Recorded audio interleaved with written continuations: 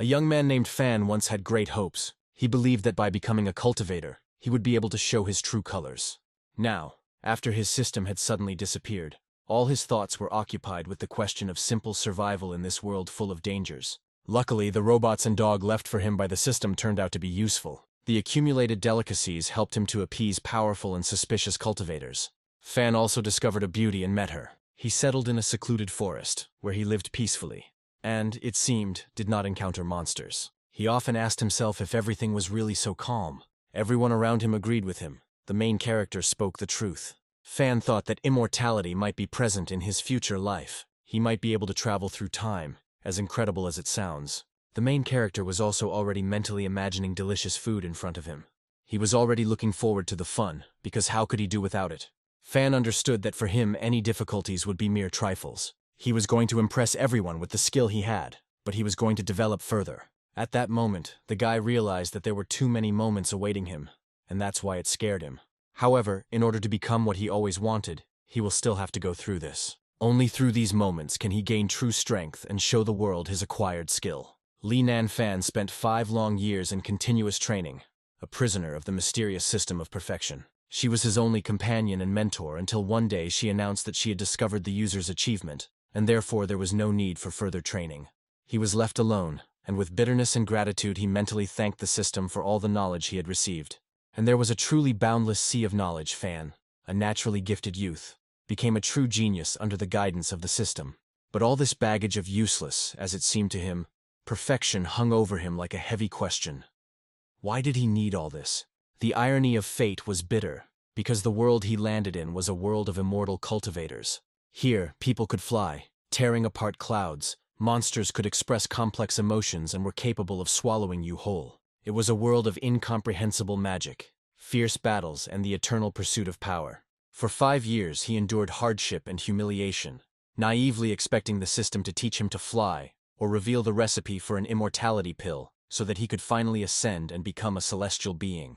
But instead he received only titles in the arts and crafts, useless in a world where fist and blade rule. For fear of death, he was forced to settle in the outskirts of the city, on a secluded hill in the mountains, completely supporting himself. And he lived in constant fear of being accidentally killed during yet another fierce war of the Celestials and showdowns, which mere mortals, even geniuses, didn't care about. His greatest achievement was not skill, but his ability to survive in the shadow of giants. And at the beginning of his journey, he had one estate. His modest life was brightened only by the estate, the robot Xiaobai, and a dog he found on the road. The guy realized that he could be an ordinary mortal and live as he was. It is better to live like this, but in safety, than to chase after unattainable immortality. It was this quiet refuge that Princess Lu Shuyu once discovered when she fled in anger from her father, who had decided to marry her off. Her maid, hearing the howling of wild animals, begged her mistress to go more slowly. However, the girl herself, who had already accumulated chi energy and was preparing to build the foundations, answered with disdain that these beasts were no match for her. The maid timidly noted that the princess was planning to erect them for the 3rd year in a row. Lu Shuyu, irritated, retorted that her powerful father would definitely find her, and therefore they needed to hide in the deepest thicket, where no man had ever set foot. Imagine their surprise when they saw a neat estate among the trees. The maid wondered who could live in such a remote place. The princess, on the contrary, assumed that it must be an outstanding person, and decided to get to know him, warning her girlfriend to call her simply Miss. The princess timidly knocked on the door of the estate, anticipating the meeting. When Fan opened the door, he was struck by the pure ki energy emanating from the stranger. The girl introduced herself as an ordinary passerby, Lu Shuyu. The protagonist wondered if fate itself had sent her to him to replace the lost system. The princess asked only to stop for a short while to rest after a long journey through the forest. The main character, after thinking for a moment out of embarrassment, replied that of course they could rest at his place. The guy, unaccustomed to communication after 5 years of solitude, hesitantly offered the guests watermelon or tea. Without waiting for the guests to respond, he loudly commanded his robot to make tea and cut a watermelon. The girls politely tried to refuse, citing their diet, but they were not heard. The girl noted to herself that this place had a special, incredibly calm atmosphere, and at that moment the robot Xiaobai rolled up to them, greeting the dear guests with fresh fruit. The girls fell into a stupor, not understanding who was in front of them. They were very frightened, shouting out a question as to whether this creature was really alive. Having accidentally caught the unexpected guests off guard, the mechanical housekeeper, an intelligent robot named Xiao Bai, was immediately scolded by his owner. Fan sternly ordered him to apologize for the fright he had caused the girls. He introduced his robot to the guests and said that its name was Xiao Bai. Princess Lu Shuyu, stunned, began to inquire what this wonderful, intelligent thing was, whether it was a magical instrument or the divine weapon itself. The young owner soothingly explained that it was just his domestic assistant, a robot, and again apologized for the awkward situation. Understanding flashed in the girl's eyes. She decided that this was one of the 6 legendary intelligent humanoid weapons, next to which she herself was just a small toy. Fan, seeing such a sudden and erroneous interpretation, thought with relief that, as expected of a cultivator, she quickly grasped even the most abstract concepts. To smooth over the awkwardness, he again offered the guests a taste of the watermelon he had just brought from the garden. The guy emphasized that such wonderful, natural, and environmentally friendly fruits cannot be found anywhere else. The girl, still impressed, politely agreed to try a piece. I silently noted that although it was an ordinary watermelon, one could not disrespect a potential great master. However, the very first taste amazed her. The pulp was so beautiful that it resembled a dazzlingly shiny red crystal, and then something incredible happened. The girl's reflection in the water of her bowl suddenly transformed, surrounded by a radiance, as if she had turned into a deity. Her body was filled with a powerful flow of long-awaited energy. She exclaimed in amazement that she had finally managed to erect the foundation. She couldn't believe what had happened. She was overcome by a pleasant feeling that she had wanted for so long. Several new forces raged within her, as only one bite could produce. The frightened maid who was watching her asked what was happening and if everything was okay. Having come to her senses a little, she tried to briefly explain her feelings to the girl, repeating only about chi energy, the very thing that had been elusive for 3 long years due to a lack of accumulated chi.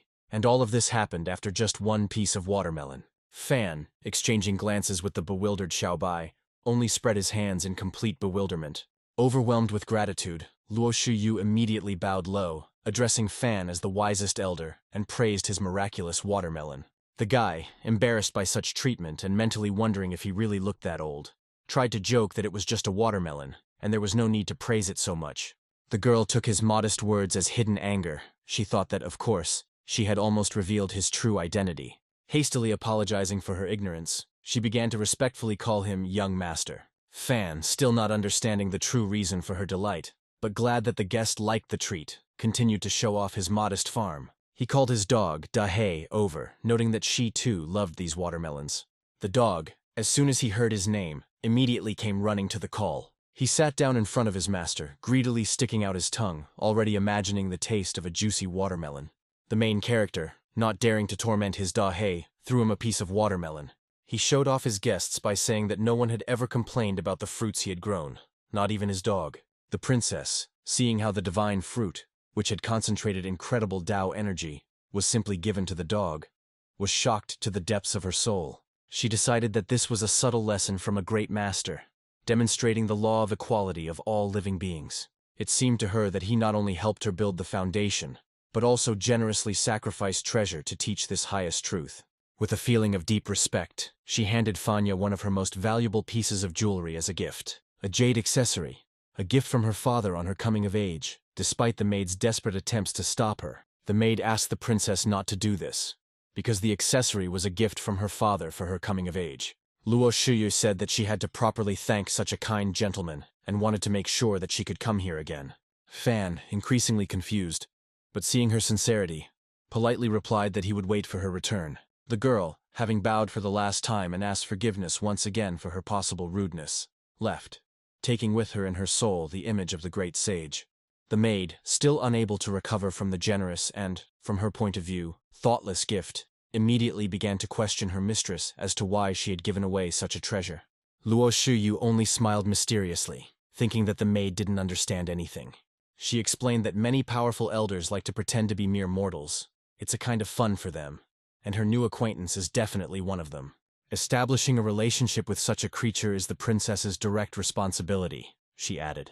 Even though he controls the energy of the Tao and has extraordinary powers, having that pendant with him, he will be able to sense her sincere thoughts and good intentions, and since he accepted the offering, it meant that a relationship had begun between them. Only then did she remember that she needed to return to her wedding. Meanwhile, Fan, left alone, looked at the gift with curiosity. He turned to his dog Daji, showing him the jade pendant, and remarked that although the stone was not of the highest quality, it was his first gift from a girl, and he was very happy. The faithful dog seemed to share his owner's joy, yelping cheerfully. However, as soon as Fan was distracted for a moment, the resourceful Daji grabbed the pendant in his mouth, probably deciding that it was a new toy. The boy angrily rushed after him, demanding the return of the decoration and warning that the dog would have indigestion. But it was too late. His cries could be heard even far away in the mountains. It was on them that three guys stood, discussing that monsters lived somewhere here. They felt that they were close, asking only the rhetorical question of whether this would really happen soon. Their inner experiences felt like those of embarrassed girls. In fact, they were a little scared. Later, returning to his daily routine, Fan discovered another problem. His pond, usually such a relaxing place, was empty, and he sat there until nightfall. Disappointed by this, he asked himself why he could not catch a single fish. Fan was puzzled to find that despite releasing numerous fry there every month, the fish mysteriously disappeared. Even the golden carp that had originally lived there had disappeared. He told his dog all this, thinking that he might have stolen them. Suspecting something was wrong, he continued to look angrily at Daji, who, in turn, without showing it, diligently stood in front of him. But the main character immediately decided that the next day, he would simply go down the mountain and buy new ones. As soon as the new day dawned, Fan headed into the city, leaving Xiaobai to guard his estate at the gate. Upon entering the city, joyful cries from the vendors could immediately be heard as they greeted Li Nan Fan. From everywhere he could hear them calling him Mr. Li. He was greeted like an old friend, offered steamed pies and invited to sit down. Fan reflected that although he had failed to achieve immortality, the system had taught him some things, such as the need to help people. The locals considered him a learned man, although he himself knew that this was only fundamental science. He sadly admitted to himself that he couldn't even raise a fish. The seller, seeing the main character, asked if he had come to buy fry again. He wanted to help, so he asked about the water quality, environment, and food. Everything turned out to be fine, so the seller whispered to the main character that perhaps this was the work of evil spirits. At the word evil, Fan turned pale. The man, seeing his fear, decided to offer a solution. A special species of turtle that lives in only one place and comes ashore every day at midday to bask. If you place it in a pond and it does not come out at the appointed time, it means that evil spirits have swallowed it. Fan happily agreed to this plan, and the seller, infinitely grateful for his constant support, gave him a small turtle. The idyll was broken by Aunt Zhang's desperate cry. It turned out that her daughter had been grabbed by a monster and dragged into the mountains. Her name was Nan, whom Fan considered a little angel. Even though 3 cultivators had already set out to search, Auntie had her doubts. She continued to cry bitterly, thinking that they would make it in time, because the mountains were big and the paths were unfamiliar to them. People explained to her that monsters lived in the mountains, so it was better for them not to go there themselves. Seeing her despair and realizing that there was nothing for ordinary people to do there, Fan, who knew the area, decided to help. He said that he would go himself, find traces and catch up with them. Everyone became nervous about his confidence, saying that it was very dangerous there. Even the men tried to dissuade him. But the protagonist insisted that he would simply show the cultivators the way, promising to be careful and run away at the first sign of danger. Encouraged by the thought that everything would work out for the sake of saving Nan, he went into the forest, knowing full well that monsters lived there. Hoping that the jasper pendant would somehow give him prestige or protect him from evil spirits, he set out on his journey. His faithful dog Daji, sensing something was wrong, led his owner to the side where, apparently, they had already encountered the monster. The guy asked his dog if the cultivators had perhaps already headed towards the evil spirits. Fan guessed that the cultivators were using their own search methods and followed the dog excitedly. He shouted after him, since he couldn't keep up with him, so that the dog would ask the cultivators to save Nan and come back. But seeing that Daji didn't even react to his cry, he got angry and ran after him, calling him a stupid dog for even thinking of running away. Soon they came across a battle scene. Fan kept wondering who the evil spirit would be. It turned out to be the spirit of a leopard. 3 young cultivators, Luo Hao. She stated that they had just left the clan and immediately ran into a monster. He thought the mentor would like it. Bai Lo Shuang was nearby and asked her brother mentor if he thought they would be praised for this capture. The third in their team was Qin Zhu. He said that they followed the Wan clan of swordsmen, came to save people by appealing to the spirit of the leopard. The monster contemptuously called them brats, saying that apparently the leopard would soon be in for a feast. Qinzhi said that this was madness, and ordered Luo Hao and Luo Shuang to form up. The monster was already gaining speed, preparing to attack its opponents. but it felt like it was still moving slowly. Chinja took out his sword and ordered it to kill the opponent who was running towards him. Then came a new command. The sword was to be thrust forward with incredible force. The other two watched the leopard run towards them and found Jinju's actions slow. Too slow, continuing to lament.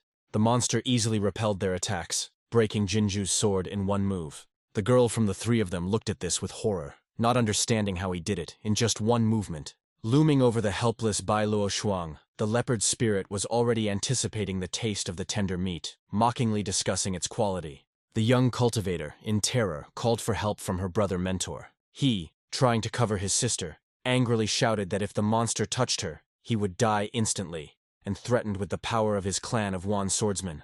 However, the leopard only snorted contemptuously, declaring that in the wild mountains he was not afraid of anyone, and continued moving towards his prey. He looked at the girl and said that right now he was going to feast on their beautiful little sister. She, stuttering, asked him to save her. It was at that moment that a menacing roar was heard from the thicket of the forest. The leopard was perplexed as to how it could have approached so unnoticed. The young cultivators breathed a sigh of relief, thinking that help had arrived from their mentor, or even the clan leader himself. From the thicket of the forest, only the outline of someone could be seen, and how quickly he made his way through the thicket. The monster growled to himself. Could it really be that this was the mentor of the three children, the head of the Wan clan? But it was the dog that appeared. Daji. He was excited looking at everyone, but still felt safe. The leopard spirit, at first slightly frightened by the sudden appearance, quickly recovered, and disdainfully ordered the vile dog to get lost while he was in a good mood. The dog's answer shocked everyone. He didn't just growl, but spoke in clear human speech, ordering the leopard spirit to kill itself and not force it to use force. Bai Luo Shuang, trying to save her unexpected ally, shouted for the dog to run, as this monster was too strong.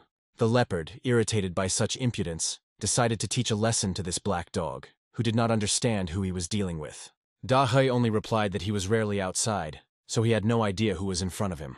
The monster unleashed his technique, the leopard hurricane, on her with all his might, having said beforehand that the impudent dog would now get what was coming to him. Even one of the cultivators noted that this leopard spirit possessed incredible power. However, the next moment became fatal for him. Even though he was emitting quite a lot of strong energy, his attack didn't just dissipate, it was absorbed without a trace, ending up in Dahi's stomach.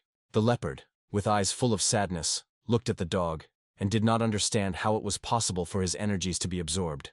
Dahi shook himself and prepared for his next move. There was no time to waste. Anger lit up his eyes, and he said that his master would be coming soon, and he didn't care about empty chatter. Suddenly everything around was covered in darkness. Clouds instantly appeared from which lightning flashed. The leopard asked why it had become so dark. The dog was already approaching him, saying that if he did something contrary, he would receive his punishment. The monster became frightened by the tone of his opponent and his actions. He continued to repeat, although he tried to reassure him, that he was a good dog. But he didn't care anymore. He flew up above the leopard's head in the form of a huge wolf and spoke so that this kitten would understand everything. Before the monster could even comprehend what was happening, it was swallowed up by the darkness that had gathered around it. He only managed to scream in horror that he was just a little leopard, begging the divine dog for mercy, but it was too late. When the darkness cleared, only a dent from the dog's blow remained in place of the mighty leopard spirit. Then a pool of blood was already visible, but not a trace of the past battle was noticeable. The three cultivators couldn't believe their eyes. They fell to their knees in front of him and thanked him for saving them. Daji, who didn't immediately understand what was happening, glanced meaningfully behind him. The dog calmly approached them and told them to get up, explaining that his master wanted to live like a mere mortal. Therefore, they must remember that it was they who killed the leopard, and he had nothing to do with it. When the owner comes, you can't ask about him. After these words, the girl thought, this cool dog still has an owner. However, the dog continued. The owner himself should be treated like an ordinary person, and he, Daji, like a simple dog. The three cultivators didn't immediately come to their senses after Dahe's speech. They were only thinking how interesting it would be to at least take a look at the owner of this talking dog. The embarrassed and shocked young people immediately promised to remember this, respectfully calling him a divine dog. Soon Fan appeared out of breath, running and calling his pet's name. The cultivators, hearing the voice, immediately realized that it was that very great man approaching. He was already running, all in sweat, and scolding his dog for running away and making him chase him through the entire forest. The three cultivators once again felt like cute little girls who looked at the protagonist with delight and admired him and his incredible dog. The protagonist swung and slapped his pet, saying how dare he pretend he didn't hear him asking him to stop. He stood over the dog as it fell at his feet, begging for forgiveness for its outburst. One of the three, looking at how this man treated the divine dog like an ordinary mongrel, only became stronger in his opinion of his incredible hidden power. Bai Luoshuang whispered to her brother that even their mentor, the clan's founder, might not be able to compare to this dog. The brother replied that it was only a matter of time and a few months of trial and error. However, another noticed something strange. They did not sense any flow of spiritual power from Fan himself. From all sides he looked like the most ordinary mortal. His habits and even his words betrayed this. Fan, apologizing for his stupid dog, introduced himself as Li Nian Fan.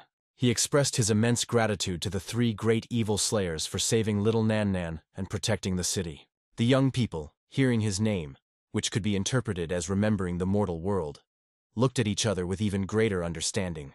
Everything fell into place. Such a great master is hiding among mortals, and even his name has such a deep meaning.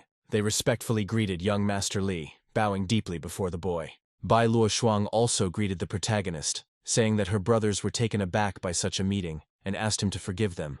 She introduced herself as the youngest daughter of the clan, considering this meeting to be fate. Nog, the main hero, seemed to ignore her words. He ran around the defeated and flattened body of the leopard spirit. He also noted that while the leopard spirit had previously been protected by environmentalists, the word had previously struck cultivators. Fan, meanwhile, looked curiously at the pill floating in the air. The cultivators immediately explained to him that this was a demonic immortality pill. Luo Hao added that it was very valuable, capable of raising the level of cultivation by at least 3 levels. Fan was amazed, because he had only seen this on TV in his past life. However, he immediately pointed out the discrepancy. If the pill was so valuable, why were they just holding it in the air instead of grabbing it?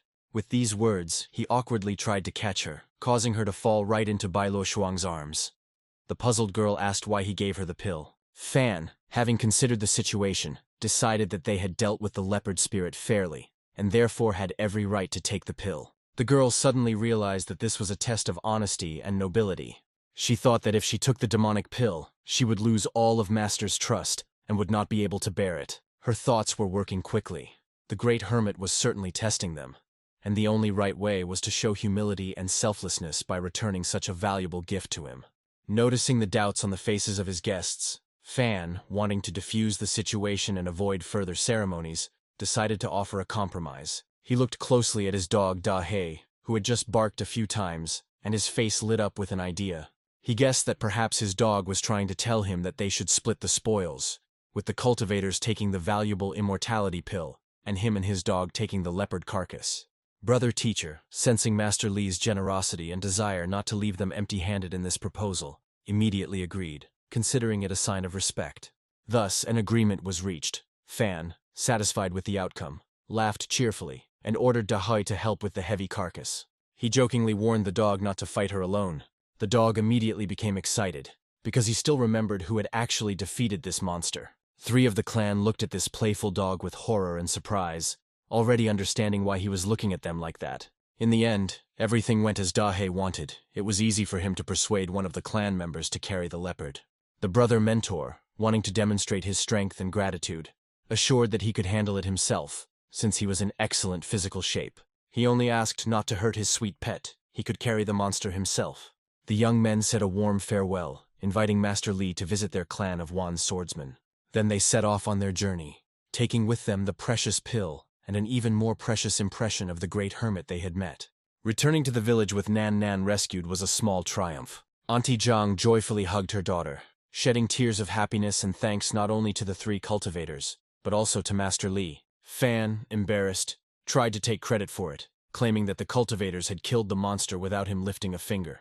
However, in the eyes of the locals, his modesty only confirmed his greatness. They admired the fact that such a great master could donate pills while remaining noble, refined, and humble. Fan, inspired by the successful rescue, invited all 3 cultivators to his place, offering to try that very leopard together. The young people, who could not bring themselves to refuse such an honorable invitation, accepted it with gratitude. When they entered Fanya's house, a new shock awaited them. Everyone was greeted by a small robot. The robot Xiaobai, who greeted them and whose owner modestly called him a little helper, was perceived as an incredible magical artifact. The main character asked the guests not to be afraid, because it was just a robot. He opened the door to his house and invited them not to be shy but to come in immediately. But they still couldn't get over the shock. They thought that this is how great people live. The interior, decorated in a style familiar to Fanu from his past life, seemed to them like a universe of great masters. Delightful round and square objects sparkled with order and cleanliness. The incredibly smooth floor, reminiscent of a mirror, also shone and exuded a sense of cleanliness. Even these unusually soft chairs, on which one wanted to sit forever, all of this amazed their imagination. All three cultivators had a question on their stunned faces. Is this really how great masters live? Fan, trying to be hospitable, asked them to make themselves at home. Fan modestly noted that this was just an interior from a past life. Jinju thanked the boy, calling him young master and saying that he was very generous. The protagonist immediately thought to himself that even the cultivators had never seen such an interior. However, his simple explanations of common household appliances caused a storm of emotions among the guests. When the most curious of the three asked about the working humidifier, he pointed to the system, not knowing what it was or what it was actually for. He thought to himself that Jianju had asked, and he also wanted to ask a question and learn something new. Fan simply replied that this humidifier makes the air fresher. The word fresh caused real delight among the young people. The mentor brother, almost losing his composure, almost fell off his chair, but the second one caught him. Chinju, starting to stand up and putting on the expression of an intelligent person, said with irritation, "Has his brother really gone crazy?" He remembered the divine dog's command to behave as if he were an ordinary mortal. So the brother decided to try, restraining himself with difficulty, and fervently agreeing that it was indeed very refreshing. The atmosphere gradually filled with a strange combination of simple everyday bustle and silent, growing amazement. Fan asked Mr. Ching about what he had just said, but in response, he heard only an indistinct, intermittent moaning. Wanting to offer his guest some fresh water, Fan walked over to the water bottle and began to slowly operate the lever. For him, it was a routine movement, a daily gesture to get water. But in the eyes of Mr. Ching and the others, every movement of that right hand pressing the lever was filled with an incomprehensible power. They murmured that the action was very refreshing, and his laugh sounded both nervous and delighted. In an effort to be as clear as possible, and to show that the water was not only extracted but also perfectly clean, Fan pointed to the water purification filter. Fan, taking this reaction for ordinary politeness or the guest's embarrassment, merely nodded, saying that he would go into the yard to cook, and offering the guest to pour tea from the prepared water. When Fan, pleased with their reaction, went out into the yard to cook, a tense silence fell over the room. The brother mentor sternly reprimanded Chinju for being too emotional, reminding him that angering the master was an unforgivable mistake. Bai Luo Shuang supported her brother, saying that being friends with such a person was the greatest blessing, and they could not make a mistake. Their conversation was interrupted by a strange sound coming from the depths of the room. Despite the warnings, Chinju, burning with curiosity, discovered the old scroll and, unable to resist, offered to unroll it.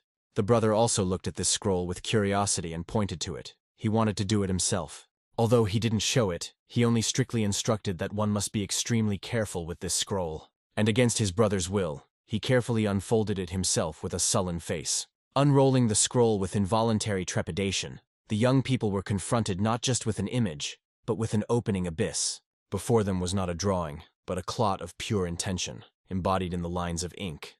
On the parchment was depicted a blade, not steel or spirit, but the very concept of a decisive blow, a fencing art called the Blade of Intent.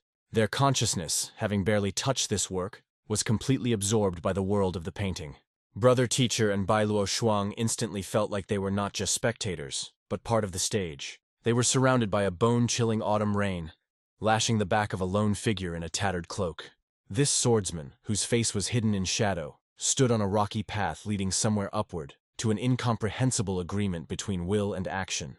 They did not see the warrior's face, but they felt his fearlessness, cold as a blade and unshakable as a rock. And then they felt the blade of intent itself. It pierced not their bodies, but the very essence of their spiritual perception, revealing incredible, concentrated power. Shinju, whose perception was rougher, initially only frowned in confusion, not grasping the essence. But amid the quiet, reverent cries of his comrades, he too managed to grasp the echoes of that power, a distant roar emanating from the very heart of the storm.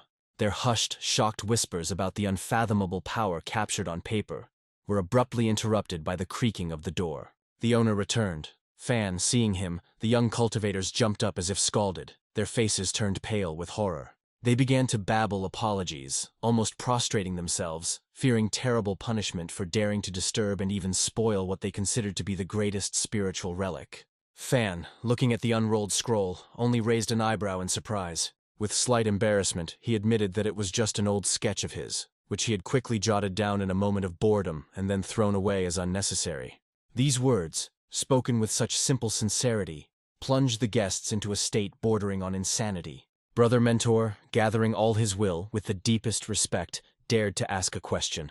Would the great Master Li please take this small item from his heart and give it to them? Fan, genuinely confused and at the same time flattered by the unexpected interest in his work, waved his hand without hesitation. Of course, take it if you like it, he said, apologizing for giving it so awkwardly and without due ceremony. The brother Mentor, without losing his presence of mind, immediately gave the order to immediately, with the help of the clan, deliver the drawing to their mentor. They began to say goodbye hurriedly and verbosely, showering Mr. Li with gratitude and vowing eternal memory of his mercy. Having received a gift whose value could not be measured by any treasure in the world, the young people felt a dizzying delight. The cultivators bowed to the young man and thanked him once again for the gift. Fan, having seen them off with a kind smile, remained on the threshold watching them slowly fly away. A slight sadness touched his heart. This is what they are like, true cultivators, noble, selfless. They saved Nan Nan and did not take anything except some old drawing. Against their background, he, a simple hermit without the slightest talent for spiritual practices, felt like a non-entity. Meanwhile, back in the palace, Lu Shuyu, who had returned, her face shining with excitement, eagerly shared her impressions of the meeting with her mother, Madame Zhongshu. She told of a great hermit living in the mountains whose chance help allowed her to lay the strongest foundation for the coming breakthrough. The mother, listening to her daughter's enthusiastic speech, at first only shook her head condescendingly, attributing everything to her rich imagination. At this time, the consciousness of the three cultivators was still in the main character's house, a place they would never forget. The mother's attitude began to change when the conversation turned to the necessity of this breakthrough, in light of the upcoming political marriage with Duanmu Li. Madame Zhongshu, her face clouded with concern, explained the harsh reality that the turmoil at court made this alliance necessary to establish a fragile peace. If the powerful hermit is truly able to help, it would be a miracle. But if not, the princess's duty to the dynasty is inexorable. Having decided to personally verify her daughter's words, the mother went with her to the mountains. The main character was resting on his estate and waiting for the leopard to get ready. Then the robot notified the owner that the food was ready. All that was left was to choose a piece. Suddenly the guys heard the sound of the door opening. The guy turned around and realized that he had guests again. When the girls reached the modest estate, Madame Zhongshu's first impression was skeptical. Seeing the young, all-too-ordinary-looking Fan, a doubt arose in her soul. Could this young man really be the legendary hermit master? The protagonist, hearing that the woman standing in front of him was Lu Shuyu's mother, thought that he had not greeted them very hospitably. But the lady continued to look at the guy with distrust, not believing that this was the man her daughter had told her about. But she still decided to introduce herself and say hello to the young master. The protagonist was stunned by Madame Zhongshu's voice. He understood that perhaps it did not look very friendly. But still he could not take his eyes off the woman, because she really was very beautiful. Then, having come to his senses, the hero invited the guests to come inside, saying that he was just about to have lunch. They were immediately met by a small robot assistant, who repeated once again that the leopard was ready. Seeing that there were guests at the door, he asked if they would also be having lunch, and the guy answered positively. Everything changed the moment her gaze fell on Xiaobai. The daughter introduced him as a simple mechanical toy to help around the house. But Madame Zhongshu's keen eye, having seen countless spiritual artifacts in her life, immediately appreciated the true essence of this creation. This robot was more than just a toy. Its smooth movements and glowing eyes revealed an incomprehensible power and intelligence. Not only could he cook, but, as she immediately noticed, he had a unique character. She was amazed inside. All the treasures of their dynasty paled in comparison to this one artifact, working discreetly in the corner. This forced her to cast aside all her prejudices and take the situation with the utmost seriousness. Fan, unsuspecting, cordially invited the distinguished guest to the table, just about to serve the main course. When Xiaobai lifted the lid with theatrical panache and announced grilled leopard with signature sauce and red caviar, a Michelin-starred dish, the aroma surged. It wasn't just the smell of food, it was a spicy, deep, divine spirit, woven from the meat of a mythical beast, unknown herbs and something completely unearthly. Madame Zhongshu, inhaling this fragrance, could not hide the involuntary surprise that flashed in her eyes. Every molecule of this scent indicated that before her was not just a dinner, but a feast, capable of turning her perception of the world upside down. The divine, mind-blowing aroma of roasted leopard hung in the air, captivating the senses and dispelling the last shadows of doubt in the soul of even the most skeptical Madame Zhongshu. The very first piece tasted by the distinguished guests caused them silent delight, bordering on shock. They declared, as if whispering a great secret to each other, that this meat literally melts in your mouth. It turned into an elixir of pure pleasure, and it was not a pity to give one's life for the taste of such food. Fan, laughing at such fervor, noted with embarrassment that he had not expected such a violent reaction, and that it seemed they had eaten almost everything. There was only one last tasty morsel left on the huge platter, and the host, smiling, offered it to finish the meal. A funny, almost childish, but desperately serious fight broke out between mother and daughter for this last piece. Their gazes, full of silent rivalry, met over the plate, but it still went to the mother. This comical moment was delicately interrupted by Fanum, who, adjusting his simple clothes, politely inquired about the true purpose of their unexpected visit. Madame Zhongshu, straightening her back, in a commanding but quiet tone, ordered her daughter to finally open up to the great master and tell him who they really were. Lu Shuyu, taking a deep breath, as if throwing off the weight of a long deception, lowered her head and sincerely admitted that she had lied last time, hiding her true nature. Her voice sounded solemn and a little sad as she announced that she was the princess of the Qianlong immortal dynasty, and that she had come today not just like that, but with a great request. She began her story by painting a picture of complex political intrigue. After her father's ascension to the Jade throne, the imperial power became as shaky as a reed in the wind, due to the treacherous alliance of two all-powerful dignitaries. In order to preserve the fragile peace in the empire and not plunge it into the abyss of civil war, the emperor was forced to make a concession, namely to betroth her, his daughter, to the son of one of these power-hungry men. Madame Zhongshu, her voice trembling with suppressed rage and helplessness, added that this was, of course, nothing surprising. The girl herself understood that Mr. Li, as a great master who had long since withdrawn from the vanity of the world, must have already become satiated with the sight of such low games. Fan, after listening to the lengthy explanation, thoughtfully scratched his chin. Inwardly, he noted that the plot was strikingly reminiscent of an old historical series. He couldn't even resist muttering something about an offering to the Asian rock partridge, a statement that completely baffled his distinguished guests. However, he then calmly stated that he had seen similar schemes more than once or twice, subtly hinting at his incredible life experience, which included many dynasties and eras. These words, spoken with such ease, further strengthened in the hearts of women the conviction of his ancient wisdom and unattainable insight. When they asked, almost pleadingly, if he, the great master, had any way to escape from this trap, Fan's face suddenly lit up. It seemed that turning to him for advice really turned out to be the right decision for those people, and he felt an internal sense of relief that he was able to help. They felt saved, and there was hope of getting out of what seemed to be a hopeless political trap. The protagonist has already prepared a multitude of materials, reports, and certificates on the current situation at court in order to help. The main forces in the empire were clearly divided between two factions: the ruling Qianlong immortal dynasty and the powerful aristocratic clans. The immortal dynasty was essentially a ruling family, ruled by powerful cultivators. Their main activity was to capture and control the spiritual resources needed by cultivators. The Qianlong dynasty was one of many such forces, and its main duty, as its members believed, was precisely cultivation, advancing along the path of immortality. The prime minister, who resembled a real monster in his cunning and greed, and the mentor, who also had hidden motives and ambitions, entered into a conspiracy. They united against the legitimate emperor, making his power useless and paralyzing all his attempts to change anything.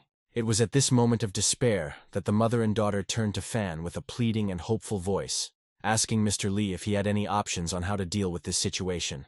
Fan, having listened to and studied the materials provided, began to think. The outlines of a possible solution were already beginning to take shape in his head. He asked if they were ever familiar with the concept of the 36 stratagems.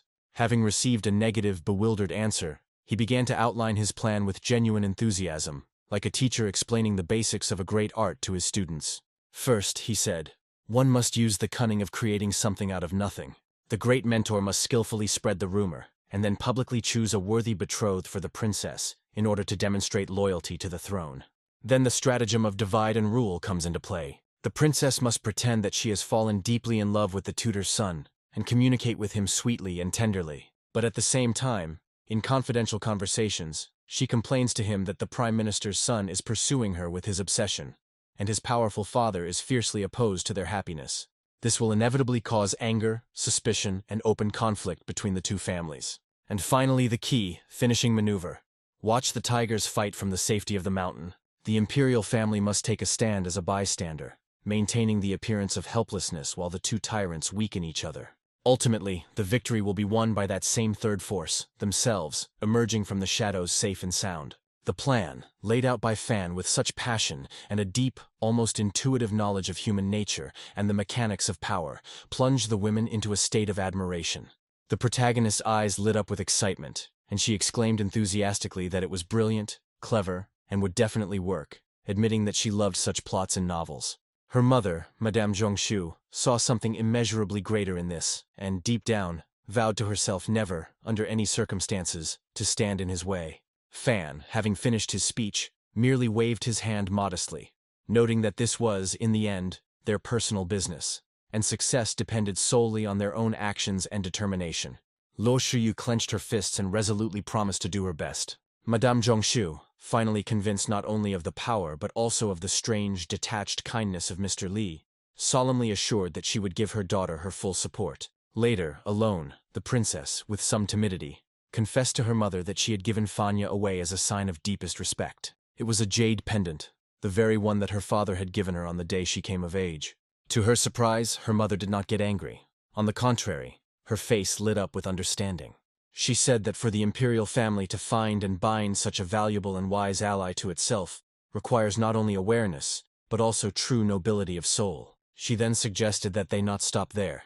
They should immediately go to the Imperial treasury and choose an even more worthy gift. Left alone, Fan looked at the jade pendant that had been handed to him in his palm.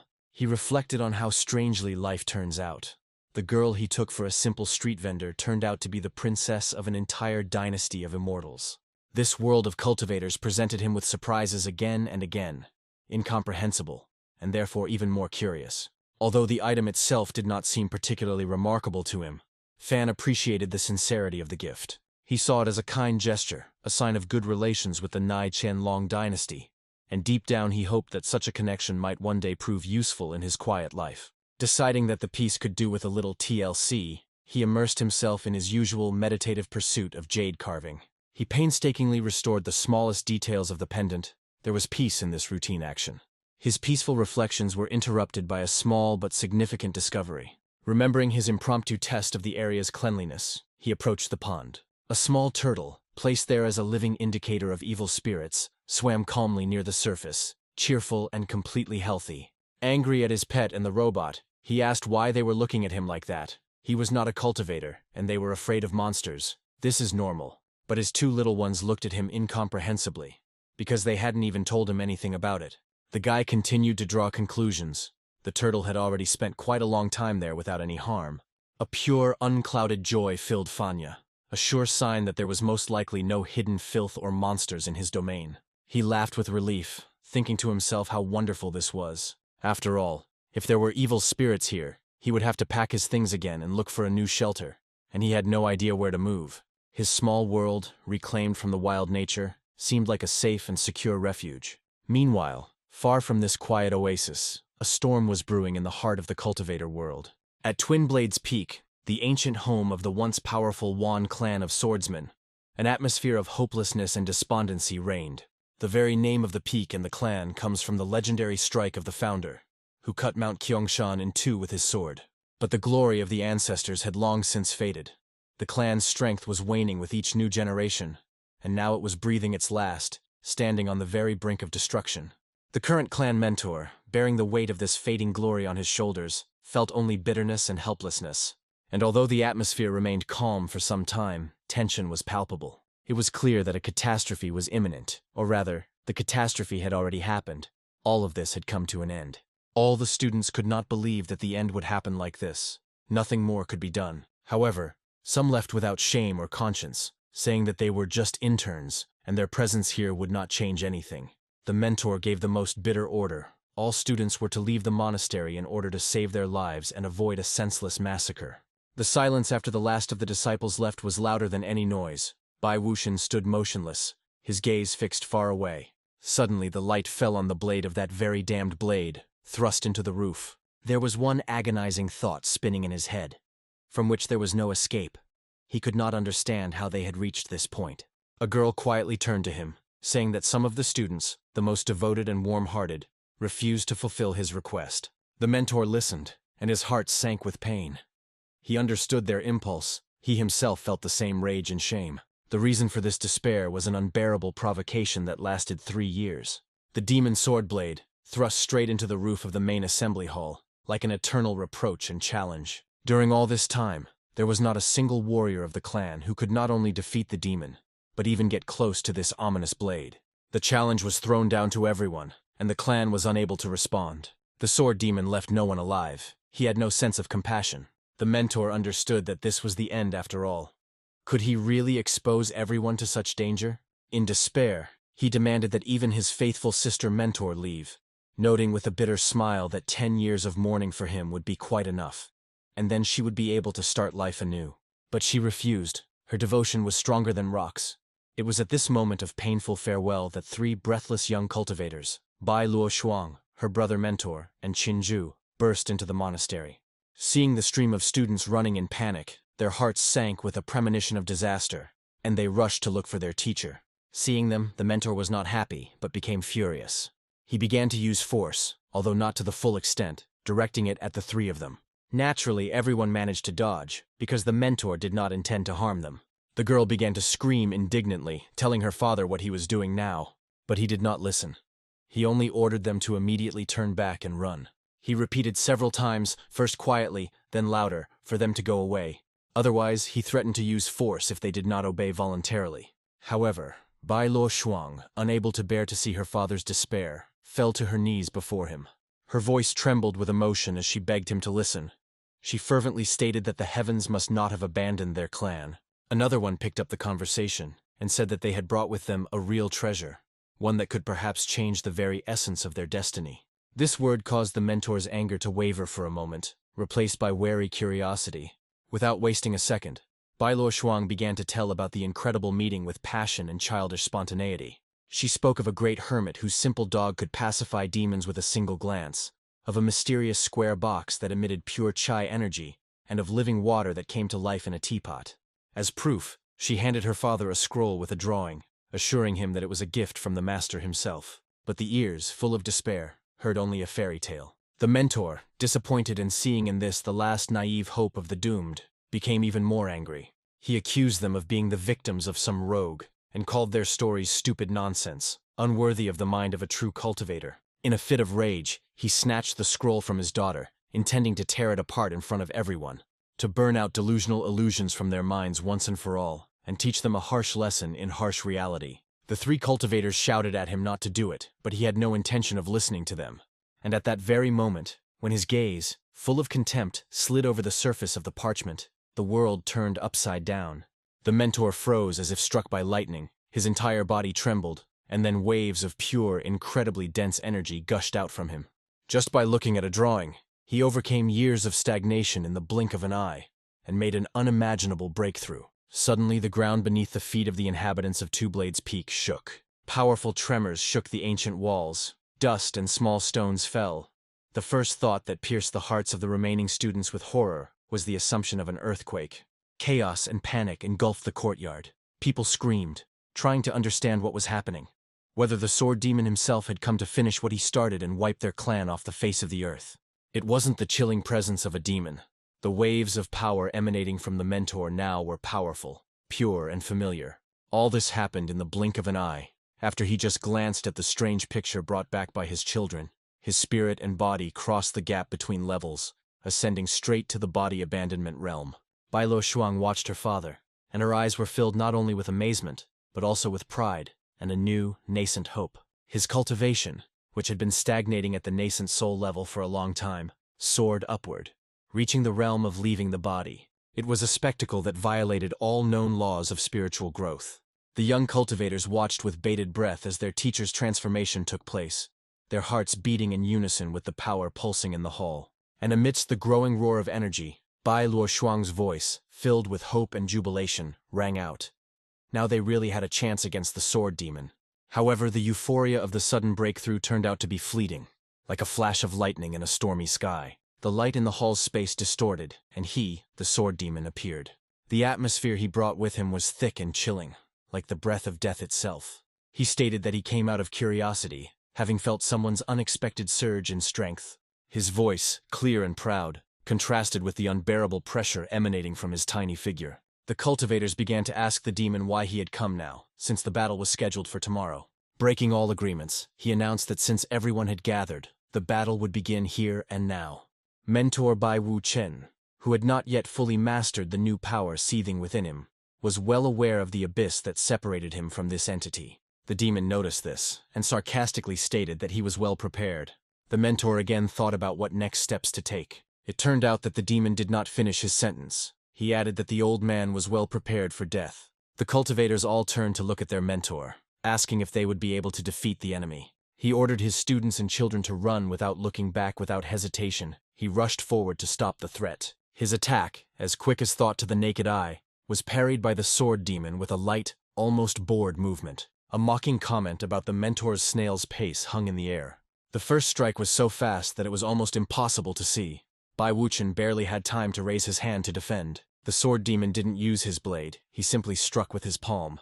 This blow sent the newly ascended mentor flying like a rag doll. Bai Wuchen's body crashed into the stone wall with a loud thud, leaving a web of cracks in it. The sword demon only bowed his head slightly, his voice clear and emotionless, sounding like a sentence. He asked if this was the maximum speed of the new master who had left the body, his tone laced with boredom and slight disappointment.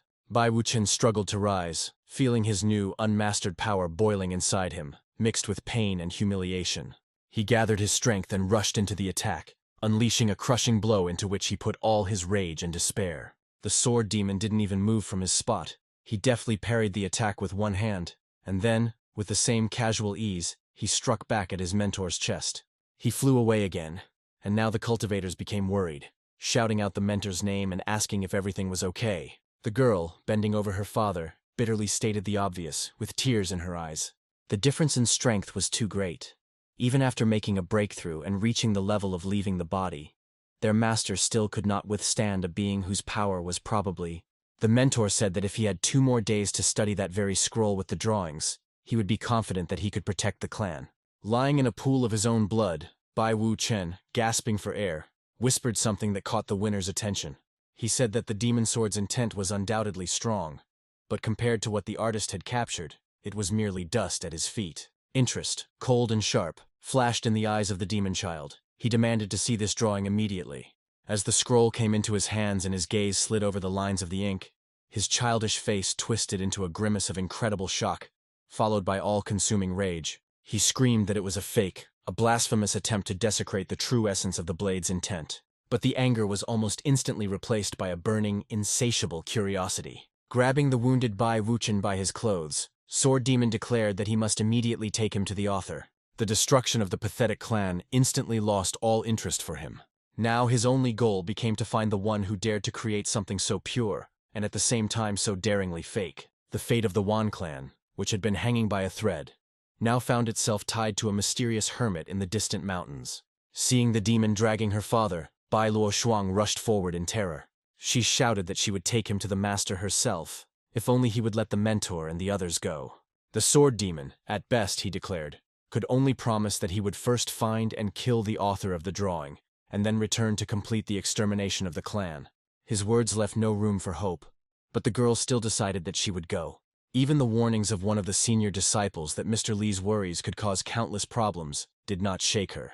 She stood her ground, the decision was made, and this was the only way. He ordered everyone to remain in the monastery, and he himself would lead the demon. Even if Mr. Li got angry, it would only be her problem, but she vowed not to drag the entire Wan clan into it. However, the faithful students and the master himself could not come to terms with this. The mentor declared that he would go with her, wanting to finally see that great master. However, the girl did not respond to this, only saying that she would return soon. The demon, turning to her, asked her to wait, his eyes burning not only with anxiety, but also with a thirst to see someone stronger, in order to understand the true scale of the world. Sword Demon was led by a young girl, Bai Luoshuang. Instead of leading the enemy to the master's house, her father, Bai Wuchen, it was she, determined to save her father and clan, who took on this dangerous mission. Meanwhile, the Sword Demon who was following behind her was internally assessing his chances. He was thinking about the intention of the sword in that drawing. It was strong, very strong, but he was almost certain that the author had completely exhausted his powers while creating such an artifact. They soon arrived at the place, however. To Bai Luoshuang's surprise and Sword Demon's annoyance, they were met at the threshold of the ruined home by her own parents. The old patriarch and his wife, having learned of the plan, could not remain on the sidelines and came to support at the fateful moment. The Sword Demon watched this scene with disgust and declared that he would send them all straight to the underworld. However, after taking a quick look at the ruins and not feeling the slightest trace of a powerful spiritual aura, he chuckled inwardly. In response, he was met only with oppressive silence. Bai Luoshuang whispered with growing panic. Why was no one answering? Was Mr. Li really not home? This thought, like an icy wave, covered everyone present, signifying an inevitable and inglorious end. The demon tried to find a logical explanation, suggesting that the great master must have sensed the sword's intent and wisely retreated, avoiding conflict. But the Sword Demon had already exhausted his already meager patience. He decided that just in case, he needed to clear the area of weeds. He declared that he would first wipe this miserable house off the face of the earth, and then slowly kill everyone who dared to disappoint him. As he took a swift step forward, he was stopped by Bai Luoshuang's desperate, broken cry. She screamed the word no, trying to somehow protect the last possible refuge. But the next moment the space around him trembled. The air became thick and viscous. The Sword Demon felt a slight, but completely unexpected resistance, and then a strange, subtle vibration emanating from the house itself. He froze for a moment, his usually impassive childish face reflecting genuine surprise, his lips silently whispering the word, charm. For the first time in a long time, a shadow of doubt flashed through his mind. Could it really be that some kind of protection was hidden in this unremarkable place? An image of a huge fiery phoenix appeared before him, looking straight into his soul. The Sword Demon froze, his confidence momentarily replaced by pure, mute amazement. The thought that these weak cultivators might have set up such a trap flashed through his mind. But there was nowhere to retreat, and shamefully, having gathered all his demonic pride, he proclaimed himself divine, having no equal. The Sword Demon, a warrior who prefers a glorious death to any humiliation. He vowed to fight until his last breath, even if his opponent was the legendary Phoenix. His challenge, full of fury and despair, rang loudly in the air, but its echo was short-lived. Even before he could carry out his threat, a soft but absolutely irresistible light flared up from the threshold of the ruined house. It was the glow of a jade pendant, a simple-looking amulet left by its owner to protect his home. At the moment when the jade pendant left by the master flashed with a blinding light, everyone present froze. The old man with tears in his eyes said to himself the words, "Great master, thank him." The radiance was instantaneous, pure and absolute. The Sword Demon, who had just been preparing to unleash his power on the pitiful ruins of the house, disappeared. There was no blow, no scream, no struggle. He simply ceased to exist in this space, swept away by the incomprehensible force emanating from the simple-looking amulet. Bai Luoshuang, her brother mentor, her mother and father, they all stood there dumbfounded, not believing their eyes. The silence that followed the flash was heavier than any thunder. Then Bai Luoshuang stuttered and whispered to her father. The Sword Demon disappeared. The relentless Sword Demon, a being responsible for the deaths of tens of thousands of outstanding cultivators, and whose name inspired fear for decades, had been defeated. This thought, cold and majestic, filled the hearts of the survivors not only with relief, but also with a sense of their own insignificance in the face of true power. The mentor turned to his daughter with concern. The Sword Demon was no more. It was a miracle. But they could not save the precious scroll. What will happen when the master returns and discovers the loss? Won't his wrath fall upon them? Then the teacher suggested that before Master Li returned and discovered the loss, they should leave immediately. And later, when they have prepared a worthy gift of thanks, they will return to offer their apologies and express their gratitude for saving them. Just as she was about to leave, Bai Luoshuang asked her to wait a bit, saying that she would take the blade, but Bai Wuchen abruptly stopped her, saying that this sword could not be touched. He explained that the blade itself was a demon, and yes, it was capable of granting its owner colossal power, but the price for it was disproportionately high. The owner of such a sword inevitably turns into a real monster, whose only desire is to kill. He added that since the sword demon was slain by the master, the fate of this cursed blade should be decided by him alone. Soon the main character approached the sword and looked at it meaningfully. Afterwards he started screaming, trying to find out who had left this sword unattended. There was no answer, so he picked it up, turned it over in his hands, and held it out thoughtfully, wondering whose thing it was. Draw, he decided to himself. That sword looked pretty sharp. His faithful dog Da-hei, sensing something was wrong, began to bark anxiously, trying to warn his master. But Fan only waved it off affectionately, noting that the sword must be nobody's since it was just lying there. And if the owner suddenly shows up, they can always return it. He tapped the dog's nose with his finger and affectionately called him a panicker, then glanced at the sword again. And then the blade in his hands began to heat up, emitting a steady, dry heat. Fan noted with surprise that the sword also had a self-heating function. He found it amusing, and then a voice sounded in his mind, enveloping, insinuating, full of ancient temptation. The voice addressed him as a boy, asking if Fan was seeking the strength to become invincible and stand on top of the world. Doesn't he crave untold riches, before which all treasures will pale, and all the beauties of the world at his feet? Doesn't he want to take revenge and teach a lesson to those who once looked down on him? And how could one, the voice whispered, remain indifferent to such a generous offer? Fan, remembering his dog Xiaobai's morning prediction that he would definitely be lucky today, just smiled. Who would have thought that luck would be so strange? He noted indifferently to himself that some young man was still inside this sword. For Fan, this was simply a statement of fact, but for the great blade spirit hidden within the sword, these words were the last straw. His pride was wounded to the core, but being an ancient and experienced creature, he quickly pulled himself together.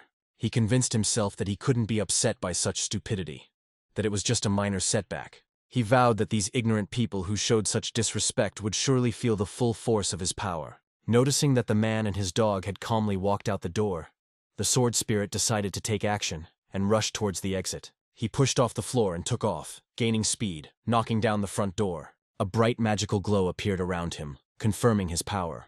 But as soon as he tried to cross the threshold, a powerful invisible blow threw him back into the room. Puzzled, he reappeared in the room, next to the very sword from which he had come. He still didn't understand that this had happened at all, and was still coming to his senses. The creature tensed up, wondering what could have hit him so hard here. Then he looked around and realized that he had been hit by a simple writing brush lying on the floor. It was not a writing instrument, but an artifact that was an order of magnitude more powerful than it. He decided it was a coincidence, and tried to get around the brush another way. But the next path was blocked by an old cabinet, which also turned out to be a powerful artifact. He miscalculated this and found himself broken into pieces again. The great sword spirit, a top-tier artifact, couldn't believe that he couldn't leave this room. With each new attempt he became more and more desperate. The door curtain turned out to be impenetrable. I was already thinking about returning to my own blade. A mocking inner voice, seemingly coming from the depths of his own consciousness, asked if the great sword spirit could possibly be defeated for the third time. There was no malice in the question, only a cold, almost bored curiosity. But this time too he failed. The spirit of the sword froze and whispered, choking with impotent rage and incomprehension. He took a deep, shuddering breath, trying to calm the storm raging inside him. He couldn't allow himself to be broken by some everyday artifacts. After all, he whispered, there is still hope for salvation from all misdeeds. What kind of place is this? In utter despair, realizing that no attempt to escape from the cursed room had been successful, the great sword spirit gave up. His proud essence, which had once inspired terror in thousands of cultivators, now humbly begged for mercy. He whispered, appealing to the unknown forces that had imprisoned him in this nightmare, so that they would allow him to escape from here. At that moment, a monk appeared in front of him. The spirit of the sword exclaimed in horror, where did this monk come from? Because he thought that he had already gotten rid of him. The monk then delivered the traditional greeting, noticing that the layman had a very strong demonic aura, and suggested that he repent and entrust his fate into the hands of the Buddha. The monk calmly introduced himself, calling himself Lankavatara Sutra. The sword spirit hissed in rage that it had no idea what it was, and that it was too much. First the pen, then the cupboard, the curtain, and now the book has come to play with him too. He declared that he would teach this impudent monk a lesson, and that reading would not help him in any way. But the monk only shook his head. He kindly whispered to him that he did not wish him harm. The spirit didn't understand why this was happening to him and what was happening at all, so he asked the guy again. The voice remained soft and calm, The monk repeated that there was no malice in him and asked the layman to calm down. And before the spirit of the sword could make any movement, 1, 2, 3, 4, 5, 6 shining threads separated from the monk. They wrapped around the ethereal body of the sword spirit, pressing it to the floor, depriving it of the ability to even breathe. The sword spirit, spread out and helpless, indignantly groaned one word: unacceptable. The monk, leaning over him, calmly asked whether the layman had changed his mind, and whether he wanted to think it over again. To give himself to Buddha, to find true happiness, he asked. No. He forced him to think. The sword spirit only mentally screamed, "What kind of place is this? What kind of room is this? Full of crazy artifacts that are hunting only him."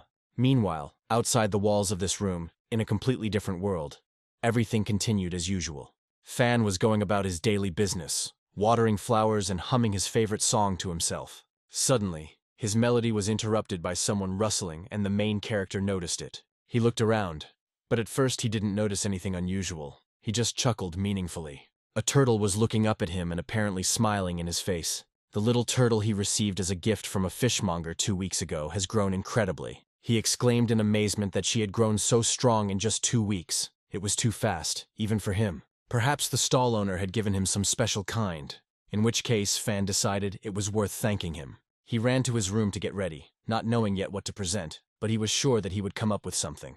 At this time, the turtle climbed back into the pond and continued to rest without any anxiety. Soon Fan was already standing at the familiar counter. The gentleman was sleeping, so the main character called him.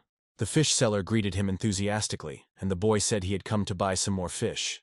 He warmly thanked the seller, reminding him that 2 weeks ago he had bought a fish from him and received a cute turtle as a gift. And now, in just 2 weeks, that turtle had grown to an incredible size, almost as big as he was. But the man said that Mr. Lee was clearly exaggerating. He proudly declared that his fish was so good that the heir to the immortal dynasty would have to fight for it. And that is exactly what happened yesterday. The second princess of the immortal dynasty was strolling through the shops, and said as she passed by that she liked fish. And then a dispute broke out between the emperor's younger brother and the prime minister's son, who was also a teacher, about who was worthy of getting this very fish. With incredible pride, the seller announced that they were cultivators, and that they really liked his fish. Fan, realizing that his modest marketing plan had worked even better than expected, only smiled reservedly. He noted to himself that it turned out to be Miss Lo, and that she was apparently a pretty cool person. He thanked the seller and promised to come again. However, when Fan approached the market square, a completely different picture appeared before his eyes. An excited crowd gathered at the door of one of the houses, loudly demanding that the doors be opened. Someone's worried voice begged him to be careful with his fish. Fan looked around in surprise, not understanding where so many people came from. He noticed paper money flying in the wind, and his first thought was whether it was a funeral. But the next cry from the crowd made it clear what was happening. People were demanding that Ms. Chen be carried out. Madame Chen was truly a good person, and she was now being carried in a coffin. Who would have thought that everything would turn out like this? There was supposed to be such a happy event as the birth of a child, but it turned into a funeral, and it seemed like a real displeasure from God. Fan, who was standing in the crowd, looked at what was happening in surprise. He had seen Madame Chen in the city just a few days ago, and everything had been fine then. One of the mourners turned to him, recognizing Master Li. They explained to him that Mrs. Chen had had a difficult birth, and even the best midwife could not save her. People who died during childbirth must be buried as soon as possible, otherwise an evil spirit will come. Mrs. Chen was so kind, and even her close ones couldn't say goodbye to her properly. The protagonist felt incredibly sorry. The crowd parted as the coffin was carried out of the house, people shouting for everyone to move aside and make way. Madame Chen died, and now no one will take care of her poor children. What a pity. Madame Chen was a good person. People from all over the city came to say goodbye to her. Fan stood to the side, holding his dog Daji, who was fidgeting restlessly at his feet. He hissed at the dog, telling him to calm down and show a little respect. But Daji did not calm down. He barked loudly, attracting the attention of his owner. Fan frowned, looking closely at the dog's behavior, and suddenly realized what he was trying to tell him. He turned sharply to the crowd and shouted for the coffin not to be closed. Everyone froze in bewilderment. Those who were just about to close the coffin lid looked at him as if he had gone mad. Master Li repeated that the lid could not be closed because Madame Chen was alive. The crowd gasped, the man wondered. But how could Master Li know this? Fan, without batting an eye, replied that his dog told him about it. There was a moment of silence, and then someone indignantly exclaimed that Master Li must be making fun of them. The Chen family has always treated him with respect, and there is no need to do this. The guy didn't listen to anyone. He was already standing by the coffin, saying that he just needed to take a look and check. A moment later, he exclaimed that his wife had lost consciousness. This is a lethargic sleep. Doctors also call this phenomenon suspended animation, when it is quite difficult to detect a pulse.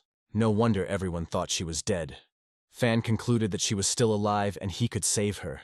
He took a step towards the body, but immediately several people rushed towards him, blocking his way, shouting at him not to touch Madame Chen's body and to stay away. Mr. Chen hesitated, then stepped forward and asked if Master Li was joking. His wife really could be saved. Fan answered briefly and firmly. Yes, he asked to give him a chance to try to do it. Mr. Chen looked at him for a long time and finally exhaled. He answered the protagonist coldly. Okay. The crowd exploded with indignation. How could one save a dead person? No one had ever heard of anything like this. There was continued debate about how Mr. Li was simply reckless. How Mr. Chen could even let him near his beloved wife's body. Mr. Li would certainly bring more trouble upon them. But Mr. Chen had already made up his mind and did not pay attention to these cries. Meanwhile, Fan took out strange devices from his pocket, and the crowd froze, watching this incredible spectacle. The midwife standing nearby rubbed her eyes and asked her neighbor if he saw the same thing as she. If she's not mistaken, he just took all this out of his pocket. Out of his pocket. How could this thing even fit in a pocket? And what is this anyway? Fan didn't pay attention to the gossip, but the crowd did not calm down. They did not trust this strange guy at all, as they thought. The protagonist looked at the laid-out instruments and thought about his own thoughts. Even though this system had dissipated, fortunately, it had left him with all of this. Luckily, during these 5 years he had also been taught the basics of modern medicine. He chuckled to himself, promising himself to forgive the system for a while. Someone in the crowd whispered that Master Li was really great, and maybe he would really save the lady and young master. He needed to trust him. Fan himself, looking at the woman's pale face, quietly told himself that it was okay. There was no need to be nervous. He had already helped a monkey give birth in the mountains. It was almost the same. The main character believed that he could do anything. He began to work, and after a few moments the midwife, who was watching his actions, suddenly screamed. She was afraid that she had made the wrong decision.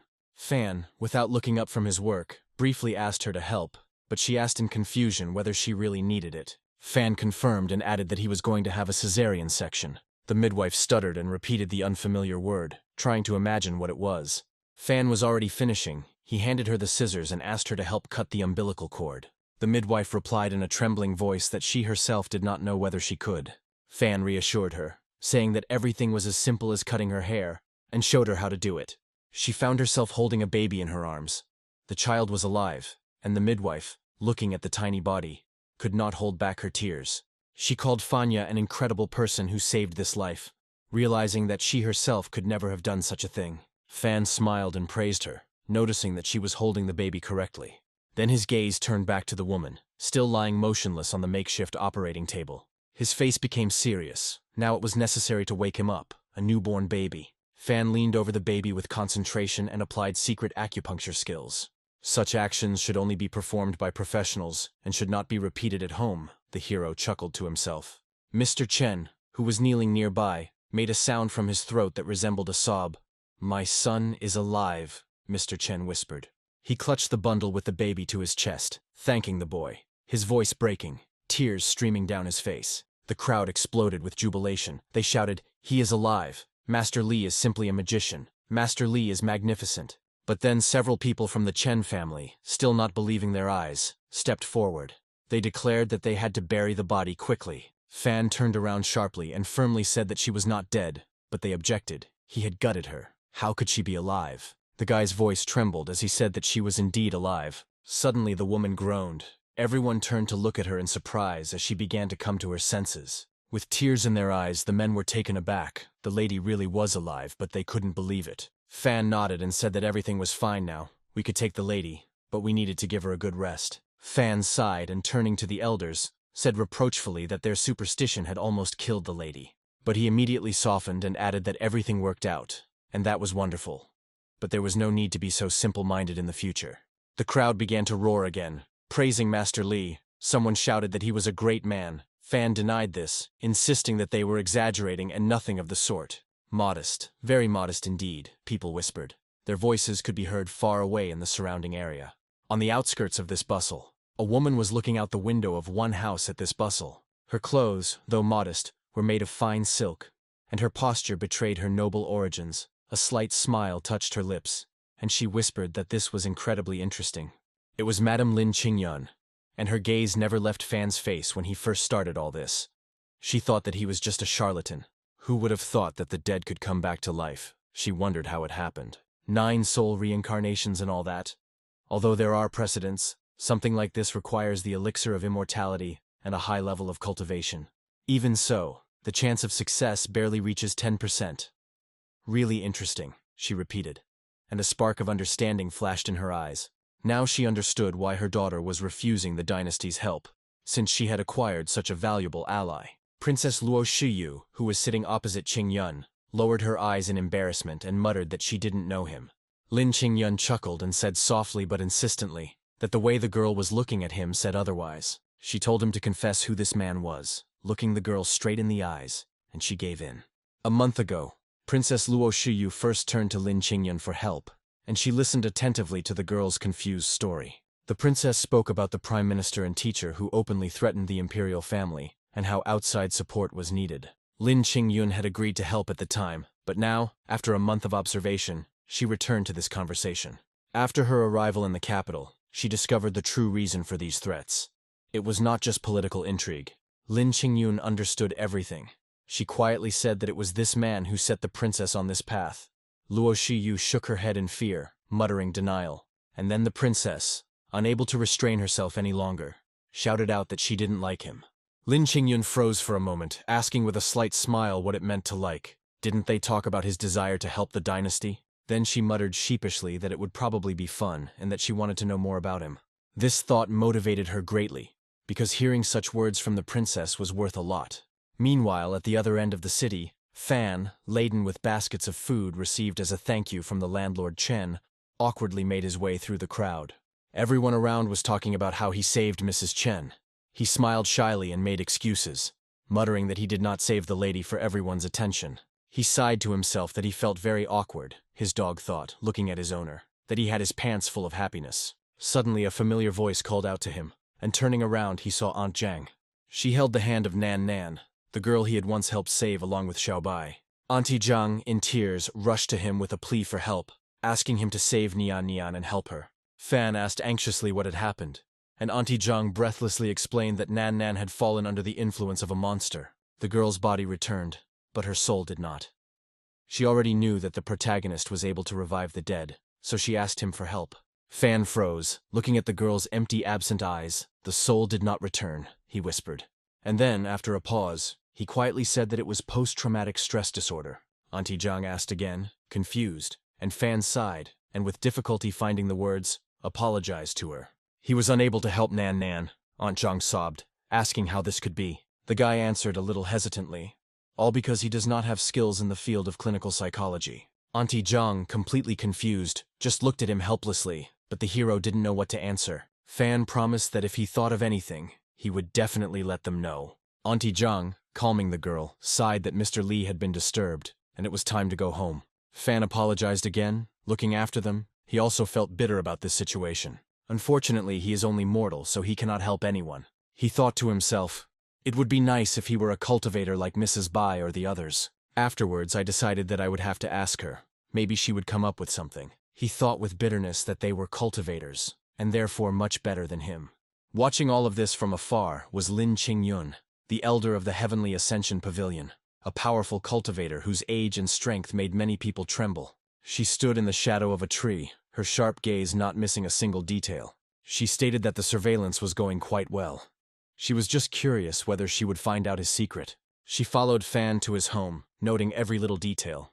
The protagonist slowly approached his estate, playing with Xiaobai along the way, then commanded him to go home. The headquarters has been discovered.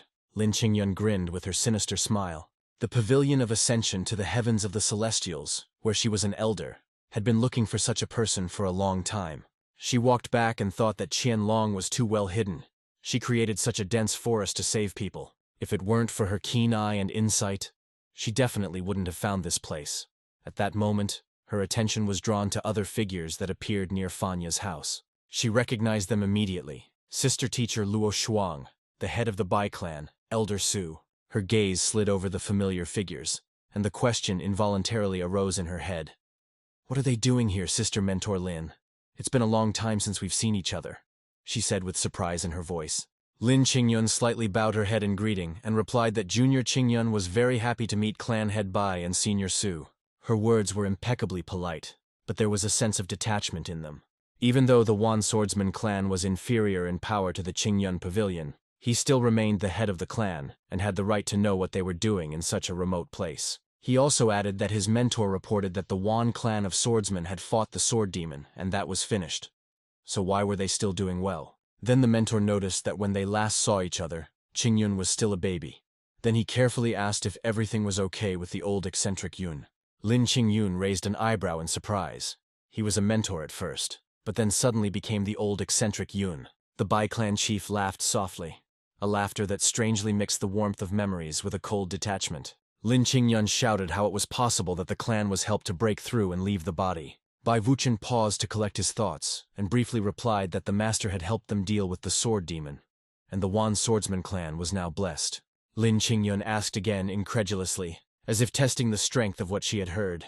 Bai Luo Shuang, who was standing next to her father, added to his words. She listed that the master helped the Qinlong dynasty of immortals come up with a plan. This young man was also able to save the Wan clan of swordsmen from imminent danger. He also helped her father make a breakthrough. Having saved Mrs. Chen from certain death, every word fell into the silence like a stone into water, spreading out in circles. Lin Qingyun listened silently, and with each action spoken, her face became more and more thoughtful. "All this is his doing," she whispered almost inaudibly. "What kind of person is this? Can such a person really exist?" She stood motionless, her gaze fixed on the void, her thoughts racing feverishly, trying to grasp the ungraspable. Such an extraordinary person who was able to bring together the Wan clan of swordsmen and the Qianlong dynasty of immortals. He made the impossible possible. Two worlds previously separated by an abyss of mistrust and mutual claims. Her fists clenched involuntarily, as the Qingyun Celestial Heaven Exaltation Pavilion could fall behind them. Bai Luo Shuang watched this sudden outburst with bewilderment. Bai Wuchen, without taking his wary gaze off Lin Qingyun, briefly replied so that his daughter would not pay attention. Just as crazy as her mentor, the old eccentric Yun, his voice carried the tired resignation of someone who had long been accustomed to this. The door opened and Fan appeared on the threshold, his face expressing genuine surprise at the sight of the unexpected guests. He exclaimed, recognizing the girl, "Mrs. Bai." She politely gestured to her parents standing behind her and introduced them. Qingyun jumped out from behind, adding that she was also there. Fan, with slight embarrassment, turned his gaze to the girl he saw for the first time and asked who she was. The girl stepped forward, her eyes shining with determination and curiosity. She introduced herself loudly, without a trace of embarrassment, and called herself Luo Shuang's friend. Bai Luo Shuang, along with everyone else, whose faces instantly flushed bright red, exclaimed indignantly, asking why she followed them. Fan cordially invited the guests inside, and Lin Qingyun, upon stepping into the room, immediately let out a cry of admiration. Her gaze fell on one of the artifacts and she exclaimed that it was a magical artifact. Then she noticed a clear liquid in the vessel and gasped, calling it magic water. She continued to look around with genuine amazement, and suddenly, grabbing her buttock, she declared that some monster had bitten her on the ass. Fan laughed and noticed that Miss Lin was indeed very active and had a great sense of humor. Then he sniffed, and, as if remembering something important, exclaimed that he had been cooking porridge. Lin Qingyun inhaled the fragrance and was completely delighted. She realized what kind of divine aura was in the air. Bai Luo Shuang, seeing her reaction, lowered her voice and warned that this was the house of a great man, and that such things were commonplace here. The Lord has descended into the mortal world, so it is not worth mentioning any divine things. It spoils his mood. Lin Qingyun's expression changed upon hearing this, and she quietly said that she now understood Miss Luo Shuang's true identity. At this moment, the protagonist approached. Fan, noticing the sudden change in Lin Qingyun's behavior, asked in surprise why she had become so quiet. Lin Qingyun replied that she was just a little tired and decided to sit down to rest. She thought to herself that she had behaved somewhat rudely and carelessly.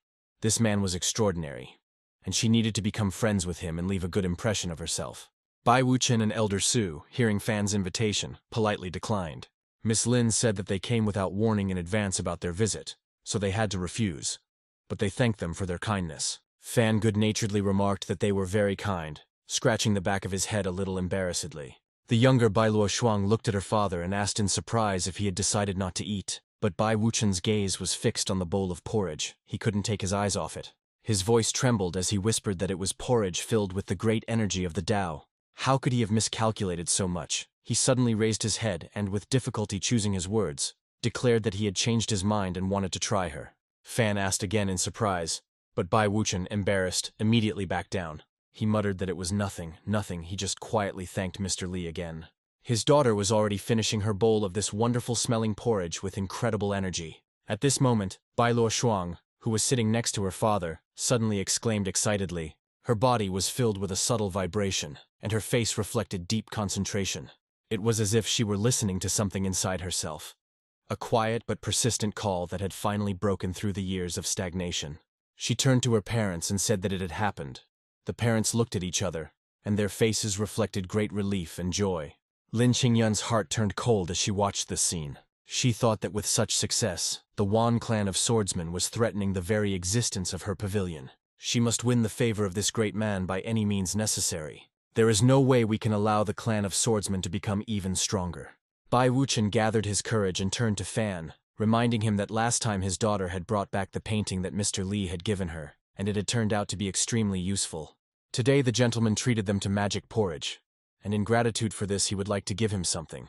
Fan asked curiously what it was, and Bai Wuchen bowed and handed him the box, saying that he was asking for it to be accepted. Lin Qingyun, thundering with anger, thought to herself, what kind of thing is this that they are telling the guy? The girl, beaming, realized that this was the treasure of the Wan swordsman clan, a jade engraved with a sword. Fan took the stone, turned it over in his hands, and indifferently noted that it was just a shiny pebble. Silence fell over the room, as everyone understood that the purification stage of the cultivation process was directly dependent on this jade stone. Not only that, but the followers of the Wan clan of swordsmen go to pay their respects to him every year, so that he can allow them to reach a new level of cultivation. In the eyes of a great man, this is just a shining pebble, flashed through Lin Qingyun's mind. She couldn't help but chuckle quietly, and whispered that it was funny.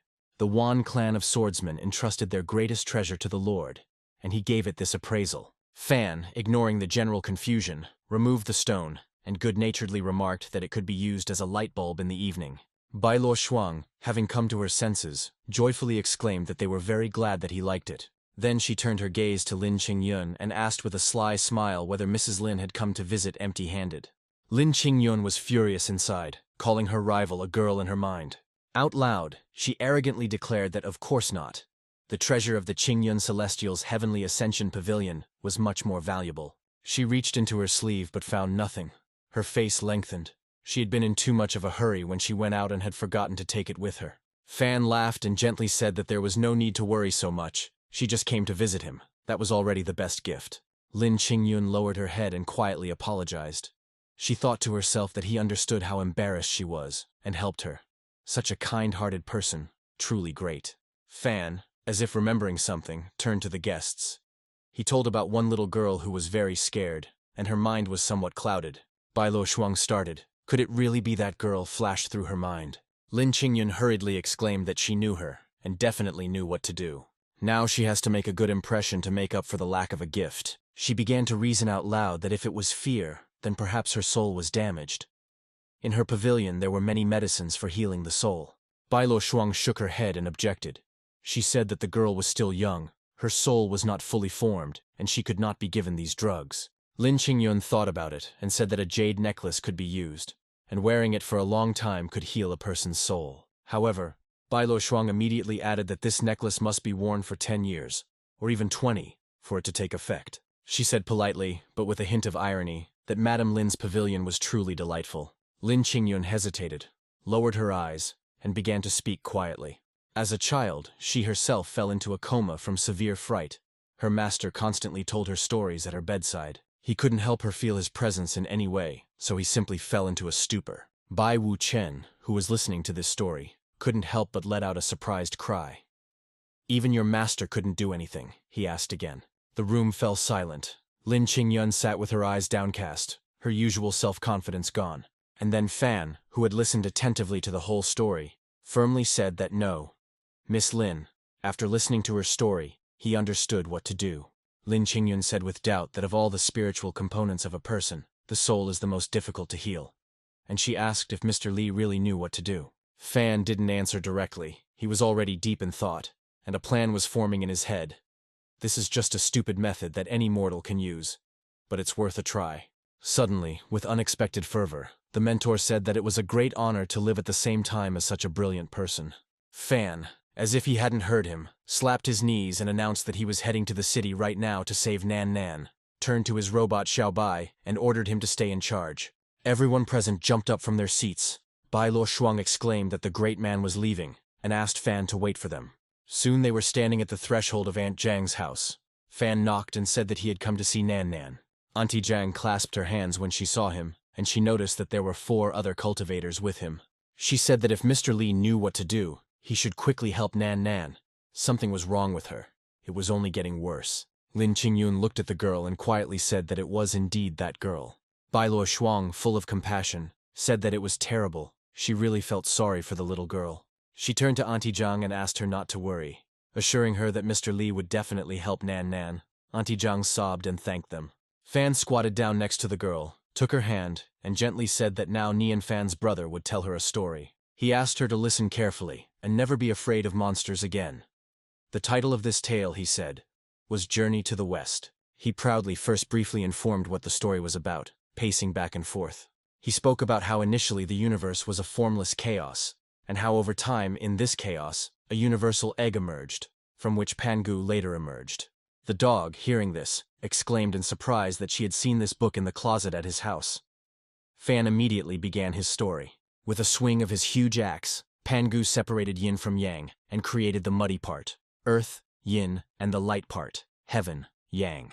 The main character's dog was surprised that he started from the very beginning.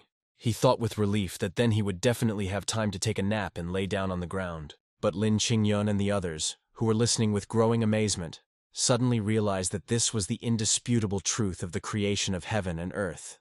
The hero continued that heaven and earth existed as a single whole for about 130,000 years, and this whole was divided into 12 parts. Bai Luo Shuang, not believing her ears, whispered that Mr. Li was talking about the laws of the existence of heaven and earth. These are wonderful laws. This is the law of the development of everything that exists. The dog was humbly silent, shocked, and could only say how they came to this. Fan, meanwhile, looked around and was surprised to find that a whole crowd of listeners had gathered around. When did they all manage to run up? He thought with slight annoyance. He decided that maybe if he told Nan Nan that the Monkey King was quite cute, she would stop being afraid of monsters. He continued his story. The Monkey King lived on the mountain of flowers and fruits. He had many monkeys under his command, and they all lived carefree and happy lives. Later, he crossed the sea on a bamboo raft to learn the art of longevity from a great master. With great difficulty, he reached the teacher and asked if he could gain immortality. In the minds of the listeners, and especially the children, a funny and cute image of a little monkey was drawn.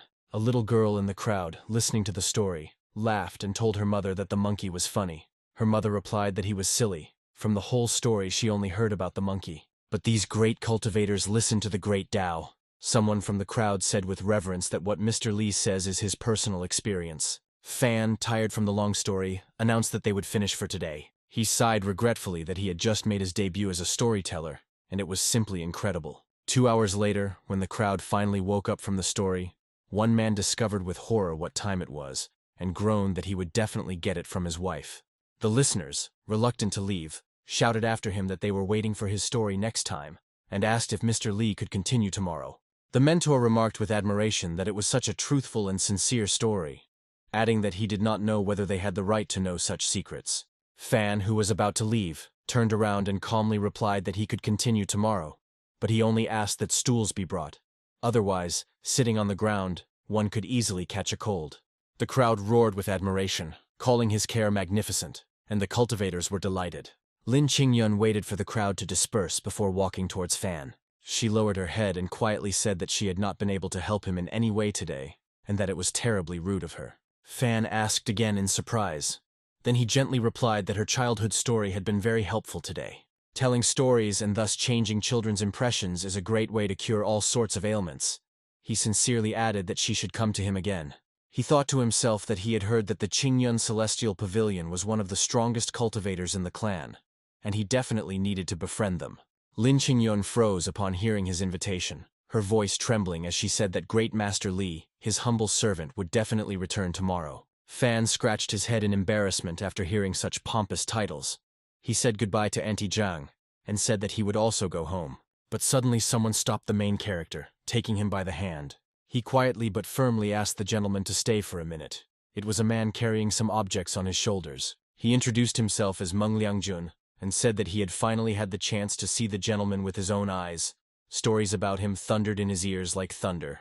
Fan smiled sheepishly and noted that the guest was clearly exaggerating. Then, as if remembering something funny, added that who could resist the charm of traveling to the west. Meng Liangjun, not joining in the joke, became serious and said that he had a question. He addressed Fan by name and, after a pause, asked if there was any way in this world to become immortal. Meng Liangjun continued passionately. He had been searching for immortality for a long time, even reading all the books, but still found nothing. Fan looked at him and, after a pause, said that he was offering him to teach a blockhead. Meng Liangjun wasn't offended at all. He asked with surprising simplicity whether it was really that noticeable, and immediately agreed that yes, intelligence wasn't his strong point. He added that he was always immersed in books, and from the outside it might seem like he knows a lot, but this is not true at all. Fan, meanwhile, said thoughtfully that for centuries no one had managed to achieve immortality. Over a decade one can see the coming of spring and autumn. Over a century, birth, old age, illness and death. Over a millennium, the change of dynasties, and over tens of thousands of years, the change of the stars. He looked straight at Meng Liangjun and firmly told him to focus on the present. That was all he could do for now. Meng Liangjun froze, repeating these words to himself. Focusing on the present, he pondered these words as best he could. His face slowly fell and he muttered what great wisdom that was. The protagonist suddenly turned sharply and, shouting that one must not interfere with idealism, rushed away, calling on everyone to run after him. At this time, at the other end of the city, on the road leading to the Peak of Two Blades, two people appeared. The young disciple, out of breath, asked his mentor if they had arrived. After all, the Wan clan of swordsmen had encountered the sword demon. It must have already been destroyed, so where were they going in such a hurry? The old man, whose name was Zhao, bitterly replied that he and Bai Wuchen had cultivated and fought together for 100 years. Now that he has tragically died at the hands of the sword demon, who else but him will collect his remains? Although Bai Wuchen was not very strong, he would not drag out a miserable existence. At this moment, Bai Wuchen himself appeared in front of them. Old man Zhao stared at him in amazement and blurted out that he had forgotten here, and that Bai Wuchen was not dead. He was already about to collect his corpse. Bai Wuchen calmly replied that in that case he was grateful. Old man Zhao, having come to his senses, sarcastically remarked that the sword demon must have attacked him, and he simply ran away. He asked again whether he had run away. Bai Wuchen didn't answer. He just pointed at himself and motioned for the old man to look. He looked closely, and not believing his eyes, exclaimed that he had made a breakthrough. Bai Wuchen calmly said that he thought the Wan swordsman clan had received a divine blessing. The sword demon was nothing more than a snack. Old man Zhao chuckled and said that anyone who has reached such heights is a mentor, and congratulated Bai. After a pause, he added that cultivators always strive for immortality, but who has achieved it, and noted that Bai seemed to be going to outlive him. Bai Wuchen looked at his old friend with concern and asked if his life was coming to an end. Old man Zhao replied indifferently that he had no more than 50 years left to live, and thought they would have to collect his corpse. He was afraid that he would be left alone.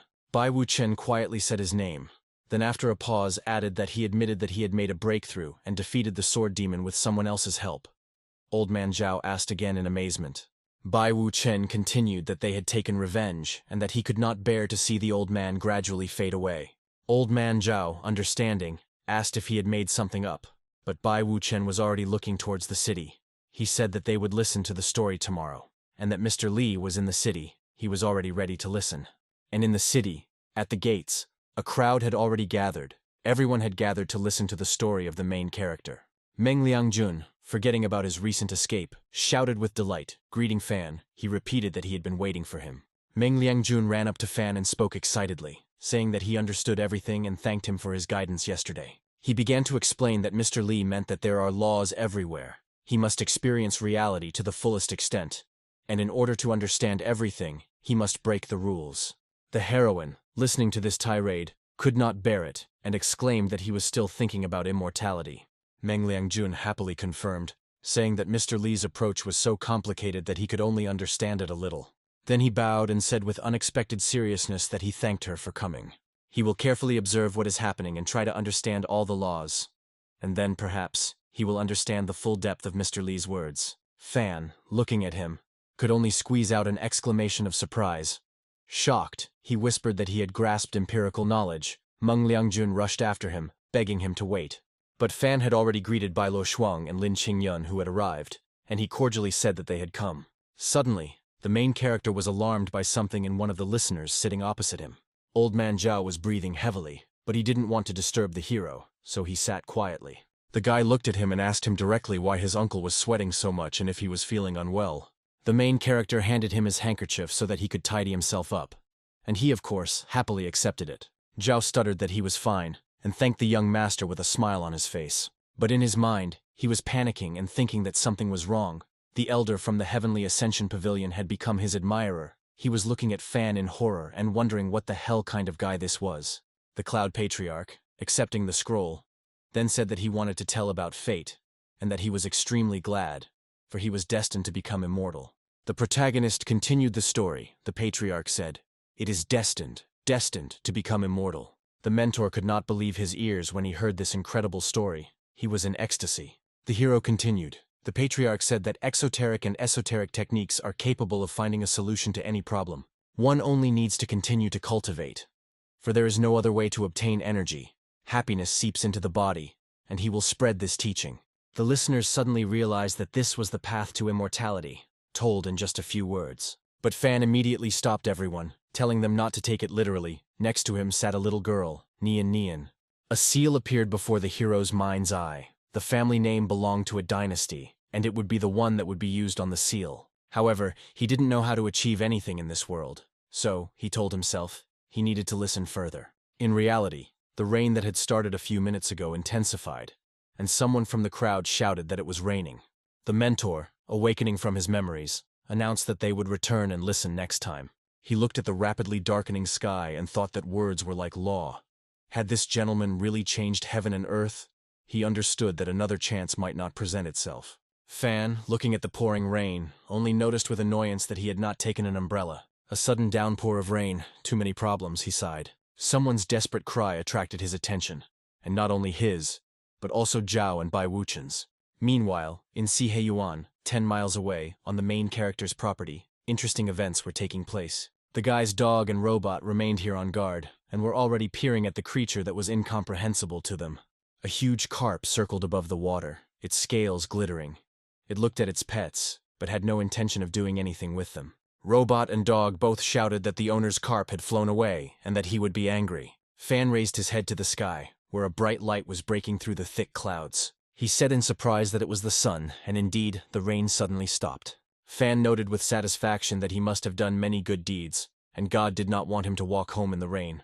Bai Luo Shuang and her father, who were watching this scene, began to talk feverishly, saying that Mr. Li was saying that he was not immortal, but no one would believe it. Meng Liangjun ran up to the hero and said that he had written down all his words, and, if Mr. Li did not mind, he hoped to spread the story. Fan, seeing him, sighed tiredly, and said that it was him again, asking him to think about it, but not to stand so close. Meng Liangjun, ignoring his embarrassment, suggested leaving Mr. Li's name as the author. Fan firmly refused. He said that under no circumstances, and that the book was not written by him. The name of the real author, Wu Chenggen, must be written. Meng Liangjun replied that he understood everything, and obediently repeated the unfamiliar name, Wu Chenggen. Then, after a pause, he said that Mr. Li was more talented, and that he would come back and edit it. Old man Zhao insisted that it was true. Wu Chenggen, Bai Luo Shuang and her father repeated it again, agreeing. They added that Mr. Li was excellent. Sister Lin, no longer listening to them, looked at the signature in the book, and approvingly noted that the signature was good, very good. She had already thought that traveling to the West would cause a sensation in the world of cultivators. Not only did Mr. Li share such wisdom with her, but he also called himself Wu Chenggen. Fan waved it off and told her not to worry about it, and that there was no need to thank her. The man who had been watching this scene asked in confusion what they were talking about. Fan, looking at the sky, noticed that it was already late, and he had to go. He added that he would take care of Nan for these 2 days. The guy apologized for not being able to entertain the guests and invited them to come back next time.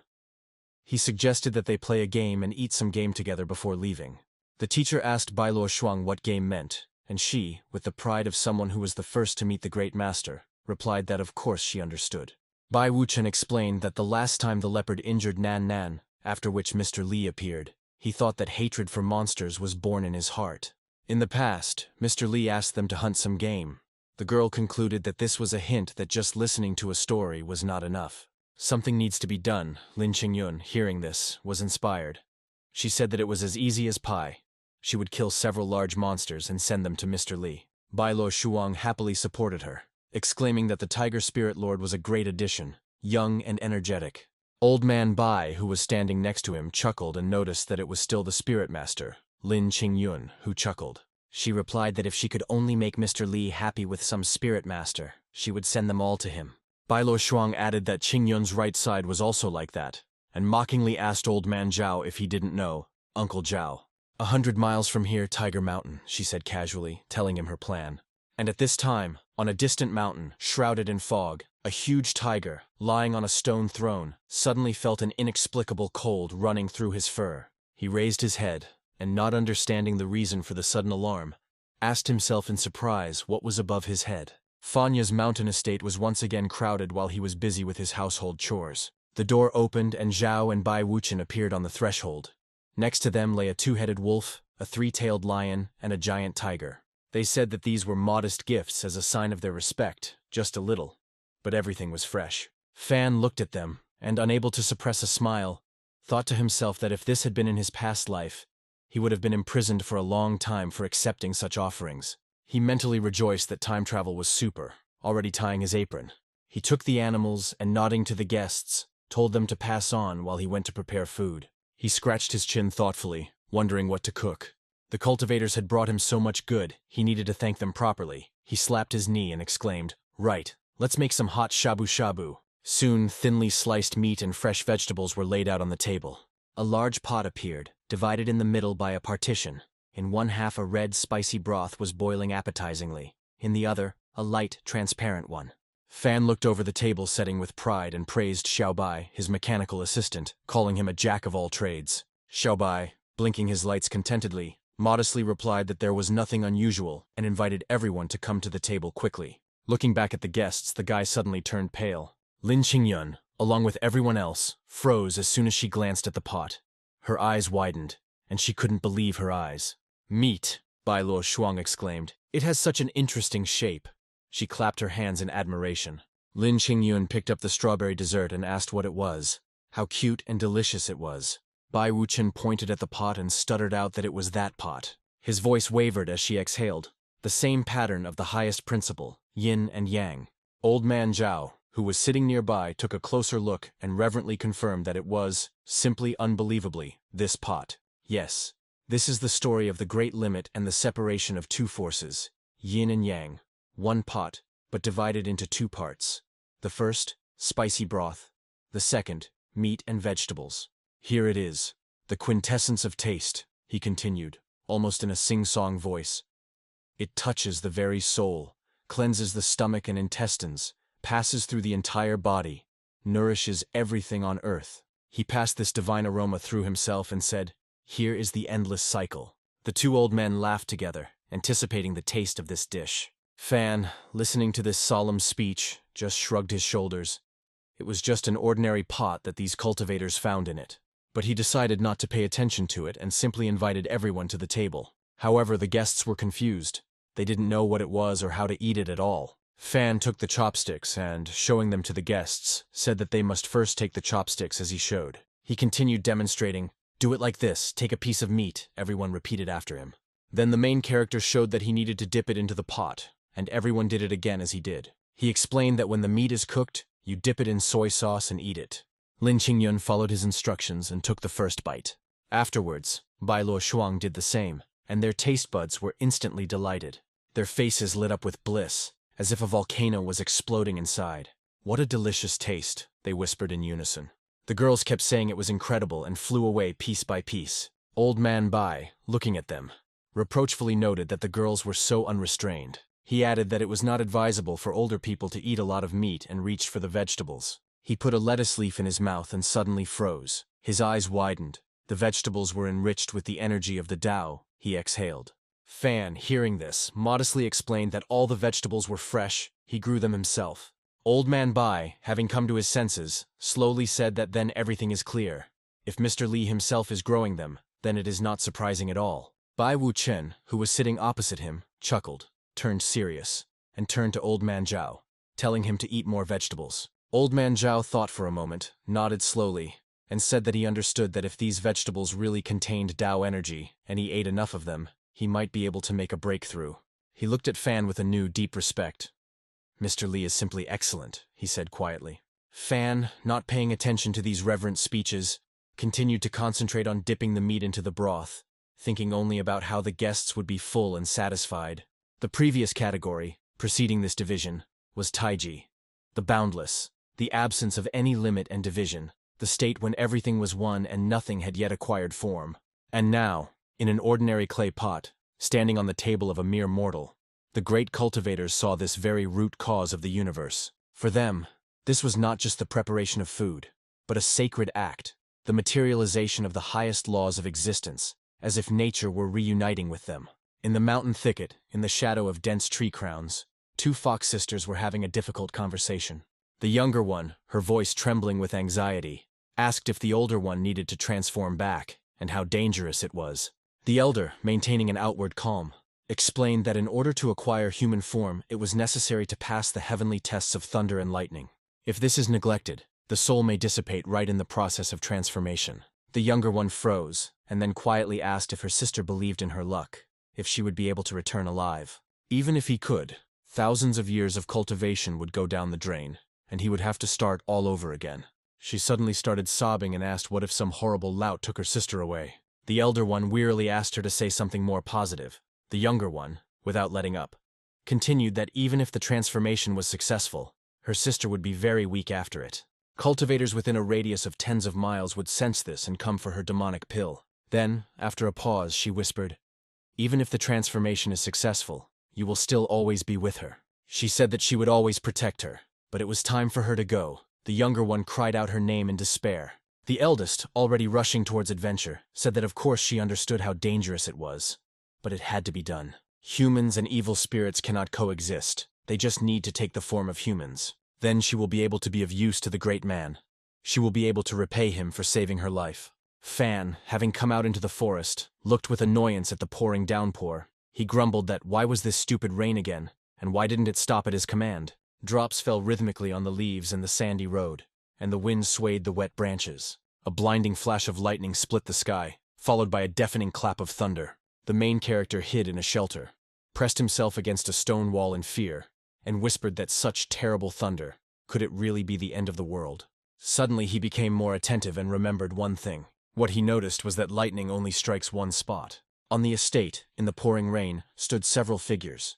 One of the cultivators, squinting from the light shining in his eyes, smirked contemptuously. "To go through 9 heavenly trials to change shape," he whispered.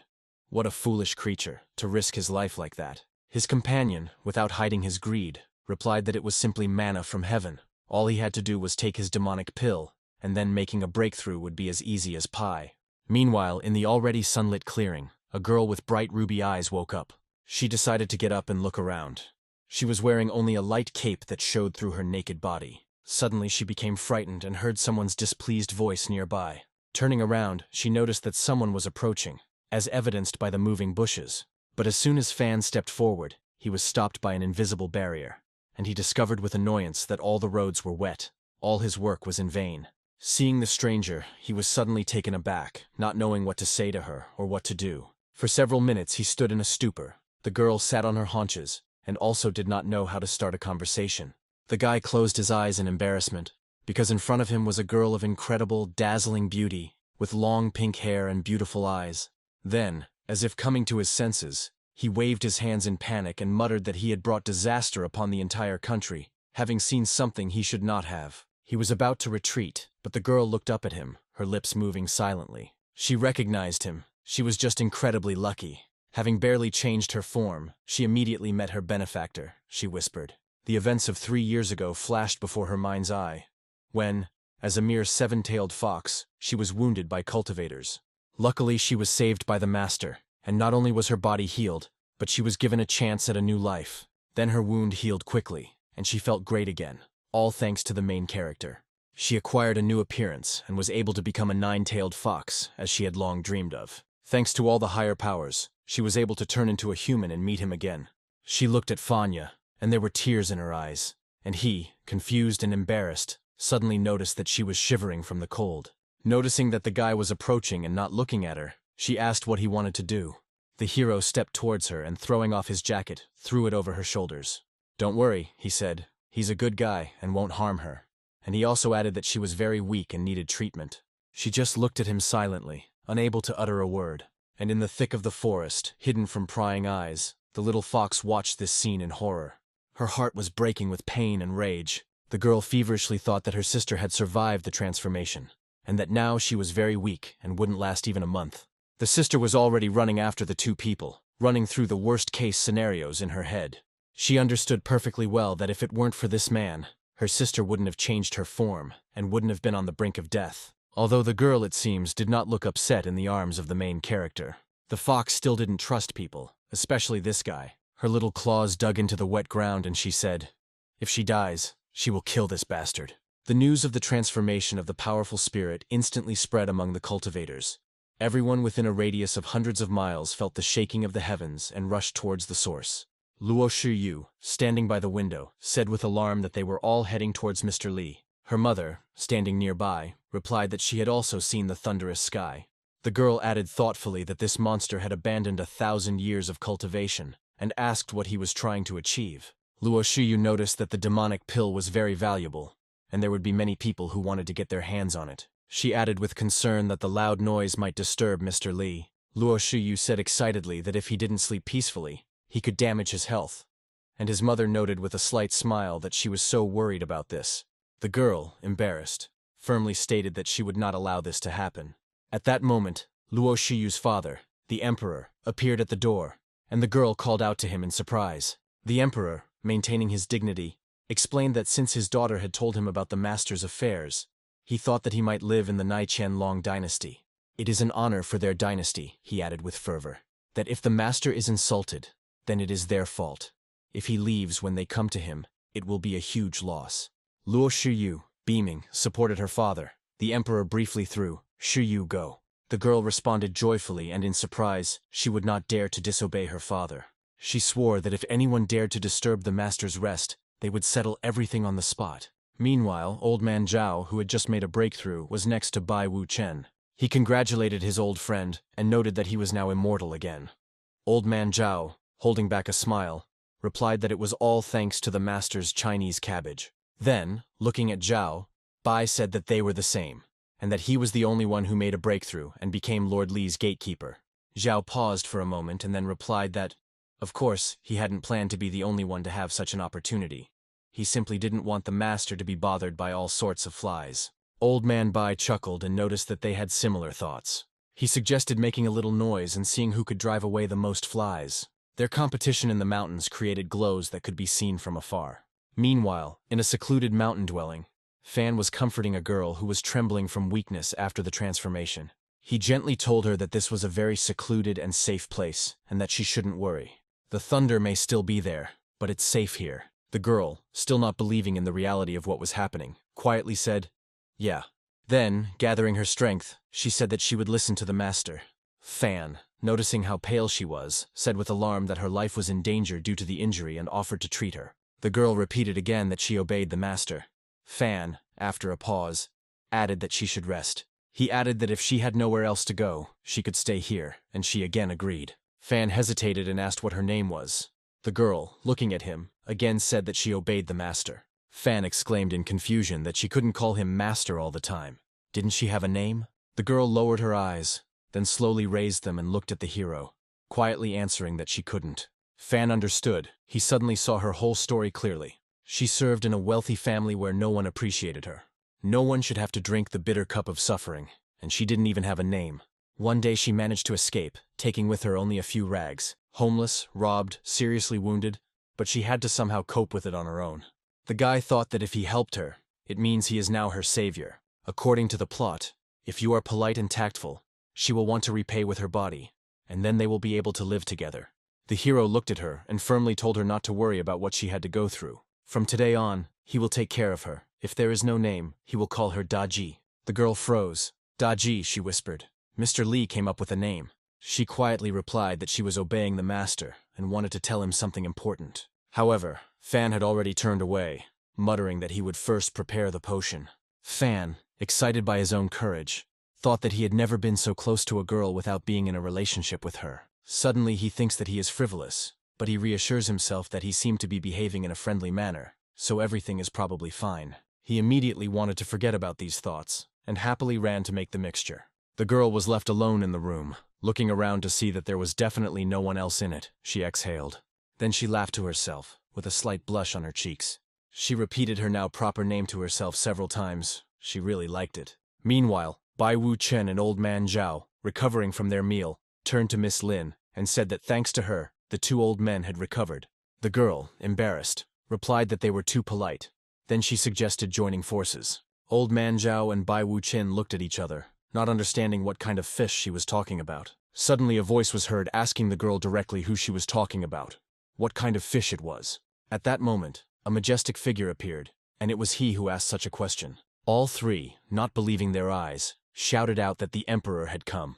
All those present respectfully greeted Emperor Luo when he appeared before them. The emperor himself only nodded reservedly in response. Bai Wu Chen, looking at the ruler, noted that although their clans were responsible for themselves, they were still under the wing of the Qianlong immortal dynasty. He added that although Emperor Luo did not have many talents, he had the purest bloodline, was honest and immortal. The emperor did not seem to listen to him. He suddenly said in surprise that these old people had left the body. When they were able to achieve this, Bai Wu Chen and Old Man Zhao exchanged glances. From behind him, Lu Shuyu appeared and followed her father.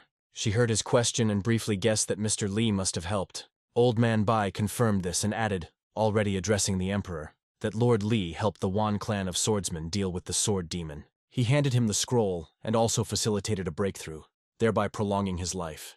Lin Qingyun, who was standing nearby, added that Mr. Li read Journey to the West and talked about the Tao, and she was fortunate to hear about it and learned a lot. The emperor was silent, thinking about what he had heard. He realized that he envied these cultivators. Then he turned away from them abruptly, hiding his tears, realizing that he couldn't say this now. He said that they may have gotten rid of some of the cultivators, but they were not the only ones. The emperor suggested that we visit Mr. Li together. Perhaps he needed something. At that moment, his gaze fell on the jade pendant hanging from his daughter's belt. He recognized it. It was the same pendant that Shuyu had given him. The emperor became angry and slammed his fist against the wall, saying that the master must have thought the jade pendant was too cheap. She exclaimed with alarm that nothing good had come to them after that. The master had not liked the gift, and had decisively declared that everything needed to be fixed. At that moment, Fan appeared at the door, and seeing the assembled group, he joyfully said that they had all come together, which was great. Everyone, a little embarrassed, explained that it was just a coincidence that they met at the foot of the mountain.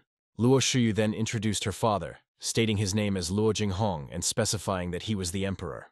The emperor bowed politely and said hello. Fan, hearing the title, asked in surprise, the ruler of the country. The emperor greeted him again, and Fan, having come to his senses, returned the greeting. The protagonist, having gathered his courage, said that he wanted to ask the emperor for help, who, smiling, noted that the gentleman was too polite. Lin Qingyun, who was standing next to him, warmly supported him, declaring that any cultivator or monster who decided to join in the fun, anyone who dared to disturb Mr. Li, would be killed. Fan laughed and said that with such protection he felt completely safe. But then, becoming more serious, he added that he meant something else. He pointed to the girl sitting quietly on the bed, and explained that lightning had struck her directly. He wanted them to tell him how he could help her. The girl looked at the crowd of people who entered with fear. The emperor and the others turned around. The girl was already looking at everyone with hope. Maybe they would help her. However, instead of support, everyone simultaneously shouted that it was that monster. The girl, seeing so many strangers, pressed herself against the wall in fear. She said in a trembling voice that they had come to catch her. Fan, looking at the guests with incomprehension and confusion, asked if they were following her. Bai Wu Chen and Old Man Zhao waved their hands in panic, and Bai Wuchen quickly explained that Mr. Li had misunderstood. They looked at each other and thought about the same thing. If they said they came for her, wouldn't he get angry? Bai Wuchen added that there was a misunderstanding. He turned to the girl and gently told her that he and Mr. Li were friends, and that she should not worry. Old Man Zhao added that their intentions were pure, and they would not harm her. Everyone confirmed these words and showed the sign of the oath, looking ahead with serious faces. Fan, looking at them, nodded. He explained that he did not know where she came from, but her lot was not easy. She escaped with difficulty, which is why she mistook them for villains trying to catch her. The girl, hearing his words, calmed down a little. She quietly said that since Mr. Li said that they were good, then she would listen to his words. Fan turned to the guests again and said that, unfortunately, she had been struck by lightning and was seriously injured while pouring the potion into the cup. He then added that if they knew any medicine, it would help a lot. The Emperor and the others exchanged glances. Old Man Zhao, after a pause, sadly said that after the lightning strike, life should have been interrupted, just like the trees. Miss Lin looked sadly at the girl and said that nothing could be fixed and apologized to Fan. The protagonist added thoughtfully that if you rely only on yourself, it will take much more effort and time. Lin Qingyun looked at him with fear and asked him what he meant. At that moment, Fan, as if not hearing them, approached the girl with a cup of steaming broth. He handed her the medicine and gently but firmly told Daji that this good potion should be bitter. She should endure it. The girl took the bowl with trembling hands. She looked at the dark liquid, then at Fanya. The group of guests were stunned. They knew that it was medicine. Lin Qingyun couldn't believe her eyes, she said. The heavenly thunder, this boiling lightning that brings inevitable death, should incinerate any creature it hits. This girl, this fox, who had gone through 9 heavenly trials, was already doomed. Yet that cup of potion that Mr. Li had forced her to drink seemed to have changed the very fabric of her being. Fan, not hiding his admiration, exclaimed that it turns out that beauties can also take medicine. Qingyun immediately approached Fan with a proposal. In her pavilion of ascension to the heavens of the celestials, Qingyun stored many rare medicines. Bai Wuchen, waking up from his reverie, supported her. He said that the Wan clan of swordsmen also had enough rare elixirs, and Mr. Li would be able to use them. Old Man Zhao also joined in the conversation, adding that he would personally bring his elixirs here. Emperor Luo, who had remained silent until now, stepped forward and said that he would return to the palace for medicine, but first asked Fan to accept this. He handed him a small box, adding that he thanked him for his advice and solution to the problem. The Emperor admitted that he had made a mistake with the jade pendant, but this time he took something from the national treasure. He was confident that the dynasty's reputation would increase. Fan, accepting the gift, smiled shyly and said that the guests were so kind, and he was even embarrassed. He didn't know what treasure was in the package, but he sincerely appreciated their concern. Fan unfolded the fabric and froze. In his hands lay a pearl, emitting a soft, warm glow.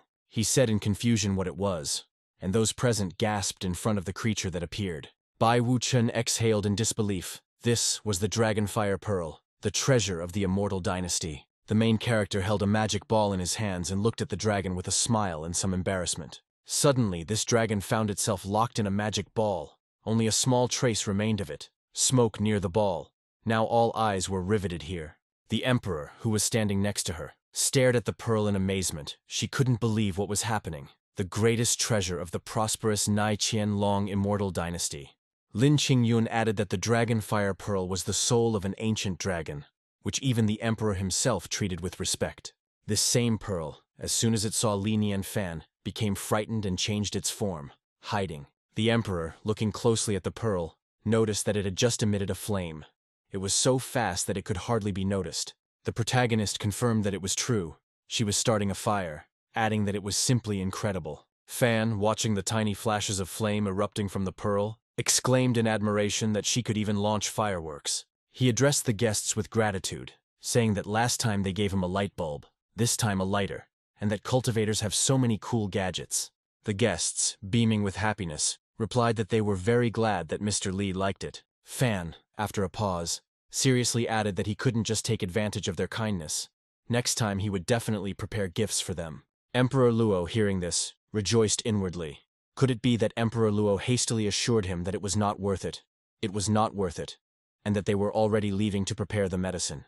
They very quickly left the hero standing alone and watching as everyone flew off to search. Lin Qingyun was already in the place she wanted to be now, with a magic card in her hands. There was an unprecedented excitement in the palace. Looking into the hall, Someone loudly announced that the saint had returned. She ordered that all the medicinal herbs be brought to her, and one of the courtiers reported that there were many herbs in the palace, and it might take several months to collect them.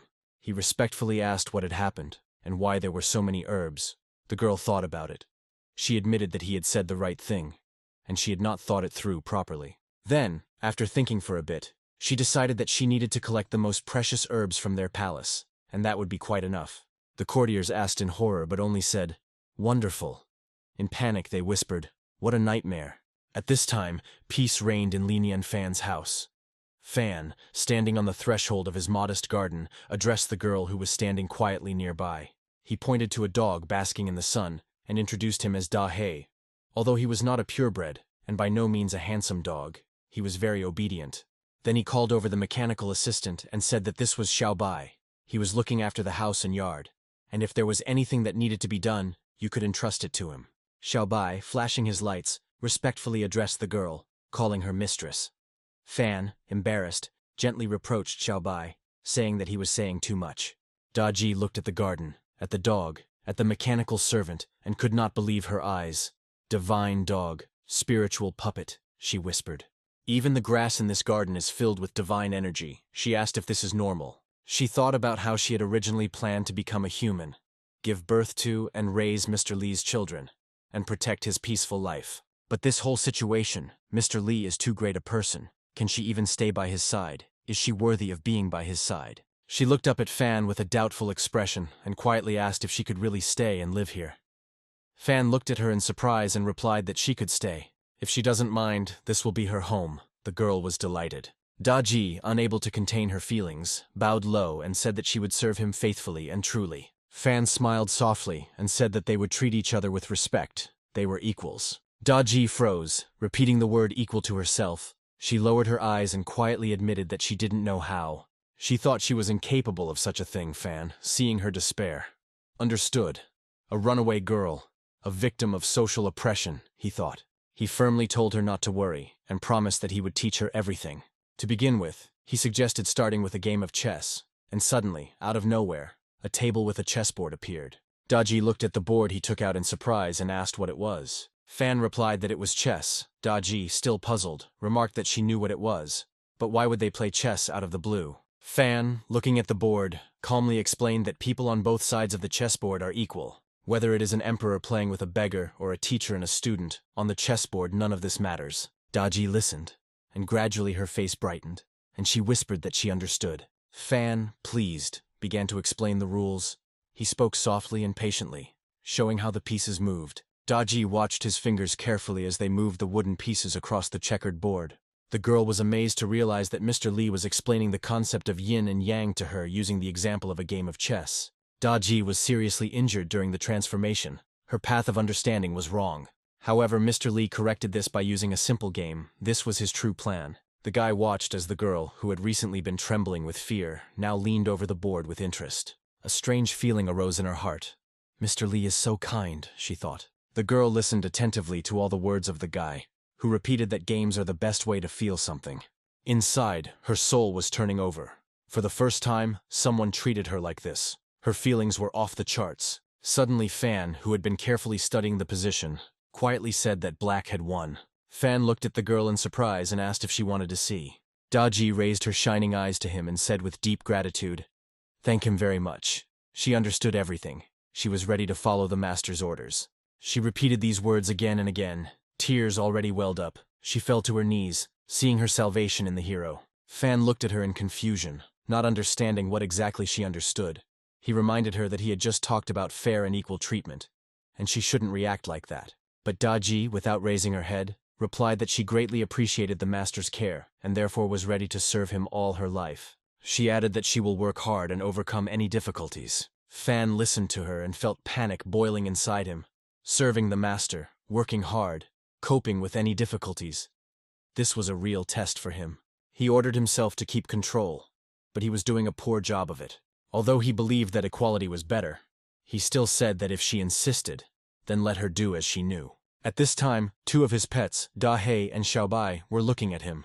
They thought that after the owner's words, you begin to doubt whether he is a human being. The weather was wonderful, sunny. Birds were sitting and chirping on the branches.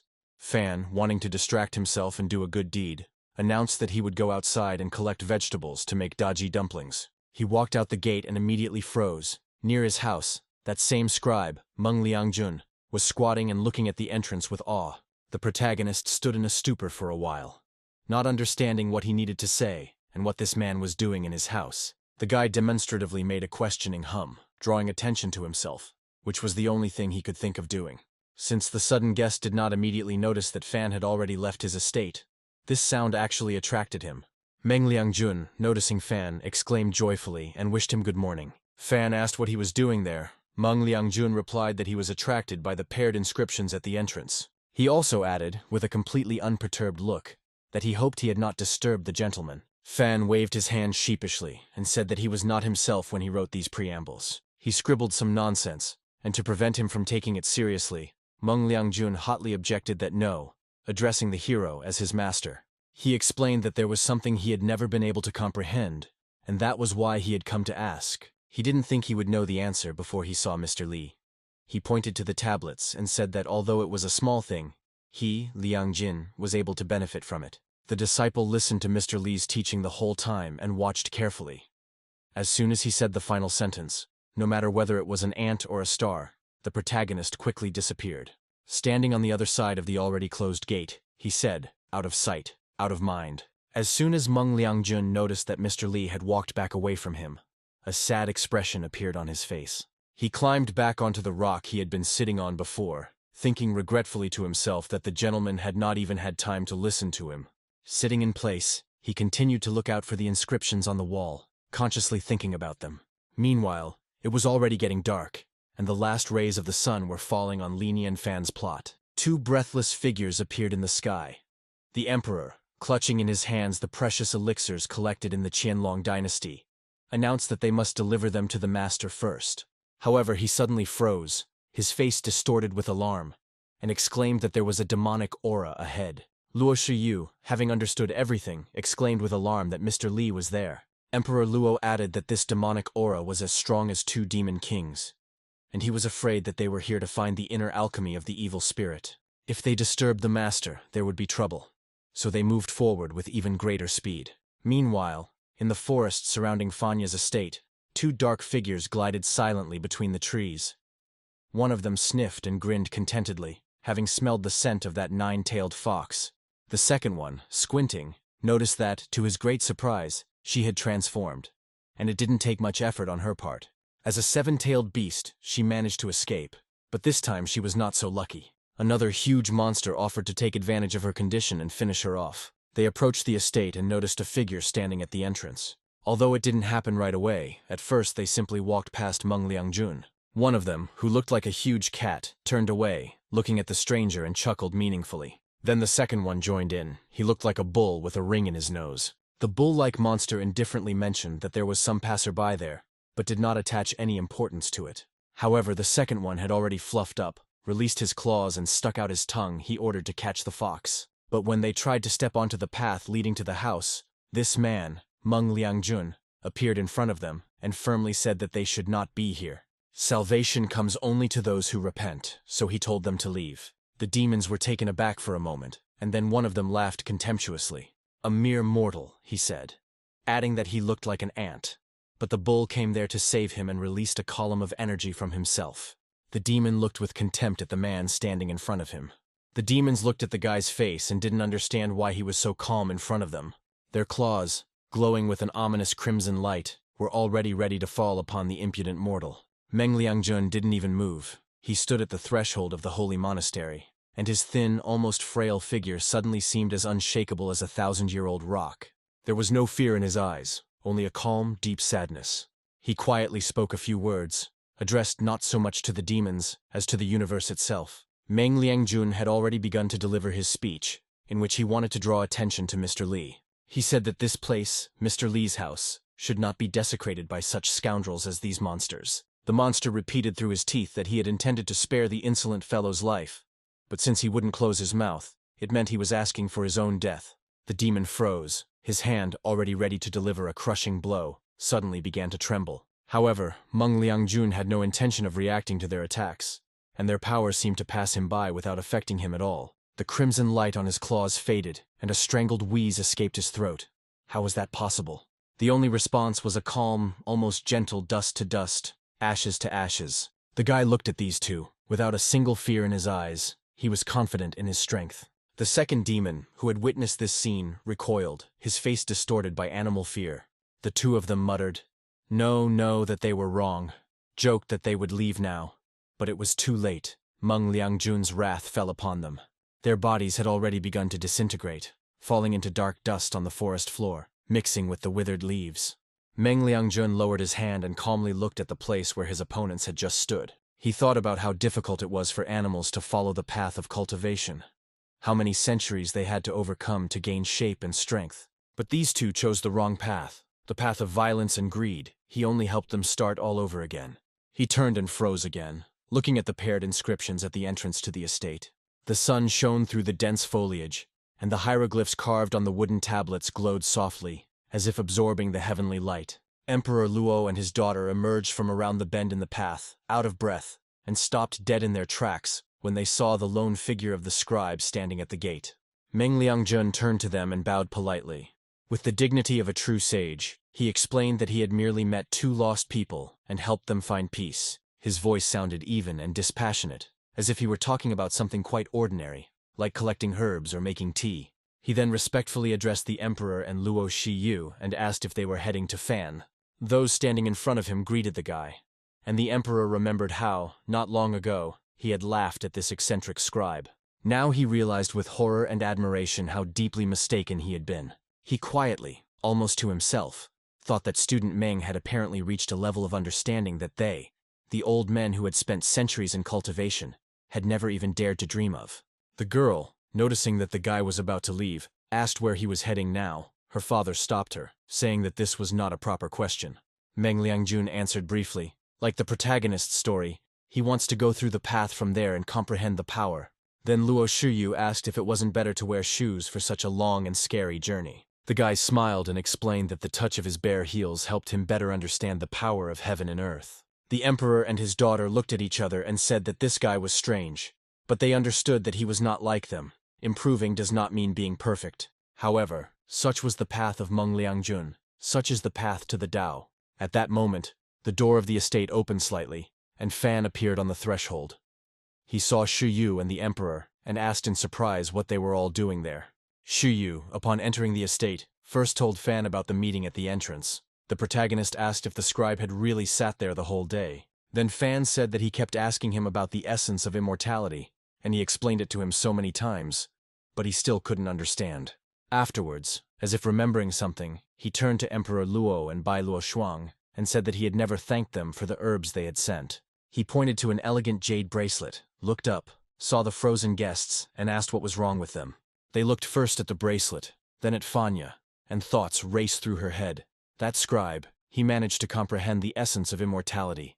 It's simply incredible. The hero said that this was something like a spatial storage device of the world of immortals, and added, wonderful. Suddenly, Lin Qingyun appeared from around the corner, embarrassed, and asked if Mr. Li was home. No one answered, so she went in herself. Fan nodded to her warmly. The girl's eyes immediately fell on the bracelet in the protagonist's hands. She recognized it and couldn't tear her eyes away. It immediately flashed through his mind that this was a bracelet. An elegant jade bracelet. She sarcastically remarked that the Nai Qianlong immortal dynasty had provided the most valuable herbs, and, unwilling to give in, immediately announced that she had also prepared all the best herbs from the Lingyun Palace. Fan could only say, joyfully greeting the girl, that she had already arrived. Lin Qingyun immediately replied that she had brought the master's medicine and began to show it. While examining the herbs, she explained that these were herbs of the highest class. Emperor Luo and his daughter shielded themselves from the blinding light emanating from the girl's magic. Lin Qingyun continued, the spiritual herbs of this world can be classified by quality, elementary grade, middle grade, advanced grade, and top grade. High-grade herbs, a true treasure. Above high-grade herbs there is only the root of life, which exists exclusively in heaven. Only a few could surpass this collection of 16 herbs. Lin Qingyun suddenly felt blood flowing from her nose. She was so excited that she didn't even notice it. Fan, seeing the blood, exclaimed in alarm that they looked like inventory in games. At that moment, the door opened again, and Bai Wu Chen and Old Man Zhao appeared on the threshold. They waved shyly and said that here they were. They had also brought something interesting. Zhao admitted that the Wan clan of swordsmen was not as powerful as the Nai Qianlong immortal dynasty and Lingyun Palace, and their collection was not as outstanding. However, he added, extending his hand, he brought the seed, carefully took out a small box, and continued his story. This seed was obtained by a lucky chance by one of his ancestors during his travels around the world. Emperor Luo asked again in surprise, noting that the ancestor must have lived about 1,000 years ago, and inquired as to what kind of seed could survive for such a long time. Old man Zhao honestly replied that he didn't know, turning his head away in embarrassment. He added that as a child he was quite inquisitive, and found out that this seed could not be touched by sword, fire, or water. Fan assumed that it was still alive, although in a state of suspended animation. He took the seed in his hands, looked at it carefully, and asked if he could really take it. Bai Wu Chen happily exclaimed that of course he could. Fan, without taking his eyes off the seed, thoughtfully said that it was not afraid of fire and water and was able to live for several hundred years. He thought that as the outstanding farmer that the system had made him, he must try to plant it at all costs. Then he raised his head and addressed all the guests with gratitude, saying that they had brought him so many treasures, and he would prepare small gifts for them as a token of his gratitude. The guests looked at the main character with eyes full of admiration. They all shouted at once, "Gifts!" The hero brought small bags, explaining that the tea leaves were already ripe, although this was not so valuable.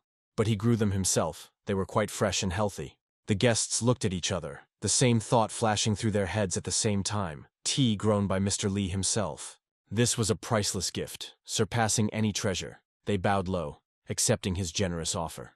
After accepting the precious tea leaves grown in Fan's backyard from his hands, the guests bowed low and said their farewells with sincere gratitude. They left the estate, carefully clutching the packages containing the divine gift to their chests. Fan watched them go and nodded with satisfaction. He raised his head and exhaled in admiration that cultivators could fly so fast, just like airplanes. He immediately froze, and behind him stood a girl who, squinting, asked again if it was a chicken. The protagonist laughed at the joke, enjoying the pun born from homophones. Daji, who was standing next to him, quietly watched him. Fan turned to her and said with a gentle smile that she was just in time. Miss Lin and the others brought quite a lot of medicine. He promised to choose some of the most suitable ones for her, and plant the rest in the backyard. He added that they sparkled so beautifully and would make a wonderful decoration. Daji looked at him doubtfully and quietly asked again, "As decorations?" Fan, not noticing her hesitation, exclaimed enthusiastically for her to see how beautiful it was. The girl approached the scattering of sparkling herbs and suddenly froze. Her breath caught in her throat. She exhaled with difficulty. "What is this? Are these really high-class herbs?" Her voice trembled. She explained that their growth depends on the will of heaven and nature. If you plant them incorrectly, they can simply die. Fan chuckled and replied with a slight reproach that she clearly underestimated him, and told her not to look at him like that. He had already lived here for 5 years. Daji looked at him in confusion. Cabbage, potatoes, flashed through her mind. How can this even be compared to spiritual herbs? Fan, seeing her doubts, offered to go and show her his garden. Daji followed him, still in a state of deep shock. She thought that Mr. Li must not be an ordinary person. Comparing spiritual herbs to cabbage, she didn't even know whether it was good-naturedness or simply naivety. They entered the backyard, and Daji suddenly stopped, frozen in place. She felt it. A flow of Tao energy, thick and tangible, like an invisible fog, flowing throughout the backyard. No, she immediately corrected herself. These are just his remains, traces left by someone incredibly powerful. Ancient legends came to mind. When someone's perfection reached a certain, almost unattainable level, their energy began to seep into the surrounding world. But the energy circulating here was somehow special. It was different from the aura of Mr. Li himself, although it undoubtedly came from him.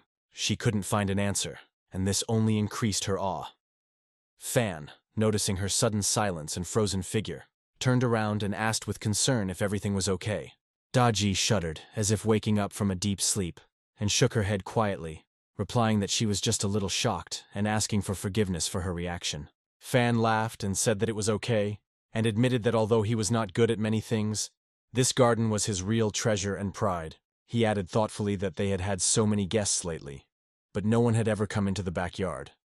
After a pause, he said that, if you don't count the system, she was the first one to enter here. He pointed into the distance and told her to look.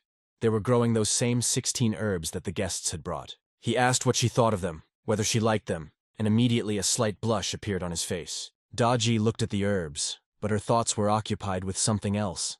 The system, she repeated to herself. This was the first time she had heard this name. It was probably the name of some incredible cultivator. Fan, without waiting for her lengthy reflections, beckoned her to follow him and told her not to stand there. They needed to move on. They came closer to the beds, and Daji froze again, this time literally speechless. This is cabbage at the level of the highest spiritual herbs, she exhaled, not believing her eyes. Potato of the highest spiritual herb level, she whispered, turning her gaze to the neighboring garden bed. A watermelon of the highest spiritual herb level, she said barely audibly, seeing the huge striped fruits. She was silent for a moment, and then quietly, as if to herself, added that, in general, it was not surprising. In this environment, where even the air is saturated with the remnants of the energy of the Tao, even the simplest, most ordinary things inevitably become divine. Fan looked at her with confusion and asked again what she said. Daji just shook her head, unable to utter a word of explanation. Her gaze, wandering around the yard in search of support, fell on a small pond. She gasped again. "There's a fish in the pond," she whispered. And then, seeing a huge shell barely visible under the water, she exhaled. An elephant turtle. Fan, smiling contentedly at her amazement, approached the pond and presented his treasure, explaining that the owner of the fish stall had given it to him. His name was Lao Gui. When he first bought her, she was the size of his palm, and in just a month she grew so big that he admitted that at first he was even worried that there might be monsters in the pond, so he took the turtle to test the water. He added self-critically that he was truly a fool. He should have thought that there could be monsters there. Daji lowered her head and quietly replied that no, she was the one being stupid. How could she doubt that the master could grow magical herbs? She raised her eyes to him, full of such a deep and complex feeling, in which reverence, gratitude, and some kind of aching tenderness were mixed. Now, looking at this amazing garden, where ordinary vegetables were transformed into divine treasures, she realized the full depth of her delusion. She mentally swore to herself that from now on, everything Mr. Li said or did would be the absolute truth for her. When the girl asked what the boy was holding, he replied that it was the very seed that Bai Wuchen had brought as a gift. Fan thought, this seed, which is about 1,000 years old, must grow someday. Meanwhile, far beyond the Fan estate in the Lingxian Palace, events were brewing. The junior apprentice, fiddling with the edge of her sleeve, looked anxiously at her mentor, Qin Manyun, and asked a question that had apparently been on the tip of her tongue for a long time. Are they also going to hunt that legendary nine-tailed fox? Qin Manyun, without even turning her head, gave a short and cold refusal. She explained that the blood of the nine-tailed fox is an elixir for many diseases, capable of purifying the blood essence and bone marrow. It was rumored that even one drop was enough for complete cleansing. However, she continued, an ordinary fox who managed to become a nine-tailed fox was even rarer than ordinary mortals who managed to achieve immortality. The disciple listened with bated breath, and Qin Manyun continued, her voice filled with unshakable confidence. Over the past 1,000 years, people have rarely heard of nine-tailed foxes, and many even thought they were completely extinct. Now that everyone knew about her appearance, she became the main target for the greedy and avaricious. And if they, the Lingxian Palace, did not protect her, then who would be able to do so? The junior disciple, inspired by her teacher's words, exclaimed that she also wanted to help, and Qin Manyun nodded approvingly. She confirmed that only they can provide the best protection. At that moment, footsteps were heard from the corridor, and someone's excited voice announced that representatives from the Immortal Dynasty Palace had arrived. There was a sense of unease in Emperor Luo's palace. By Luo Shuang, the emperor understood that if nothing changed, the cultivators would definitely find Mr. Li's house sooner or later. His wife reminded him of the magical barrier they had created with the cultivators of Lingyun Palace and the Wan Swordsman clan, and asked how long it would last. Emperor Luo, looking somewhere into the void, quietly replied that the barrier was at its limit. He added that not only cultivators but also monsters were trying to break through. Small groups of wolves and tigers were spotted searching for the fox. All of them, no matter male or female, are determined to devour the nine-tailed fox. His voice trembled as she said that if they disturbed Mr. Li, then what was the right thing to do? At this moment, a courtier quickly entered the hall and reported that the Yuanying stage saint from Lingxian Palace had arrived. Emperor Luo asked in surprise, "The saint of the Yuanying stage," he said with alarm that if even representatives of the Lingxian Palace were here, it meant that the matter was serious. He immediately ordered that they be invited in as quickly as possible. Then he turned to his wife and asked her to serve tea. clarifying that black tea from southern plantations was of the best quality. The Empress nodded in agreement but then stopped, confused. She had no idea where to find this very best tea. Qin Manyun entered the hall majestically, radiating cold, unquestionable authority. One of the people present asked if this was the same saint, and if she had any relation to Miss Lin, and which of them was more powerful. Another, lowering her voice, explained that the followers of the Lynxian palace called themselves immortals, and the reason was not at all arrogance. They are just one step away from becoming immortals. Lynxian palace, one of the most powerful clans in the cultivation world. Emperor Luo stood and looked at the girl silently until she came closer. Qin Manyun greeted the emperor coldly, and he asked if he could inquire about the reason for her visit. She, without preamble, stated that she was sure that the emperor already knew the reason for her visit. She was here because of the nine-tailed fox. Emperor Luo was taken aback, wondering if she had really said it that bluntly. Trying to remain calm, he replied that nine-tailed foxes had not been seen for over 1,000 years, and that she must have been misled. Qin Manyun countered that this news was spread by the Silver Moon Demon King. He has been interested in these creatures for a long time and knows much more about them, so the information must be true. She narrowed her eyes and added that Emperor Luo really wanted to hide this on purpose. Perhaps the emperor already knew where the fox was, and simply didn't want to share this information with her. Emperor Luo winced inwardly, thinking that he had been too careless, and that all the people from Lynxian Palace seemed to be so straightforward. He gently suggested discussing the issue over a cup of tea. Meanwhile, the Empress finally found the treasured teapot. She breathed a sigh of relief that this was tea from the southern plantations, and that it would be ready in a minute. She was about to brew it when suddenly her gaze fell on a small, modest package lying separately. She asked in surprise, "What is this?" The bag stood with a pile of other bags, unremarkable in any way. She unfolded the fabric and froze. Inside lay dry green leaves, emitting a subtle, unearthly aroma. She didn't recognize this tea. She had never seen it before. The Empress looked at him for a long time, holding the magic bag in her hands. Then she closed it back and left it in one hand, still pondering its origin. In her other hand she took the tea that she had been asked to brew. Meanwhile, the conversation continued in the hall. Qin Manyun explained to the emperor the purpose of her visit. Nine-tailed foxes are a very rare species of creature, the closest to immortality. They have the greatest potential to become immortal. Lynxian Palace would like to invite her to join them. They are willing to train and support her with all their might in the hope that she can achieve immortality. Emperor Luo nodded and said that he understood. Qin Manyun added that she assured him that he had nothing to worry about, and that they did not wish to harm her. But there are some complications, and he must understand what she means, Emperor Luo said thoughtfully. But Qin Manyun, without letting him finish, continued. They do not know where the thread that connects the world of mortals and immortals ends. Over the last 1,000 years, no one has yet managed to become immortal. The appearance of this nine-tailed fox is an incredible opportunity. If the bridge between worlds can be restored, it will be an incredible event that will radically change the lives of many cultivators. Emperor Luo listened to her, his own thoughts running through his head. The bridge between the mortal world and the immortal world was broken, he repeated to himself. He suddenly realized, 2 days ago he met a man even more outstanding than the immortals. If the bridge was really destroyed, how could Mr. Li appear here? And the nine-tailed fox is now beside him. If he told Qin Manyun about this, would she dare to follow her? Qin Manyun, noticing his thoughtfulness, spoke with emphasis to make Emperor Luo be a little more serious. She reported that the Silver Moon Demon King had already sent 2 subordinates to search for the fox, and they had disappeared, and now he was planning to send a much larger number. Qin Manyun, without waiting for the Emperor's response, continued with a worried tone in her voice, reporting that the Silver Moon Demon King had already sent 2 subordinates. She almost pleadingly asked the Emperor to take this with the utmost seriousness.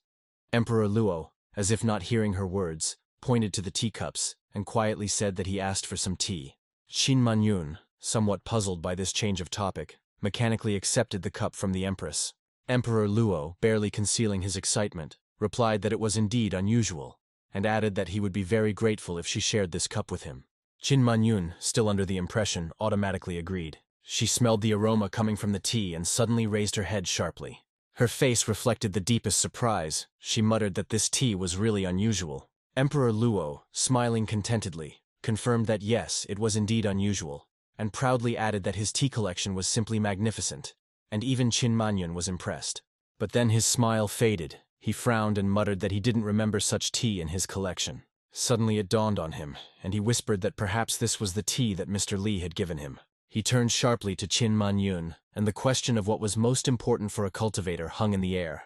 Qin Manyun looked at Emperor Luo in confusion. The answer was simple. It was not spiritual energy or talents at all, but enlightenment. Only the enlightened are capable of making a breakthrough.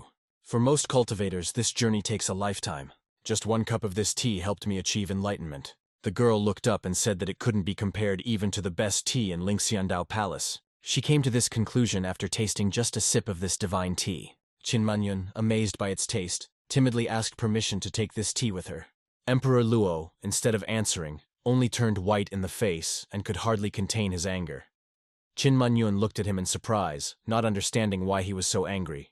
Emperor Luo, unable to contain himself any longer, turned sharply to his wife and demanded to know where she got this tea. The Empress, frightened by his tone, replied in confusion that she had found it in a corner of the treasury. He had put it so far away that she thought he himself had forgotten about it. Emperor Luo exclaimed in despair that he had hidden it on purpose. He called his wife a woman who was ruining the family, a wasteful woman. He almost shouted that Mr. Li had given him this tea. He didn't want to drink it, this treasure, the light of his life. Qin Manyun, watching this scene, remained icy calm, and politely remarked that Emperor Luo should not worry. This is a wonderful tea, and she will definitely remember it when she returns to Lingxianda Palace. Emperor Luo, losing his composure, was about to say that he didn't care. Qin Manyun, ignoring his tone, continued. She said that for a long time, the cultivator clans had intended to establish friendly relations with Lingxiandao Palace. But as soon as Emperor Luo presented such a treasure to treat her, she asked if he could give her some more of this tea. She would take it to the elders of Lingxiandao to try, adding that Emperor Luo shouldn't worry. Lingxiandao would give them something in return. Emperor Luo, already on the verge of hysteria, almost shouted that she had drunk his treasure and was continuing to bargain. Outside the palace, the disciple Qin Manyun waited anxiously for her abbess. She, seeing the saint come out, hurriedly asked what had happened and how Nai Qianlong could have treated her so rudely. Qin Manyun, keeping a straight face, replied that, as she had said, she wanted to form an alliance with Nai Qianlong to build a route from the north to the South Pole. She inquired about the whereabouts of the 9-tailed demon fox, but Nai Qianlong deliberately insulted her. She also added that she thinks there is a big secret hidden here. The student asked again, a big secret. Qin Manyun paused, and then said that Emperor Luo had just mentioned Lord Li, saying that it was he who had given the tea. She ordered to send an informant and let him find out who this Mr. Li was, so that Nai Qianlong could hide something from her. At this moment, Lu Shuyu approached them. She turned to Qin Manyun and said that she hoped she would think it over carefully. Qin Manyun looked at her in surprise and called her by name. Lu Shuyu continued that she knew that if Sister Qin had something in mind, she would definitely do it. Now that she knew of Mr. Li's existence, it was only a matter of time before she knew more. Qin Manyun nodded in agreement, and admitted that Sister Shiyu knew her well. Shiyu paused for a moment, and then added that since Sister Qin had tasted the tea, she thought she had realized that Mr. Li was far from being an ordinary person. She warned that if she acted recklessly, something terrible could happen to Lingxiandao Palace, and Mr. Li saved the 9-tailed fox from disaster. Qin Manyun froze. From the disaster, she asked again. How is this possible? Where is this man? Perhaps he is immortal. Lu Shuyu shook her head and quietly said that he was not immortal, but much more powerful. At that moment, a vendor with a basket ran through the market, pushing through the crowd, loudly calling out to customers for hot buns. A boy walked by, constantly looking at the different counters. He didn't notice how the figure of a girl appeared right in front of him, into whom he accidentally crashed. The enraged girl rudely asked, "Is he really blind or something? Did he lose his soul along the way?" The guy winced in disgust and muttered through his teeth that yes, he had lost it. Qin Manyun understood that everyone who saw the saint would lose their spirit. Then she tiredly said that this was ignorance and vulgarity, and asked Shiyu why they were here. The girl said that Qin should not be angry and invited her to follow her. She replied that Mr. Li does not like to be disturbed, but there is one person. She added in a whisper, "When Sister Qin sees him, she will understand." Qin Manyun, following behind her, said thoughtfully that the path to immortality had been cut off for over 1,000 years. If this was true, their world would change radically. She asked Shiyu as she walked forward calmly who the other person was. Lu Shuyu looked her straight in the eyes and answered briefly, "Servant, Master Li's servant." Two girls came to have a bite to eat at a crowded establishment where noble people were sitting. Qin Manyun stared at her blankly. Listening to the book, she asked again, still confused. She gently suggested that they go to a separate room on the second floor, but she only shook her head. Lu Shuyu said that it didn't matter where you sat as long as you listened to the story.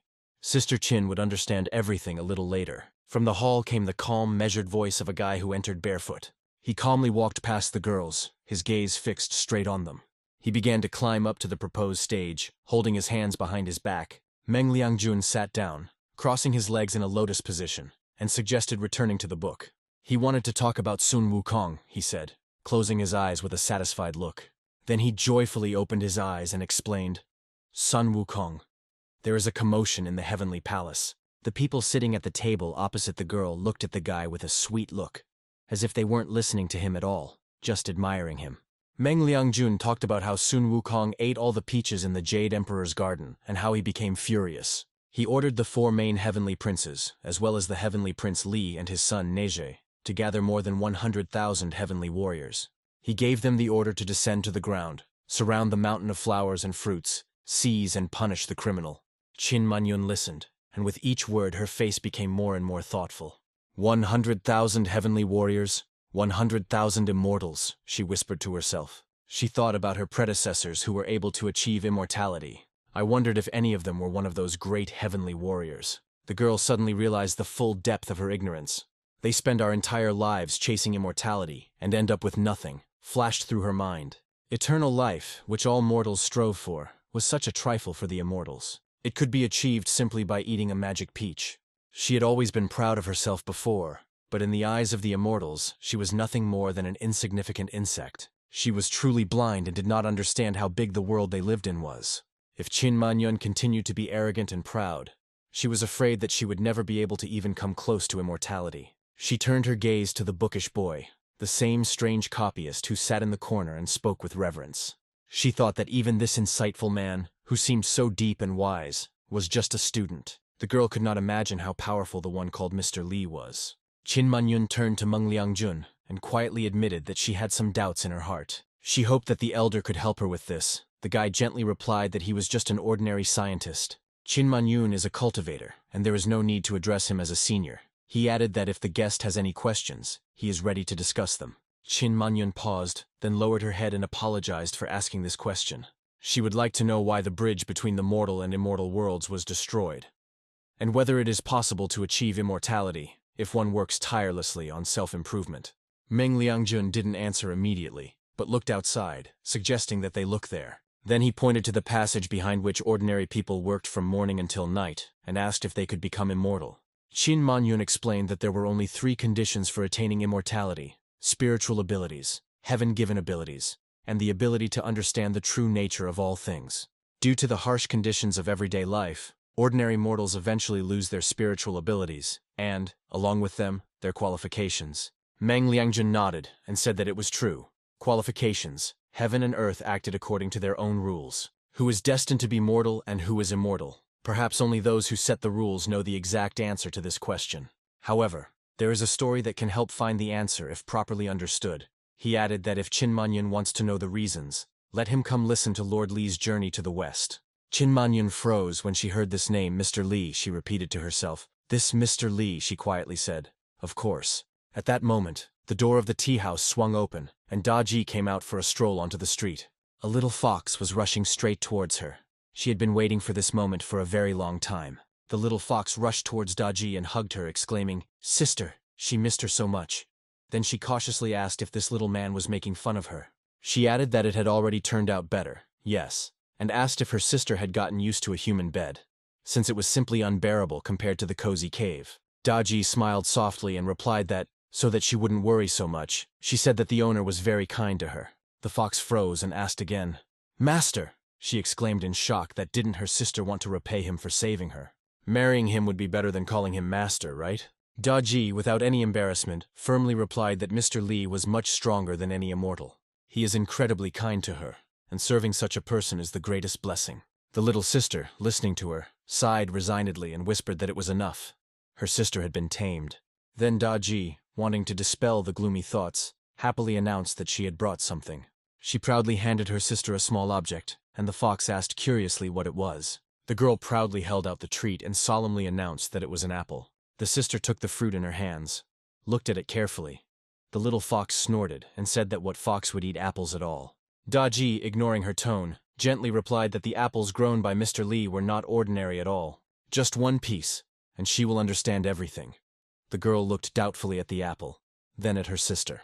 Then she decided to trust her sister and opened her mouth to try this fruit. Suddenly, on his property, the main character noticed something in the distance and became wary. Somewhere nearby in the mountains, he saw a flash of a bright column of energy emanating from the fox. The little fox rose above the ground and was surrounded by a magical field from which powerful columns of energy emanated. She asked if it was a magic apple, looking ahead, enchanted. Daji nodded and said that it contained incredible power. She hurried her sister, telling her to quickly eat and say goodbye. She added with slight concern that she had taken this apple without asking, and if Mr. Li found out about it, it would be very bad, and wishing her sister a speedy meeting, she slipped out into the forest. Fan, who had just approached the girl, looked in surprise after the flashing shadow. He looked at Daji and asked what she was doing here. Daji lowered her head and quietly replied that she was seeing her younger sister off. Fan, noticing her embarrassment, gently asked who she was talking to.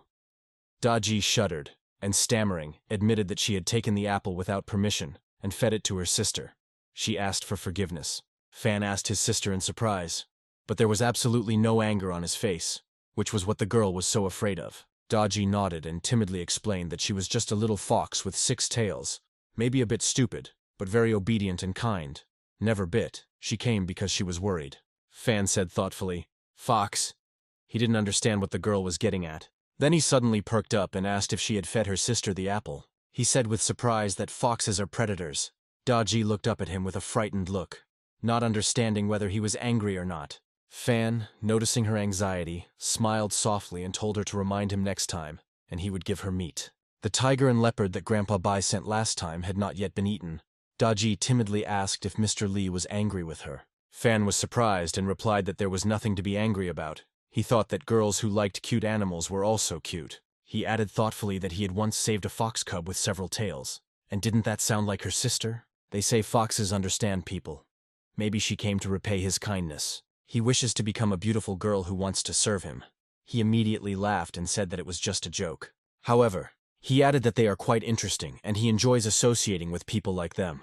Daji listened to him, and warmth grew in her chest. She thought that Mr. Li had probably already seen her true form.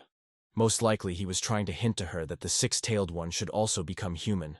One should also serve the master. If this is so, then the 6-tailed one is very lucky. The girl looked timidly at her master, pondering her own thoughts. Then she decided that everything worked out well. Now he knew everything. The girl was happy. Meanwhile, Lu Shuyu and Qin Manyun stood at the entrance of the tea house.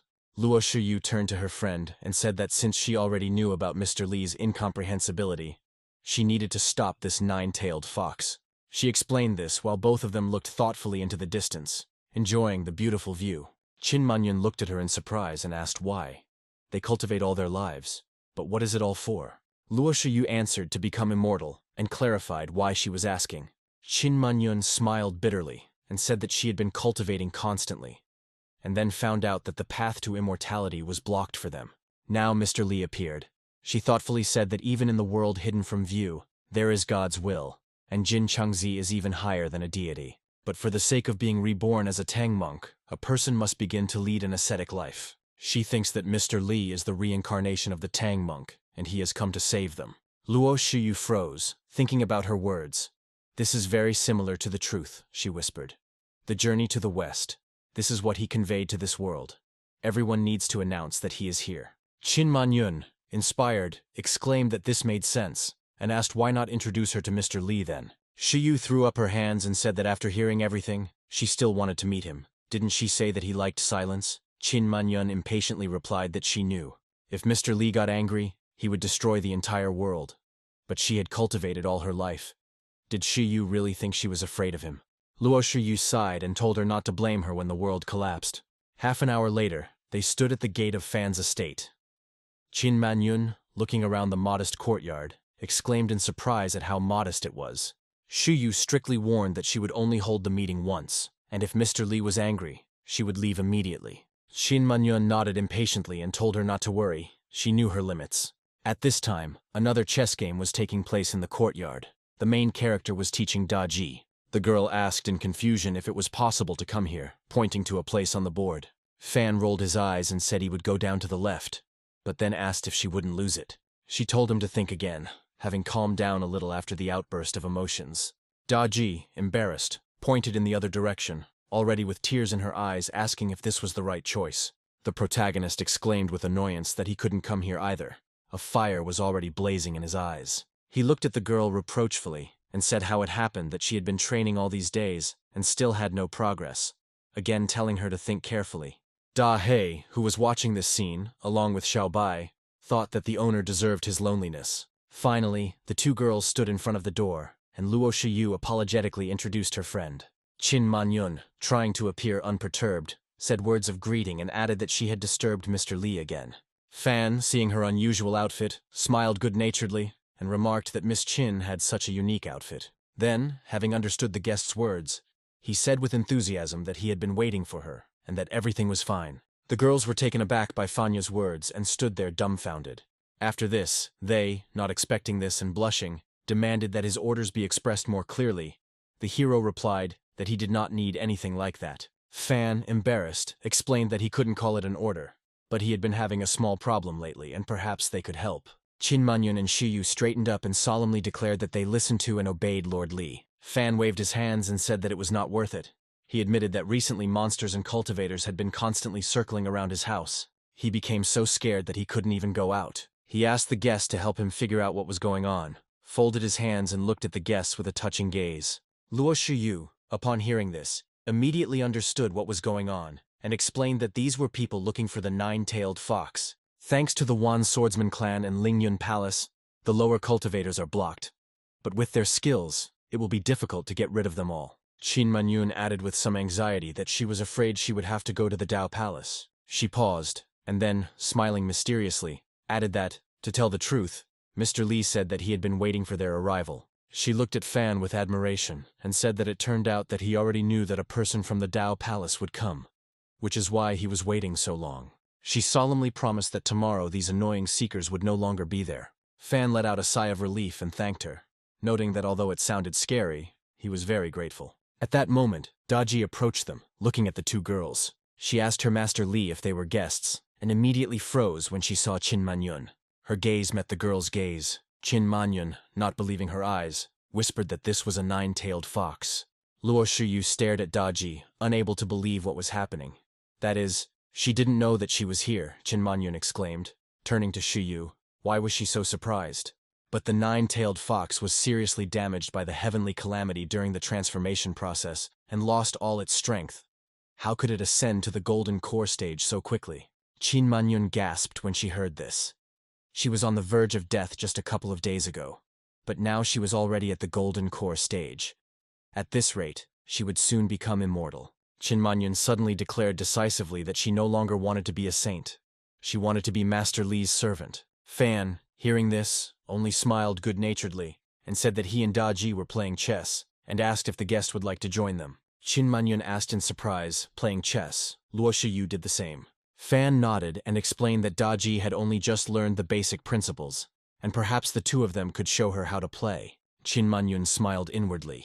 She had been quite smart since childhood, playing the zither, chess, even calligraphy. All of these were quite good for her. Even in Lingyun Palace, there was no one who could surpass her. She wondered if she won, would it anger Mr. Li? You just have to intentionally make a couple of wrong moves and let him win. She sat down at the board, full of self-confidence, and Fan gestured for her to begin. Only a few moves passed, and Qin Manyun's face turned pale. She looked at the board, not believing her eyes. This is not a game of chess, flashed through her mind. It was as if she had shrunk several times in size, and the main character's huge hand with a figure was lowering over the girl. Soon, that figure caught up with her and crushed her, as if Qin Manyun was a small insect. Her body was sprawled on the chessboard. She was screaming, not fully understanding what was happening. However, the main character was completely calm. He was just thinking about all his possible further moves. I rearranged the pieces and didn't notice any changes in the girl's behavior. Every time Fan made a move, it was as if Qin Manyun herself was running away from the pieces on this board.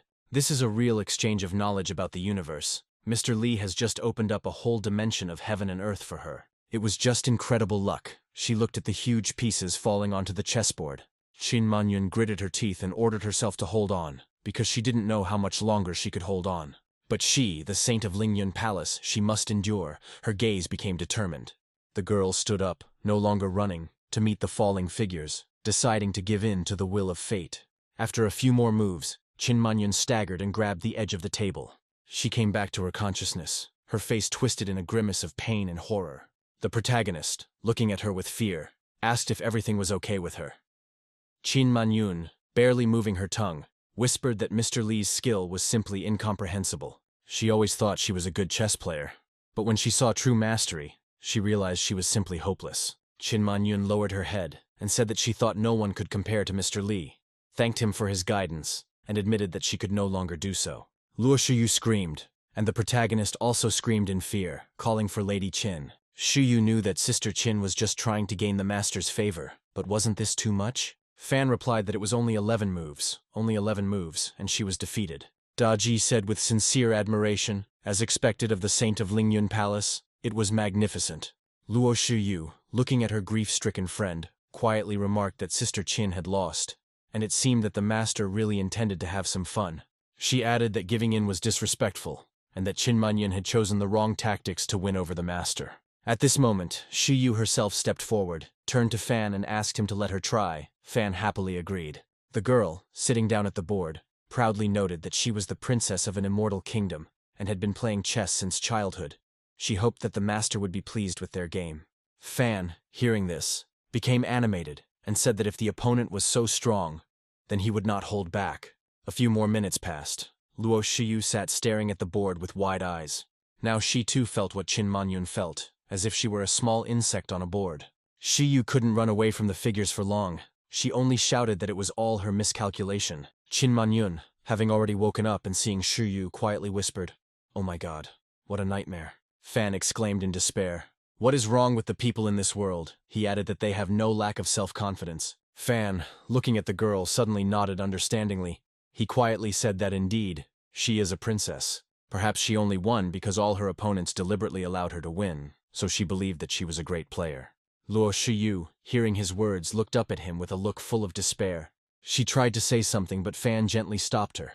He said that it was okay. He understood everything. At least now she knows the truth. From now on, she should practice more. Lu Shuyu and Qin Manyun bowed their heads at the same time and quietly thanked Mr. Li. Bai Luoshuang promised that from now on she would train more diligently. Fan, looking at their pale, exhausted faces, noticed with concern that the two of them didn't look very well, and he suggested that they stay and rest a little. Qin Manyun shook her head and replied that they did not want to burden Mr. Li, adding that chess was indeed a very energy-consuming game. Fan asked again in surprise, 5 minutes of playing chess, that's energy-consuming. He sighed and said that he didn't dare detain them then. Let them have a good rest. The guests were about to leave when suddenly Lu Shuyu froze and exclaimed in surprise. She looked down and said that there was something under her feet. She caught on it and almost fell. Everyone present turned their gaze to her feet, where something small lay on the ground. Small, inconspicuous, but a piece of something magical, as it emitted bright stripes covering the object. Shuyu gasped. Qin Manyun froze in disbelief, took a step back, and her gaze was a mixture of amazement and awe. She whispered that this was the bamboo of enlightenment. Lu Shuyu, hearing the unfamiliar word, asked in surprise what it was. Qin Manyun, without taking her eyes off the sprout, quietly asked, "She doesn't know what this is. In fact, it's not surprising that most people don't know about the enlightenment bamboo. But in the Dao Palace it is impossible to bypass him. Such a chance rarely comes." She was about to tell him, but at that moment her gaze fell on a pile of firewood. Fan asked in surprise how firewood could have gotten here, and whether the guests had gotten hurt. Fan came up and picked up one of the chips with a satisfied smile. He said that he was going to cook dinner. He added that this is a good starting material, and rice cooked on these firewoods is much tastier than in a rice cooker. He asked her not to look at him like that. He was very picky about food. Shuyu curiously asked Qin Manyun how enlightenment bamboo was usually used. She, looking at how Fan was carelessly sorting through the firewood, exclaimed in despair that how could this be possible. She took a deep breath and, trying to calm herself, began her story. There is an ancient legend that says that a person sitting under the tree of knowledge of truth will achieve enlightenment and be able to ascend. The tree of knowledge of truths began to bear fruit, later receiving the name of the sacred tree. Although the bamboo of enlightenment is not as good as the tree of knowledge of truth, it is still difficult to find. If there is no experienced person nearby, the flow of Tao emotions will burst out. Qin Manyun added that for thousands of years, no one had managed to achieve immortality, So the bamboo of enlightenment became a legend, and what she sees today is that it is used as firewood. She raised her eyes to the sky and solemnly said that the heavens must have sent her a mission. They wanted her to save the bamboo of enlightenment from being burned. Qin Manyun, ignoring the boy's puzzled looks, turned to Fan, apologized for such a request, and asked if he could share some firewood. She explained that this was a very rare specimen, and her master had a similar weapon. Fan smiled good-naturedly and asked if the master also liked to do handicrafts. He added that in truth, he had already made a bow and arrow out of it, but it had turned out so-so. He handed her a few splinters and asked if she thought that would be enough. Qin Manyun blinked in confusion as she looked at his generous gift. She quietly replied that she did not know how to thank him, so she did not dare take more. Qin Manyun, still not believing her luck, whispered that she could only take one. Lu Shuyu, watching this scene, quietly remarked that although she didn't understand what kind of enlightenment bamboo this was, Sister Qin looked rather pitiful. Now Qin Manyun was heading back to her place with one enlightenment bamboo. The door of the tea house swung open and a tall, majestic woman appeared on the threshold. The younger disciples sitting at the entrance joyfully exclaimed that Sister Teacher had returned, and that she had seen Sister Teacher Lin herself. Qin Manyun slowly climbed the steps to the elevated place. The girl looked up in front of her, as if she saw something or someone sacred. She bowed her head low and said, "Manyun welcomes the master." The master looked at her coldly and asked if the nine-tailed fox had returned. Qin Manyun paused, and then replied that no. She folded her hands in prayer. The master frowned and asked what she was doing there then. The girl immediately fell to her knees, apologizing. Qin Manyun, without raising her head, firmly replied that the follower knew the location of the nine-tailed fox. Moreover, she met a man with outstanding abilities. The master narrowed his eyes and asked who it was, since he was so strong. Qin Manyun replied that he was a talented person who saved the nine-tailed fox. The master said thoughtfully, without ever opening his stone lips, that the ability to save from thunder was impressive. He asked what his intentions were. Qin Manyun replied that he had accepted the fox and had no intention of harming her. The master was silent for a moment, and then asked if she thought she could get her back.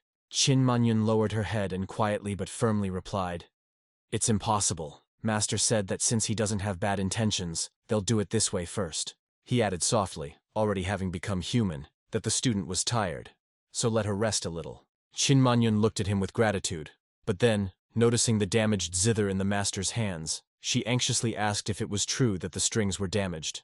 The master answered briefly that yes.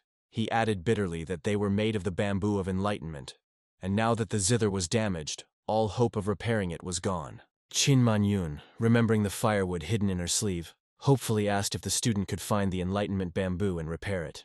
The master sighed and said that he knew she was respectful, but there was only one bamboo root of enlightenment. But it was also discovered by accident. It was also badly damaged. The master added that he thought it was worth thinking about it again. Qin Manyun, without listening to the end, pulled a splinter from her sleeve with trembling hands and asked, "Master, is this by any chance the bamboo of enlightenment?" The master froze, his eyes widened.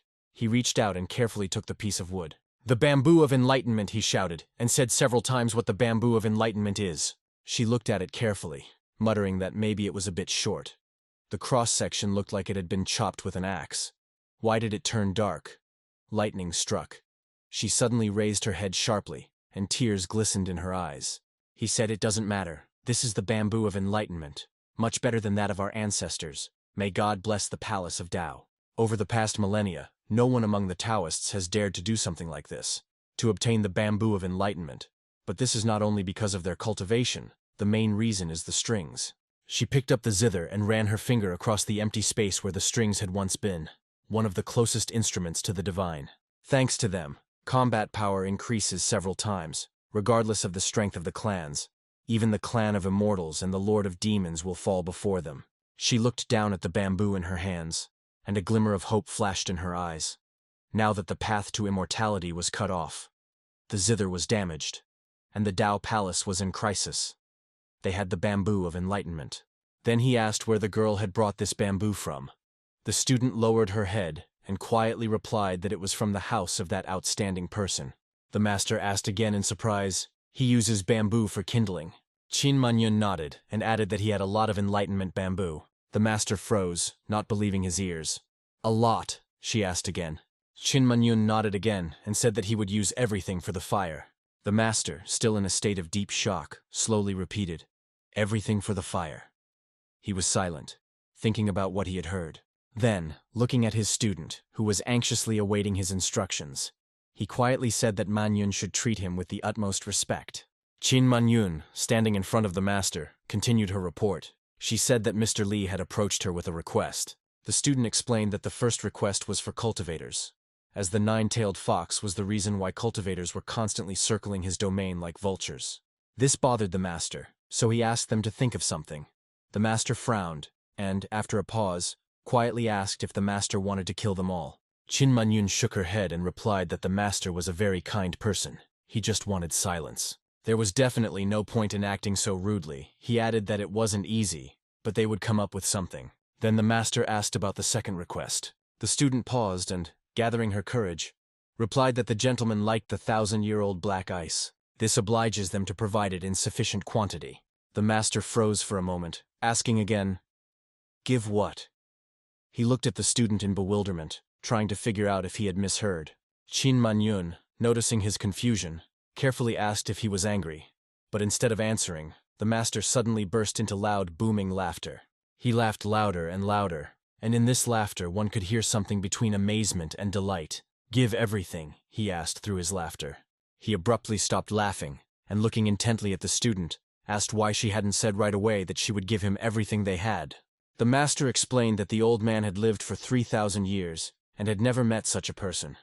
It was a great stroke of luck if he had become interested in their ice. Meanwhile, in the mountains, among the dense forest, several cultivators had been unsuccessfully searching for traces of the nine-tailed fox for several days. One of them, breathing heavily, grumbled that it was strange. They had been wandering here for several days, but still hadn't found a single trace. The other nodded in agreement.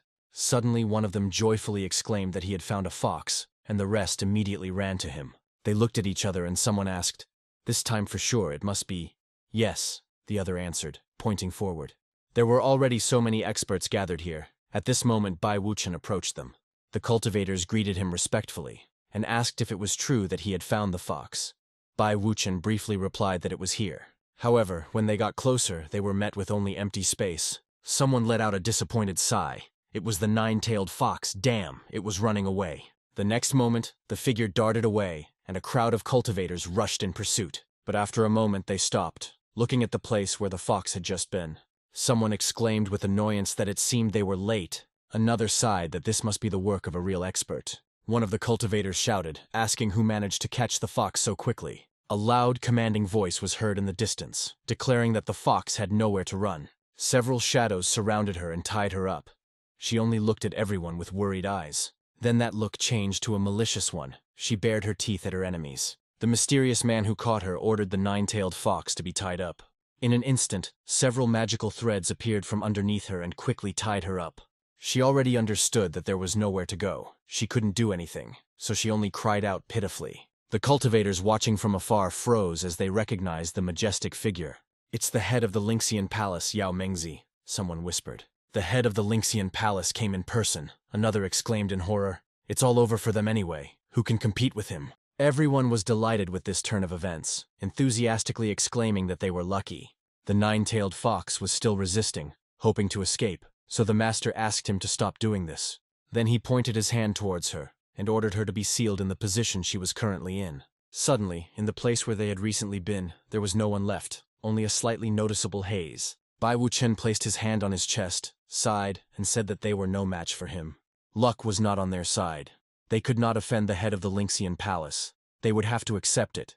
The cultivator standing next to him asked the master to calm down. He bowed low and promised that they would all remember everything he had done for them. But Bai Wuchen was determined. He replied that everything had already been decided. There was nothing to be gained.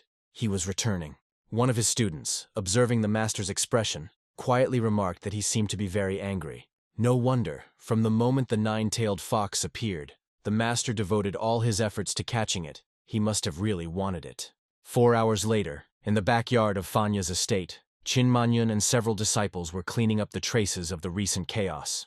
Qin Manyun, looking around the area surrounding the master's backyard, ordered her people to clean up. She indignantly noted how uncivilized these cultivators were, how they had created such a mess here because of some fox. How can the master hunt in such conditions? The students nodded in agreement and set to work with redoubled zeal. The master added that they should try hard. At this moment, Bai Wuchen approached them and respectfully greeted the esteemed Master Yao. The master was slightly embarrassed and replied that she was being too polite. They were all Mr. Li's guests, and there was no need for such politeness. Bai Wuchen hesitated and finally asked about the nine-tailed fox. The master smiled knowingly and pointed to a small sharpened fox, showing it on his hand. He explained that it was just an illusion spell to make others think she had 9 tails. Bai Wuchen added that all of this was only possible thanks to Master Yao's abilities. All the credit goes to him, and even he almost believed that it was happening. The master shook his head and said that there was nothing unusual. But Wuchen expressed concern that soon the whole world would be talking about the fact that he had the 9-tailed fox, and no questions would arise. Master Yao confidently replied that with his help everything should be wonderful. Then Wuchen said that it was already late, and it was time for him to leave. After that, Qin Manyun told the master that everything was ready, and no one would dare to come to Lingxian Palace. But there was still one more thing. Master Yao looked at her questioningly, already waiting for her to continue her speech. Qin Manyun said that there was someone else who had been searching for the fox for over 100 years, and he wanted to devour the 9-tailed fox to advance to the next stage of cultivation.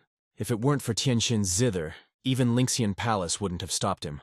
She doesn't think he'll put up with it so easily. The master turned pale and quietly asked who he was talking about. But he already guessed what he was talking about. Qin Manyun nodded gloomily and replied that it was true, about the Silver Moon Demon King. Meanwhile, in the vicinity of the mountain, in an unknown village, new ominous figures appeared. One of them, heavy and clumsy, made his way through the bushes with a contented grunt. The unknown person turned out to be the head chef of the Silver Moon Demon King's army. His cultivation had reached the gold core stage, and he boasted 18 unique culinary techniques. With a nasty laugh, he declared that the humans were honored to become his snack, and that they would not die in vain. At this moment, another figure appeared from behind the trees. It was a woman, the captain of the Demon King's guard, whose name was Lu Shuyu. She looked at the fat man with disdain, and asked what he was doing here while everyone was busy looking for the 9-tailed fox. She was standing on the big guy's head. The fat man was not at all embarrassed. He replied that, even though everyone was busy searching, he would never believe that they did not want to eat. He, as a chef, came to collect the necessary ingredients, and of course, at the same time, to check whether the fox was hiding somewhere nearby. This was also his responsibility. Captain Lu Shuyu looked at the people doubtfully and advised the cook to catch younger and more appetizing ones for their king. One of the old men leaned out through the army chef's cage and, looking at Lu Shuyu, asked him to save him. The girl looked at him without pity and said that he was too old and no use for him. The man was taken aback by such an answer. He didn't expect that the captain could think like that. Then the cage magically opened and the man fell out of it, like an unwanted part among the rest of the people. The brute chef did not expect such a turn of events. He looked at the falling old man and asked how he did it. Lu Shuyu also noted that men and old people were not comparable in taste to women and children. And speaking of them, she added, they must be hiding somewhere. Suddenly she froze and became wary. Someone had been watching them all this time. A shadow flashed in the bushes, and the captain, squinting, pointed in that direction, saying that there was someone there. The cook instantly forgot about the old man and rushed in the indicated direction. He joyfully exclaimed that he had found a wonderful ingredient. After these actions, the girl headed back. At this moment, Lu Shuyu calmly looked at the demon and greeted him, calling him king. She handed him the cooked meat and asked him to take this snack, adding that there was no need to starve. The king asked the girl if they had found the 9-tailed fox yet, looking ahead with disdain. Lu Shuyu replied, no, they haven't found it yet. Then the king gave her a fierce look and asked if it was true. Then he smiled coldly and replied that if she hid in the mountains, he would destroy them, leaving no stone unturned. If she decides to hide in the sea, he will dry it up to the very bottom. If they cannot find her, he will find her himself. But then, he added with an icy smile, they would all become her snack. The king asked if he was explaining himself clearly, but the girl was frightened and could not object to him, so she replied that everything was clear.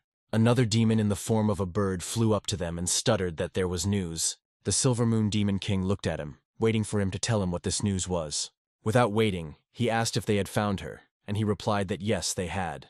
But the 9-tailed fox had been taken by the Lingxian Palace. The Demon King became furious and shouted that the Lingxian Palace was nothing. This is all since the Tianxin zither was destroyed more than 1,000 years ago. Now they are nothing more than a bunch of cripples. If they, idiots, gave in even to them, then there is no point in dragging out their miserable existence. He was about to unleash his wrath on them when the demon, trembling, added that they had discovered a 6-tailed fox, the younger sister of the 9-tailed fox. The Demon King froze, and a sinister smile appeared on his face. "It looks like they might still be useful," he muttered through his teeth, and the demons sighed with relief and began to thank their master.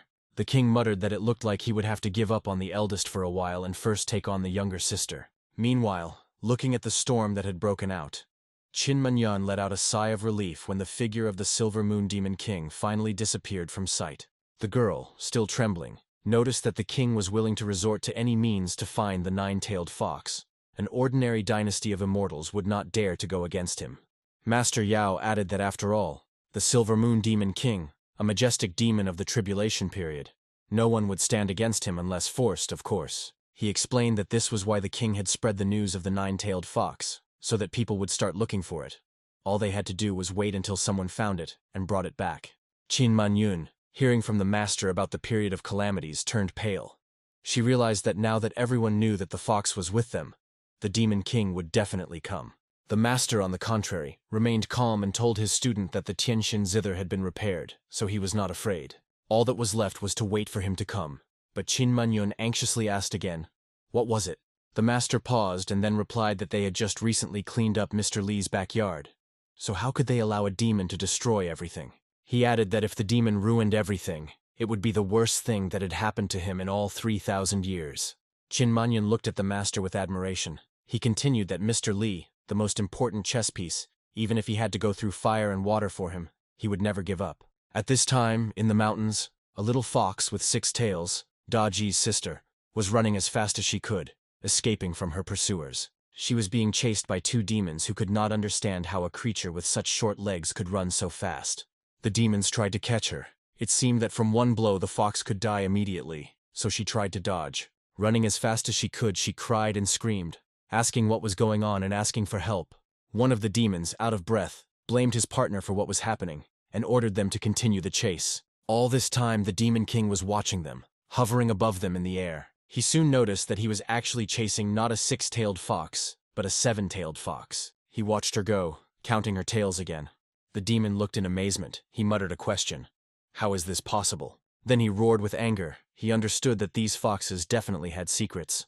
Afterwards, the king noticed that they would only need 3 years to go from 7 tails to 9, and it looks like this fox is about to get a 7th tail. He grinned ominously and added that if he caught her and delved into her, he would be able to find out everything. His immortality was just around the corner. With this thought, he laughed loudly and went further after this little fox. The 7-tailed fox, trembling with fear, rushed forward, but its strength was running out. She thought about her sister and understood that the Silver Moon Demon King had decided to catch her in order to find his elder sister later. She was scared, but she made a decision to run in the opposite direction. Farther from her sister's house, even if she is caught, they will not get to her sister. The demons stood and watched the fox run away again, but they had no intention of stopping. One of them told her to run away, since he really loves to play hide-and-seek with fluffy animals. The little fox ran, weaving between the trees, and the demons were getting closer. Suddenly, a majestic figure appeared in front of her, already waiting for the fox. It was the king, who, breathing heavily but with passion in his voice, shouted, mockingly greeting the little girl. The little fox, huddled near the ground, quietly sobbed, but tried not to make a sound while the king launched his attack.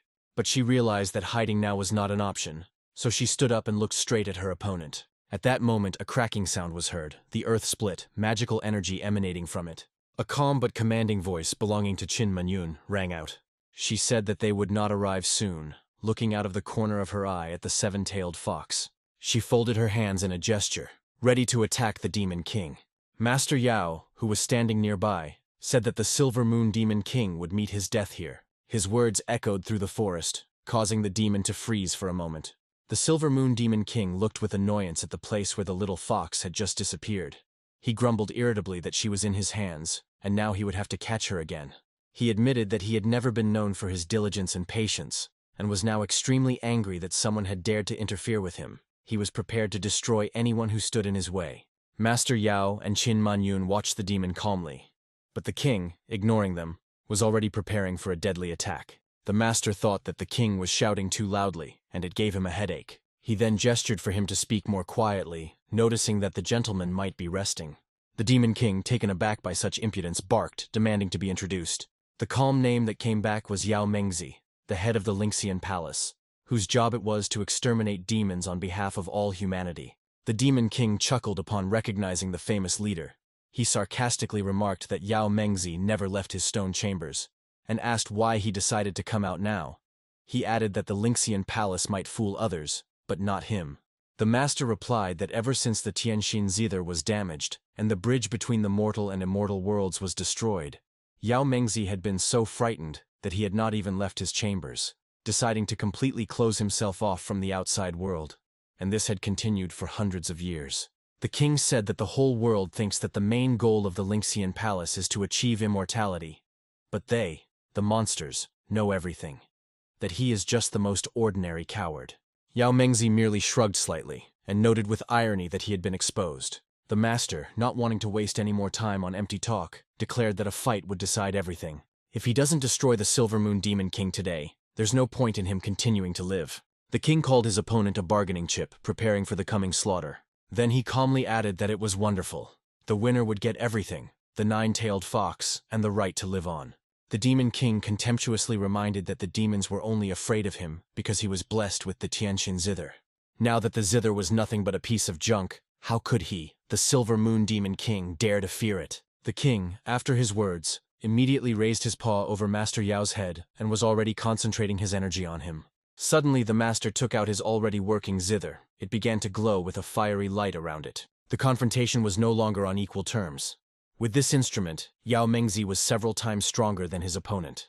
When the master launched an attack, the king immediately flew back several meters, flying past the mountains that were behind him. At this moment, Qin Manyun appeared from behind Yao Mengzi and addressed the master. He timidly asked to speak a little more quietly so as not to disturb the gentleman. The Demon King stared at his feet in confusion, but he didn't immediately understand what had happened. He, still not believing his ears, stared at the zither in the leader's hands, muttering that the Tianxin Zither was made of enlightenment bamboo, the only one on earth and in heaven. He looked straight at his opponents and asked how they managed to fix it without using him. Suddenly it dawned on the master, and he realized that the girl was standing next to him, asking what he had understood. Yao Mengzi explained that everything was going according to the master's plan. It was the master who gave Qin Manyun the enlightenment bamboo so that she would bring it to him, and so that Yao Mengzi would kill this monster. This is an incredible opportunity, sent by the gods, to become the master's own chess piece. The Demon King, taken aback, suddenly offered a deal. If the master spared him, he would reveal a great secret to him. Then he immediately asked if the chief knew that just 3 years ago, the nine-tailed fox had 6 tails. She grew 3 tails in 3 years, and even survived a celestial disaster. She probably discovered something they don't know. Yao Mengzi paused, pondering his words. The Demon King continued to insist that this was the key to becoming an immortal. Master Yao frowned. He didn't know what to do right now. The girl, after a pause, quietly whispered into the master's ear that it must be something, Mr. Li. The Demon King, seeing his confusion, offered to become allies. He said that he knew how much he wanted to become immortal, but Yao Mengzi only looked at him silently, and there was something in his gaze that made the demon feel uneasy. He recoiled and asked in fear why he was looking at him like that. Qin Manyun, who was watching this scene, suddenly realized that this was the huge secret. The Silver Moon Demon King, realizing that his plan had been discovered, became enraged. He declared that he had had enough, and that they should not interfere with each other. Now Yao Mengzi could not see his mercy. He defiantly suggested to the head of the Lynxian palace to try to beat him, to humiliate him. Seeing that his opponent was unresponsive, the Demon King threatened that if his hatred was not consumed, he would summon the Demon Emperor. He asked if this was really what Yao Mengzi wanted, and without waiting for an answer, he turned around and ran away, shouting goodbye that he would return. Qin Manyun watched this scene in amazement. She muttered that the Demon King had escaped. Master thought there would be a fight, but he still decided to escape. Yao Mengzi, watching the demon retreat, noticed that the Silver Moon Demon Emperor was so powerful that he had brought himself to this state. Even masters need to avoid such situations, and he does. He added that since the master entrusted this mission to him, he must try. He called out to Manyun, and she responded, turning to him, awaiting his orders. Meanwhile, the Demon King, running away, cursed furiously as Master Yao and Qin Manyun left. The king shouted that Yao Mengzi, a sick fool, had completely lost his mind. He has been invincible for 4,000 years, and some old man cannot cope with him. He promised that he would get to the Lynxian clan. The king was confident that next time he would definitely defeat them. Suddenly he stopped abruptly, almost crashing into something. He did not yet notice who was sitting in front of him. It was a huge dog standing in the way, the main character's dog, Daji.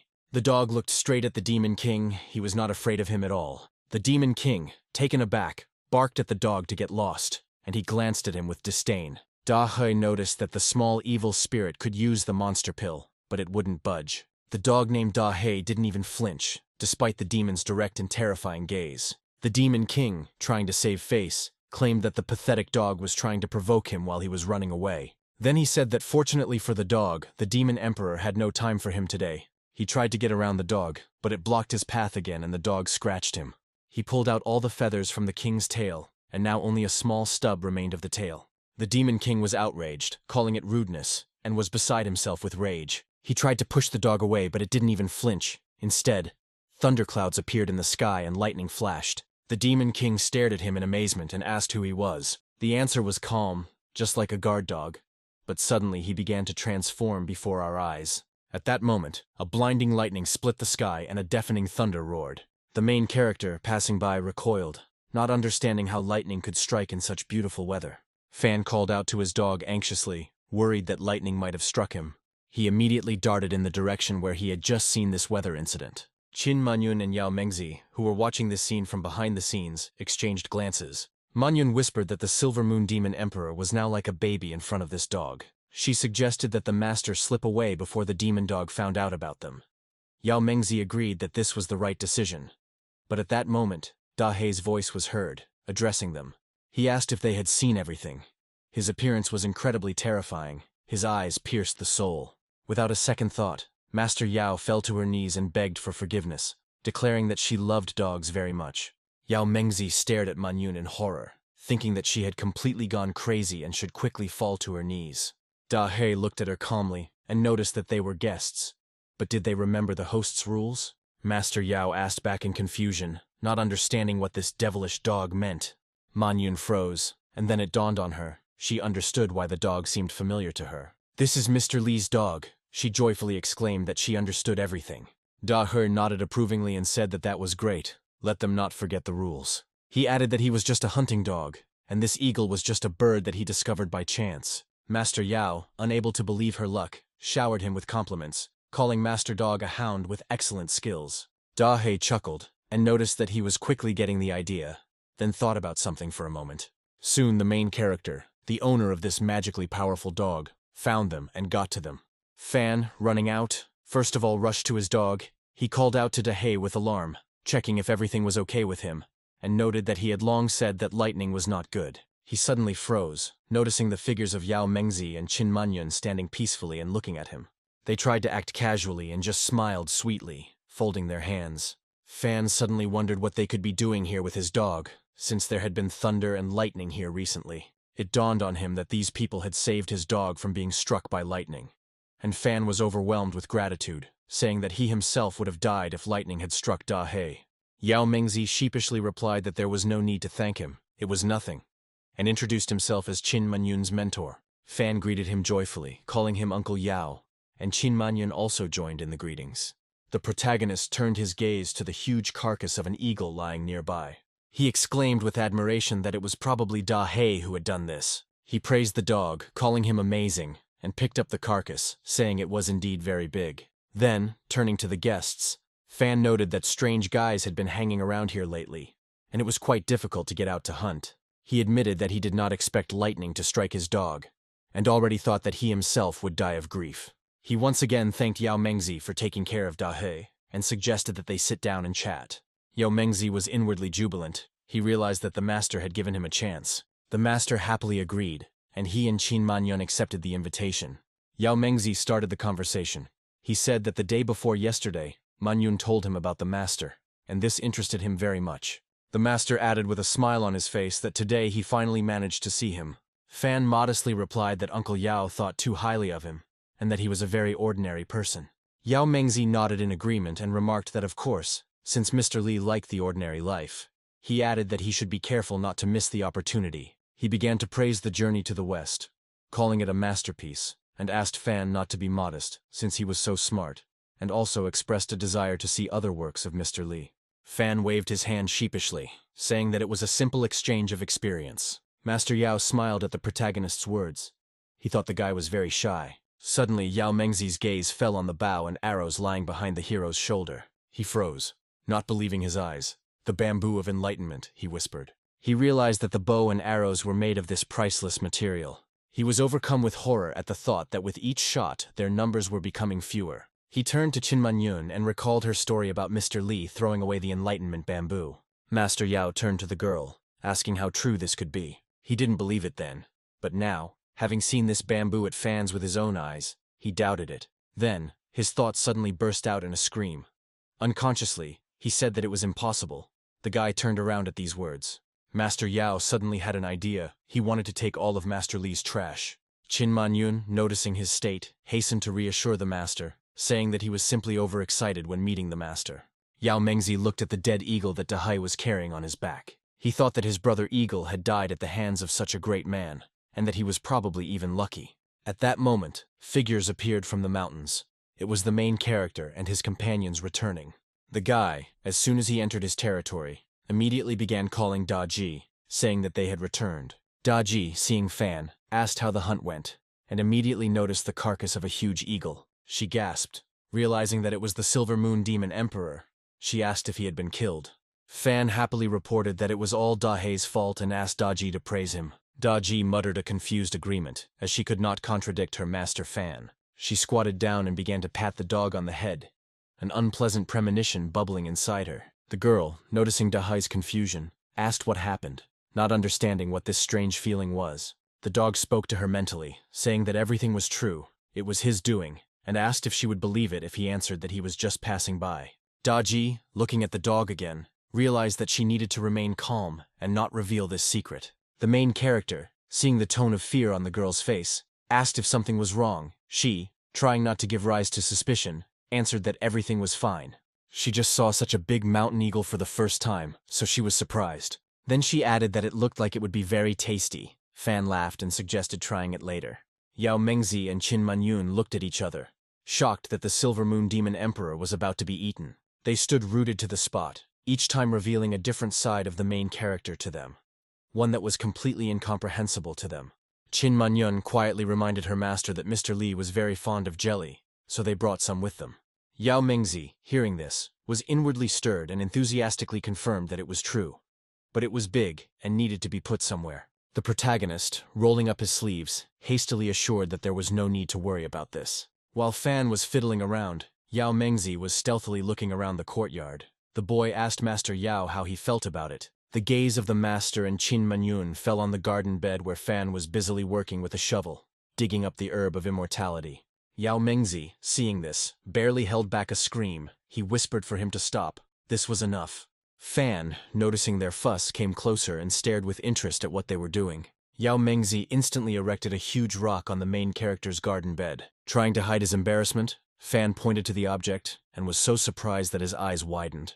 The guy guessed that it was probably a jelly machine as he stood next to a huge rock and touched it. The master laughed and explained that jelly is made from this. He pointed to a mountain of the substance and added that this mountain was called Xuanbing. However, unfortunately, it takes about 10 years to prepare one serving. The main character asked Uncle Yao what he was talking about. Yao Mengzi, hearing this, was almost speechless.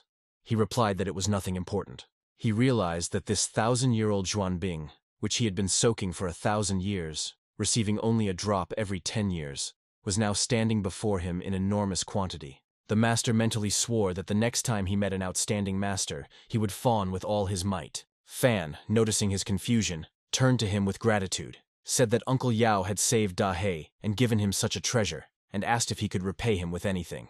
He added that he was a mere mortal. All he knew was how to grow crops, and he had no valuables. But if he needed anything, he should just say so. Yao Mengzi and Qin Manyun exchanged glances, the master frantically thinking of what to answer. He knew that if he were to say it outright, whether Mr. Li would think he was greedy, he would have to be careful. A bunch of options of what he could say flashed through his head, but he still couldn't decide. Qin Manyun, seeing his hesitation, quietly asked what to answer. Yao Mengzi, gathering his courage, honestly admitted that he had a guqin that had been damaged for a long time. Thanks to the enlightenment bamboo that Mr. Li gave, it can be repaired. He added that he would never forget the gentleman's kindness, and that this was just his modest offering. Fan, hearing about the enlightenment bamboo, asked again in surprise. Then it dawned on him that he was talking about the branch that Lady Qin had taken last time. He was touched, and said that it turned out that he had exchanged the branch for jelly, and this exchange seemed very profitable to him. Yao Mengzi, touched by his kindness, said that Mr. Li's heart was like a clear mirror. He said that he wanted to ask Master Li for advice, and Qin Manyan beamed and explained that the master hoped that Master Li would show him the way to immortality. She understood that the master had never raised the topic of cultivating immortality. The master was taking a great risk. How would the boy react? Fan, not at all embarrassed, calmly replied, with his signature kind smile on his face, "Okay," and invited them to come with him. He led them to his flower beds, adding that it just so happened that he had not exchanged playing skills for a long time. Yao Mengzi and Qin Manyun looked at each other in confusion. They followed the hero and saw the zither in front of him. Fan sat down at the instrument. He asked not to look at him with such glances. He really can play. Qin Manyun sadly bowed her head, thinking to herself that the boy had rejected the request. Yao Mengzi froze, shocked to the depths of his soul. He realized that Mr. Li had realized at first glance that he was also playing. What a joy. Fan turned to them. Then the master asked if they would play together. The guy replied that they would not. He thought that he would play, and they would improve their inner strength. What would happen if everything did not go according to plan? Fan invited them to sit down and begin, and he would listen, pointing to the instrument. Yao Mengzi obeyed and walked over and prepared to play, but suddenly froze. He noticed that the zither was made from the very bamboo of enlightenment. Yao Mengzi barely touched the strings, and felt the Tianxin zither respond to his touch, filling the surrounding area with a soft, vibrating sound. The instrument seemed to come alive under his fingers, producing sounds that, as if by magic, began to self-destruct, turning into purest harmony. This melody reminded him of the ancient story of the beautiful Dongxi, who, having arrived in the city, saw all its charm. Dongxi, contemplating the beauty around her, suddenly realized how insignificant her own pride and self-confidence were. But compared to Mr. Li's skill, that story seemed like a pale shadow. After all, for him, even such a tool was nothing more than firewood. This thought greatly upset the master, but he could do nothing about it. Yao Mengzi, still not believing his luck, asked with trepidation whether he could really play this zither. Fan, beaming with a good-natured smile, assured him that yes, of course, and added that the instrument was created to be played. The master happily sat down at the instrument. But for a few more minutes he considered how to begin. But as soon as Yao Mengzi touched the strings again, he felt that his own playing seemed insultingly inept compared to this divine instrument. A small glow appeared around his hand, as the instrument itself was magical. Qin Manyun, who had been watching the master, called out to him anxiously after noticing how his face had changed. Yao Mengzi gathered his strength and explained that the level of this instrument was too high, and he needed time to get used to it. Fan, noticing the guest's condition, asked with concern if he was feeling unwell and suggested taking a break. But the master, not listening to him, continued to play, plunging deeper and deeper into the magic of the sounds emanating from the Tianxin zither. He studied piano all his life. And now, finally, I got the chance to play on something like this. The birds sitting on the branches began to chirp merrily to the beautiful melody emanating from the master's hands. It was the instrument that was a dream come true for him to play. This game was so wonderful that for the first time in many years, he thought that now it would even be a shame to die. Qin Manyun, looking at the master, did not expect such a turn of events. He looked so pitiful, but still played wonderfully. She understood that mastery requires not only talent, but also great dedication. Fan, listening attentively, assessed the guest's performance and gave it a solid 8 on a 10-point scale. The melody reminded him of the days when the system forced him to learn to play the piano. He remembered the endless hours of training, but for him they were magical, and not at all difficult. He worked hard to achieve success, and thought he would become a god of music. However, the system reported that this was just a beginner's skill. It became a painful memory for life. The boy remembered the days when he played for days, forgetting about sleep and food, just to immerse himself again in this mysterious world of melody. These memories were unforgettable for him, and unconsciously tears rolled down his eyes, which the protagonist was unable to hold back. Master Yao, noticing Fan's thoughtfulness, carefully asked him what he thought of his performance. Fan, looking at Yao Mengzi, gently replied that words were unnecessary here, and suggested that they communicate through play. He invited the guests to an impromptu duet, and Yao Mengzi happily agreed. Fan thought that Uncle Yao loved the piano so much and probably tried his best, so he shouldn't be disappointed. The guests prepared to listen and wait for the main character to begin his game. Qin Manyan watched with bated breath as Mr. Li began to play. Fan began to play, and his melody flowed like a stream, pure and transparent. Yao Mengzi froze when he heard this music, and suddenly became dumbfounded. unable to simply listen to the music without emotion. The two guests felt that the melody coming from Fanya was too strong. It did not allow them to sit quietly in their seats. Suddenly, Yao Mengzi and Qin Munyun squinted and looked at what was behind Mr. Li. Yao Mengzi, looking into the space behind Fan, suddenly realized that a real battlefield, an epiphany known as a battle, was unfolding before him. He couldn't believe that such a fierce battle could ever happen in real life. The field lit up with a huge number of fighters fighting among themselves. The warriors were dressed in strong armor. One of them stood opposite the two heroes. He pointed a spear at them, but did not order them to do anything. Apparently, this was a gesture of command to the other warriors. Scenes of furious fighting flashed everywhere, and the master, in horror, shouted at his student to run, but immediately realized that this was not necessary. This illumination existed in another world, and there was no use in running from it. The warriors' shadows appeared and then disappeared again, flickering before the eyes of the girl and Master Yao. Suddenly, a beam of powerful energy pierced Yao Mengzi's body, and he did not resist or scream. He understood that this was an epiphany, a real epiphany, which he could not correct on his own.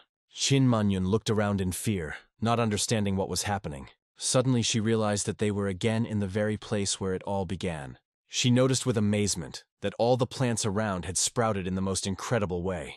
As soon as they heard the battle performed by the master, they returned to their natural state, as if they had found true life. Qin Munyun realized that the master had no intention of expressing his opinion, but simply let the music speak for itself.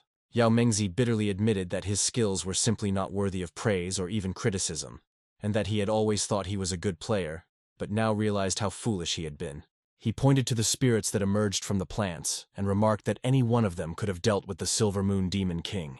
Yao Mengzi, looking at Fan, realized that he was not an immortal at all, but something much more, and that all 3,000 years of his cultivation were only preparation for meeting this man.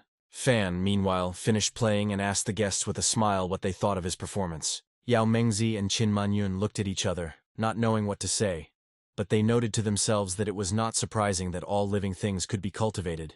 After all, these plants listened to the masters playing every single day. The master even admitted that he envies them. They were immensely grateful to the protagonist for giving them such a wonderful opportunity. Both guests bowed low and thanked Fanya for the honor bestowed upon them. Fan replied sheepishly that he hadn't practiced for a long time and asked for forgiveness for playing like that. Yao Mengzi, still under the impression, asked what the piece was called, and Fan replied that the play was called Trap.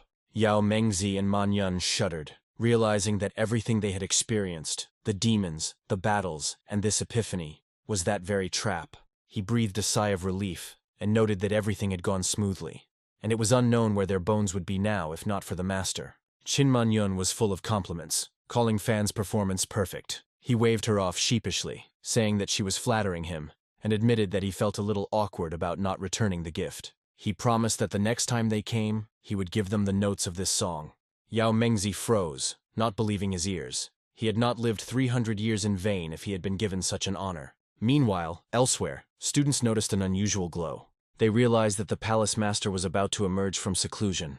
Xingyun had been watching him for 3 days, and knew that he would make a breakthrough very soon. Seeing this light, the girl realized that this was a sign of a breakthrough. She ordered everyone to channel their spiritual energy to help her father make a breakthrough. All the students listened to the girl. They gathered together for convergence. Xingyun herself was not far behind, using her most powerful techniques to help her father. A towering figure appeared against the backdrop of the building, resembling someone very majestic. Magical columns of energy came out of his nostrils, all directed simultaneously to one place. Finally, everything around was illuminated by a bright, blinding light, signifying the unification of power. Their efforts were crowned with success, and soon the master finally emerged from his seclusion. The daughter, seeing her father, rushed towards him, but he stopped her and ordered her not to come closer. He said he had reached a critical point, and that unless a breakthrough could be made, the consequences would be unpredictable. He ordered the highest-grade spiritual herbs to be brought from the treasury to assist him in this crucial moment. Lin Mufeng, the master of Lingyun Palace, was at a critical stage of breaking through, and ordered his daughter Qingyun to urgently bring the life force fusion herb from the treasury. These are the rarest, highest-grade spiritual herbs on which the success of his ascension depended. Qingyun, however, replied with embarrassment that she had given away all of these herbs. Lin Mufeng was surprised, but did not panic. He ordered the rainbow grass to be brought, which he had prudently collected just for such an occasion. The daughter guiltily said that she had given it away too. She had chewed it a little because of her father's reaction. The palace master began to realize that something was wrong, and fear appeared on his face. He asked about the chalcedony mushroom, the dragon's heart, and other treasures. But for each question he received the same deadly answer. She gave that too. Realizing that his daughter had given away absolutely all the spiritual herbs that the palace had accumulated over the years, Lin Mufeng was horrified. He exclaimed, "What a nightmare!" Fell to his knees, hitting his hands on the floor. He tried to figure out what to do about it. Lin Mufeng demanded to know the name of the person who had received all these priceless gifts. Qingyun enthusiastically replied that it was a man named Master Li. He is a hidden expert who enjoys living like an ordinary person, and that even immortals cannot compare to him. Lin Mufeng, hearing this, became furious, thinking that his daughter had been fooled by some scumbag. He was overcome with dark suspicions that this swindler had taken advantage of her body. Did he encroach on her honor? And judging by her condition, it was clearly not without this. In desperation, Lin Mufeng ordered everyone to disperse, vowing that as soon as he left the seclusion, he would cut this swindler in half. He gestured with his hand to the others to leave quickly before his anger overtook them. Qingyun tried to reassure her father by saying that she had actually managed to obtain something. The girl made an exchange for these spiritual herbs, and it can help him. When her father asked, she replied that it was tea and took out a bag of that magical tea. Lin Mufeng thought bitterly that his daughter, who had been so smart as a child, had changed so much after meeting this swindler. Now they are exchanging the most valuable spiritual herbs for some kind of tea. Tears streamed down his cheeks. Qingyun begged her father to trust her and try, because if you don't try, you won't know. After these words, the girl opened the bag, wanting to show her father that this tea was completely unusual. As soon as the father looked at the light emanating from the tea, his appearance suddenly changed. Lin Mufeng looked at the tea bag and for a moment felt all the evil leave his body. He wondered if it was an illusion or the power of this tea, and if this was really the power of enlightenment. Although it seemed that there was nothing unusual about this tea, the bag contained just ordinary herbs. Lin Mufeng asked for another cup, and the girl beamed with happiness. The first time his daughter made tea for him, he looked at the girl with some trepidation in his soul. Lin Mufeng, realizing that a breakthrough might not happen, decided to at least enjoy the tea brewed by his daughter. He noted with irony that others consume elixirs and spiritual herbs before a breakthrough. But he drinks tea, and he is probably the first in history. Qingyun watched her father with excitement. She listened to his every word. Palace Master Lingyun brought his lips to a cup of freshly brewed tea. Suddenly, a pleasant warmth and strength spread through his body, as if he found himself in another, more beautiful place on earth. He felt not just a stream of Tao emotions, but something much more. Lin Mufeng realized that divine consciousness had awakened within him. Just one small cup of this drink was able to transport him to a divine realm whose existence he did not even suspect. The daughter called out to her father with excitement, noticing his transformation, and he, coming to his senses, realized that he had acquired divine consciousness. Lin Mufeng looked at his daughter and fondly remembered how cute she was as a child. Afterwards, in his daughter's arms, he realized that he had made the long-awaited breakthrough. Then he moved a little away from his daughter and sat down, feeling a flow of new incoming strength within himself. Qingyun anxiously asked her father how he was feeling, but he was still under the impression of what he had experienced. Tears welled up in the master's eyes. He couldn't hold them back. Having calmed down a little, he tried to catch his breath. He muttered something about her babyish cuteness, which completely embarrassed his daughter. All the disciples around rejoiced, sharing the joy of their master of Lingyun Palace. The girl looked at her father again and asked him how he was feeling. He kept repeating that his daughter was such a sweet creature, as if he hadn't heard her question. After coming to his senses, Lin Mufeng asked for more tea and took a closer look at it, wanting to know how much of this wonderful drink was left. His daughter showed it to him, and he exclaimed with delight that it was a lot, and that the 16 high-grade spiritual herbs were worth it. After all, even the Lingyun Pavilion could not have accumulated such treasures even in 1,000 years.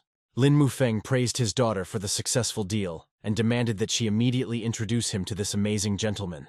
A gentleman who, as he now realized, was not a fraud at all. Qingyun tried to explain to her father that things were not at all as he thought, and that Mr. Li was very indifferent to the vanity of the world. He prefers silence, lives in the mountains, and rarely goes out in public. Having told all this, the girl hoped that her father understood her correctly. Lin Mufeng, hearing this, agreed that he should listen to his daughter more. At this time, a conversation was unfolding in the forest. The girl was addressing the worthless demon with contempt. She added how dare he call himself an emperor when he was just an idiot. This demon noticed that the Silver Moon Demon Emperor was dead, and with the leader gone, a new emperor was needed to keep everyone in check. The girl replied that it was his turn now, but mockingly doubted whether he could handle it. The demon suddenly changed due to his rage. He growled, "That if you don't try, you won't know." Then something suddenly surprised him. He opened his eyes wide and looked at the girl standing opposite him. He noted with admiration how powerful she was. "She was a demon," the girl said sarcastically. "Really?" And after that, the demon girl laughed and replied that they would fight next time, while the pig demon said that she was very lucky today.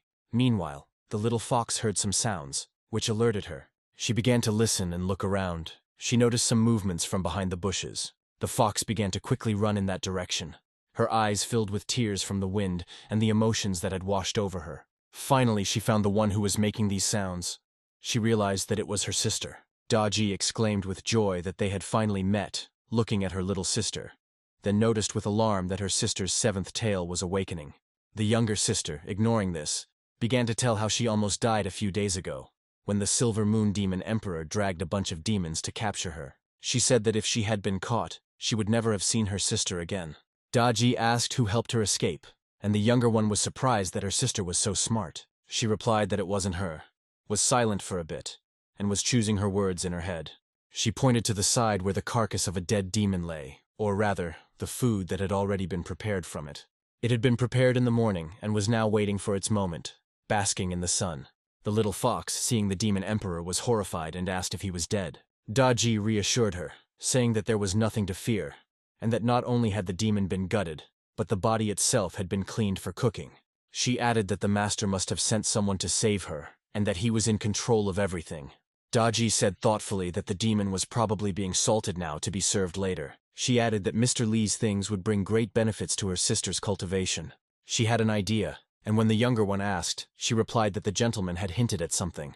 Her sister, the seven-tailed fox, will be able to turn into a human and live here with her. She offered her sister to become the new Empress of the demons to keep them in check and help the master.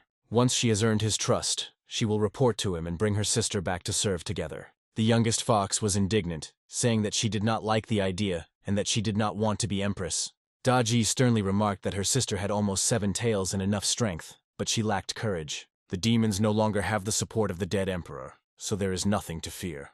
The younger one asked why her sister herself did not want to become Empress, bending down to the ground in fear. Daji replied that she was in the master's custody and could not go outside without his permission.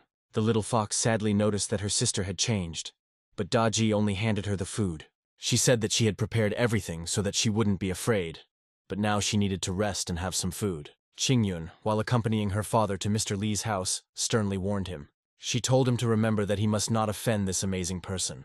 Lin Mufeng looked with affection at his grown-up daughter, who had finally begun to speak to him properly, and assured her that he would not dare to be rude to such a high-ranking person.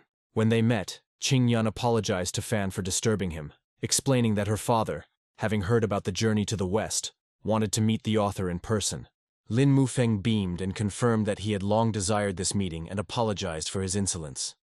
Fan cordially invited the guest in, noting that he himself was very glad to meet Madame Lin.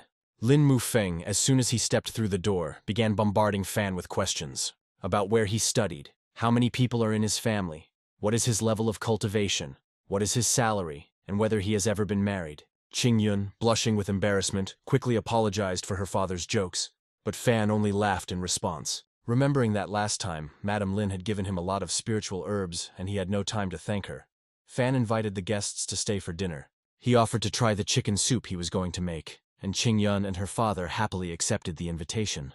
Qingyun, left alone with her father, whispered in horror whether he wanted to die. She was very angry at her father's behavior, but Lin Mufeng stopped her and explained his trick.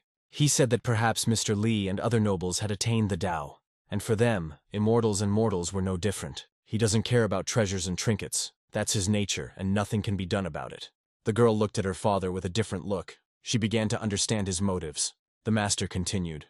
Ordinary people are only interested in money, and if the poor talk about money all day long, the rich will get bored.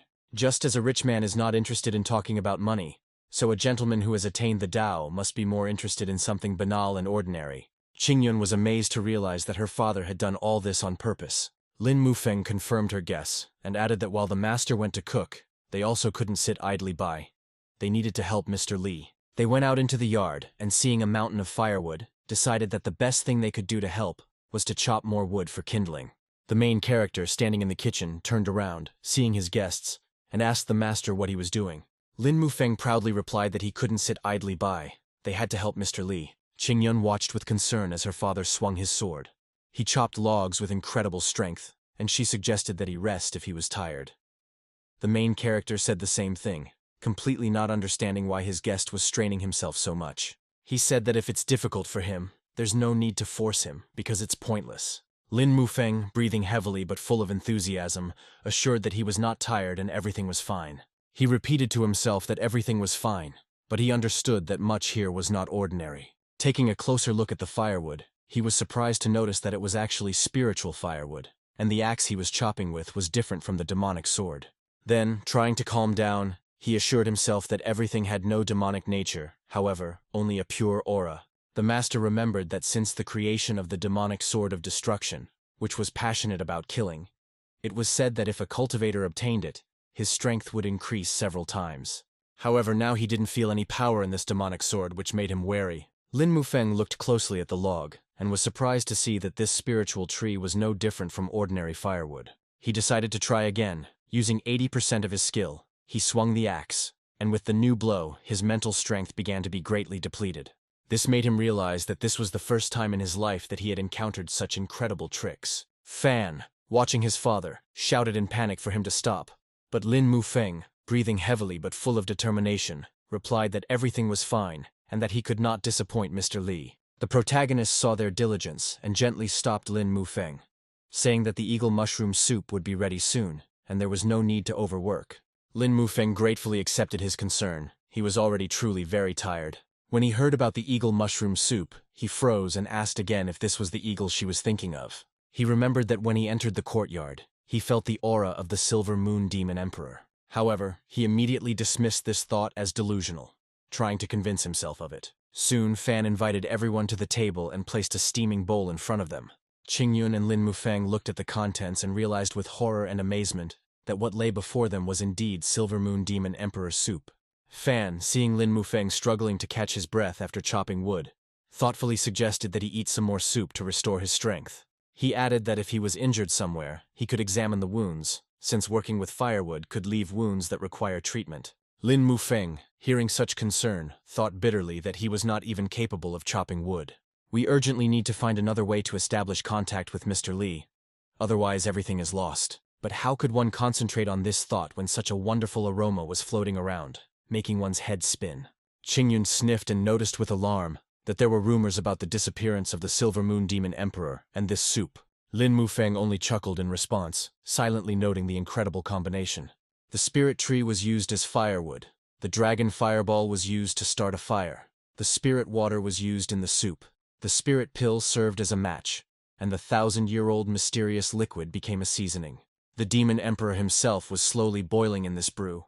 He thought that the poor demon probably couldn't even imagine that after death they would do such things to him. This was too much. Fan, smiling warmly, invited the guests to try the soup while it was hot, and Lin Mufeng accepted the concern. He noted with gratitude that the soup was so shiny, and also very thick, and the smell was so tempting to taste it. Looking at the steaming plate, his mouth was already watering. He was so eager to try this soup.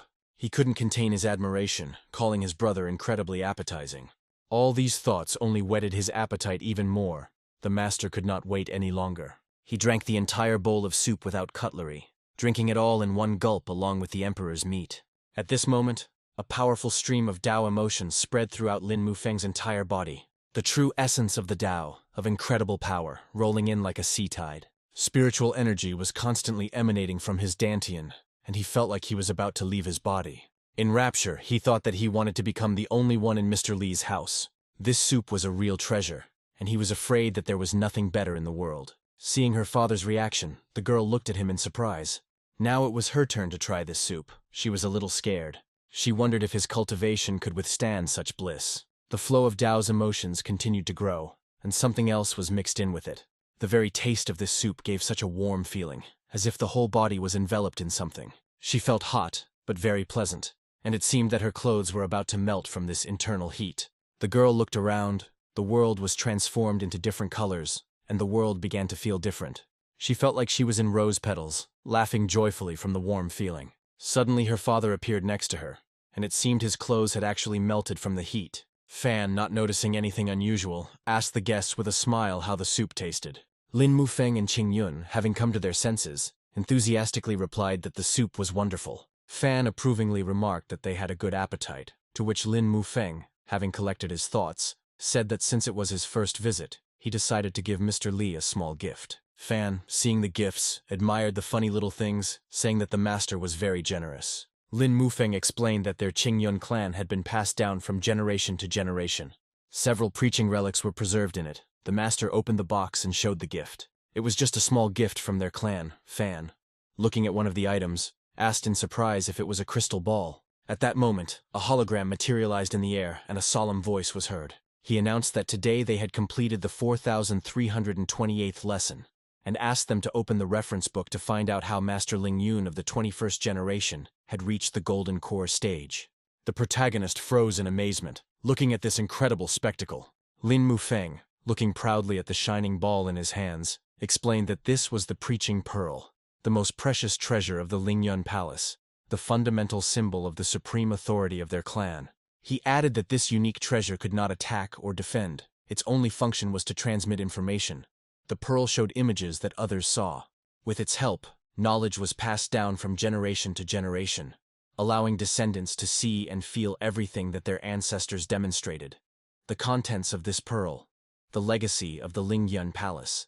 That was why the Preaching Pearl was the palace's greatest treasure, and Lin Mufeng hoped that Lord Li would appreciate it. Fan, looking at the flickering ball, asked with genuine curiosity if it was a television. Lin Mufeng and Qing Yun looked at each other in bewilderment, and the father asked again what a television was. Fan explained that it was just a trinket from where he came from, something like a box that could be used to watch interesting movies, amazing shows, or news. All this without even leaving home, and added that he once really enjoyed watching films about cultivation. Lin Mufeng felt his mind being overwhelmed with new information, and had difficulty digesting what he heard. Qingyun wondered if Mr. Li was referring to the world of immortals. Lin Mufeng agreed that it was possible, and noted that the television, judging by the gentleman's words, was an even more precious treasure than the Preaching Pearl. After all, the pearl is only capable of transmitting the experience of their clan, while the television can accumulate and transmit absolutely any supernatural abilities. He was going to make amends, but who could have thought that the Preaching Pearl would actually turn out to be too insignificant for such an expert? He became disappointed in himself, thinking that everything was over, and that there was no way to fix this situation. Fan, looking at the ball, noticed that it was an interesting thing and very convenient to carry around. But what it was broadcasting was very similar to online lessons. When the conversation turns to lessons, he experiences some stress, so he asked if it was possible to change the program. The pearl made a sound, notifying that the content had been erased, and asked to enter new information. Lin Mufeng and Qing Yun froze in horror. All the precious ancestral teachings disappeared. The protagonist asked how to record a new program, to which the master, without the slightest embarrassment, explained that he only needed to imagine a scene, and this thing would immediately create an image. Fan exclaimed with admiration. Could this really be serious and any scene could be imagined? The guy thought about which scene to choose and decided that he didn't want the guests to think something was wrong. So I started by introducing the Monkey King from Journey to the West. He began to close his eyes and try to transmit information to this magic ball. At that moment, a grandiose image of the ancient world of immortals unfolded in the air, and Lin Mufeng and Qing Yun gasped in amazement. Lin Mufeng couldn't believe his eyes and exclaimed, "This is the Monkey King." He realized that a scene from A Journey to the West was unfolding before them. He looked with admiration at the image of the ancient world of immortals. Lin Mufeng, looking at the majestic scene unfolding before him, whispered in awe that this must be the ancient world. The world of immortals, which he had heard so much about, but had never seen with his own eyes. The majestic figure's hand suddenly rose forward, blocking this beautiful scene. The only view left was of devastated mountains, covered in a layer of dust. The guests were stunned when they saw the Monkey King clearly visible on the hologram. There was still plenty of soup left on the table, but the boys still couldn't get over the shock of this scene. They froze in amazement, unable to believe that the legendary story had come to life before their eyes. The protagonist regretfully noted that the screen was so small, and if it were in full high resolution, it would be simply magnificent. Qing Yun, shocked to the core, said that this was simply unbelievable, and that she never expected to have the opportunity to see the world of immortals with her own eyes. She thanked Fan for such a curious thing, admitting that she really liked it. Fan, smiling contentedly, invited the guests to stay for dinner, promising to cook everything now. When Fan started to retreat to the kitchen, Lin Mufeng asked what he was going to do and heard in response that he would pour it out.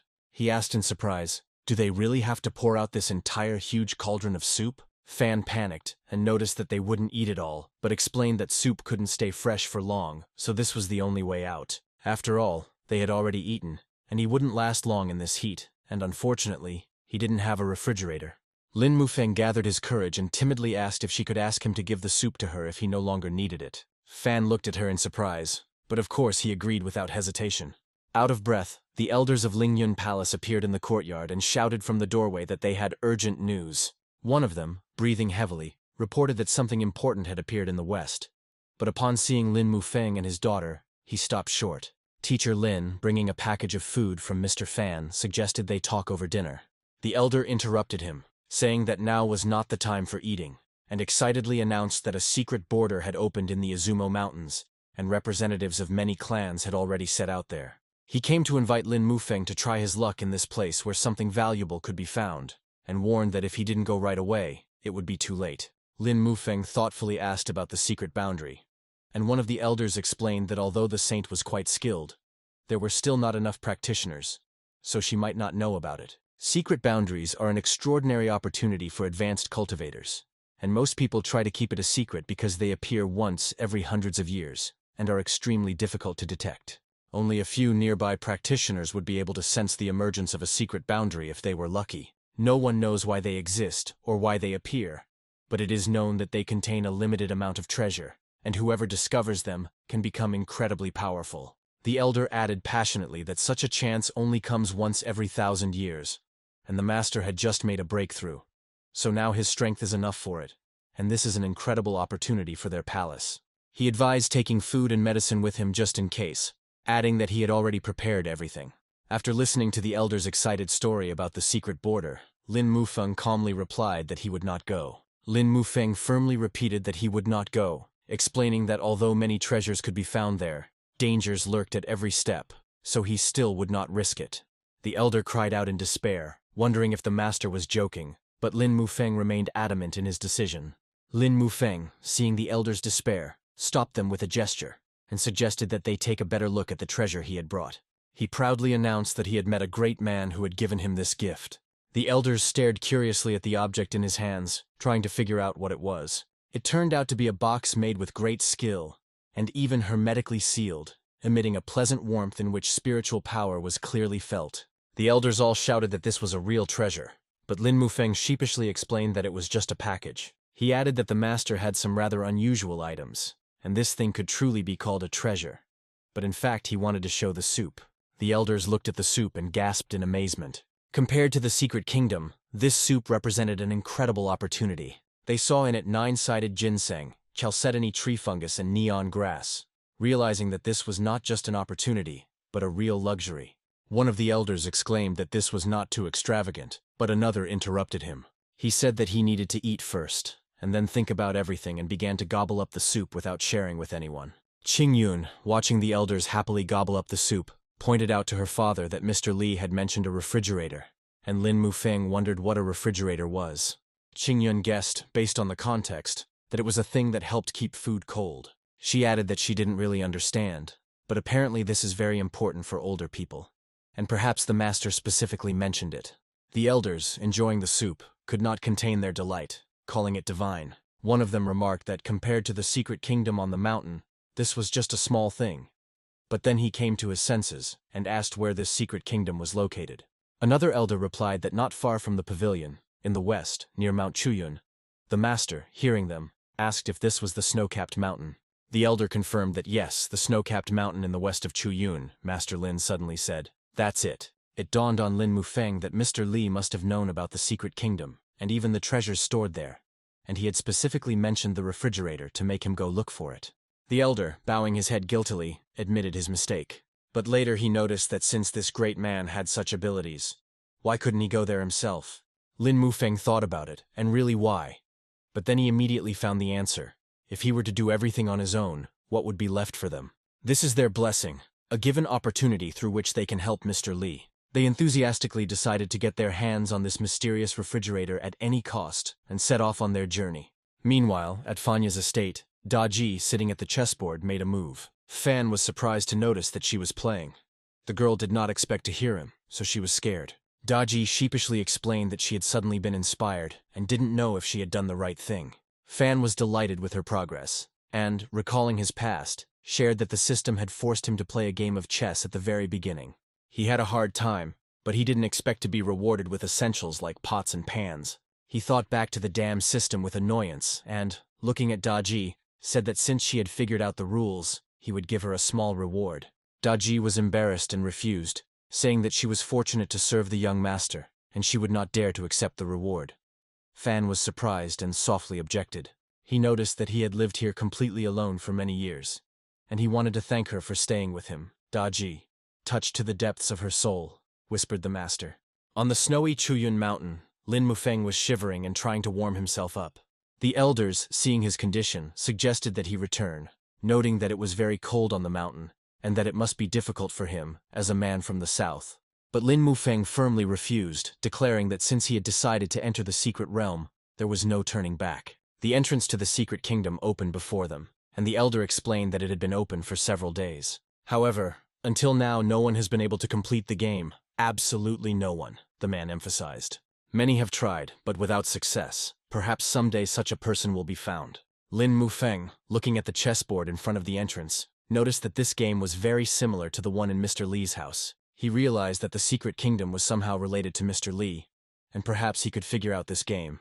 The elders shouted in panic that they could not die here from the cold, and with their ingenuity, they would not be able to figure out how to deal with the chessboard. But Lin Mufeng, looking at the board, firmly said that he thought he could do it. At that moment, a familiar figure appeared from the darkness. It was Taoist Qinyan. He noted with a grin that he hadn't seen Brother Lin for a long time, and he heard that he had made a breakthrough, but didn't have time to congratulate him. Lin Mufeng exclaimed in surprise upon recognizing his old acquaintance. Taoist Qinyan explained that he was the one who first discovered the secret kingdom, but was unable to figure out how to use the chessboard. He added that he didn't expect the secret realm to disappear in a few days, but he thought Lin Mufeng would be able to solve this puzzle. The elders doubted his words, but Taoist Qinyan confidently declared that Lin Mufeng could do it. He asked again who said that no one could handle it, and prepared for the decisive move. Those watching what was happening asked in surprise if this man was also here with Qinyan. She asked who he was, and someone from the crowd explained that Taoist Tianyan was still young, and therefore did not know him, and said that according to rumors, he was an incredibly gifted person who had reached the Yuan Ying stage. However, since then, for some reason, he became madly interested in chess, stopped cultivating, and it gradually regressed. Thus 400 years passed, during which he played countless chess games, but did not cultivate for a minute. The elder added that when it came to playing chess, this man was definitely the best. Even if he didn't succeed, he was afraid no one would be able to cope with this puzzle. Everyone present watched with alarm as the mysterious man concentrated on moving the pieces. Suddenly, Lin Mufeng exclaimed, "Was he almost done? Still shaking from the cold?" Taoist Tianyan shouted in anger that he would not allow disobedience and forcefully slammed the piece onto the board. He promised to tear her to pieces if he didn't succeed. Looking down at the people from afar, one could see how everyone was humbly awaiting the outcome of the game. Taoist Qinyan looked at this scene in amazement, and another shocked boy stood next to him. But a moment later, Taoist Tianyan, who was playing on that board, froze, realizing that he had lost. A bright beam, a column of strong energy came out of the board. The long-haired man bared his teeth trying to dodge the wave. The elders regretfully stated that he had lost after all. Lin Mufeng replied that this was to be expected, since the game was such that a wrong move would lead to even more mistakes. They ended up costing the entire game, and Taoist Tianyan made a mistake on the very first move. Master Lin sneezed from the cold, and he didn't have time to finish what he wanted to convey. Taoist Qinyan remarked that since even Taoist Tianyan couldn't win, no one would help them. He sighed and said that it seemed they were not destined to enter the secret kingdom, and suggested that they go home. But suddenly everyone turned to the board. They heard someone's voice. It was Lin Mufeng who noticed the cold and suggested going inside. A moment later, the door of the secret kingdom swung open, and the elders exclaimed in amazement that Brother Lin was magnificent, and that they did not know that he played chess so well. Lin Mufeng modestly replied that it was nothing special, and Taoist Qinyan, amazed by his success, remarked that Lin Mufeng was also good at hiding his skill.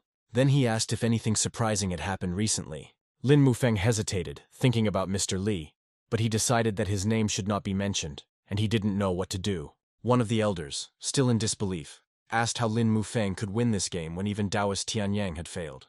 Another elder suggested that it might be luck, but he was indignant. How dare he speak to the Lord of Lingyun Palace like that? Lin Mufeng, embarrassed, replied that he was right. It was just luck, pointing his finger up. He said he just wanted to try it, and that he didn't expect it to work at all. One man enviously remarked that Lin Mufeng was incredibly lucky, but he brushed it off, saying that it was not worth it. Taoist Tianyan, who remained a little behind, thoughtfully said that this was very curious. Lin Mufeng, shivering from the cold, asked the elder again if this was a hallucination, and noticed that it was becoming unbearably cold. The elder confirmed that he was not imagining things, and pointed to the frozen figures of the people. He noticed that these people, apparently, could not even lift a finger. Their grimaces froze. They wanted to get out, but no idea how to help them came to mind. Mufeng exclaimed in horror. Could they really be alive? And could this be possible, since the people were completely frozen? The elder, with a heavy sigh, explained that nothing could be done. What was hidden in the secret kingdom was not quite ordinary, and everything had to be paid for. Death here was a normal phenomenon, and he couldn't even think about it. Expressing deep regret, Lin Mufeng, looking at the frozen bodies, said bitterly that this was the cruelty of the secret realm.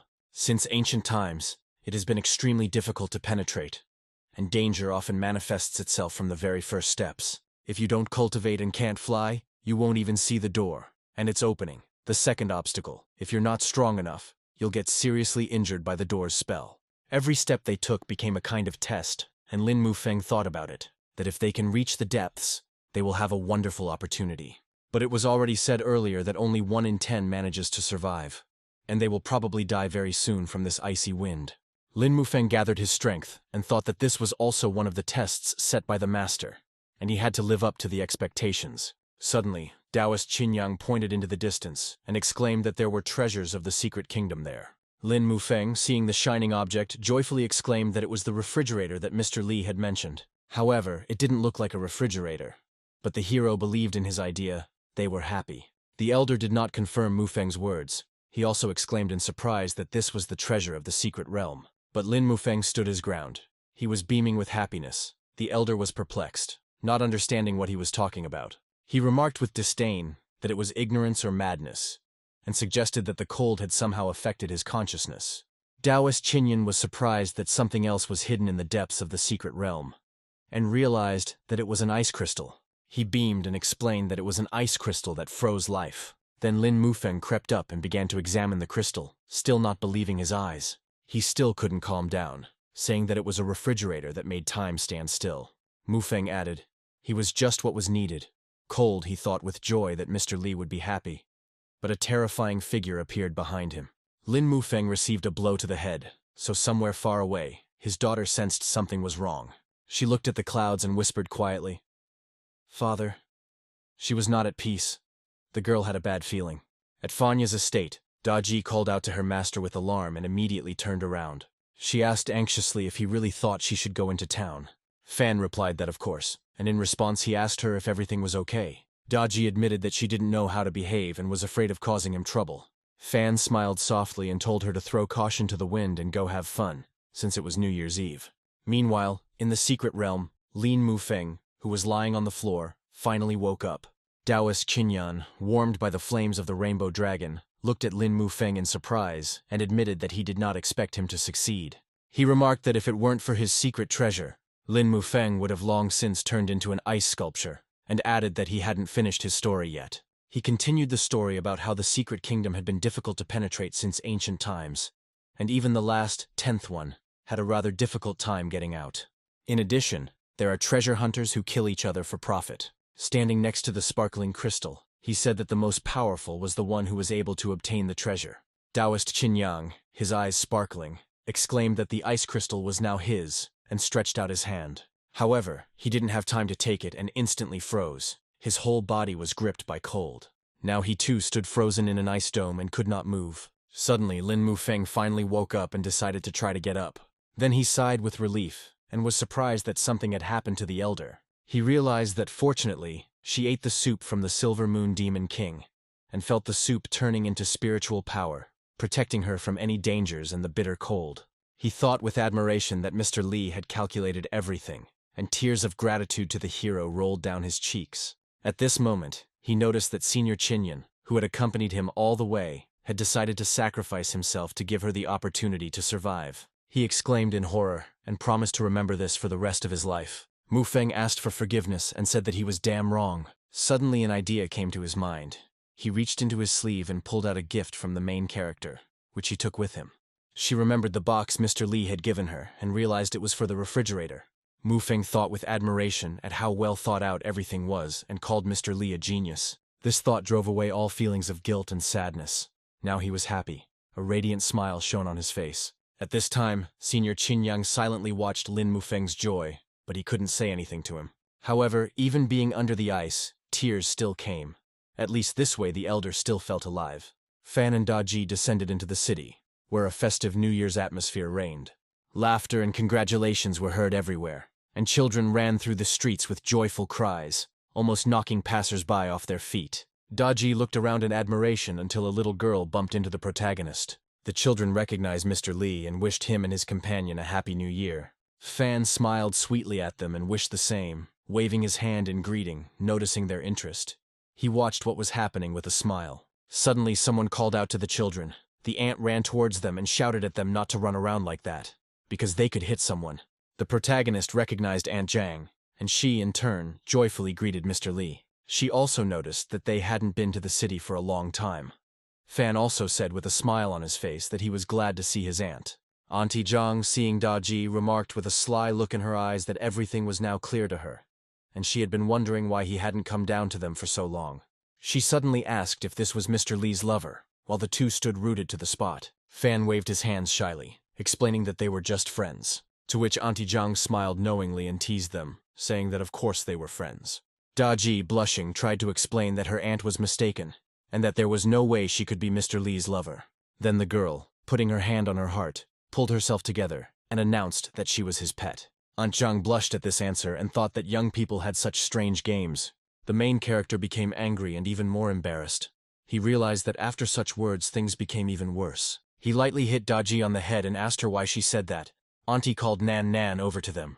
At that moment, a little girl jumped out from around the corner and ran towards the boys at full speed. Nan Nan, seeing her savior, smiled joyfully and said that she did not have time to thank him for saving her. She handed him a basket of eggs and thanked him. The guy said that she was a very good girl. She announced that she was going to join the clan of immortals, learn to fight monsters, and protect everyone. Fan looked at the girl in surprise, not understanding why she suddenly decided that. Auntie Zhang explained that ever since he saved Nan Nan, she had been talking about nothing else. Representatives from various clans attend the festival every year to recruit new members, and Nan Nan plans to go too. Fan nodded approvingly and said that this was wonderful, giving a thumbs up. He squatted in front of her and said that if Nan Nan really became the disciple of the great cultivator, he would give her a huge gift. Nan Nan happily asked if it was true, with a glimmer of hope in her eyes. Fan confirmed. They agreed. He extended his hand to her. The girl looked at it with interest. Then she turned it over, and they sealed the agreement with their little fingers. Nan Nan loudly repeated the guy's words and said, "Now we definitely have an agreement." At that moment, the sky lit up with bright flashes of fireworks that were endless. Everyone present froze, admiring the colorful spectacle. Some clapped their hands, others simply smiled and laughed. Fan and Daji also looked at this beautiful picture, standing not far from the others. The girl, seeing this for the first time, asked if these were really fireworks. The hero, looking at the fireworks, confirmed her words and noted that in his hometown, fireworks are prohibited due to air pollution. So he too is seeing such beauty for the first time. Then he turned his gaze to Daji and quietly added that she was even more beautiful than these fireworks. Daji was embarrassed and thought that the master was just making fun of her. They continued walking around the city, and Daji, noticing some establishment, asked what kind of place it was. She pointed at this place with her finger and continued to look questioningly at the guy. Fan, seeing the sign, was suddenly taken aback and frightened, afraid that the girl would want to go in there. He hesitated a little and said that she shouldn't go there, blocking her way. Daji was surprised, but she felt a strange aroma coming from there. Fan became even more frightened and waved his hands, explaining that she didn't need it. He quickly explained that this was a place where men and women worked together, and that it was very dangerous, so it was better not to go close. Daji, trusting the master, obediently nodded and said that she agreed with him. Since the gentleman says that this place is dangerous, she will not bother him anymore. I noted to myself what it really meant to be dangerous, looking back at the establishment one last time. The place emitted a special aura and a dim light could be seen from there. Meanwhile, a mysterious figure was watching them from the shadows, already taking its next victim. The girl's body, lifeless and with a frozen, frightened face, fell to the floor. This fanged someone was licking his claws with a long tongue. He, smiling contentedly, wrote something down in a notebook and whispered who was next and that he would not miss his chance. Nan, running up to one of the recruiting stations, looked with admiration at the bright signs enticing people to join the various clans. The girl, fascinated by the colorful fireworks, whispered with delight how beautiful it was. She could no longer tear her eyes away from the bright sky, blazing with lights. At that moment, a loud voice came from behind the table, calling for the next person to come, asking if there was anyone else. The little girl, noticing that attention was directed at her, perked up joyfully, and with a surprised cry realized that it was her turn to try her luck. Nan, beaming with happiness, ran up to Fan as he was walking around the area to see Daji. She happily announced that this was her new mentor, but she didn't look very friendly yet. The girl thought that perhaps she had come at the wrong time and had disrupted the protagonist's idyll. However, she still extended her hand so that Fan would pay attention to her. Nan explained that she had joined the Cultivator clan, so she would also cultivate immortality in the future. Fan congratulated her with a smile on this important step, and the girl happily thanked him. However, the cultivators standing nearby whispered that the Golden Lotus clan that the girl had joined was too small. He recruits girls to make money from them. Everyone laughed at the little girl. Nan, hearing these words, looked at Fan with concern and asked again if it was true. She looked down at the floor and said that it was difficult for her to find someone who would agree to teach her. Fan, noticing her distress, gently said that being selected as one of 100 was also a talent, and that she was much stronger than him. He added that he had a gift for her, and began his magic to offer the item to the girl. Nan asked in surprise what he was doing and what he had in his hands. Fan, looking at Nan, modestly remarked that he was not as good as her, and did not have any special abilities. He added that the gift was not that valuable, but it was his blessing for her on her new path. At that very moment, a powerful stream of pure spiritual power burst forth from the bundle the hero held in her hands, illuminating everything around with a blinding radiance. Passers-by exclaimed in amazement as to where such incredible spiritual energy came from. The emperor and his daughter wondered what it could be, whether these were new fireworks in honor of the holiday. One of the clan, watching what was happening from the side, chuckled meaningfully. He turned into a shadow and became insanely frightening. He said that this is all interesting. Meanwhile, the protagonist continued his session with the magic bundle. He laid it out on the table, and on the package it was written that the immortal touched me, granting me longevity and the 5th 12th white jade. Everyone in the area didn't understand what it was, assuming that there were new fireworks displays this year. Daji said thoughtfully that countless people cultivate immortality for the sake of longevity. But this person wishes for Nan to continue cultivating the Tao. Those present wondered who this young man was who was capable of such a thing. The guy read out in front of everyone what he had just written with his own hand on a piece of paper. Nan, beaming with happiness, thanked Fan with all her heart for the wonderful gift. Fan, having wished her good studies and success on her new path, was about to leave. However, at that moment Emperor Luo approached him, so the hero stopped. He respectfully asked the emperor to help him choose a suitable clan for Nan, explaining that the girl was still too young to make such important decisions on her own.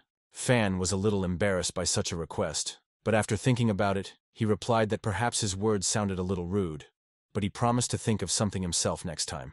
But the emperor suddenly appeared next to the boy and assured him that he would definitely cope with this task. He then turned to the assembled cultivators, suggesting that they talk among themselves for now, while he himself prepared to leave. The cultivators bowed their heads respectfully, wishing him a safe journey. Teacher Nan, seeing that the emperor himself bowed respectfully to this humble youth, exclaimed in amazement, unable to believe her eyes, and asked who he really was. Nan, noticing the strange state of her new mentor, asked with concern if everything was okay with her, but she only muttered in confusion what kind of little girl she had just picked up for her clan. Lu Shuyu, watching this scene from the side, quietly addressed her father.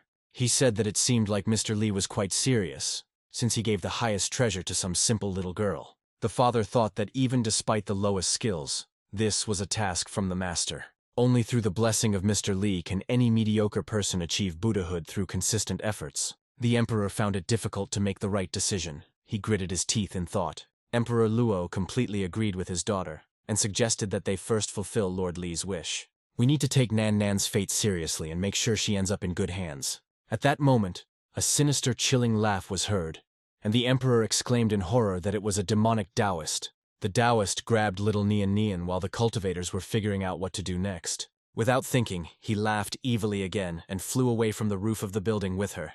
Shuyu explained to the terrified townspeople that, unlike ordinary cultivators, the demonic Taoists had taken the path of evil. They drink the blood of innocents and have a violent, unbridled nature. If someone falls into their hands, they never get out alive. Emperor Luo, hearing this, immediately ordered his daughter not to blab. It is necessary to immediately set out in pursuit to protect Nan Nan from the new misfortune that has just fallen on her head.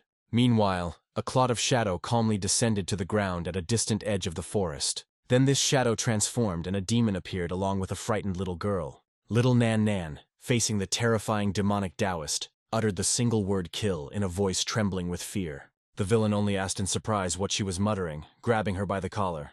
The girl, gathering all her courage, shouted that if the monster wanted to eat her, then let him do it right now. She promised that in her next life, she would become the most powerful cultivator, and would definitely take revenge on him. The demonic Taoist chuckled and remarked that she seemed to have misunderstood everything. He explained that it was not her he needed at all, but this scroll that she was clutching so tightly in her hands. He added that if she did not give it to him voluntarily, he would kill her and take it from her by force, so the choice was hers. Nan Nan, clutching the scroll of the journey to the west that Fan had just given her, firmly declared that since he was going to take it away no matter what, she would not give in to such a monster without a fight.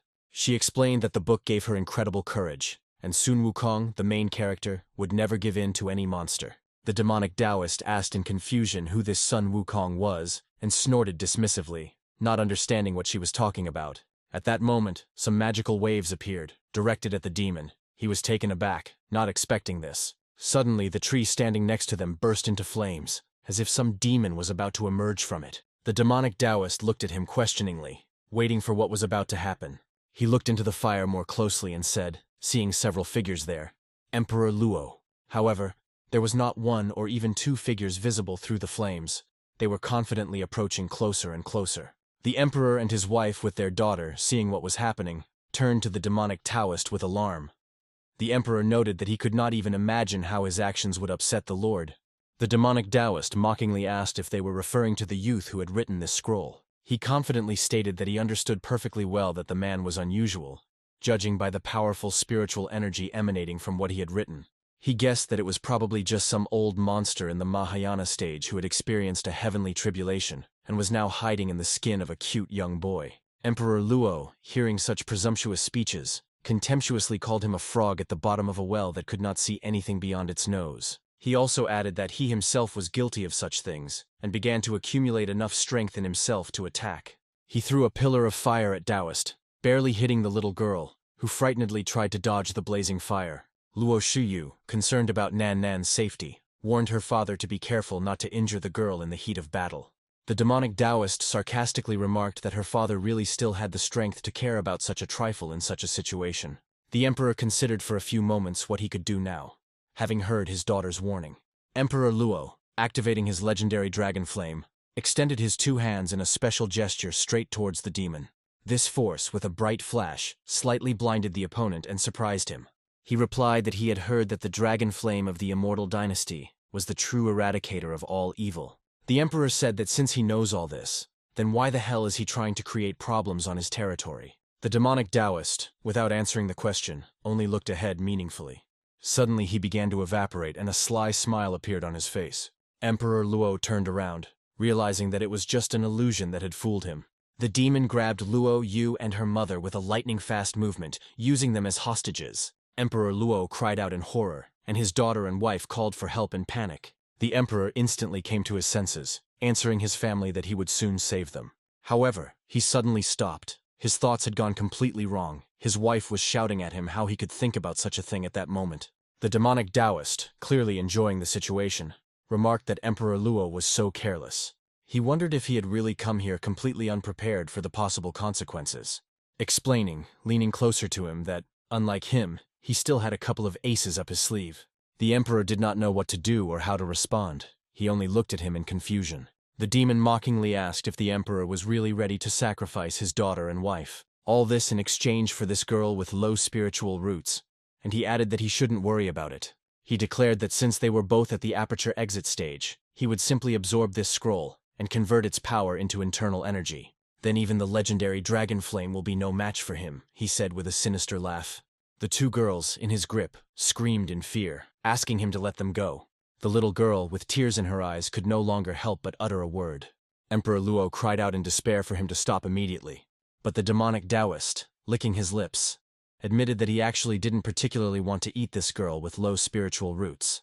But she tasted quite good. What's even more intriguing is their frightened faces, which became a truly magnificent sight to behold. Nan, watching the demonic Taoist devour her, wondered with horror if she had really become the victim of this monster. She had just been accepted into the immortal clan, and this happened. She bitterly realized that only in her next life would she be able to become a great cultivator and protect her brother Nanfan, who had been so kind to her. Little by little, she turned into just a small clot in the stomach of a merciless demon. A powerful energy flew from above onto the mountainside, as if someone had landed. The emperor looked there, guessing what or who it could be, but did not dare to say it out loud. The two girls turned to their enemy and asked what was happening now. Suddenly the demonic Taoist froze, clutching his stomach, his tongue trembling traitorously. He exclaimed in amazement at what was happening, his stomach radiating an incomprehensible power. His stomach began to glow from the inside with a bright, pulsating light, and he panicked and asked what was happening to him. A blinding spiritual energy began to emanate from his body, and he, writhing in unbearable pain, demanded to know who she really was. A blinding beam of light erupted from the monster's belly, and everyone present froze in amazement as they saw a beautiful deity hovering in the air. It was a spiritual embodiment, created from the purest energy, which radiated an unearthly light. She, seeing the demon as a little girl, wanted to help her, so she used the dispersal technique. Shuyu and her mother were immediately freed from their shackles. They looked at their bodies in confusion, not believing what was happening. The deity girl radiated powerful strength, and it was thanks to her that everyone was saved. The emperor said in amazement that this was the purest deity. The girls looked at him attentively. The girl said that a thought can become reality. A word can become a law. A wave of the hand can turn spring into summer, and a painting can become alive. This is the true deity, Emperor Luo repeated again as she hovered above the ground with Nian. Emperor Luo and Bailuo Shuang looked at what was happening in amazement, not believing their eyes. The little girl asked, "Did the monster just die?" The deity pointed in front of her, asking the girl to look there. The demon was difficult to catch a glimpse of, and he rushed away very quickly from the power of the deity girl. He did it unconsciously and could not stop. A grimace of horror froze on his face. For the first time, the demon did not know what to do, frightened by such an event. He wondered how a simple scroll could turn into a living deity, and how such a thing was even possible in this world. Nan, alive and well, was in the arms of the deity, and everyone breathed a huge sigh of relief that she had not died. The girl realized that the demon had not died as she had wanted, so she raised her hand again, preparing to attack him again. The demonic Taoist noticed a powerful energy flying towards him again, which grabbed him and immobilized him. He, writhing in his death throes, begged for mercy, putting on a pitiful look. The demon, admitting his mistake, promised to do anything to be spared. The deity, without even looking at his prayers, simply pulled him closer to her.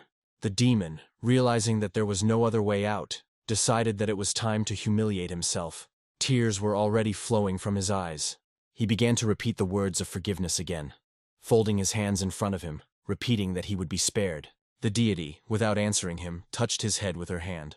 For a moment, the demonic Taoist thought that salvation might be possible, and he turned to the lady with respect. However, it was a deception. The demon quickly disappeared into thin air, leaving everyone in awe. Everyone present realized that this was Yuan Ying's core, and they continued to look ahead with admiration. Nian, seeing the small clot in front of her, said that it looked terribly frightening.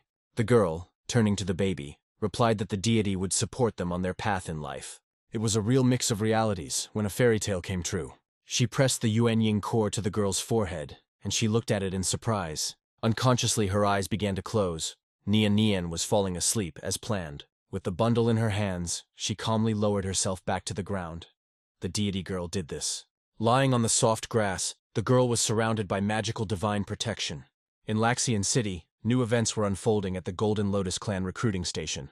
One of the students asked anxiously whether they should wait for the little sister who had recently joined them. The leader answered doubtfully that she had been kidnapped by a demonic Taoist, and that it was unlikely that she would be able to return alive from his clutches. The student objected that Emperor Luo had personally gone to fetch her, but the leader reasonably noted that if she could be saved once, how could she do it all the time? If the demonic Taoist pays attention to them, the next time he may interfere in their affairs. She admitted that she had initially been looking for a simple servant who would look after her, and that their small, unknown clan should not fall into the hands of this monster. The student sadly agreed with the leader's arguments. At that moment, Emperor Luo suddenly appeared. The head of the clan, seeing him, greeted him in confusion, and he assumed that the Taoist was in a hurry to save that little girl. Emperor Luo reassured her, saying that he had already sorted everything out. The chief added with a hint of displeasure that he shouldn't have been dragged into this matter, and that this little girl, in general, wasn't worthy of such trouble. The emperor, indignant at his words, exclaimed, "How could she say such a thing, since Lord Li had told them to take care of her?" He explained that even though Nan Nan had a low spiritual root, she had been touched by true immortality, and the essence of the demonic Taoist had already completely dissolved into her body, becoming part of her strength. The clan leader asked in amazement, touched by immortality, and absorbed the demon. The emperor confirmed that this was indeed the case, and now the girl has truly limitless potential for growth. Emperor Luo, interested, asked which clan the head was from and where he was located. She replied that it was the Golden Lotus clan, located in the north of Xianyongxianchao.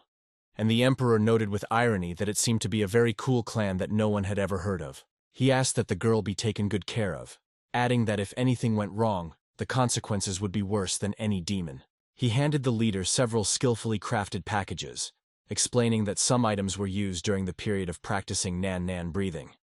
Others were used to lay the foundation for her cultivation.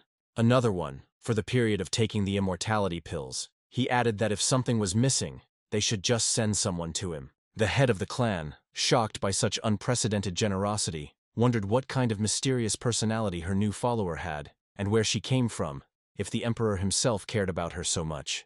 Emperor Luo asked with interest if there were any more questions. The girl replied that she understood everything. She would take care of the baby. Another student, carrying the entire load, with tears in her eyes, wondered where this follower came from. While on the clan's territory, the two heroes looked at the beautiful sunset, each thinking about their own things. Meanwhile, on a dark, poorly lit street, two suspicious types were discussing a couple passing by. One pointed to the girl and asked his brother if he saw that beautiful girl. The second one responded with lust that he saw that she was a real beauty and looked very appetizing. The first one added that the guy was, of course, so-so, nothing special, but he was still young and fresh, which meant he wasn't all that bad. The second one wondered what they had actually forgotten here, to which the first one, calling him a fool, suggested waiting until they started making love, and then leaving unnoticed. He added that they wouldn't even have to undress, and advised his brother to learn more about the world and its intricacies. The second one flatteringly replied that his brother, as always, was very smart. Daji, who was walking with Fan along the dark street, suddenly shuddered and quietly said that she could hear some eerie, ominous sounds behind her. Fan, worried, asked if she was afraid of the dark and apologized for being late for the walk. He firmly stated that he might not be particularly strong in fighting, but he could protect her from any danger. Daji, touched by his sincere concern, gently replied that everything was fine and suggested they return home. Along the way, she added that the sources of those eerie sounds were already dealt with, since she had killed them with just one gesture. These bastards fell lifeless to the ground, without even feeling pain. Their twisted faces remained lying on the road in the forest. The two heroes, satisfied with the walk, calmly returned home. Upon returning, Daji respectfully asked if there were any instructions from Mr. Li for the rest of the evening. Fan refused, saying it was late, and suggested that she go to bed. Daji was surprised to notice that the gentleman was very tired today. And didn't he need to be served before going to bed? Fan replied sheepishly that she was just as tired, and that he didn't need anything, wishing her good night. The guy slammed the door in front of the girl, trying to leave as quickly as possible. Inside, he sighed with relief, thinking to himself that he had barely resisted the temptation. Daji, left alone in her room, thoughtfully said that in that case she would do other things. The girl looked confidently into the distance, preparing for another scary and difficult task. Meanwhile, somewhere in the pitch darkness, an ominous voice rang out, declaring that the Silver Moon Demon Emperor had fallen and they urgently needed a new powerful emperor. The little fox, who was still called six-tailed, although in fact her seventh tail had almost completely formed, walked huddled in the shadows. Her big eyes were full of tears and despair. She sobbed softly, burying her nose in her knees, and muttered that her sister was right. There really were so many monsters and dangerous cultivators here. How could she, so small and weak, defeat them all? She was scared, lonely, and completely unclear where to begin the path that her sister had outlined for her. Suddenly the silence of the evening twilight was pierced by loud, joyful cries. The little fox shuddered and raised her head from the direction of the main square, where festive joy had recently reigned. Rhythmic chanting was heard, growing louder and louder. An unfamiliar demon approached her and asked if she had also come to witness the election of a new demon emperor. The girl, cowering in fear, replied that her sister had insisted that she come. The interlocutor asked again in surprise, "Sister," and looked at the little girl with interest. He remarked that it was quite impressive to have such a high stage of cultivation at such a young age. The demon added that at this rate, next time she would definitely be able to become the demon emperor and rule these lands. The little fox was embarrassed and thought that she couldn't say that she had come specifically for this. Suddenly the crowd erupted in cheers, welcoming the new demon emperor while the baby sobbed quietly. Loud shouts of chanting this title could be heard from different parts of the arena. The chief advisor, who had served the previous Silver Moon demon emperor, stepped up to the platform and gestured for silence. He reminded those gathered that the Silver Moon demon emperor had resigned, and everyone present wished to take his place. But, he added ironically, do they really think it's that simple? She introduced herself as the chief advisor, and announced that she was here today to welcome the new demon emperor. He called on all who wished to come out and fight for the throne, if they were not afraid of death. The crowd began to buzz with renewed vigor, and the little seven-tailed fox looked at the arena with interest and fear. The first to enter the arena was a huge white tiger, who was introduced as the strongest of the western forests. They said that with one paw he could destroy boulders, and with one step he could level mountains to the ground. He was once an equal opponent to the Silver Moon demon emperor himself, but he couldn't defeat him only because he could fly. However, if we talk about pure power, the white demonic tiger was indeed the strongest. The advisor remarked with a sly squint that if this tiger became the next demon emperor, he wondered how those two would react. His huge figure was already standing in the arena. Everyone was shouting at him enthusiastically. The fox's companion, who was sitting next to her, said with a smile on his face that a white demonic tiger had arrived. The advisor continued to tell stories about this tiger.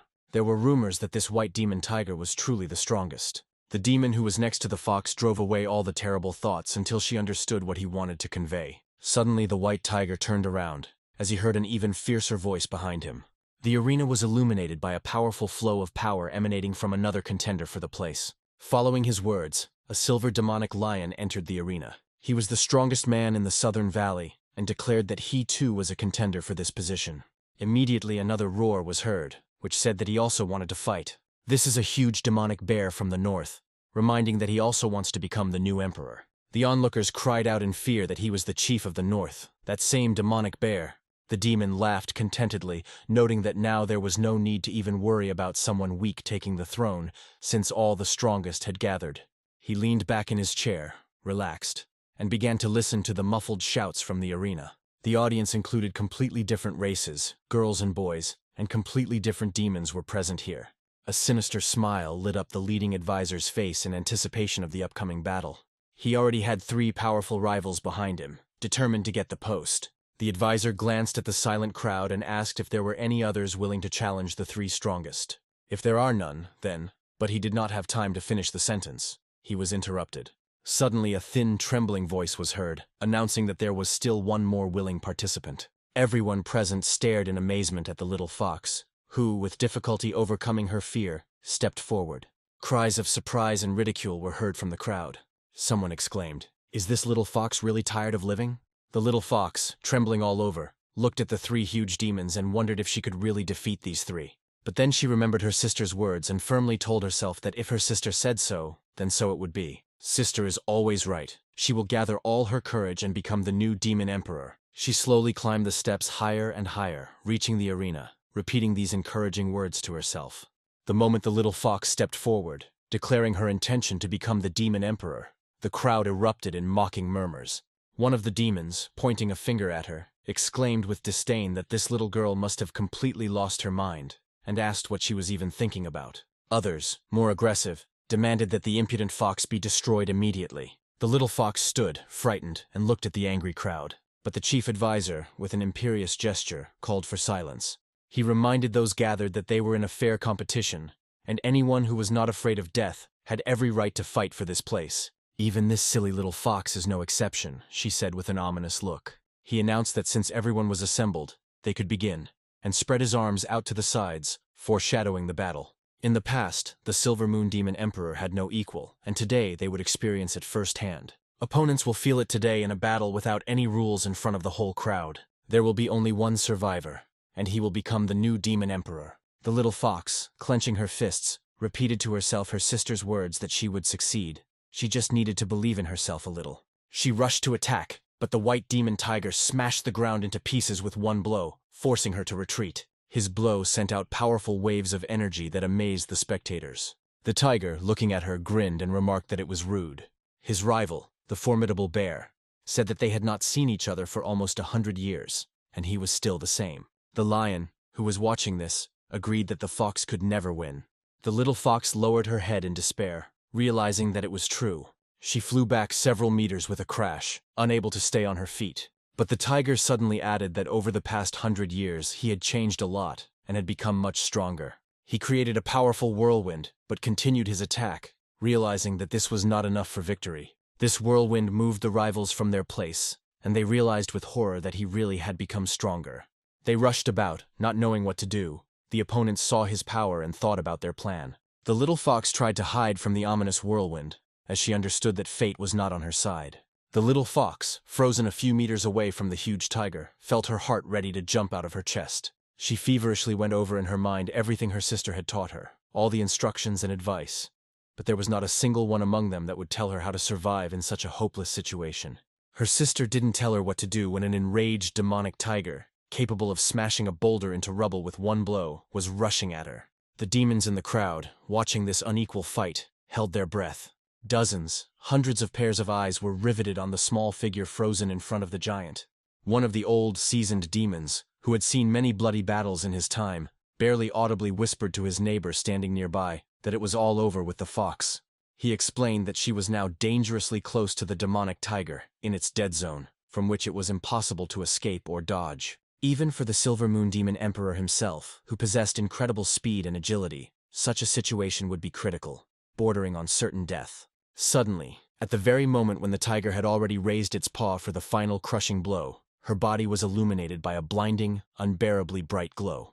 The light was so strong that for a moment everyone present was blinded, and the tiger froze, forgetting about the attack. A huge, majestic, fiery phoenix burst from the girl's chest. He soared into the night sky, spreading his gigantic wings, which blocked out everything around him, eclipsing even the light of the torches and stars. His plumage glowed with scarlet and gold flames, and his scream cut through the silence, causing every demon in the arena to shudder. The tiger, sensing the ancient, incredible power emanating from the phoenix, recoiled in horror, almost falling. One demon eagle's eyes widened in astonishment and fear as he recognized the true spirit of the phoenix, the very one that was contained within the jade pendant that he had spoken disdainfully of just a moment ago. It finally dawned on him. This was why this small, insignificant-looking fox had not been afraid to go out against them. This was why there had been no fear in her eyes when she had declared her claim to the throne.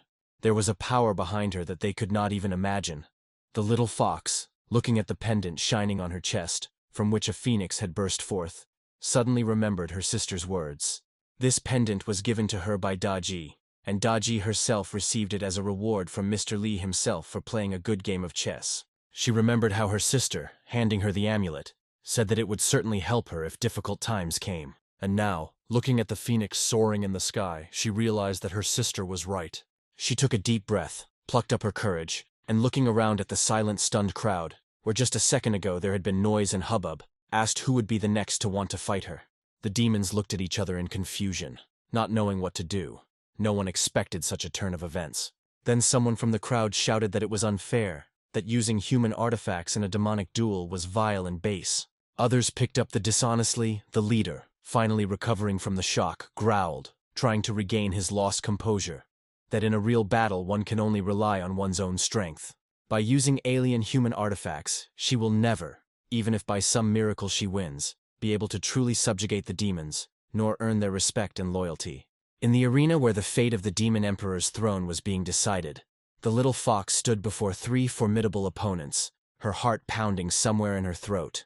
The host growled that if she was serious about becoming a demon emperor, she should understand that she could no longer rely on that pathetic pendant. That pendant, which, in his deep conviction, was her only protection in this world full of dangers and treachery. The little fox looked in despair at the amulet that her sister had given her with such love, and in her eyes, wide open with fear, treacherous tears glistened. She tried to object, whispering a weak no, but there was not a shred of confidence in her voice, only sheer, soul-destroying hopelessness. The opponent slowly, with relish, swung his huge, boulder-like paw, preparing to put her out of her suffering forever with one blow and end this pitiful spectacle. The little girl had no choice but to ask for help from higher powers, or to pray for help from her sister. The huge bear spoke ominously and skeptically to the fox, saying that nothing and no one could help her anymore.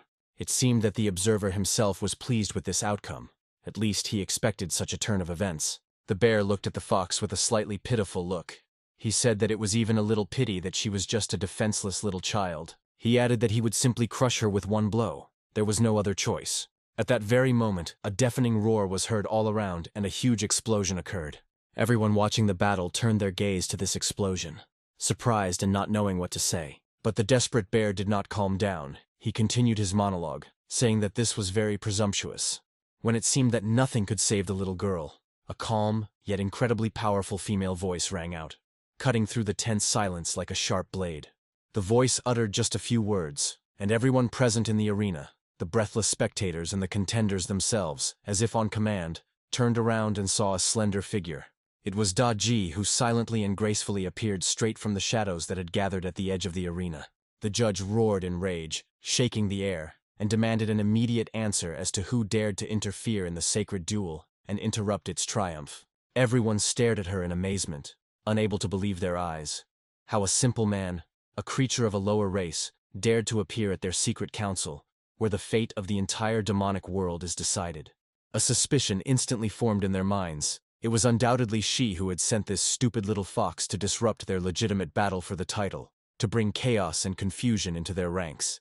Daji, not paying the slightest attention to their aggressive attacks, with a slight, barely noticeable smile on her beautiful lips, noticed that their eyes, apparently, had indeed begun to see worse with age. She reminded them of a simple truth: in the wild, inhospitable mountains, where only strength and cruelty rule, everyone without exception is a demon. She is, of course, no exception to this harsh rule. The bear, having looked at her more closely, having examined her features, and having caught the powerful ancient aura emanating from her, recoiled in horror. It finally dawned on the lion that standing before him was the legendary nine-tailed fox herself, who had recently been captured and imprisoned in his palace by the head of the powerful Lynxian palace himself. Daji, without raising her voice but putting an icy, unyielding force into every word, coldly said that she was giving them all one last and only chance. Either they would immediately submit to her will and acknowledge her power, or they would die here and now, right in this arena, flooded with torchlight. Leo, whose pride was deeply wounded by such an ultimatum, became indescribably furious. He growled, reminding her and everyone present that after being forced to transform into human form, she had to go through all the stages of cultivation again, from the very beginning, from scratch. Not only is she not weaker now, but in his opinion and the opinion of his comrade, she should be frankly weak. Instead of hiding somewhere in a hole, licking her wounds, she came here, to the council of the strongest, for certain and inevitable death. He furiously called on Brother Leo to join him immediately and deal with the impudent upstart together. The lion, however, hesitated. The intuition of an experienced fighter literally screamed at him that something was wrong here, but he still growled that he would never, under any circumstances, give up his rightful throne to some pathetic fox. Daji just nodded calmly, even with some regret. She noticed that it seemed he had made his final and, as it turned out, fatal choice. The very next moment, something happened that made even the oldest and most seasoned demons freeze.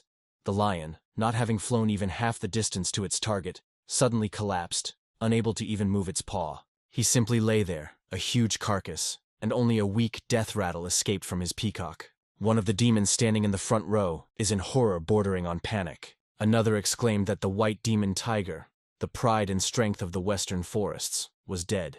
and dead from just one single blow, invisible to the eye. Another demon, shaking all over, muttered that this was simply unbelievable, that such a thing simply could not happen in nature, that it contradicted all known laws of force. Daji, without even deigning to glance at her defeated opponent, merely lightly brushed off her elegant dress. She slowly and majestically looked around at the completely silent, stunned crowd, where just a second ago there had been noise and hubbub.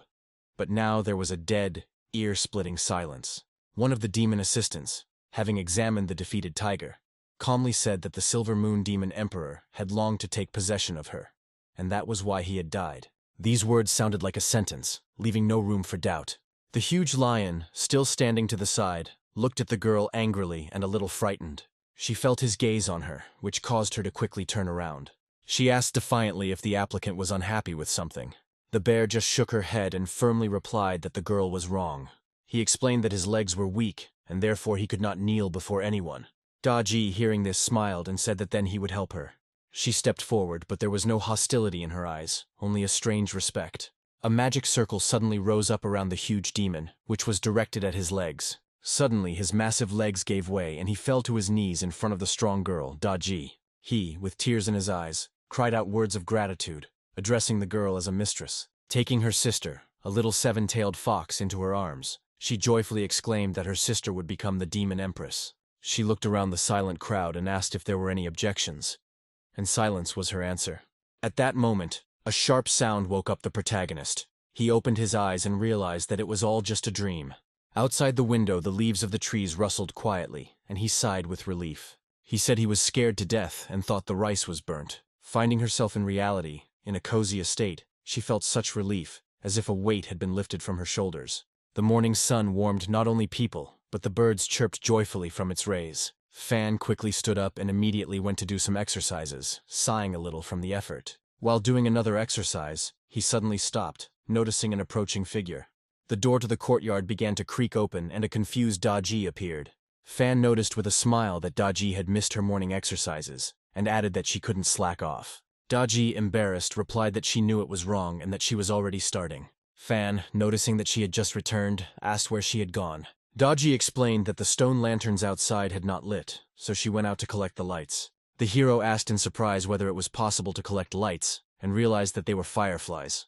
Daji proudly showed him the jar of shimmering insects. Fan exclaimed in admiration that they were wonderful and so beautiful, and noticed one more thing.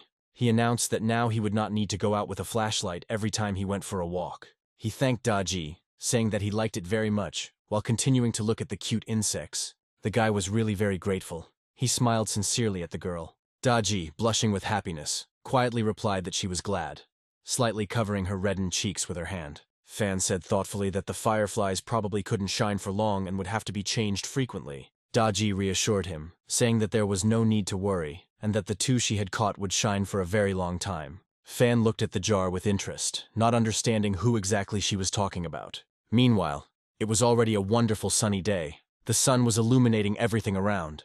Nan Nan and her mentor reached the Golden Lotus clan. The mentor, looking around the deserted surroundings, noted with regret that their clan was a bit empty, and the girl would probably be sad. Nan Nan, however, firmly replied that everything was fine, and asked the teacher to continue telling her story about the clan. After all, she only told half the story, and she was interested in what happened next. She asked if the Tiandao clan had given them an antidote, and the teacher smiled bitterly and replied that of course not. The vile Tiandao clan chief didn't agree, so she had to do something terrible to him. Nan Nan, noticing that her teacher had so little clothing, was surprised, to which she replied that it was very hot in the desert. She added that even though their clan is not very large, they are still serious about cultivation.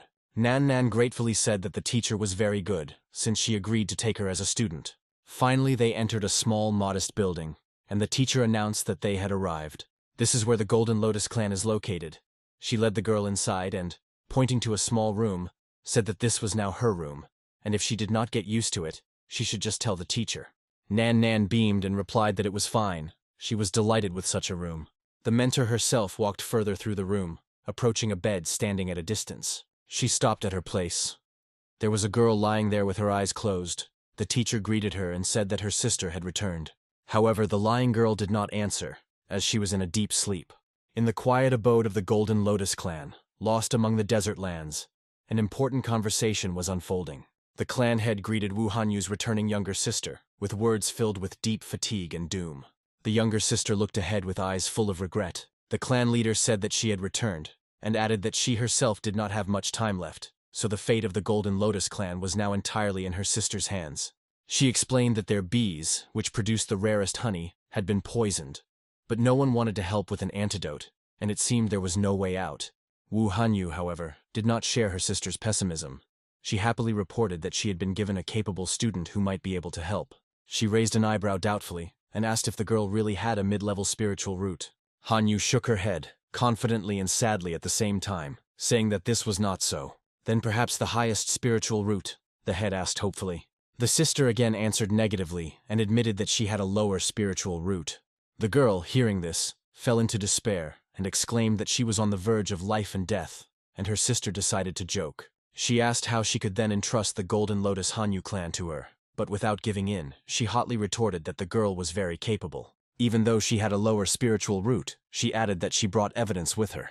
With these words, she laid out several packages in front of her sister, emitting incredible spiritual energy. The sister froze, looking at the elixirs, and realized that these were not just rare, but legendary treasures. Hanyu explained that Emperor Luo had personally given all these elixirs, and that they could help his sister.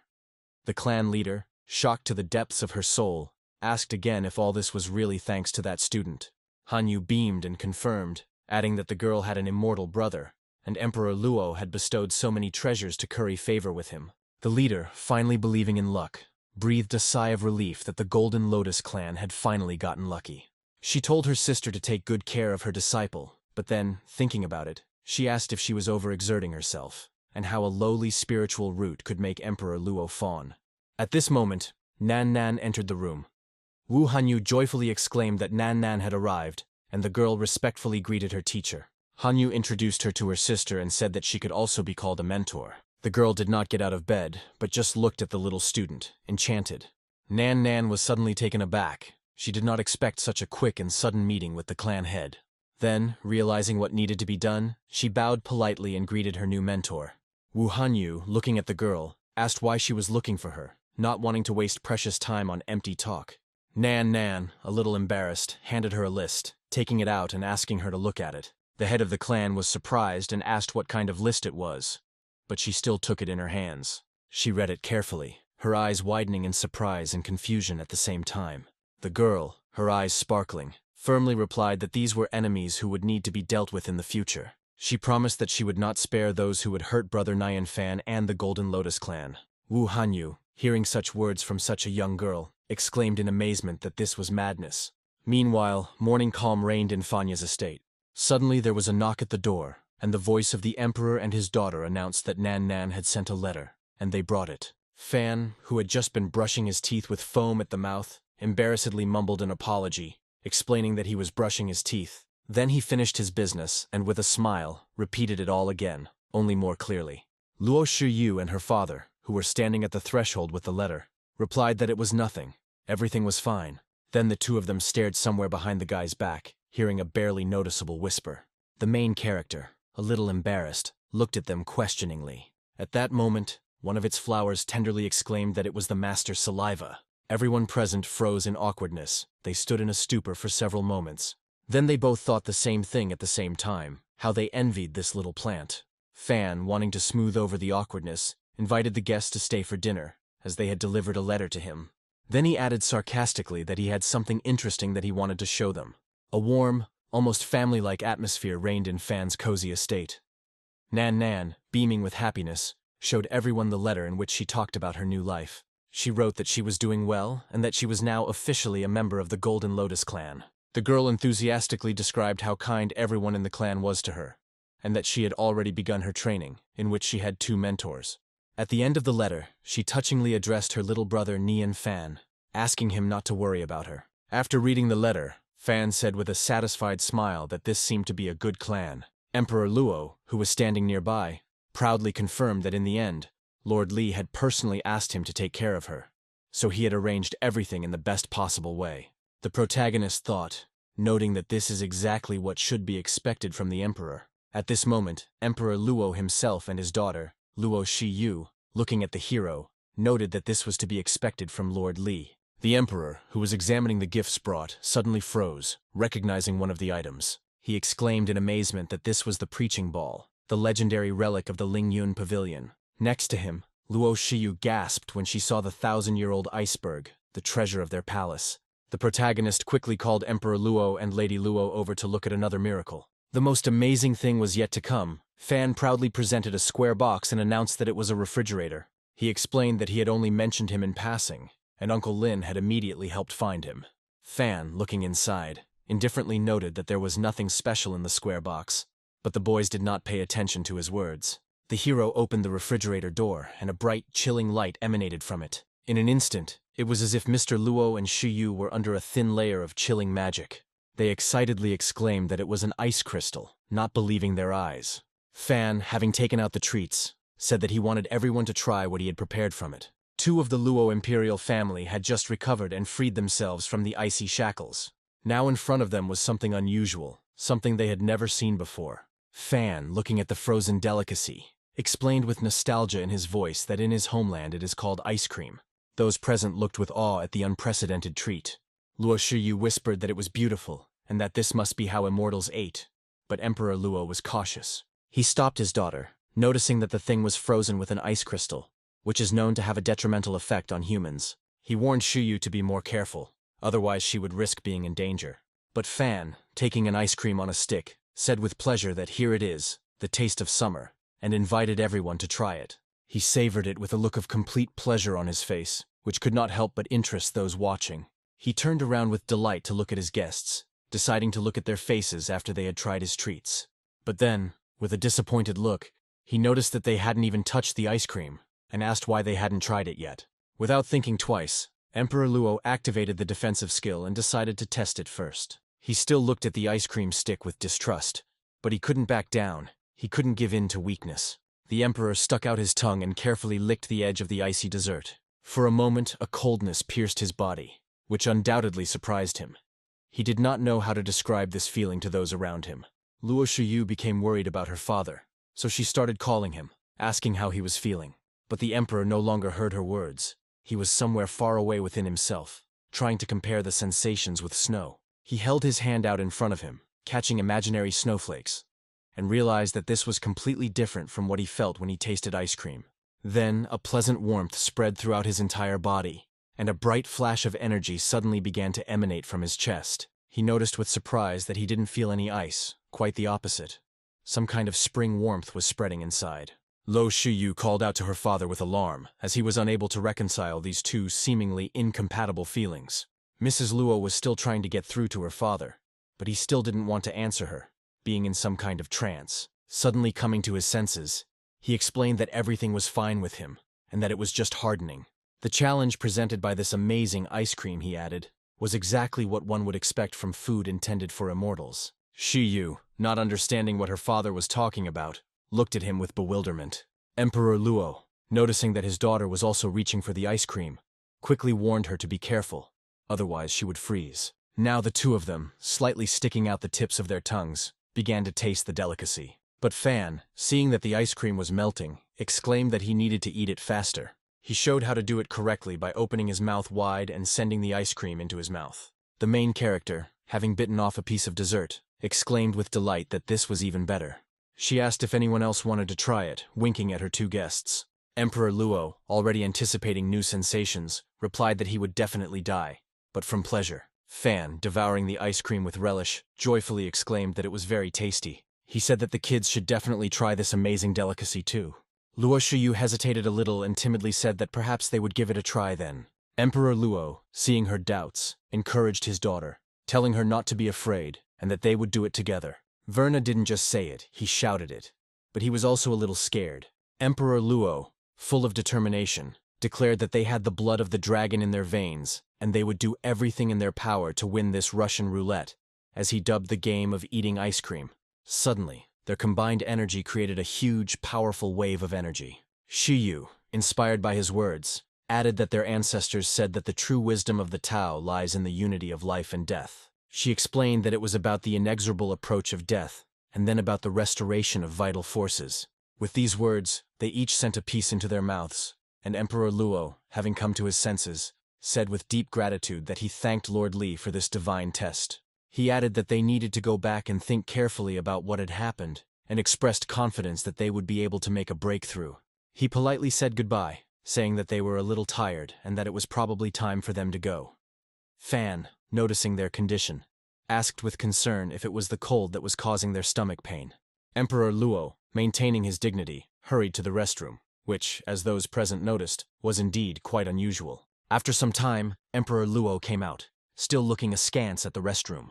The main character sympathetically asked if he was feeling better. He was genuinely worried about his condition. He, still under the impression, replied that at home he would need to digest everything thoroughly again, because the wisdom of the Tao was there. The guy, hearing this, thought with irony that he probably meant that the emperor had a stomachache. Emperor Luo, having gathered his strength, turned to his daughter, asking if she was ready to go. Shuyu nodded. She answered her father positively as she walked out of another toilet stall at Fan's estate. Emperor Luo and Lu Shuyu were about to leave, saying that it was time for them to take their leave. Suddenly Fan called out to them. He asked Emperor Luo to stay, suddenly remembering something.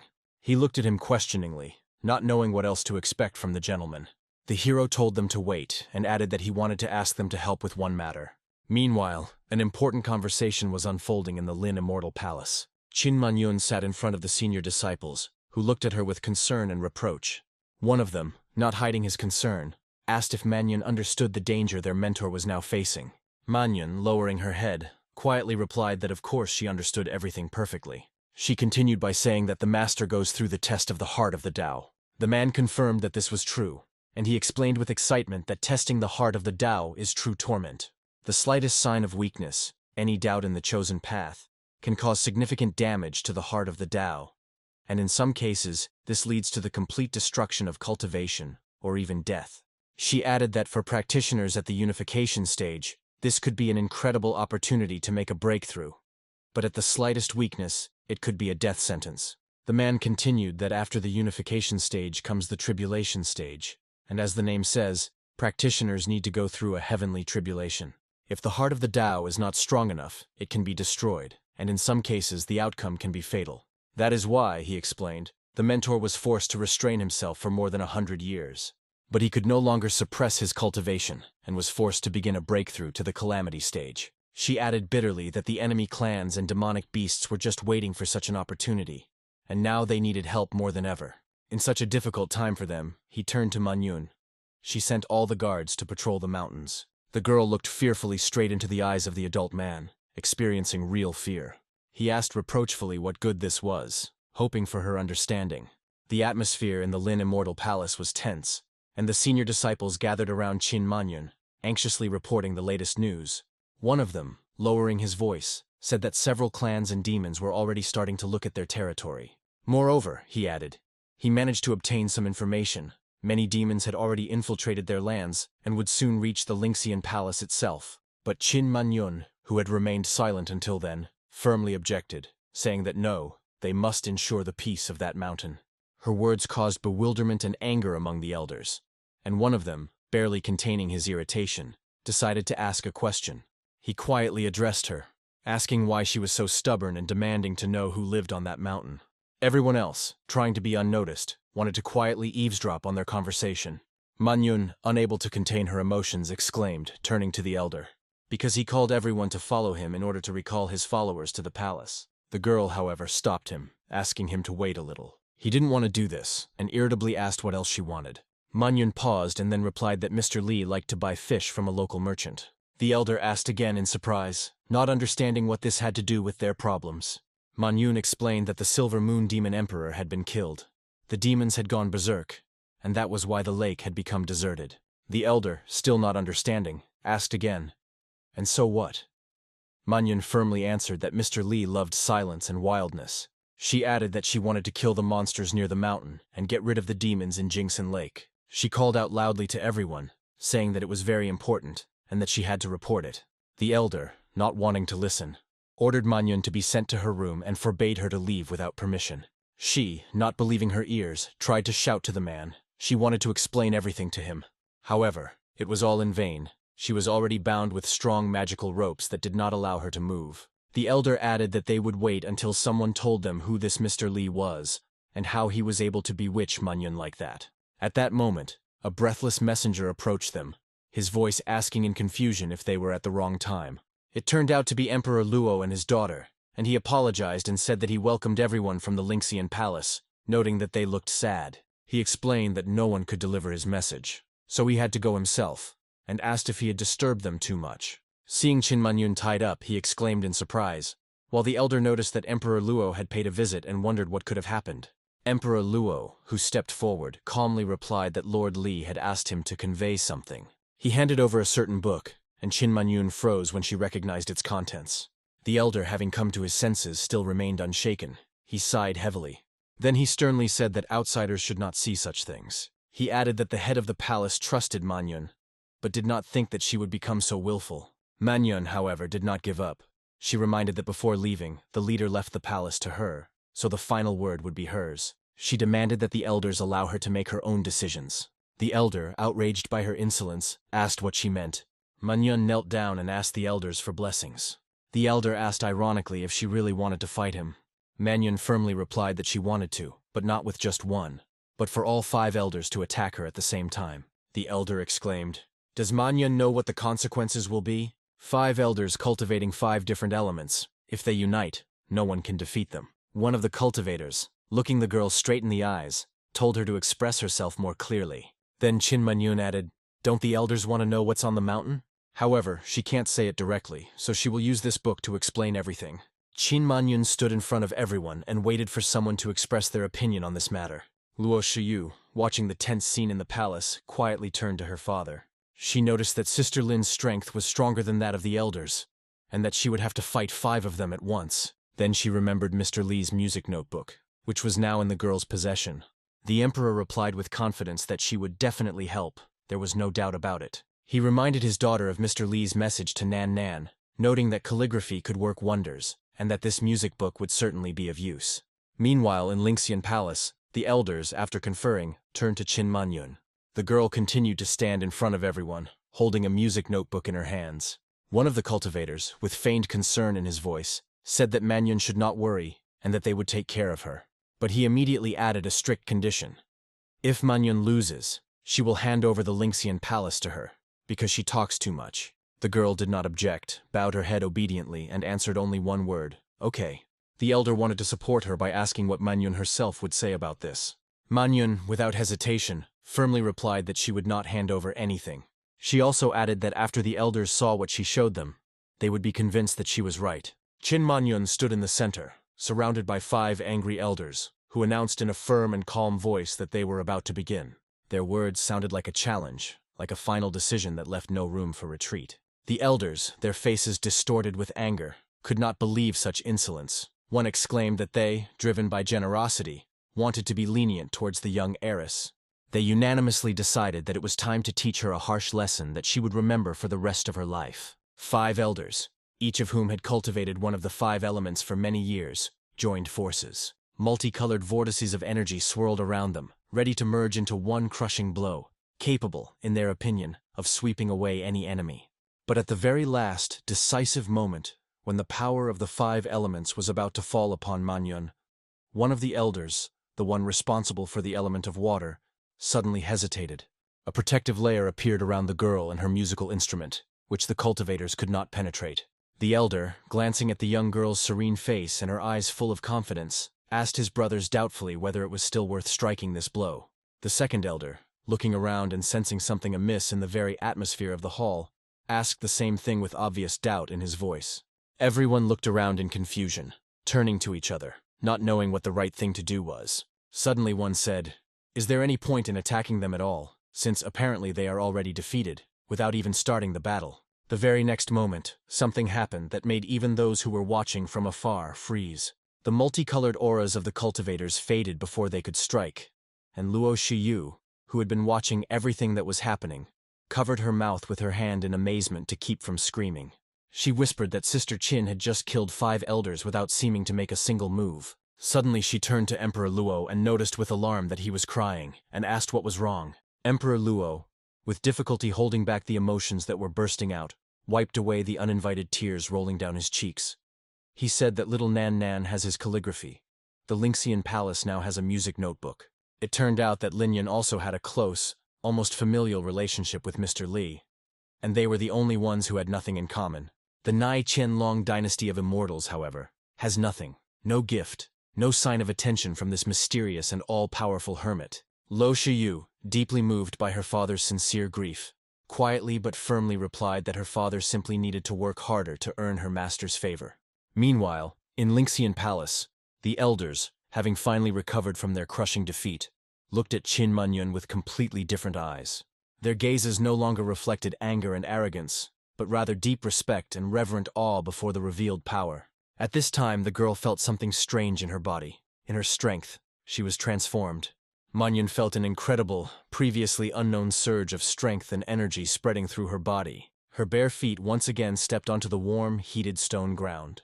The girl's new image was striking. She looked different. She even held herself more confidently now than before. Lu Shuyu, worried about her condition after the fight, immediately asked how she was feeling.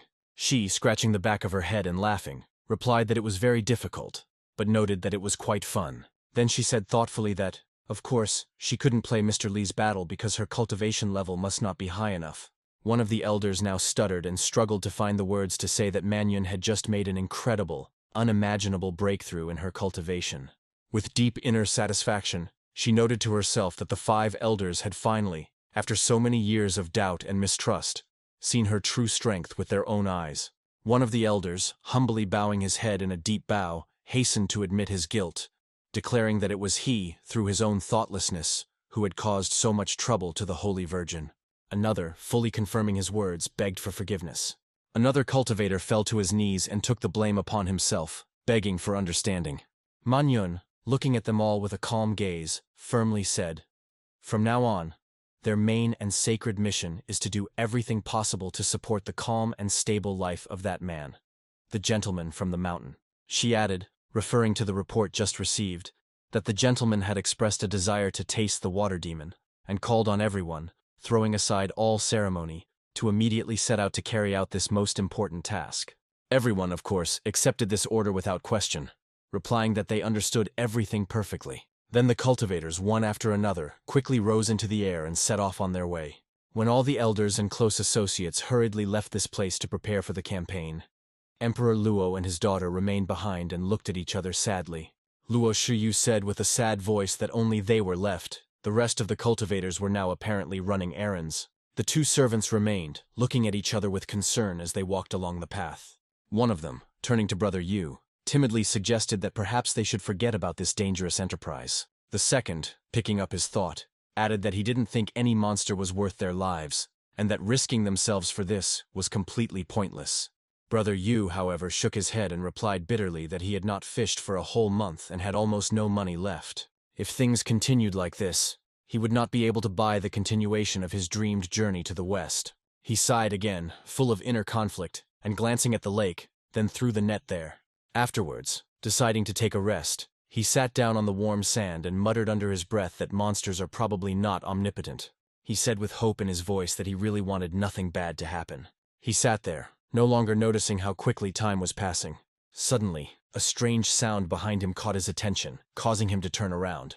However, it turned out to be just a defenseless little rabbit. The boy, still ready to attack, had already taken a stance, but, realizing who was in front of him, he calmed down, saying that he was scared. As soon as he turned away from the little animal, some terrible monster materialized behind his back. He instantly covered the man with himself, and he didn't even immediately understand what had happened. The next moment, Qin Manyun screamed in horror, asking the monster how he dared to harm a defenseless person. At that very moment, when it seemed that nothing could save the doomed man. But the giant monster, sensing danger, quickly began to run away from that place. He decided that running was too slow for him, and began to move forward by jumping.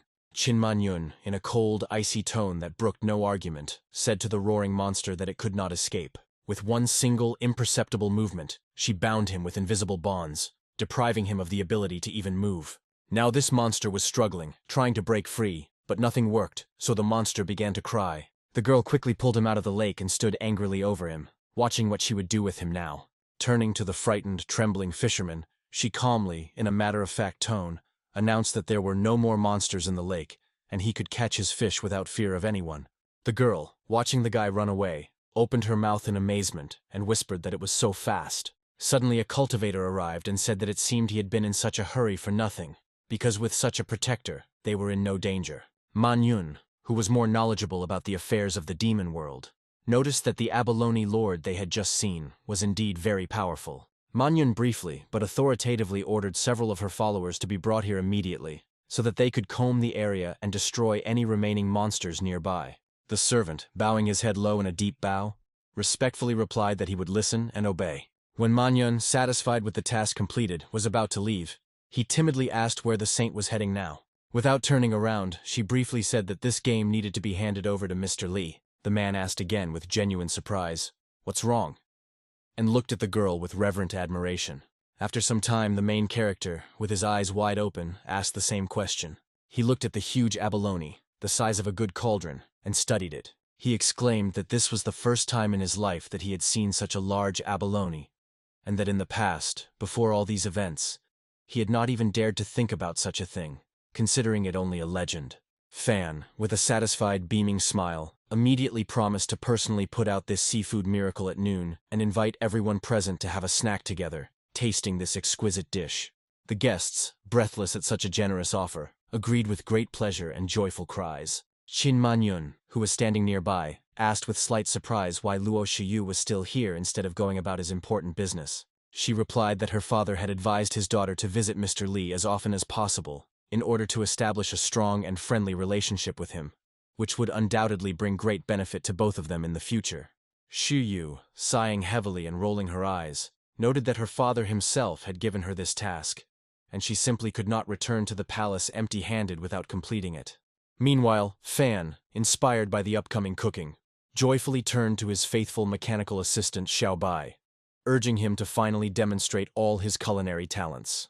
The robot cheerfully flashed its multicolored lights and emitted a cheerful sound signal, ready to begin performing an important task. The girls saw Xiaobai deftly wielding a large hose, pouring some transparent liquid that sparkled in the light onto a huge abalone. They exclaimed in amazement that this seemed to be the real living water, the legendary elixir. Qin Manyun, who was standing nearby and watching this action, confirmed with feigned indifference that it was indeed her. She added with a certain amount of arrogance that there was nothing particularly surprising about this, since she had already managed to see a lot while traveling around the world, and even rarer treasures. Suddenly her face contorted with indignation, and she loudly remarked that this precious water was being wasted, simply poured onto the food.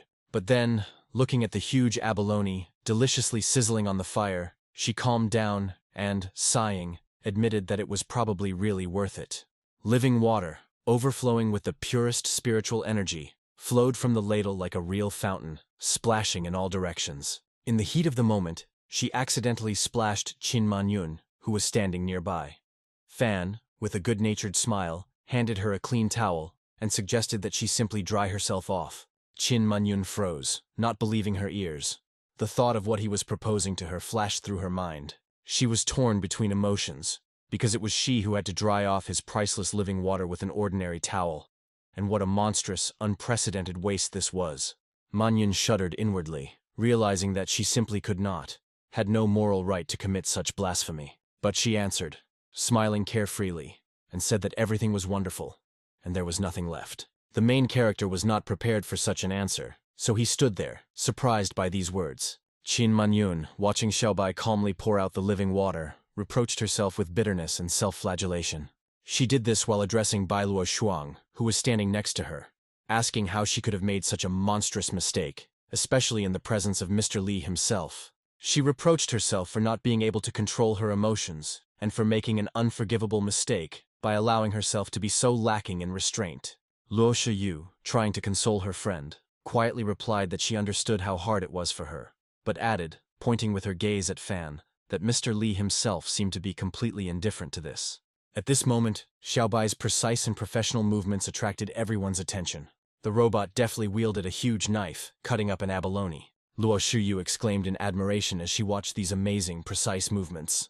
Qin Manyun, who was watching the process, said thoughtfully that this demonic mollusk was in the stage of dispersal. Shuyu added that it had been developing in water for 4,000 to 5,000 years, so its meat should have been incredibly tough and practically inedible. After analyzing all this, the girls felt somehow uneasy. They were afraid to try it. But Xiaobai, to their utter amazement, cut it into the thinnest slices so easily and casually. He said that it not only strengthens the immune system, but also regulates blood pressure, replenishes yin energy, soothes the liver, and strengthens the kidneys. Combined with medicinal herbs, he added, this dish can suppress yang, normalize heart function, and satisfy the most exquisite hunger. Having finished his lecture, he announced with a satisfied smile that he would now demonstrate to everyone the true skills of a chef. The girls watched him in amazement. Soon, a mind-blowing aroma spread throughout the entire estate, and Xiaobai, standing on the lid of the cauldron, solemnly proclaimed that it was ready. Lu Shuyu, inhaling the divine scent, said with admiration that it smelled simply incredible, and that this must be a truly magnificent recipe. Qin Manyun, lost in thought, analyzed every detail of this culinary performance. Then, both girls looked into the cauldron and noticed that it was glowing. Without a second's hesitation, they began to devour the soup, pulling out pieces of freshly cooked meat from it. Their bodies instantly became illuminated by a bright glow, blinding each other. Xiaobai continued to explain, listing, first-class chef, spiritual water, some spiritual herbs, also magic wood as fuel and a magic cauldron. All this, combined with thousand-year-old abalone, revealed the incredible freshness and sweetness of each ingredient, perfectly complementing each other and creating a symphony of taste. After eating a couple of spoons, the girls felt their minds completely cleared of all worries and doubts, as if they were born again. They shouted that it was incredibly delicious, and together with the robot, they rejoiced at this masterpiece of culinary art. Fan, hearing the praise, broke into a satisfied smile and said that he was very glad that they liked the dish. Sharing the joy with everyone, he repeated the guest's gesture. Now everyone stood in the middle of the estate with their hands raised up. Meanwhile, outside Fanya's tranquil estate, a completely different atmosphere reigned. The alarming news spread everywhere. A young girl stood on the roof of a building and felt the demon approaching. One of the messengers, a girl, out of breath, reported to her mistress that the Xuanyu sect had been completely destroyed. The lady, hearing this, anxiously asked what order the father had given, to prepare for confrontation or to seek shelter. The girl, maintaining an outward calm, replied that it was neither one nor the other. She explained that the master said that everything was in Mr. Li's hands and they just needed to wait. The girl looked thoughtfully into the distance and said to herself, "Wait." Soon, a new report came in that the Lanyu sect had also been destroyed. Meanwhile, leaving the protagonist's estate, Qin Manyun and Lu Shuyu politely said goodbye to the guy. The tension grew. The girls sensed something was wrong. Shuyu shuddered and asked her sister if she felt this oppressive, ominous aura.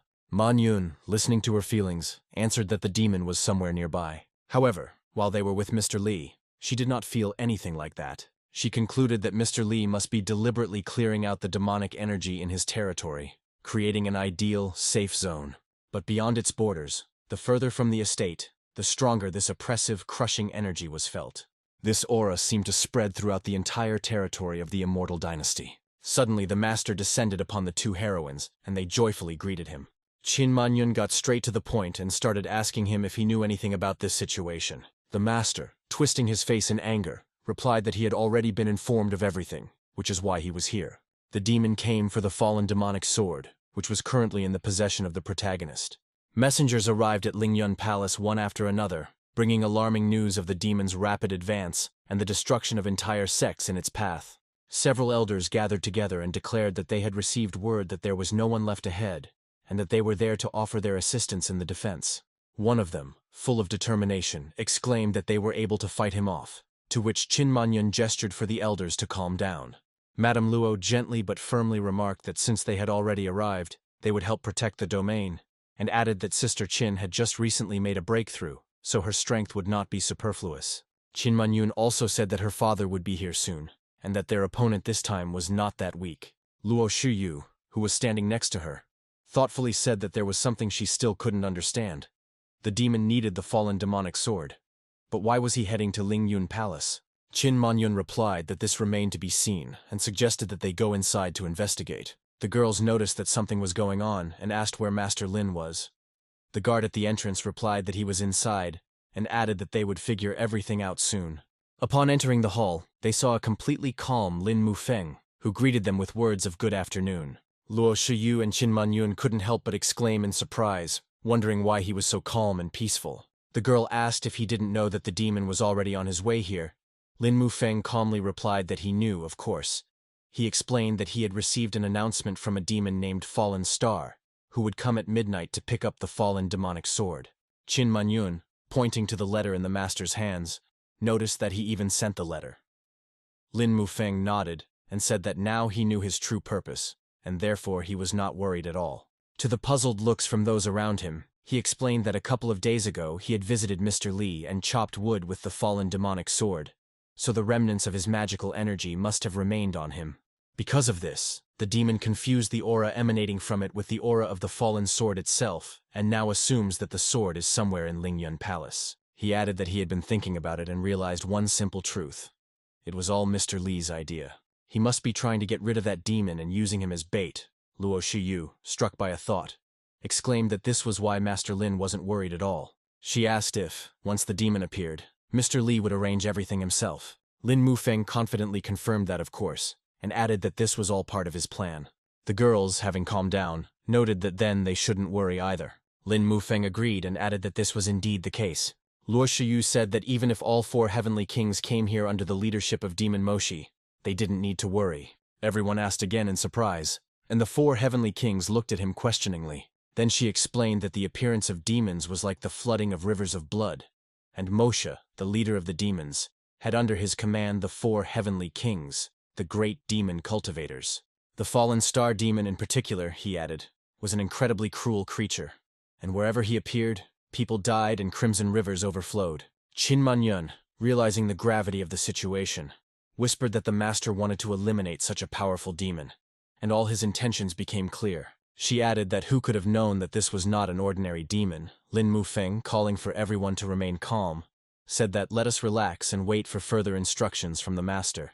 The men standing nearby, while agreeing, nevertheless noticed that there was some uneasiness in their souls. At this time, the girl stood on the roof and thought about what was happening. She, staring into the distance, was worried about the impending threat. Then she said thoughtfully that Mr. Li, as she knew, never liked to engage in direct confrontation, preferring to act in a roundabout way. She wondered how he was going to destroy this powerful demon that was already at the door. At that very moment, the silence of the evening was broken by desperate cries coming from the main gates of the palace. One of the guards, mad with horror, called on the demon to stop, threatening him with all the punishments of heaven and promising not to allow him to harm others. The next moment, a huge, monstrous shadow covered the entire palace, eclipsing even the light of the moon.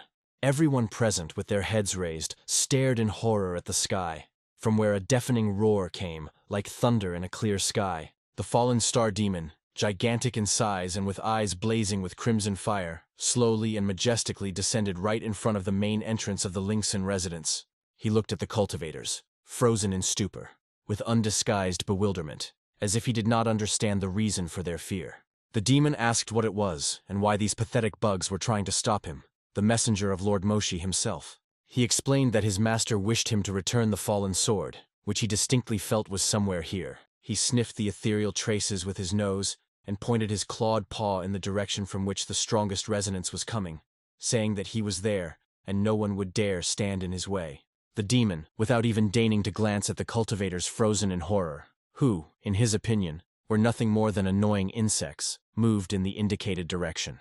He muttered contentedly to himself that Mr. Moshe would be pleased, and that he had finally found this ancient relic and was already on his way to get it.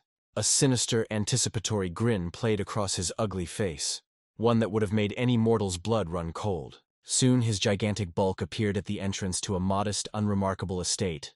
Stopping and looking at the leaning fence and the leaning gate, he was genuinely surprised.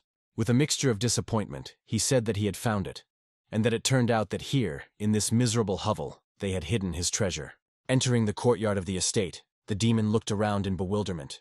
His feelings, which had unmistakably led him here, now seemed to have led him to a dead end. He clearly felt that the fallen sword should be somewhere here, literally a few steps away, but for some reason he could not see it, and this caused him growing, almost uncontrollable irritation. At this time, the cultivators tried to protect themselves. There was a protective barrier around them that did not allow the demon to harm them. Lu Shuyu expressed her sincere gratitude to Qin Manyun, thanking Sister Qin for her timely help. Otherwise they would have all perished under the claws of this monster. Another whispered with white lips that it was a real disaster, and that even if they had combined all their forces, they still would not have been able to resist such a monster. Qin Manyun, trying to maintain at least a semblance of calm so as not to sow even more panic, urged them not to give in to despair. She firmly said that they needed to hold on just a little longer. At that moment, such a deafening sound came from the girl's direction that it seemed the earth itself shook in convulsions. This made everyone present involuntarily grab their ears, and the demon also roared from such a sound. He turned pale as a sheet and exclaimed in horror at what a loud sound it was, as if the sky itself had opened up. The next moment, a demon roar was heard as it launched its attack towards Qin Manyun. The girl was taken aback by this step. She was not prepared for such a turn of events. Then followed a heart-rending cry full of inhuman pain. Everyone saw Divine Maiden Lin, whom they thought was invincible, fall to the ground as if she had been knocked down, and Lu Shuyu screamed in terror and rushed towards her, calling out her name. Lin Mufeng froze in place and whispered in despair. Could this monstrous development of events, also be part of Mr. Li's grand plan? The demon, looming over them like a mountain, growled that he only wanted the fallen sword, and demanded that these pathetic humans immediately, without further ado, give it to him. Lord Lin, who had the noble blood of a dragon in his veins, could not bear such humiliation. Falling into an indescribable rage, he rushed at the demon with a thunderous cry that he would not let him pass, and would defend his own to the last drop of blood. The demon merely sneered contemptuously, calling him a presumptuous ignoramus, and with just one light, almost careless movement of his monstrous paw, attacked him. Lin Mufeng exclaimed in horror that his hand was simply gone. He didn't understand how this happened. The boys who were next to Mr. Lin looked at him with fear and pity, but they themselves were afraid to come closer. Suddenly Emperor Luo appeared, forgetting about his own safety, and rushed to Mufeng's aid. He activated his most secret, long-suffering treasure, the earthly fire dragon, hoping that at least this could stop the monster. But even this did not seem to make the slightest impression on the demon. Seeing the defeated, bloodied Emperor Luo and the wounded, barely breathing Qin Manyun, Lord Luo said with inexpressible bitterness in his voice that they were too late. Lu Shuyu said with concern in her eyes that she was in a critical, almost hopeless condition, and required urgent, immediate treatment. However, the demon, this terrible monster, still stands before them, blocking their escape route, and they, no matter how hard they try, cannot defeat it. The demon, who had been watching this fuss with interest, smirked contemptuously, and noted that these bugs were, of course, a little stronger than the previous ones. But in any case, he didn't give a damn about it. He still decided that perhaps he should take them a little more seriously so as not to waste time in vain. Suddenly he felt a strange, unusual pulsation in his own stomach, which seemed to have a life of its own. The observers stared at the demon with genuine surprise and asked what kind of news this was. The next moment, he assumed an indescribable, terrifying form, the true form of a fallen star demon. Then he showed his blind rage and shouted that he would kill everyone now. The girl and everyone else were ready. She put her hand out in a gesture, already about to use her techniques. Emperor Luo ordered everyone to defend themselves as best they could while he tried to immobilize the enemy. The speed and monstrous power of the demon's blows increased several times, and everyone present understood this. They, watching this nightmare, realized with horror that this, apparently, was the same legendary force of disaster about which terrible rumors had circulated. The demon laughed ominously and looked straight into the souls of the heroes. He already saw their death in his thoughts. The two girls, unable to escape his attack, were floating unconscious in the air. Lin Mufeng, barely dodging the crushing blows, still fell, and upon waking up, began to get up and groan. He looked at the battlefield and thought in despair about how this could have happened at all, and whether the great master had made a mistake in his calculations. He whispered into the void that the master seemed to have abandoned them to their fate. This thought was terrifying, but there was no other normal explanation. The demon, having had his fill of enjoying his own power and the humiliation of pathetic humans, indifferently said that enough of the fun, it was time to return to his main, much more important work. He said that there was no longer any point in hiding the sword, for the fallen sword was a sacred gift from the leader of the demons. Moshi himself and his master would be immensely happy with its long-awaited return. Lin Mufeng, looking at his own bloody, almost severed hand, suddenly realized the terrible truth. It was his blood that the demon had somehow used to recreate the lost sword. The demon, smiling contentedly and ominously, said that it was time to return what was rightfully his, and that Mr. Moshe would be very happy and would certainly reward him for his diligence and devotion. The demon of the fallen star, raising his monstrous hands to the crimson sky, solemnly and powerfully called out to the fallen sword, calling it, like a faithful dog, to appear and return to its true, rightful master. His voice, full of ancient, overwhelming power and impatience, echoed throughout the area.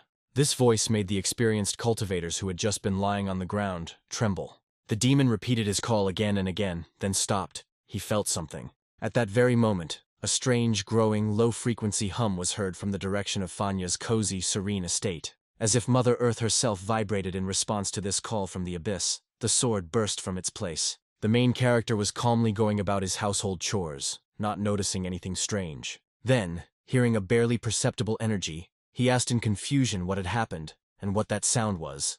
A little wary, he assumed that someone must have decided to fly a giant kite. There really was a huge, majestic, almost divine object floating in the sky, emitting a soft, yet incredibly powerful, overwhelming radiance. The demon, looking at him with his eyes burning like hellfire, with a glee bordering on real madness, exclaimed that it was he. It was truly he, the fallen sword. Mr. Lin knew that this was the same legendary relic for which he had come from the very darkness of the ages. The star demon screamed joyfully, almost hysterically, addressing the void, as if talking to his distant but all-powerful master Moshe, who had found him. He continued that now, immediately, this very second, he would return to give him this precious relic, earned through thousands of years of suffering and anticipation. But at the very moment when he had already extended his clawed, scaled paw, ready to seize his rightful prey, something completely unexpected happened. The sword, instead of meekly falling into his outstretched hand, suddenly froze in midair, and from its ancient, battered, rune-covered blade came a voice, clearly and distinctly uttering a Buddhist greeting. The demon froze in utter bewilderment, staring at the sword with eyes wide open in amazement, completely unable to understand what was happening, or who dared to interfere with his sacred ritual. The creature from the sword, shining with a soft, warm, bone-piercing light that seemed to penetrate into the very depths of even a soul as black as that of a demon, addressed him with the words, "The benefactor was looking for me." The demon, taken aback, asked why the sword, his rightful property, had changed so strangely, and inquired what he was actually wearing, and why he had turned into some kind of creepy, glowing skeleton. The skeleton, not at all embarrassed or frightened by the demon's wrath, calmly and with extraordinary dignity, replied that the Buddha, the great enlightened one, had converted him and sheltered him under his wise wing. Hearing this, the demon became indescribably furious and began to yell, shaking the air, asking what kind of Buddha was this, and what did this unknown person dare to do with his rightful property. He indignantly asked if the sword, a faithful servant of darkness, did not value its true master Moshe, and dared to betray him for the sake of some pitiful enlightenment. The skeleton, now clearly not the mindless blade of before, but something much more, said with an enlightened, unearthly calm in his voice that the enlightenment granted by Buddha saves. He helps from all worldly troubles and sufferings, in which all of them, including the demon, are immersed up to their very tops. He gently but firmly suggested to the benefactor that he too follow the Buddha, so that he might understand from his own experience what it means to truly value life and find true peace. The demon, furious to the extreme and not wanting to listen to this heresy any longer, tried to grab the sword, but then, to his greatest amazement, he suddenly received a counterblow from the Buddha, from which the demon staggered. The skeleton, in the guise of Buddha, told the gentleman to think carefully and accept this purest faith. The demon, in amazement bordering on horror, exclaimed that the fallen sword, his property, dared to raise its hand against him, its potential owner. He added angrily with a hint of resentment that even Mr. Moshe himself had never allowed himself to treat him in such a way. Lin Mufeng, who was watching this incredible scene, let out a huge sigh of relief. He whispered to himself that this had indeed been the master's plan, and that it appeared he had not abandoned them to their fate. He repeated with joy mixed with relief that this was wonderful, very good, and that all their suffering had not been in vain. The skeleton hovered calmly in the air. Despite the demon's attack, he was able to hold on. He quietly recited the Buddhist greeting with deep reverence and faith in his heart. The skeleton from the sword calmly and authoritatively declared that there was no need to worry anymore. The demon was defeated forever. Then he turned majestically, and with his power helped the heroes recover and get back on their feet. They took some time to regain consciousness and looked around. Mr. Lin said with dignity to the fallen sword that he was glad to meet him. The skeleton muttered in response that the fallen sword, as he knew it, no longer existed. He continued, adding that he had received true enlightenment from the Great Lord, and from now on, he planned to change his dark name to a light one, the Buddhist sword, which brings enlightenment, not death, to the world. All the cultivators present, from the youngest to the oldest, bowed their heads with the deepest reverence and respect, greeting the new, reincarnated Buddhist sword. He, however, without the slightest bit of pride, noted that it was already very late, and it was time for him to go back, as he still needed to chop some firewood for kindling. The cultivators watched him go. Everyone present watched as the skeleton returned to his sword. Then he calmly flew up and headed back to his chambers. Lu Shuyu whispered that even Mr. Li chopped firewood with incredible grace, worthy of a true master. At that moment, Lin Mufeng, who was holding the stump of his left arm, barely holding back the pain, whispered to his daughter, "Hand." The girl, running up to him, saw with horror the bloody stump.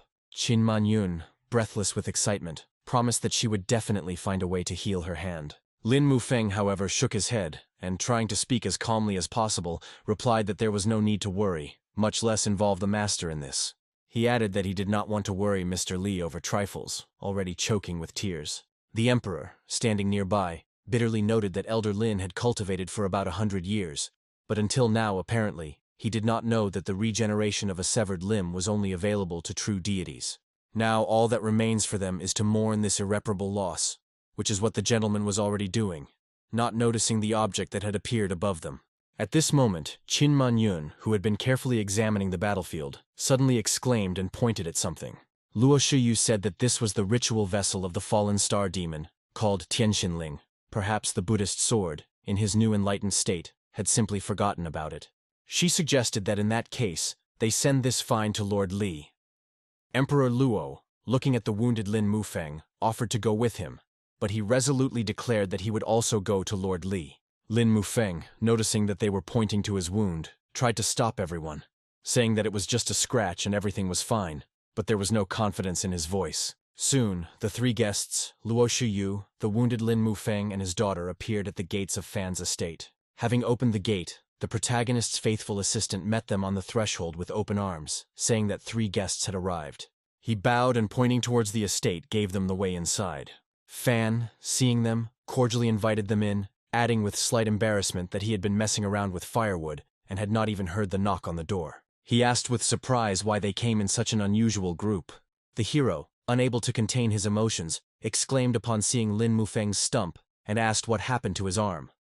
Lin Mufeng, trying to remain calm, replied that his opponent was stronger. The main character, shocked, exclaimed that this was such a trifle, because there was no hand. He added that Uncle Lin, a powerful cultivator, and who had beaten him up like that. Then, recalling recent events, he noticed that not long ago Nan Nan had also been in danger and kidnapped, and that the world of immortals turned out to be very dangerous. Fan looked at Lin Mufeng with respect and thought that Uncle Lin, despite such a serious injury, remained optimistic, and that these were the real immortal cultivators. Cool. Without thinking for long, he decided to voice it, exclaiming with admiration that Uncle Lin was magnificent. Lin Mufeng, looking at Fan, suddenly realized that Mr. Li was worried about him, and this thought filled his heart with incredible warmth. He thought that he was like a chess piece on Mr. Li's board, and his duty was to serve him, and now the master had finally recognized him. He firmly told himself that he no longer needed the hand, and that it was worth it. Despite his physical condition, Mr. Lin looked absolutely happy. Fan, hearing his words, asked with concern how long ago he lost his arm. Lin Mufeng's daughter replied that it was several hours ago. Fan, having calculated, noticed that less than 24 hours had passed, and it should still be possible to try to get her back. Lin Mufeng and everyone present froze in amazement, unable to believe their ears. Lin Mufeng asked again if Mr. Li could really return his hand to him. Fan shrugged and replied that it was not certain, but he could try. Mr. Lin's heart became even happier, remembering that the hand had just been thrown away and was probably still there. Soon, he found himself on the protagonist's operating table, fearfully asking if he really needed to start right now. Li Fan explained that the less time that passed, the higher the chance of success, and warned Lin Mufeng that it might be a little painful, so he should be patient. Lin Mufeng, full of determination, replied that a person who has cultivated for 100 years is not afraid of pain. Fan, having taken out some unusual set of tools, set to work. Those present watched the proceedings with bated breath, while the hero noted to himself that replantation, judging by everything, was very difficult. Fan, concentrating on using thin needles and threads, muttered that the hardest part was connecting all the nerves and blood vessels. Luckily, he added with relief, Uncle Ming's wound was very smooth. Trying to reassure himself, he concluded that there shouldn't be any problems. With jeweler's precision, he stitched nerve after nerve, connected vessel after vessel. All that remained was to finally apply the muscle sutures just as carefully. Finally, after what seemed like an eternity, he exhaled and announced that it had worked. He advised Lin Mufeng to use his arm as little as possible in the future, so that it would heal well. Everyone present who witnessed this miracle could not believe their eyes. The girls whispered that Mr. Li did not use any special techniques, but simply sewed on the hand with ordinary devices. Lin Mufeng moved his fingers and whispered in amazement that it was incredible. He could feel her. Suddenly he jerked and cried out in pain. Fan, looking at him reproachfully, noted that he had told him not to move it. Mr. Lin put his hand on himself with relief, thinking that she was really with him. The cultivators, pointing to the pile of metal objects, whispered in awe that he had only used improvised means. He didn't even resort to spiritual powers, and that he is definitely an outstanding person. Qin Manyun, looking at Fan, suddenly froze, and a look of realization appeared on her face. She quietly said that she seemed to understand the reason why the master preferred a simple mortal life. She explained that Mr. Li wanted to show everyone that sometimes mere mortals, who didn't possess any magical power, were capable of doing things that even the most powerful cultivators couldn't. She added with deep respect in her voice that this is great wisdom. At this moment, Mr. Lin, remembering the purpose of their visit, handed Fan the ritual vessel they had found and said that they had brought this. Fan, looking at the unusual object, exclaimed joyfully, "Wow," and immediately added that in that case he would take it as payment for the operation performed. Lin Mufeng, still feeling a tingling sensation in his newly reattached arm, nodded in agreement. Then Fan said that he wanted to go on a short trip with Daji. I asked if Mr. Li could recommend any interesting places. Lu Shuyu, hearing this, immediately intervened in the conversation and enthusiastically offered to go with them to the demon sealing ritual in Qinyun Valley. Qin Manyun said that every 5 years they strengthen the seals in the valley and sacrifice several demons. Then they hold a grand feast, one of the most grandiose celebrations in their world. She added that Mr. Li wanted to deal with the fallen star demon, and perhaps he would be interested in such an event. But then the question arose, after all, this is what cultivators do, so can a mere mortal go there? Bai Luo Shuang happily assured that of course, and the sooner the better. Mr. Lin explained that in Qingyuan they even prepared a special passage for mortals so that everyone could observe the ritual. The protagonist turned to Daji and asked with slight concern whether the sacrifice would be too bloody an undertaking for her, and admitted that he was a little nervous. The girl, however, said with interest that it sounded interesting. Seeing her reaction, Fan happily exclaimed that in that case they were going. Luo Shuyu supported him, saying that they would go together, and invited Fan to join them. Qin Manyun, not wanting to be left out, also volunteered to participate, saying that it would be fun. Mr. Lin timidly raised her hand and tried to offer her candidacy, but Fan glanced at Lin Mufeng and firmly said that Uncle Lin's hand had just recovered. He added that there was no point in even thinking about it, and Lin Mufeng resigned, replied that he would obey. 3 days later, Emperor Luo Shuyu, Qin Manyun, and another cultivator set out. The cultivator, beaming with happiness, repeated how lucky they were, how fortunate they were, and said that he had been fortunate enough to win some competition. The emperor added that Zhou Dacheng was now honored to participate in the ritual as an escort, and told her to try her best. Bai Luo Shuang nodded happily and replied that she understood. Suddenly Fan noticed Dahe following them and exclaimed in surprise that the dog was with them too. At the pier, their mentor Zhou Dacheng was already waiting for them, and he was supposed to steer the spirit boat. Fan, seeing him, happily greeted Uncle Zhou, awkwardly scratching the back of his head. He, in turn, bowed to Fan with unexpected respect and greeted the gentleman. The protagonist decided not to waste time and invited everyone on board. Fan turned to Dahe and sternly ordered him to look after the house until they returned. The dog whined sadly, tears of grief streaming down his cheeks, but he could not disobey his owner. When the boat set sail, Dahe quickly removed his mask of sadness and watched the guests leave. Finally, being alone, he barked joyfully and ran into the yard, calling his boys. He was already looking forward to the party at the estate, saying that the owner had left and they could relax. Dahe raised his 2 paws up, drawing attention to himself. He called on everyone to start having fun.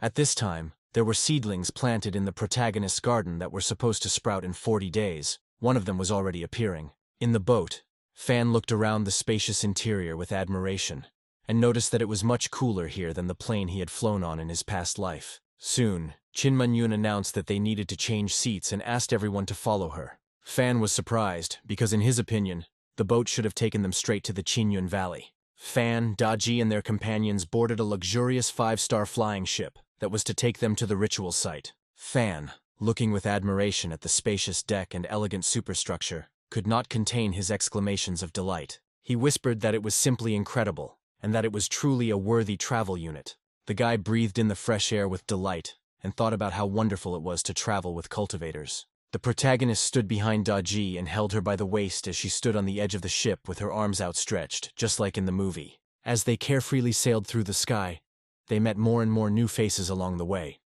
But they were not on such a wonderful ship as they were. On the other side, there were also more warriors hovering.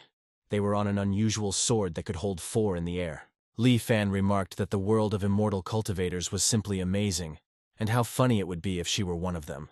Daji, hearing his words, smiled softly and corrected him, saying that he was not an immortal cultivator, but a person much more powerful. The hero became embarrassed and asked if she had learned to flatter him like that from Dahe. At that moment the driver approached them. He laughed and noted that the Azure City was quite far away, and suggested that everyone rest in their cabins. The boy turned to Zhou Dacheng, who was standing at the helm, and asked with concern whether he was cold on deck, since it was easy to catch a cold. Zhou Dacheng, however, shook his head and explained that if he also went to rest, then who would steer the ship? He must constantly maintain a certain concentration of spiritual energy, otherwise they will simply stop and stand in place. One must be on guard at all times, he added, especially because the fire nebula appears at night. If they encounter her, they will have to waste time and make a detour. The protagonist's eyes widened, and he asked again what the fiery nebula meant. The driver explained that no matter how big the ship was, it would swallow it up without a trace. Fan, having heard this, nodded with understanding, and said that he hoped they would be lucky and would soon be there. He then handed Zhou Dacheng a small pear, and said that it was a homegrown pear from his garden, and hoped that he would like it. Zhou Dacheng froze as he looked at the pear. It reminded him of something. He recognized in her the very blessing that the saint had spoken of and was very surprised. Dacheng recalled Qin Manyun's instructions, who had repeatedly reminded him before leaving that everything that came from this expert was an incredible treasure, and that this was nothing more than a test. Regardless of the situation, he should act as if everything is fine and not break the taboo just because he is surprised. He had thought countless times about how to impress the gentleman, but he didn't expect it to happen so soon. He needed to behave appropriately, he decided. Taking a deep breath to calm himself, Zhou Dacheng feigned calm and replied that of course he would like it, and thanked Mr. Li. Zhou Dacheng nodded, wished them a good day, and headed to his cabin with Daji. As soon as they were out of sight, Zhou Dacheng, with trembling hands, brought the pear to his face and inhaled its aroma.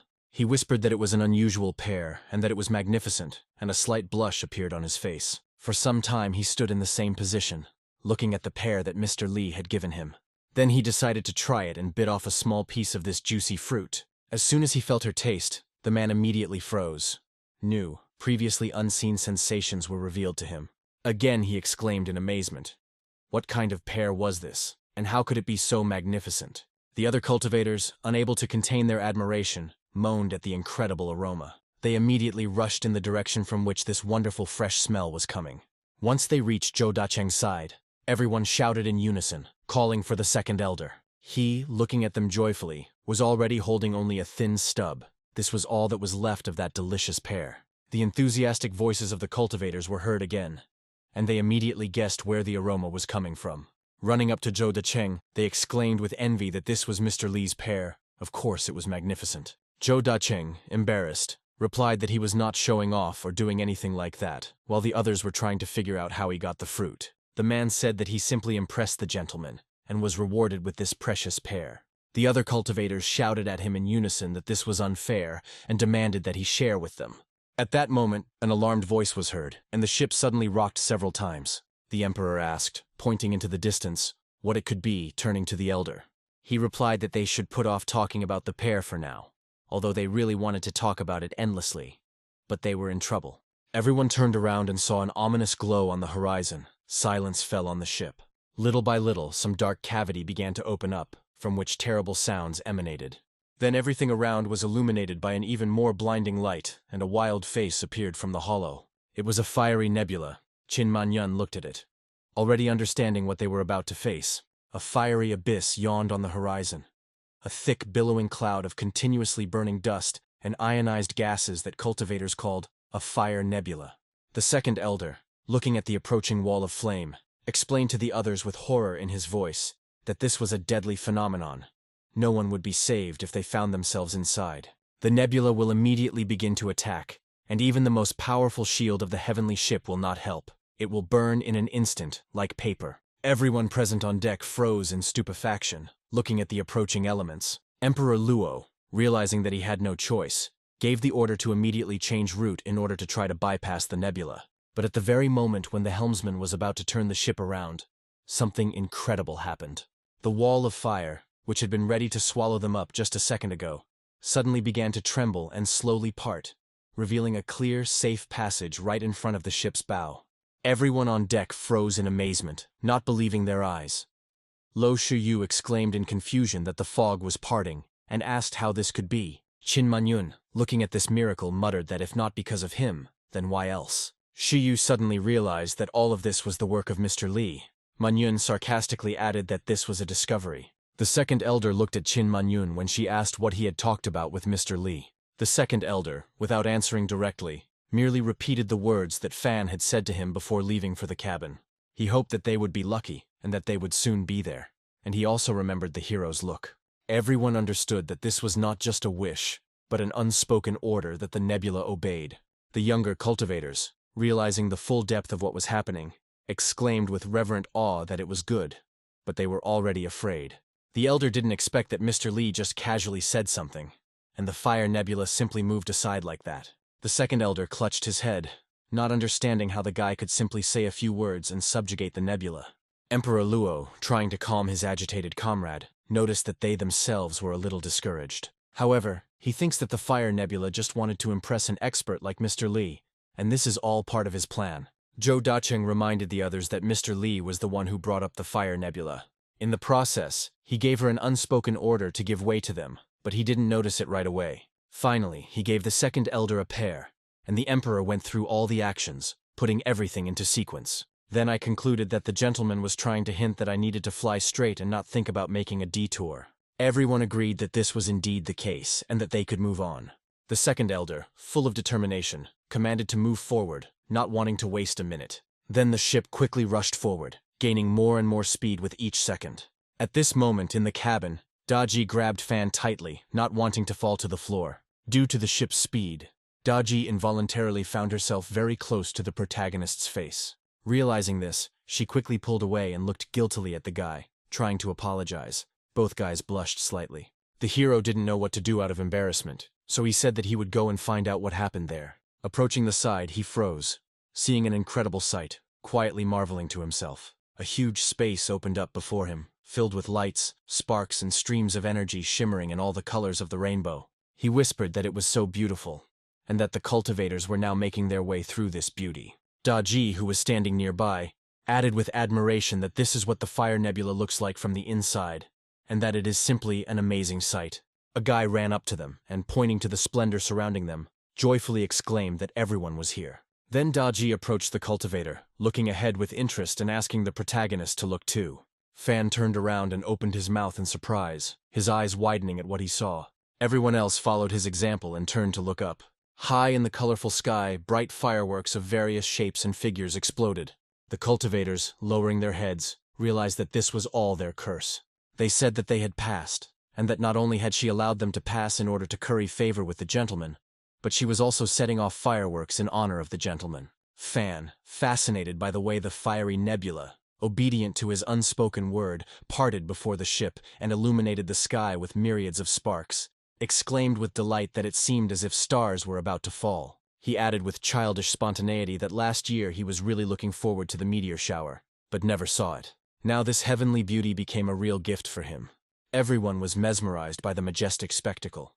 Fan, unable to contain his emotions, whispered that it would be too much to give his life for such a spectacle. He added that this was the largest fire nebula he had ever seen. He thought with sincere gratitude how good it was that he had met these wonderful cultivators. After all, it is only thanks to them that one can enjoy such unearthly beauty that mere mortals could never even dream of. He decided that he should definitely thank Madame Qin for the opportunity to travel on her luxury liner and see this miracle. Turning to Qin Manyun, he said with a warm smile that he folded the origami for her as a token of gratitude. The girl, raising an eyebrow in surprise, asked what was going on when she saw the gift in the guy's hands. Fan explained that thanks to her, he was able to enjoy the beautiful views of the meteor shower, and handed her a paper bird. Qin Manyun looked at the graceful figure and froze, feeling a warm, calming energy emanating from it. It seemed to her that this bird was about to come to life and fly away, so she began to look at it more closely. Then I took it in my hands, and already in reality I felt that the bird was actually breathing. She said with deep gratitude in her voice, "Thank you very much, Mr. Li." Fan, smiling contentedly, yawned and said that in that case he would go to bed, wishing the gentlemen to continue to enjoy themselves, and he himself returned home. Daji, looking after him, said thoughtfully that sometimes it seemed as if Mr. Li's actions were reckless, but there was always some deep, incomprehensible meaning behind them.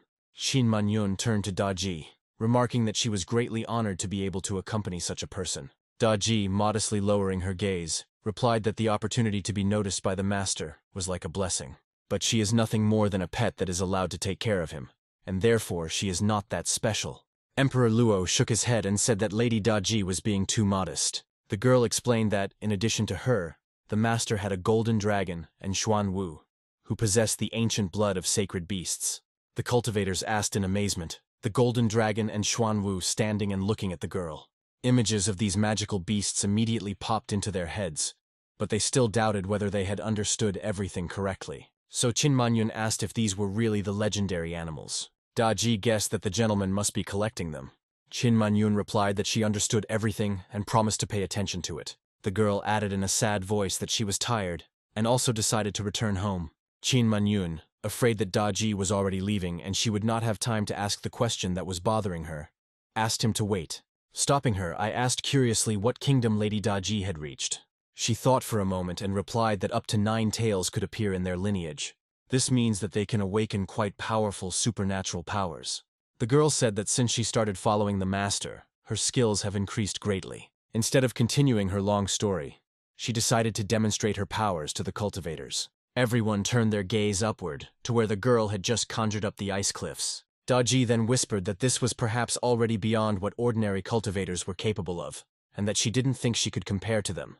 The onlookers wondered how this was even possible, and noticed that with just one movement, the fiery nebula ceased. The emperor asked if only immortals were capable of such a thing, and Qin Manyun added that the path to immortality had been cut off for thousands of years. There have been no breakthroughs yet, but Lady Daji clearly has the power of immortals. Manyun wondered why she hadn't made a breakthrough then.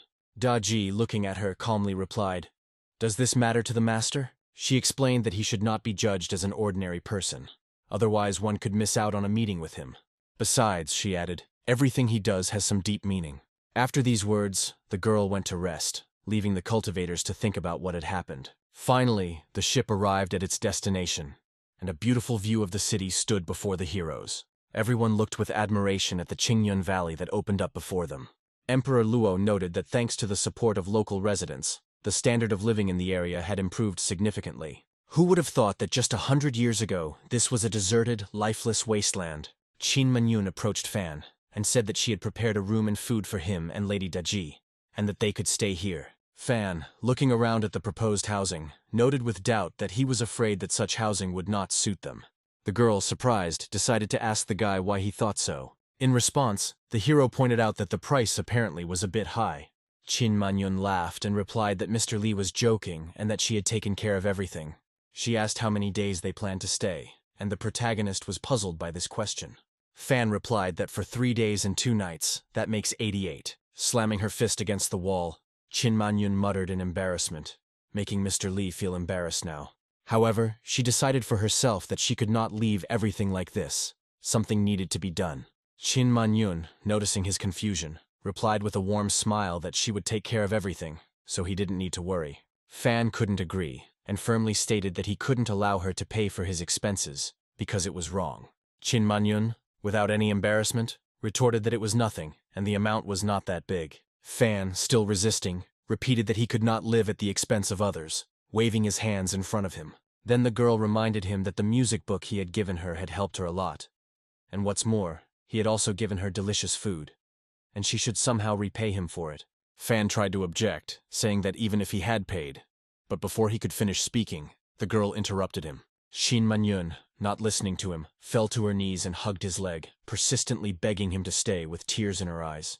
Fan, looking at her sincere face, thought that he had never thought that Madame Chin would beg him like this. He noted to himself that there was no doubt that Madame Chin was the local moneybags, and therefore she was not particularly concerned about the other side of the money. He thought that it was not so easy to persuade friends, and he did not want to put her in an awkward position.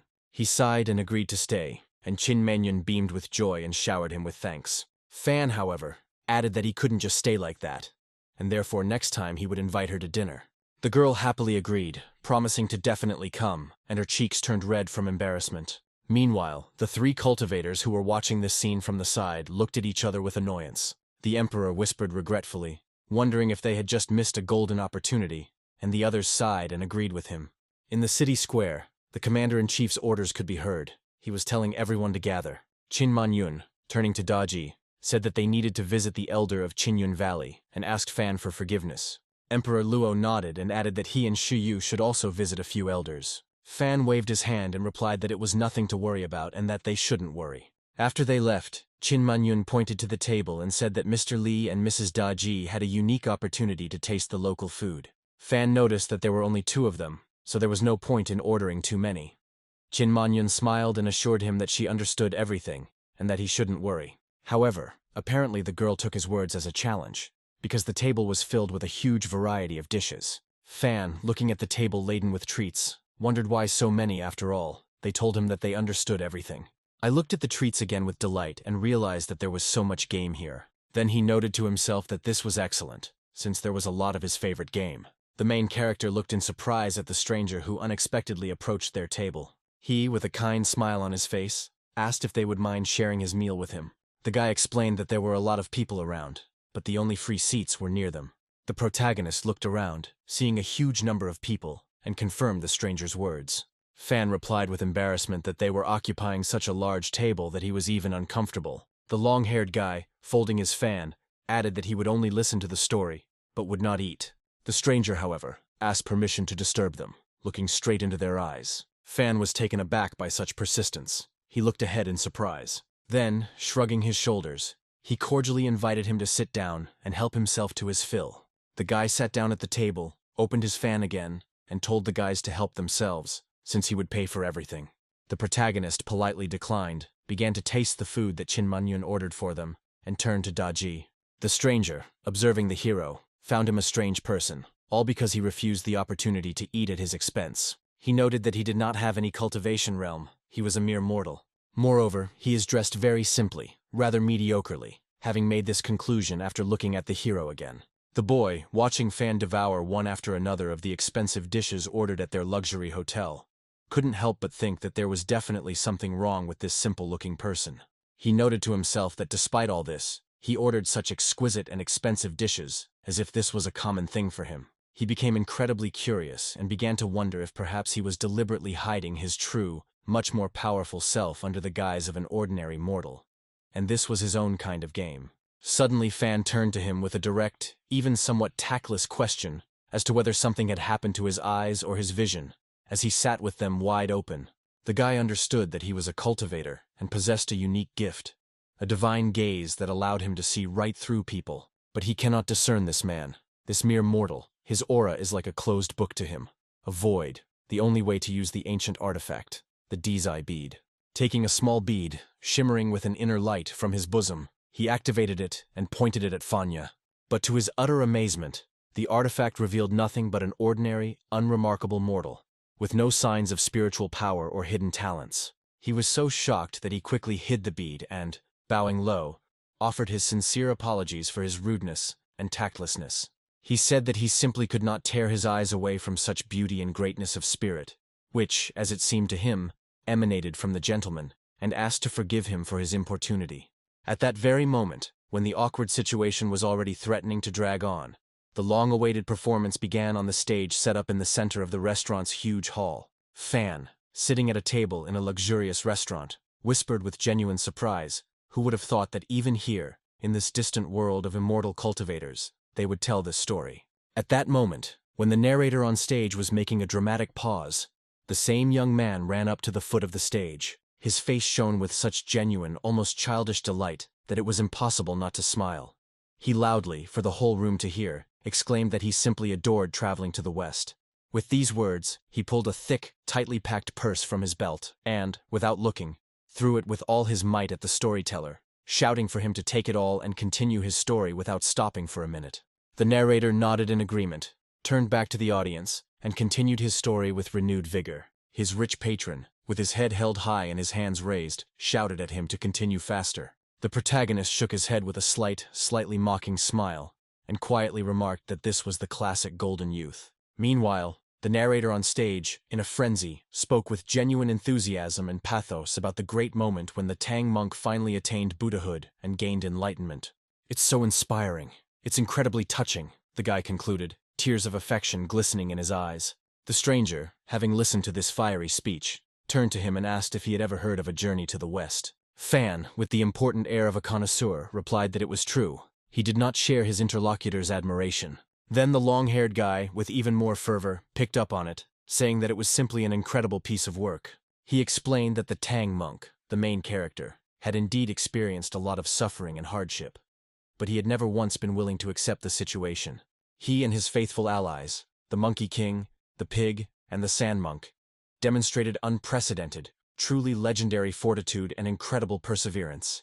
And thanks to this, they were able to achieve immortality. The rich young man could not stand it, and, jumping up from his seat, excitedly declared that this would not do. He simply had to reward the storyteller even more generously. He was about to run to the stage with a new wallet, but suddenly he froze halfway. Fan stopped him. He noted that in reality, everything was not at all as they thought. The Tang monk and his companions achieved their goal precisely thanks to their unusual past, which predetermined their success.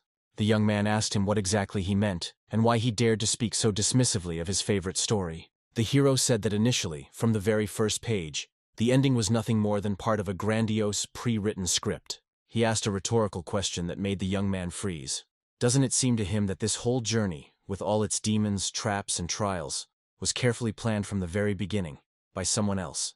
The young man asked again, as planned, and scenes from his favorite book began to flash through his head. He thought, trying to remember at least one moment where the heroes were actually in mortal danger, from which they could not escape without outside intervention. He plunged into deep, almost painful thoughts, and suddenly, like a bolt from the blue, he realized the terrible truth. Having heard about the journey to the West for the first time in his distant childhood, he was so fascinated by this story that he practically learned it by heart.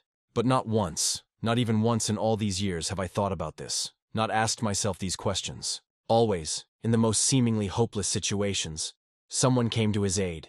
Either the heavenly emperor sent his warriors, or Guan Yin appeared at the very last moment. In fact, if you think about it, there was never any real mortal danger for the main characters. It was all pretend, like a child's game. For the protagonist, this story is not an inspiring tale of fortitude, but simply entertaining, beautifully written travel notes. Nothing more. He added with bitterness in his voice that therefore it was not worthy of the loud laurels with which it was showered, and moreover it led naive listeners into a dangerous error, even when the heroes encountered truly powerful demons that could pose at least some kind of threat to them. External forces always came to their aid, and all weaker opponents were simply, without much effort, killed by the main characters. Daji asked the hero with slight concern if everything was all right, and he muttered in response that in any case it was better than being carried away mindlessly by a beautiful fairy tale. The stranger realized that he himself was, in essence, that same Tang monk from the immortal world, who was constantly searching for his path. The young man, shocked by the stranger's words, plunged into deep, painful thoughts. The protagonist was already wary of his condition. The stranger suddenly realized that even when he went on a demon hunt as a test, everything, it turned out, had been prepared in advance by others. The very test of Tao, which he considered a test of his strength, was in fact carefully planned and staged, like a performance, in which he was assigned only the role of a naive spectator. As for his ordinary everyday outings, he was always, even when he didn't notice it, surrounded by numerous guards, ready to come to his aid at any moment. He realized that his whole life, all his achievements, of which he was so proud, were nothing more than an illusion created by the caring hands of his family. He realized with bitterness that even the money he had so easily thrown at the storyteller, rewarding him for his performance, he had taken from the family vaults. The main character, listening to his monologue, did not understand what the guy was trying to lead up to. Looking up at the hero with a look of awe and gratitude, he said in a voice trembling with excitement that he was an incredibly insightful person. He said that Fanya's words touched him deeply and opened his eyes to many things. As a token of his gratitude, he wants to afford to pay for their entire meal. The protagonist sat stunned at the table, still recovering from the situation, saying that the guy had understood everything in his own way. Fan turned to the side and looked at the edge of the table where the stranger's hand had recently lain. Now there was a very expensive necklace lying there, which he had left as a gift. The boy turned to Daji and with a beaming, happy smile exclaimed that they seemed to have suddenly become rich today. He suggested going shopping, walking around the city and buying ourselves something nice. At this time, a completely calm atmosphere reigned in Qin Manyun's chambers. Left alone with the young girl who approached her after their companions had separated, she spoke words of comfort and support with a soft, warm smile. The girl said that heaven always helps a good, sincere person like her father in difficult times, and that Master Lin will definitely be able to make the long-awaited breakthrough. Manyun thought that she could meet with the head of Azure Valley and ask him for advice. But it was a pity that it wouldn't work out. The girl, whose name was Ziyu, replied with genuine regret in her voice that her father was currently completely absorbed in preparing for the great sealing ceremony. He was incredibly busy and couldn't be bothered with trifles, but once the ceremony was safely completed, she, Ziyu, would definitely be able to arrange a meeting for them. Then, thoughtfully, as if thinking out loud, she said that it seemed that her father really didn't care about what was happening. Qin Manyun added that she had heard rumors that he had ordered all practitioners in the Calamity stage to immediately head to the valley, which was a very unusual order. Ziyu nodded in agreement and explained that this was directly related to some serious, unexpected changes in the upcoming ceremony. She said that the Great Seal that holds back the demons becomes weaker every year, with every ceremony, and they have to put more and more effort into restoring it. Qin Manyun asked with genuine concern in her voice how this could have happened, since the seal had been considered indestructible for thousands of years. Ziyu replied that she couldn't say for sure, but after overhearing her father's conversation with the elders, she realized that they were talking about some kind of global changes in the Earth-Heaven system itself. At that moment, a breathless young man ran up to them, and beaming with joy, loudly exclaimed that it was she, Sister Manyun, whom he had not seen for so long. Qin Manyun, smiling politely but reservedly in response to his wild joy, replied that she was also very glad to see him. Ziyu noticed how many people had arrived for the grand sealing ceremony this year, and she suggested that he go and entertain the distinguished guests. The young man, however, objected heatedly, declaring that he had not been in the square at all, but in the guest house of the immortals, where the best storytellers recited the journey to the west. Ziyu, hearing this, snorted with poorly concealed disdain and remarked that the ending of this story was always predictable. The boy replied that the group of travelers eventually, as expected, learned the truth and achieved their goal. Then the girl, having calmed down, asked if he had enjoyed the trip to the west. The guy, dropping this question, added with shining eyes that today, in this very hall, he met an amazing, mysterious person. Although he was only a mere mortal with no spiritual power, his words were filled with such incredible depth, knowledge, and wisdom that they eclipsed the speeches of many renowned cultivators. He said very little, just a couple of phrases, but it was enough for him to finally understand the true, secret essence of the journey to the west. Thanks to this stranger, he even realized his own purpose in this world and understood that he, in fact, is that same Tang monk, only in the reality of this world. Ziyu, looking at the guy, shook her head regretfully, and turning to Qin Manyun, quietly, so that he would not hear, whispered that this, apparently, was no longer curable. She asked for forgiveness for his strange, inappropriate behavior. Qin Manyun waved her hand and magnanimously replied that it was okay, and, narrowing her eyes thoughtfully, added that the person he was talking about seemed familiar to her. Ziyu looked at her in surprise and asked if that was really the case, but there was no answer. Fan, beaming with happiness and anticipation, joyfully exclaimed that he simply adored shopping, especially when he had something to buy. He calculated in his mind that now they would even be able to get back all the money that Mrs. Qin Manyun had spent on their accommodation. At that moment, Qin Manyun herself appeared silently next to them, and upon hearing her name, she asked with a hint of curiosity in her voice whether it was she that Mr. Li had just spoken about. Fan, not at all embarrassed by her sudden appearance, but on the contrary, overjoyed, exclaimed joyfully, addressing her by name, and said that now he could return all the money to her with a clear conscience. He explained this by saying that today he had met a very generous rich man, who simply because he had listened to his stories, had given him this amazing necklace made of the purest spiritual stones. Qin Manyun asked again with a slight, understanding smile, getting richer, and Fan nodded vigorously, confirming. He began to describe this teenager, who was fond of science fiction novels, a little naive and ignorant of everyday matters. He said that this was exactly it, and there could be no doubt, and suddenly became frightened, not immediately noticing the guy who entered. At that moment, the same young man approached him, and the hero pointed his finger at him in confusion. The guy, blushing and stuttering, began to apologize for his excessive emotionality and impatience, and asked to forgive him for such an unceremonious intrusion into their conversation. The main character was surprised. He didn't want to see him anymore, so he thought about why he came to him. His sister, more reserved and polite, introduced herself with dignity as the daughter of the Azure Valley Master, Gu Xiao. She expressed genuine joy at meeting such interesting people. Gu Xiao said that Sister Manyun had talked about him a lot, and she and her brother were pleasantly surprised to hear about such an unusual person. When the main character asked if he and Manyun were really friends, the girl became a little tense. For a few moments she stood in a stupor, an invisible shadow falling across her face. She added with a note of genuine concern in her voice that her master was currently going through a heavenly trial, and she and her family were very worried about him, hoping that everything would go well. Then she showed him a small, artfully decorated box and solemnly announced that they had prepared a small but sincere gift for Mr. Li. He asked to be received as a sign of respect and gratitude for the interesting conversations he conducts. Fan, a little embarrassed by such attention, nevertheless accepted the box, and the guy, opening it, froze. He, seeing a beautiful dress shimmering with an inner light, its light fell on the hero. It was undoubtedly very expensive and valuable, and now lay neatly folded in the box. The hero whistled softly and whispered that it was simply incredible when the dress was taken out. Fan, looking at the luxurious outfit that was presented to him, looked at it as if he was enchanted. The young man, however, hotly objected that after Madame Manyun's stories about Mr. Li, they were worried that their modest gift would be unworthy of Madame Daji. The protagonist shook his head in embarrassment and said that it looked very expensive and they could not accept it. Then Fan heard from Gu Xiao that Qin Manyun had told them a lot about him. Therefore, the hero, with genuine surprise on his face, asked again, as if not believing his ears, the stories about him.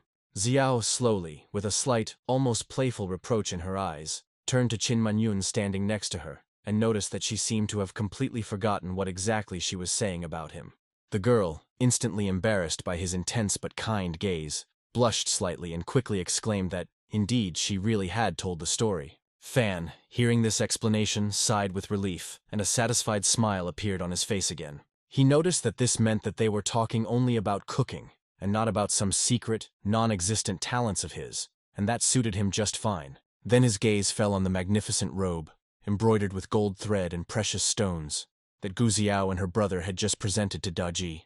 He noted with admiration to himself that this outfit surprisingly, simply perfectly suited the girl, as if it had been tailored especially for her. He realized that if Daji put it on right now, then he, Fan, simply would not be able to refuse this generous, but such an awkward gift for him, because he would look ungrateful. However, being a practical and caring person, he added that he was going to treat his new acquaintances as a token of gratitude for their attention. Fan, smiling contentedly at their reaction, said with a twinkle in his eye that he would like to treat them to his signature eggs for breakfast today. Gu Xiao looked curiously at the seemingly simple dish in front of her. Then she suddenly gasped and whispered with delight that this seemed to be the same food that Mrs. Manyun had tried. Fan explained that these were, at first glance, ordinary chicken eggs, but he boiled them in a special way, in tea with the addition of aromatic spices and herbs. He added, pointing to a saucepan standing nearby, that he had also prepared a simple but filling rice porridge, and he really hoped that the guests would appreciate trying both dishes. Daji, with her characteristic grace, took on the role of a hospitable and caring hostess, began to arrange the food on plates and serve it to the guests. The young man, having received from her hands a plate of steaming porridge and delicious eggs, froze for a moment. He whispered, with reverent awe in his voice, that the goddess herself, descending from heaven, had served him food, and he could not believe his incredible, almost fairy tale-like happiness. His sister Gu Xiao still couldn't understand why this guy was so impressionable. While accepting the treat, she politely and with dignity thanked Lady Daji for her work and care. Just after inhaling the fragrant porridge, Gu Xiao suddenly froze, as if listening to something inside herself. A pleasant, incredibly calming warmth spread through her body, something she had never experienced before, even during her deepest meditations. She whispered, barely moving her lips, that this was some kind of completely unearthly, divine feeling.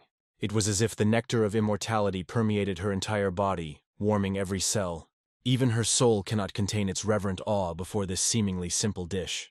Her brother exclaimed in amazement that there was something magical hidden in this seemingly ordinary porridge, some deep, incomprehensible meaning, the very truth of being, and he cannot understand what it is. He added that it was simply divine, an incredible egg, the tastiest he had ever tasted in his life. Suddenly the boys felt again a powerful flow of energy, directly penetrating them.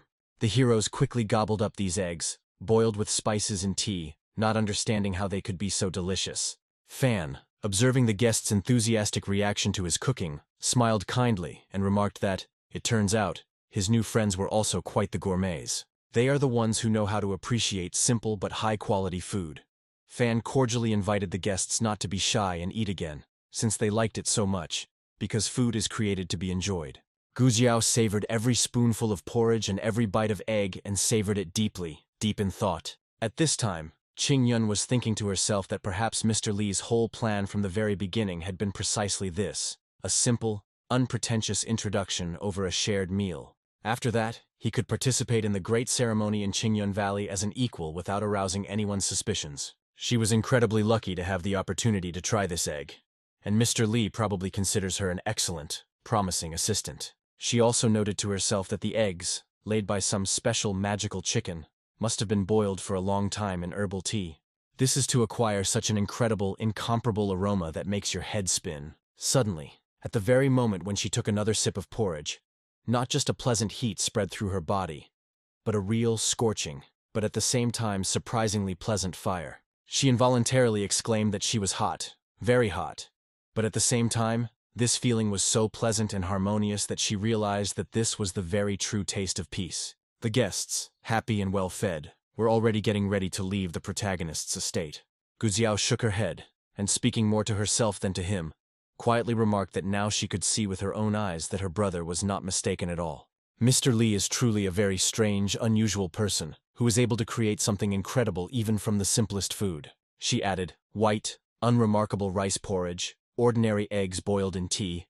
How many seemingly simple dishes can be prepared from such ingredients? She admitted to herself that never before, even after the deepest meditations and taking the rarest elixirs, had she felt anything like this, and it was simply amazing.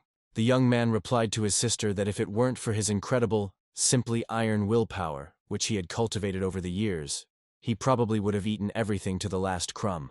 The boy, having taken 2 more eggs from Fanya, joyfully, almost like a child, exclaimed that upon returning home, he and his sister would be able to stretch out this incredible pleasure for several days. Gu Jiao, looking at her brother who was so touchingly taking care of both of them, warmly praised him, saying that he was a good boy, did a good job, and showed resourcefulness. And she added that, according to rumors circulating among cultivators, if you eat 100 of these unusual, energy-filled eggs, you can reach a state of divine revelation. Qin Manyun, with a deep, heart-wrenching sadness in her voice, said to Gu Ziao, who was sitting next to her, that she, unfortunately, could not understand the full depth of her feelings. She explained, pointing to the remains of tea in the cups, that the water in which these seemingly simple eggs were boiled was in fact not simple water, but alcohol. If this water is drunk together with brewed tea leaves, a person can achieve a state of true insight in just one sip. All of this, eggs, porridge, and even this seemingly ordinary tea, are in fact the greatest, priceless treasures that can be found in this world. The guy saw the girls' sincere disappointment and wanted to somehow cheer them up. He hastened to reassure them, saying that there was no need to be so deeply and sincerely upset over trifles, and that he would definitely take care of everything and settle everything. The guy added that he would go to the underground sewer, wait patiently until Mr. Li finished all his important business, and would definitely take everything. Fan said that the cultivators from these noble families, such as the Azure Valley, were still amazing and incredibly interesting people with their own unique worldview. It must be that simple, ordinary human food seems too incomprehensible, primitive, and perhaps even fatty and harmful to their refined organisms. Having finished his thought, he turned to Daji, who was standing next to him, and with a soft, caring smile asked her what she thought about this, and whether she liked the food he had prepared. Daji, noticeably embarrassed under the gentleman's intense yet warm gaze, lowered her eyes, but the protagonist did not lower his. The girl hesitantly replied that she was wearing the outfit that had been given to her, The next second the girl stumbled and almost fell, but luckily the hero managed to catch her in time. Daji, blushing even more and looking down, added that the outfit Gu Ziao had given her was truly wonderful, incredibly beautiful, but it seemed too light to her. She added that if the gentleman didn't like the way she looked in it, then she would never, under any circumstances, wear it again, so as not to embarrass him. Fan, looking straight into her eyes, said that she, Daji, looked simply beautiful in this outfit, and added that other people should definitely see this beauty too. Daji, completely embarrassed by such high and unexpected praise, quietly, barely audibly, did not dare to ask one question. But the thief took all her will into a fist and began to speak, looking up at him, asking whether the gentleman thought that she could even be attractive, worthy of his attention. For a few moments she simply continued to look the protagonist in the eyes, hoping for a positive answer.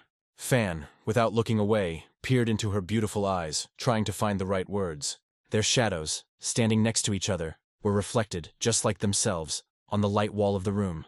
Seriously, without a hint of mockery or coquetry, Fan replied that if that were not the case, if she were not special to him, he would have given her a completely different name. Already the next morning there was an insistent but polite knock on the door, and the familiar voice of Emperor Luo was heard. Daji, pulling herself together, hurried to open the door and greeted the emperor politely and with dignity. She said that Mr. Li was just waking up and a little busy, and asked him to wait just a little while in the corridor. Emperor Luo was visibly embarrassed that he might have disturbed them at an inopportune moment. He immediately apologized for his tactless intrusion and for disturbing her, while Fan asked Daji to express herself more clearly in the future. The hero, wanting to change the subject and diffuse the situation, asked the emperor if he wanted to talk about the ceremony when he knocked on the door. Emperor Luo nodded eagerly and confirmed that, yes, today was the appointed day for the sealing ceremony of the dangerous demon in Qinyun Valley. To make up for his awkwardness and show concern, he added that there was an old, but very tall and comfortable tower not far from the hotel. He offered his services, and respectfully asked if Mr. Li would allow him to accompany him there, so that he could fully enjoy this grand spectacle. Fan, Daji, and Emperor Luo, after climbing a long spiral staircase, finally reached the very top of an ancient stone tower overlooking the Qinyun Valley. From here, from this dizzying height, a truly magnificent, breathtaking view opened up over the entire valley, spread out below in all its grandeur. Green hills, winding rivers sparkling in the sun, and a vast square all lay before us. Down below, in this gigantic square, dozens, if not hundreds, of cultivators had gathered. They were dressed in ceremonial, richly decorated robes, embroidered with gold and silver threads. All this symbolized their high status and belonging to the ancient family of the Azure Valley. Qin Manyun, pointing her hand downwards and accompanying each gesture with an explanation, said that these were the elders of the Azure Valley, the most respected and powerful practitioners. In the center, at the very heart of this formation, stands the head of Azure Valley himself, Gu Changqing, the father of those two cheerful young men. Fan, squinting and peering at the majestic, unwavering figure in the center, exclaimed with sincere surprise that this really was the father of those very same Gu Ziao and her brother. Qin Manyun nodded, confirming that it was indeed him, and that the Gu family had been the ruling and most influential family in these lands for many generations. Fan, however, could not shake off the uneasy feeling that was squeezing his heart more and more. He pointed anxiously at the black, ominous smoke that was rising in thick clouds from the ground in the center of the square. The boy asked Emperor Luo if he thought things were not going according to plan, and if everything would be okay. At the very moment he spoke these words, such a deafening, monstrous roar was heard over the valley that it seemed as if the heavens themselves had opened up. Thick, impenetrable clouds of black, ominous smoke were released, which seemed to be alive and was trying to engulf everything around. Everyone present in the square and on the tower froze. The protagonist, turning so pale that his face became whiter than snow, barely audibly whispered that this was the gate leading straight to the world of demons, to the very abyss, from where there is no return. Fan, with bewilderment and even some irritation in his voice, asked how the emperor could remain so unperturbed when the abyss itself was opening up before them. He shrugged his shoulders with the air of a man who had seen worse in his life, and calmly replied that this happens here every year, and that they had come here simply to have a little fun. He said that this territory, the entire valley, was created many thousands of years ago by one of the greatest ancestors of the Azure Valley, who, having achieved a state of immortality. This is why the seal has been so strong and indestructible throughout all these millennia, withstanding the onslaught of darkness, the annual ceremony of the practitioner's performance. He added that, apparently, this year there will be nothing new or unusual. Everything will follow the long-established familiar scenario. The main character became sad. Fan, however, continued to frown, and, without taking his eyes off the swirling darkness, thoughtfully said that, despite all these reassuring speeches, something was still very much troubling him. And at that very moment, as if to confirm his words, a real, unstoppable stream of primordial darkness gushed out from the open gates. But the elders standing in the front row did not flinch, instantly forming a complex battle formation honed over centuries. With thunderous cries of determination, they entered into a brutal, merciless battle with the monsters that had broken free. From the square below came such a deafening roar of battle that it seemed the very mountains around were shaking. Flashes of multicolored, dazzling energies lit up the sky every now and then, painting it in all the colors of the rainbow. Fan, enchanted like a child watching a magic show, looked at this grand spectacle. The practitioners combined their powers, which greatly exceeded the power of the enemy. They looked at the clod of blackness they were attacking, and shouted that whoever was sitting there would never get out. The terrifying shadows pulled a mask of sadness over their faces. They felt that someone was trying to destroy them. They all huddled together to form a huge shadow, and decided not to take any risks and simply retreat. Unable to contain his admiration, the protagonist whispered that this was simply amazing, incredible, and that this was the real, genuine power of the practitioners. He admitted that he had never seen anything like this in his previous ordinary life and could not even imagine it. A spark of genuine envy lit up his eyes, and he exclaimed bitterly, "Why couldn't he, a mere mortal, become one of them, a practitioner?" He admitted to himself that he openly envied them, their strength, their capabilities, and that in the depths of his soul he was ready to submit, to bow before this power that was incomprehensible to him. The demon sealing ceremony in Qingyun Valley had already lasted for several hours, and the battle in the square still did not subside. Not only did it not subside and showed no sign of ending, but it flared up with renewed vigor. Fan, who had become quite tired of the monotonous, albeit spectacular performance, looked impatiently at the tower and then at the valley. He looked at the dark shadows and splashes emanating from the battlefield. Scythe looked at Emperor Luo, hoping to hear when this would all finally end, but the bright flashes said otherwise. He had already tried to leave several times, but each time some curiosity kept him in place. Time dragged on unbearably slowly. The sun, which had been at its zenith when they climbed the tower, had long since begun to set, painting the sky in crimson tones, and the battle continued. One leading practitioner, as soon as he folded his hands in supplication, asked for someone to appear. A passage appeared from above, like a portal, which illuminated all the fighting practitioners. Through the red-hot rock, dark threads stretched towards the light and went into this portal. These dark threads, shadows, circled and headed towards the bright light, completely unhurriedly, dragging out a long battle for the Tao. Soon a deafening explosion was heard, and it seemed that this whole battle might soon end. Fan, unable to bear it any longer, turned to Emperor Luo when he was again nearly knocked off his feet by the flow of energy. There was weariness and detachment in his eyes. He still couldn't bring himself to ask the question that interested him. However, he still couldn't just stand there any longer, so he asked himself the question that had been on the tip of his tongue for hours. When they finished this endless ceremony, the hero's strength was leaving him with every minute. Then, deciding that he himself would not be able to figure out what to do, whether to wait for the end of all this, he clarified his thoughts out loud.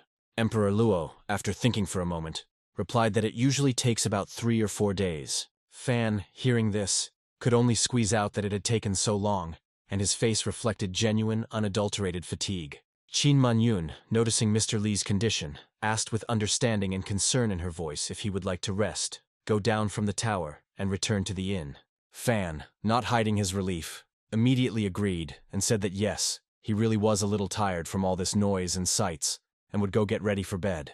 Daji, who was standing nearby and heard this conversation, immediately stepped forward and gently but firmly said that she would go with the master to see him off and make sure that he was okay. When Fan and Daji disappeared into the stairwell, everyone else remained standing, watching them go. Emperor Luo, remaining on the tower, said with admiration and respect in his voice that, as expected from Lord Li, he was not at all interested in such petty displays of force. The elder added that the experts of the Azure Valley were certainly strong, and even after so many years, the power of their attacks was no weaker, and perhaps had even increased.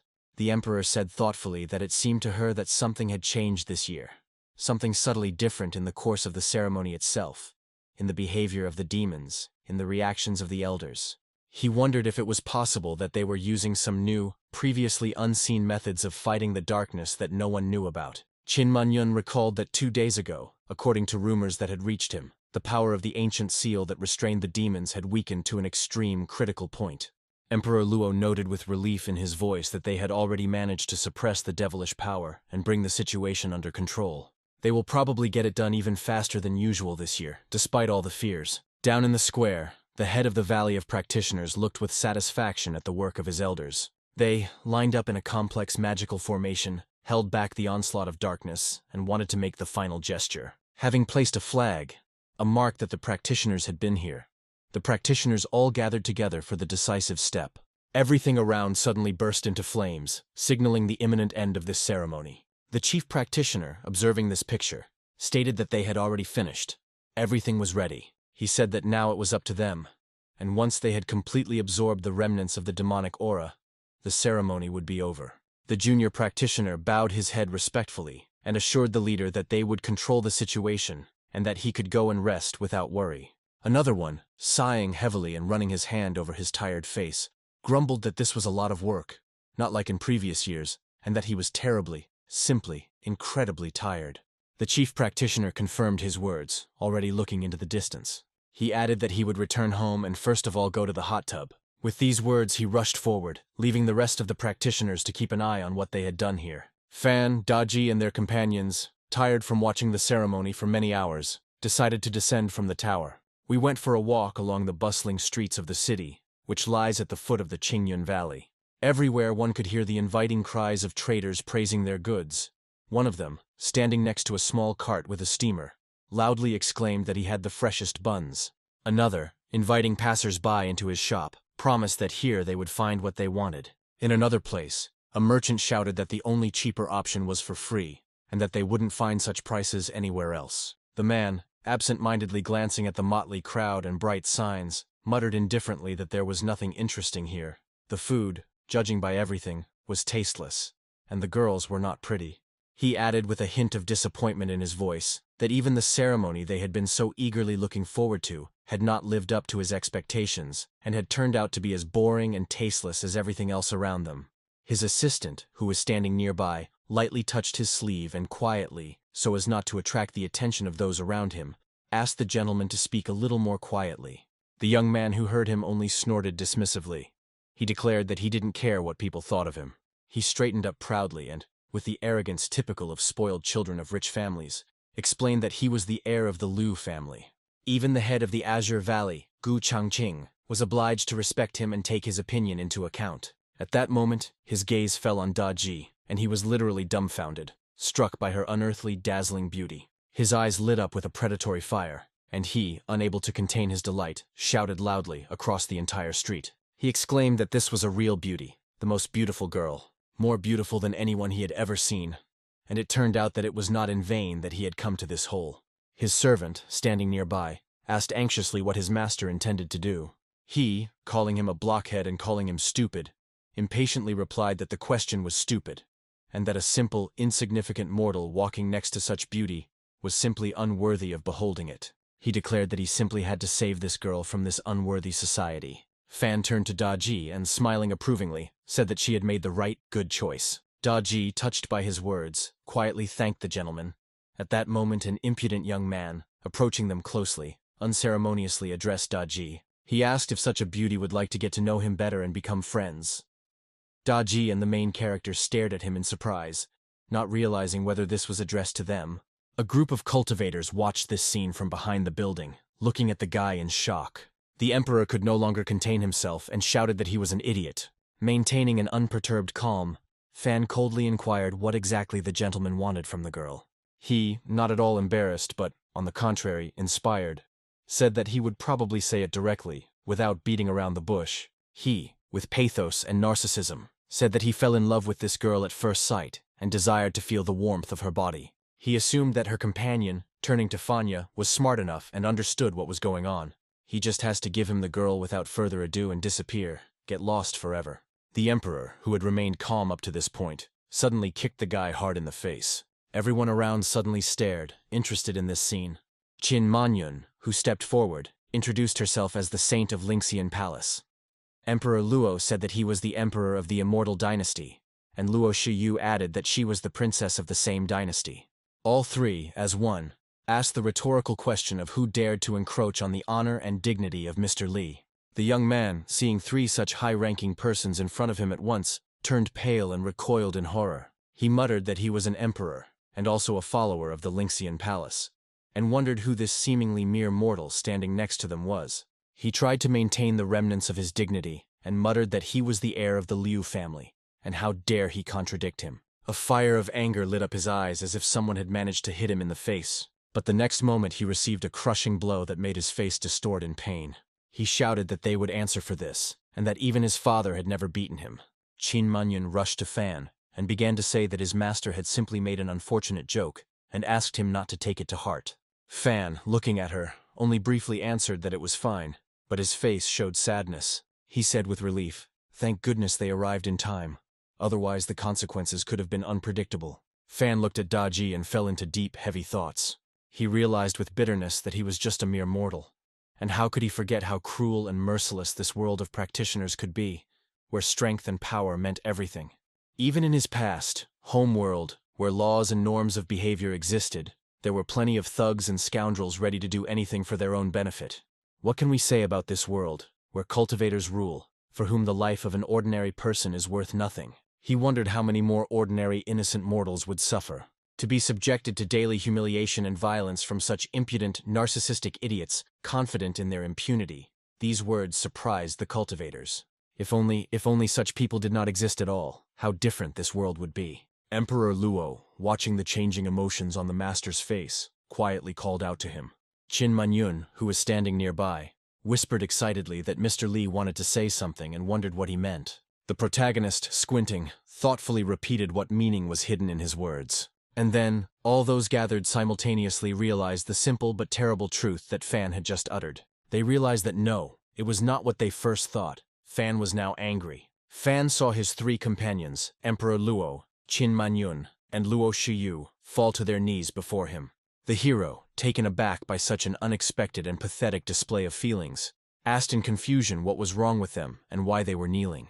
Emperor Luo, not at all embarrassed, calmly replied that they had simply slipped. The ground had suddenly shaken, and that was how, completely by chance, it happened that they ended up on their knees. Fan, without going into such dubious explanations, nodded and said that he would first take Daji. As for this impudent fellow, he leaves it to them, since the three of them are significantly more powerful than himself. He asked them to deal with everything properly, fairly, but without unnecessary cruelty. The cultivators, after listening to him, thoughtfully said that Mr. Li believed in them, which meant that this impudent fellow needed to be gotten rid of, but in such a way as not to incur the wrath of his family. He reminded that this young man claimed to be a relative of the influential Liu family, which meant that he was also quite influential.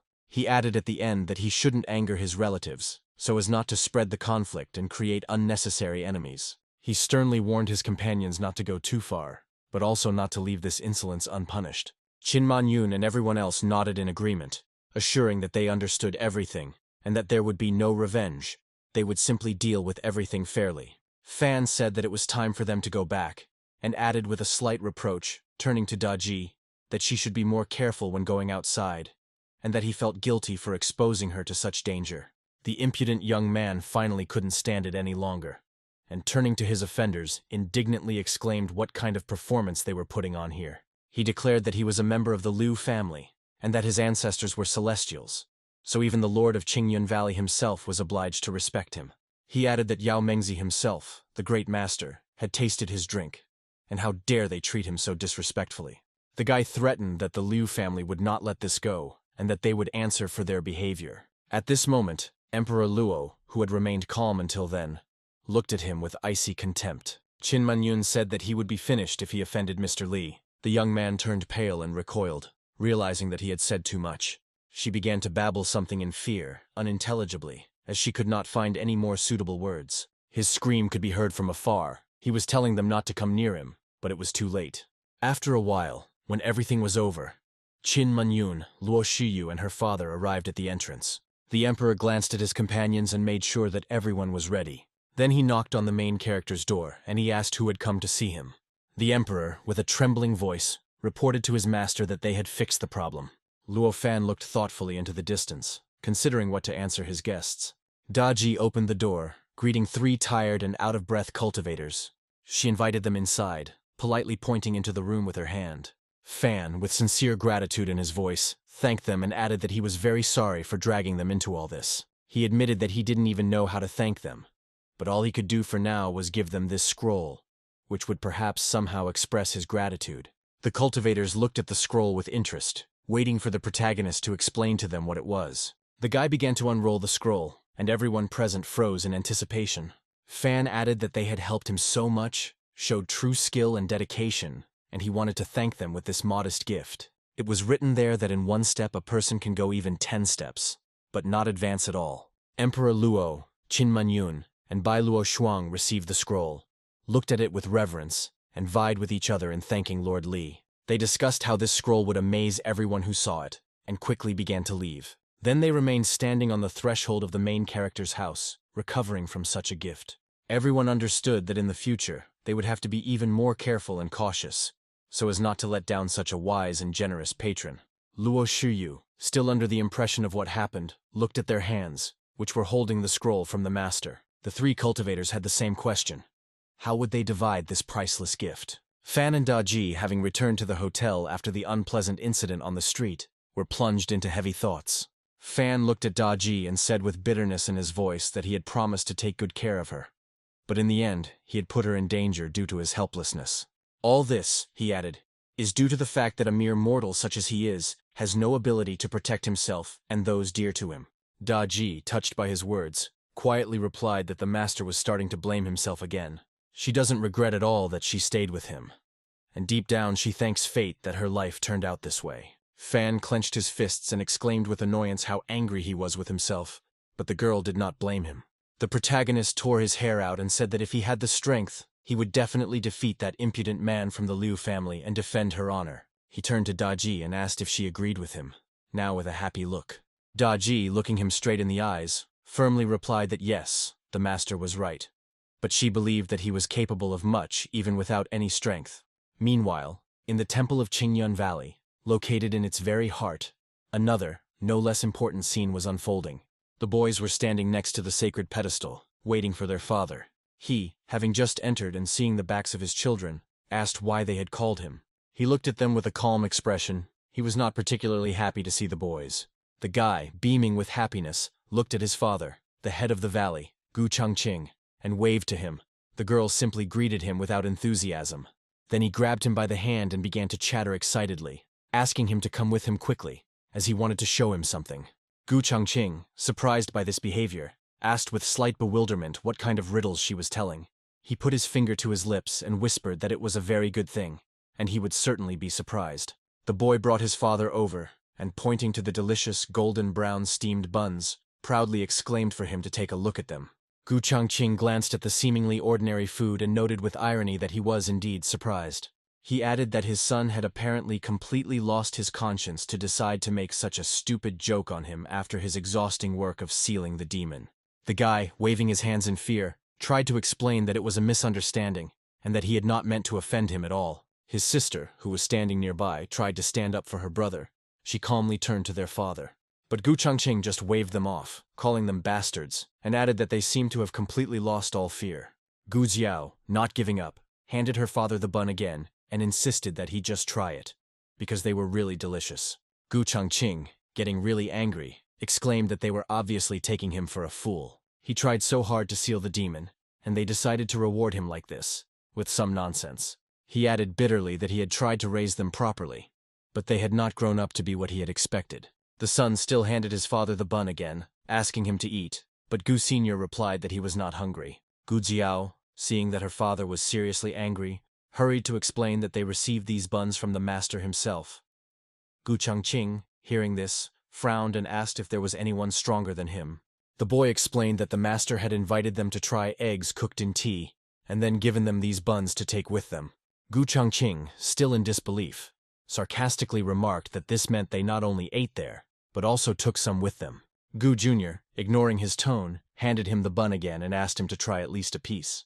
Gu Changqing, losing his patience, ordered her to stop this ignorance, The hero sighed and walked away, but suddenly his father, frozen in place, stared in surprise at the bun in his hands. He muttered that this steamed bun is white, round, regular in shape, and has no marks on it. It is soft, but at the same time not too soft. Gu Changqing, twisting the bun in his hands and carefully examining it, suddenly felt something that made his body tremble. He whispered that this feeling was soft, slippery, elastic, so he could not stop touching her. Suddenly, completely unexpectedly for himself, he realized what exactly she reminded him of. Or rather, who reminds him of his little wife when she was 18 years old. Gu Xiao and her brother froze in amazement, not believing their ears, but their father was already deep in himself. He did not look at the boys. Gu Changqing put a small piece into his mouth and closed his eyes in pleasure. His eyes immediately widened. The taste of this bun really amazed him. He felt as if he was falling somewhere, deep in his subconscious. Then he moaned that it was simply absolutely incredibly delicious. And tears began to roll from his eyes. He realized that this bun contained some incredible secret, some power that he could not explain. But he didn't want to think about it yet. Now he was completely delighted with this treat. However, suddenly a realization came to him. His mouth opened in surprise, realizing something for himself. He stared at the majestic figure opposite him, and that's when inspiration came to him.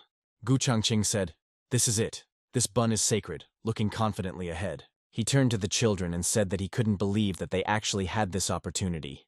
Now he was smiling at his thoughts and the guys. This bun put him in a good mood. Gu Jiao nodded, confirming that this was indeed the case, and began to tell how everything really happened, from the very beginning of their acquaintance with the mysterious Mr. Li. Gu Changqing, after listening to her, thoughtfully said that it was not surprising that unique people existed outside the Azure Valley. Nothing in this world is accidental, and the reason why the great man treated his children to such an amazing thing must be because he is interested in him. After all, his strength is now at the peak of the immortal realm, and perhaps this mysterious Mr. Li wants to attract him to his side. He added that he seemed to have understood the master's true intentions, and now he needed to think things over carefully. At that moment, a servant entered the room and reported that the saint of the Lingxian Palace, Qin Manyun, wished to have an audience with the master. Gu Changqing nodded and replied that he would accept it, becoming serious for a moment. The girl was already waiting for the gentleman in the room, looking with interest at the painting that hung on the wall. For some reason she couldn't take her eyes off her. Or maybe the girl was just bored of waiting in silence. Soon, Gu Changqi arrived and immediately asked why the saint of Lingxian Palace wanted to meet him. Qin Manyun bowed with dignity and greeted Uncle Gu. Gu Changqing glanced at her carefully and noted with approval that she had made a breakthrough, which was quite good. And faster than he thought, he praised her for her efforts. Qin Manyun, modestly lowering her gaze, replied that in truth, nothing of the sort happened. She had simply been given an incredible opportunity, and it had happened completely unexpectedly. Gu Changqing chuckled and remarked that as people get older, they become more arrogant, but apparently not all of them. Qin Manyun took advantage of the opportunity to say that if Uncle Gu was interested, she could share some information. Uncle Gu narrowed his eyes and asked if it was about the great man. Qin Manyun was surprised that Uncle already knew about Mr. Li, and he confirmed it. He continued to sip his tea, wondering what else the girl could tell him. Qin Manyun breathed a sigh of relief and remarked, "As expected." Then, "I believe Uncle also knows that we have taken care of Liu Rusheng and his men." Gu Changqing frowned and asked again, still not looking up from his cup. Qin Manyun explained that she and the Immortal Dynasty representatives had tried their best to exterminate all the Liu family members who had arrived in Azure Valley. Gu Changqing froze, digesting what he heard, a light sweat running down his face. Seeing his reaction, Qin Manyun added that she had already thought that Uncle Gu would definitely get angry. It's all because of what happened on his territory. But it's different, and she's very happy about it. If that's the case, she would like to ask him for something, to destroy the entire Liu family. Gu Changqing, hearing this, literally jumped up in place, and not believing his ears, exclaimed for her to wait, and that he was hearing about this for the first time. He demanded an explanation, reminding Qin Manyun that several hundred years ago, the head of the Liu family had become a cultivator at the unification stage. Qin Manyun, maintaining her composure, replied that she, of course, knew about all of this. Gu Changqing, completely losing his temper, shouted that then, why did they decide to carry out this lynching in his territories? Qin Manyun, not at all embarrassed by his anger, simply smiled at him. Gu Senior did not relent. He asked why they were trying to involve him in this dangerous matter without asking permission. The girl firmly replied that they had insulted Mr. Li, and there was nothing they could do about it. It was a matter of honor that could not be delayed. Gu Changqing, hearing this name, which was now heard everywhere, threw up his hands in despair and exclaimed, "Who is this Mr. Li?" Qin Manyun sighed and explained that Uncle Gu had misunderstood, and that it was not a matter of servility. The Lu family, she knows, has a history of using their fame and wealth to oppress the poor and kidnap women, and she believes they deserve this fate, that it is just retribution for their crimes. What was wrong, she added, with doing that, and at the same time earning the respect and trust of a great man like Mr. Li, who she knew was incredibly generous when he was pleased. She paused and added that, frankly speaking, she would never have approached Uncle Gu if she had been confident that the alliance of the Lingxian Palace and the Immortal Dynasty would win over the Lu family. Gu Changqing, hearing such a frank and cynical statement, could only curse inwardly, calling her a damn woman. Just like her master, the apple doesn't fall far from the tree. Finally making his decision, he firmly said that he had to meet this mysterious Mr. Li in person, and only after that would he be able to make a final decision on whether or not he should get involved in all of this. Qin Manyun called out to him with concern in her voice, but he no longer listened. At that moment, the entire room shook from a powerful burst of energy that came from the square where the demon sealing ceremony was taking place. Gu Changqing turned pale and exclaimed, "What's this?"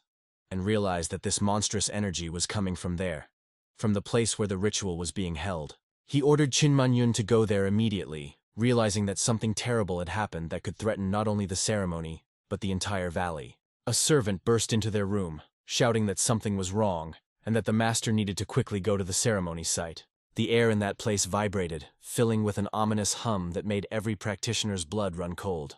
From the black, impenetrable depths, clouds of crimson smoke burst forth, mixed with streams of pure, unbridled demonic energy. The practitioners, exhausted after hours of fighting, simply sat there, powerless to watch their efforts turn to dust. On a path in the forest, the great protector, the elder of the clan, turned with concern to one of his close servants, asking if there was any news from the young master. The servant, hanging his head low, answered regretfully that no. The defender, trying to calm both himself and the servant, said that there was no need to worry so much, because the young master had been very careful since childhood. Suddenly, the ground beneath their feet shook, and from somewhere far away, from the direction of the Azure Valley, came a powerful pulsating burst of energy that was felt even here. The defender, startled, exclaimed that this was happening in the direction of the Azure Valley, and with horror in his voice, he suggested that something had gone wrong at the ceremony, and the seal holding back the demons had cracked. He suddenly exclaimed joyfully that this was a great opportunity. The servant, indignant, attacked him with the question of how he could speak like that when people were possibly dying there. The man chuckled, called him a fool, and asked if he still hadn't figured out the secret of how the Lu family had managed to maintain a leading position in the cultivating world for so many years. He explained that chaos creates a lot of opportunities, and the less stable a situation is, the more chances they have to grab their piece. He added that the assistant couldn't even imagine how long the master, the head of the family, had dreamed of subjugating the Azure Valley. How long he had waited for the very day when it would weaken. If that wasn't enough, he added with a predatory glint in his eyes, they would spark an even larger conflict themselves and demand money in exchange for their support, playing on the enemy's weaknesses. The assistant, delighted by such a well-thought-out and cynical strategy, obsequiously exclaimed that it was incredibly clever. The defender, inspired by these words, immediately ordered to go to the Azure Valley immediately, so as not to miss such an opportunity. He added that the young gentleman who is already there will definitely support them, and together they, by joining forces, will not miss this unique opportunity to rise. Meanwhile, chaos reigned in the square in Qingyun Valley. The battle against the one-eyed demons that had appeared, of which there were countless numbers, had already been ravaged. Qin Manyun, breathing heavily after repelling another attack, exclaimed with alarm in her voice, turning to Gu Changqing, asking what had happened.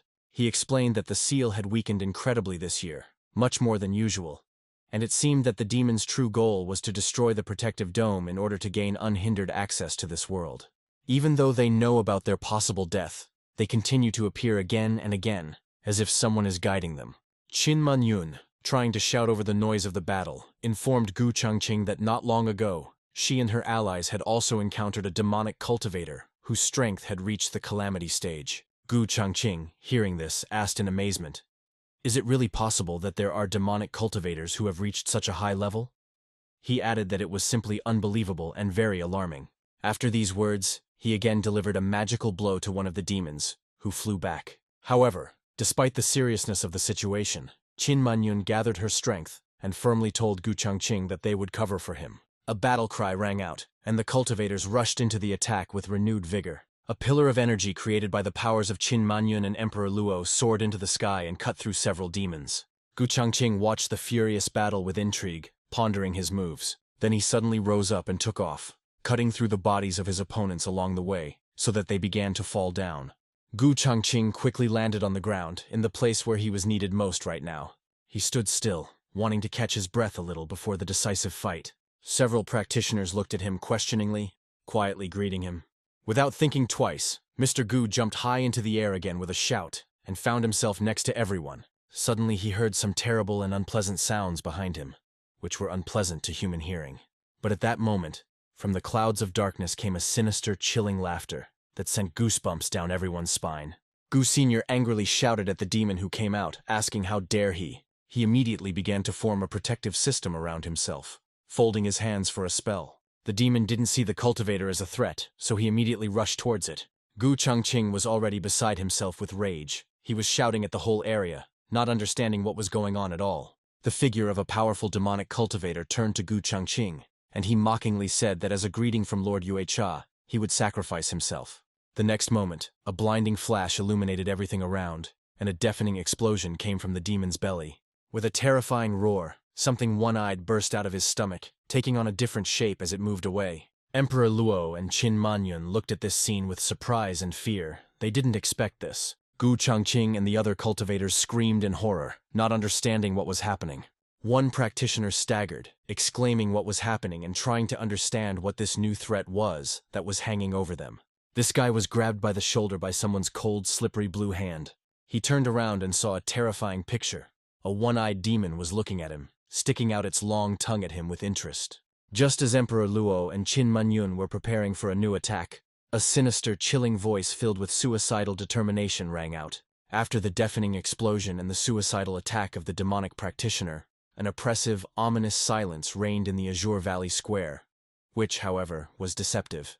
From the center of the explosion, from the very thick of smoke and destruction, something terrifying began to spread out.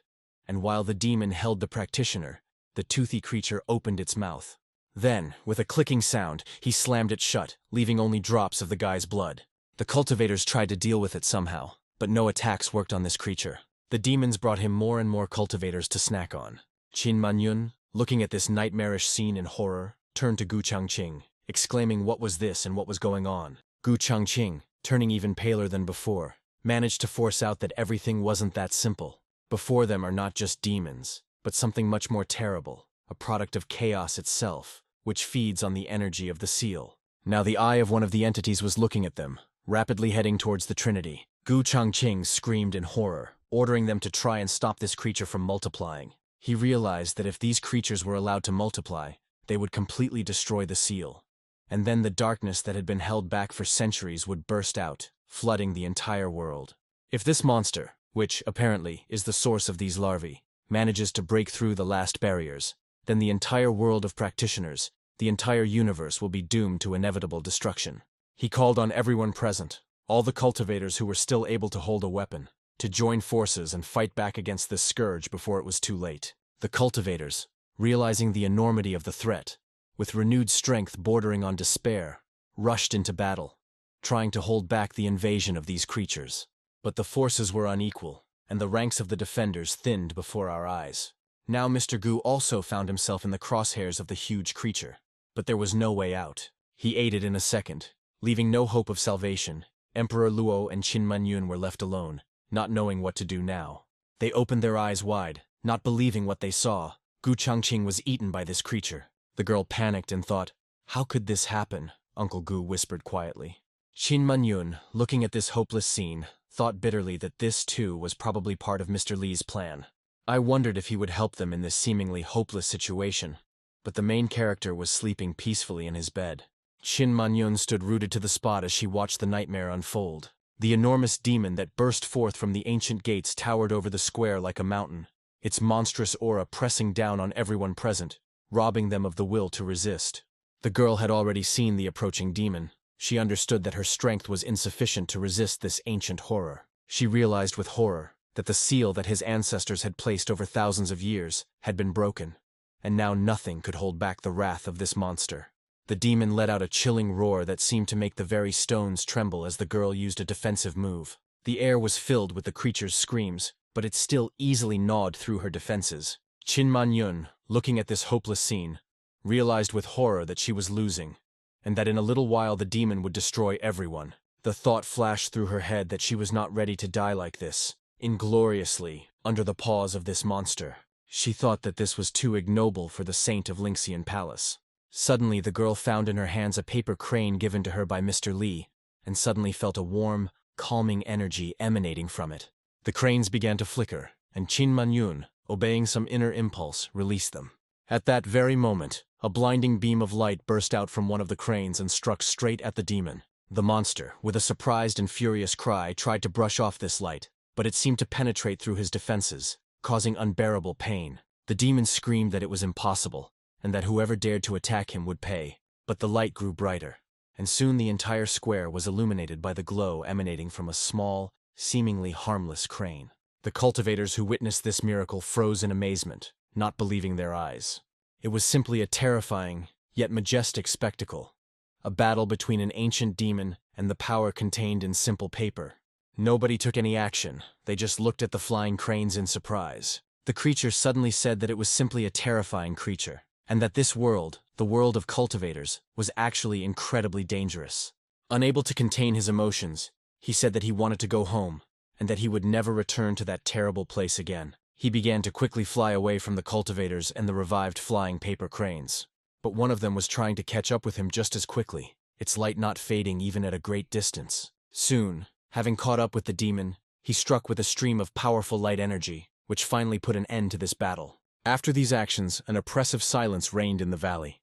No one dared to disturb it. However, this did not last long. One of the cultivators looked ahead and realized that the demons were finished. A sigh of relief swept across the square, and dozens of voices cried out that the demon had been defeated. The cultivators, exhausted but happy, bowed, offering thanks to Qin Manyun and the entire Lingxian Palace for saving them. Qin Manyun herself, however, stood motionless, looking at the burning remains of the monster, and one thought was beating in her head. The master had thought everything through in advance. After thinking it all over, the girl put her hand on her heart and replied that they should not thank her. Gu Changqing approached her and said thank you to her with sincere gratitude in his voice, and asked what kind of artifact it was that possessed such monstrous power. Qin Manyun shook her head and replied that they should thank Mr. Li, whom she had spoken of earlier, and added, pointing to the crane, that it was just a trifle he had given her. Gu Changqing, hearing this, asked in amazement whether he had heard it correctly. After all, this nonsense helped seal the demon, so how could she then take it lightly? Qin Manyun confirmed that this was indeed the case, and with a slight smile asked if Uncle Gu doubted the master himself. Gu Changqing paused for a moment, and then turned to Qin Manyun with unusual timidity. He asked to give him another chance, tears already welling up in his eyes. He asked if it was too late to become his assistant, the servant of this mysterious Mr. Li.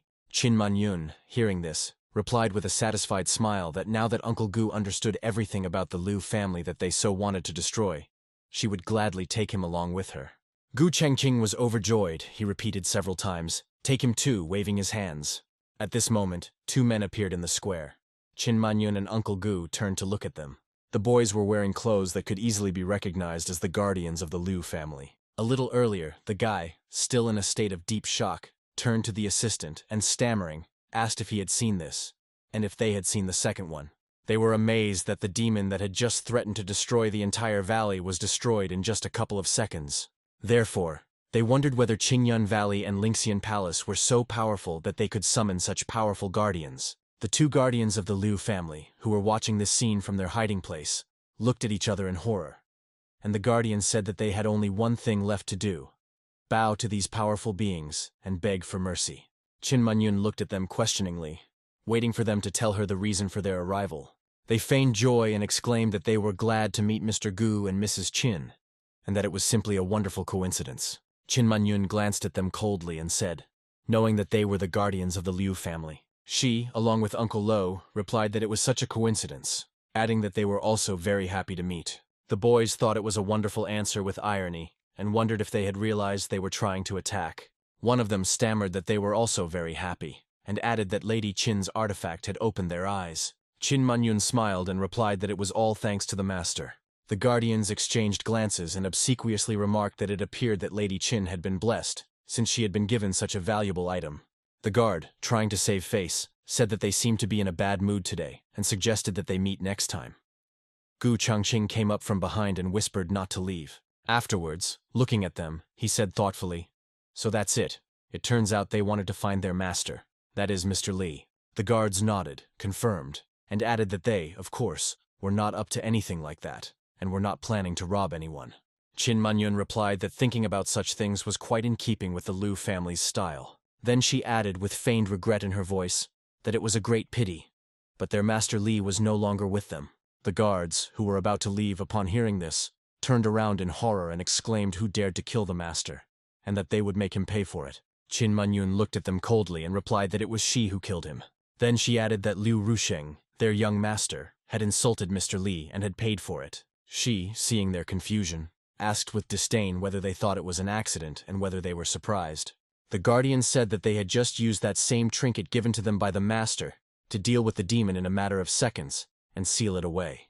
Now that the master was angry, Liu Rusheng had to be punished. Although the Liu family had brought a lot of evil, she added that they were on good terms with Lingxian Palace and Qinyun Valley. Therefore, if the guardians dare to insult the master again, they will have to destroy them. The guardians turned pale and looked at each other, and one of them, trembling, asked the other what to do. He clenched his fists and whispered with hatred that they had to kill. They had to kill.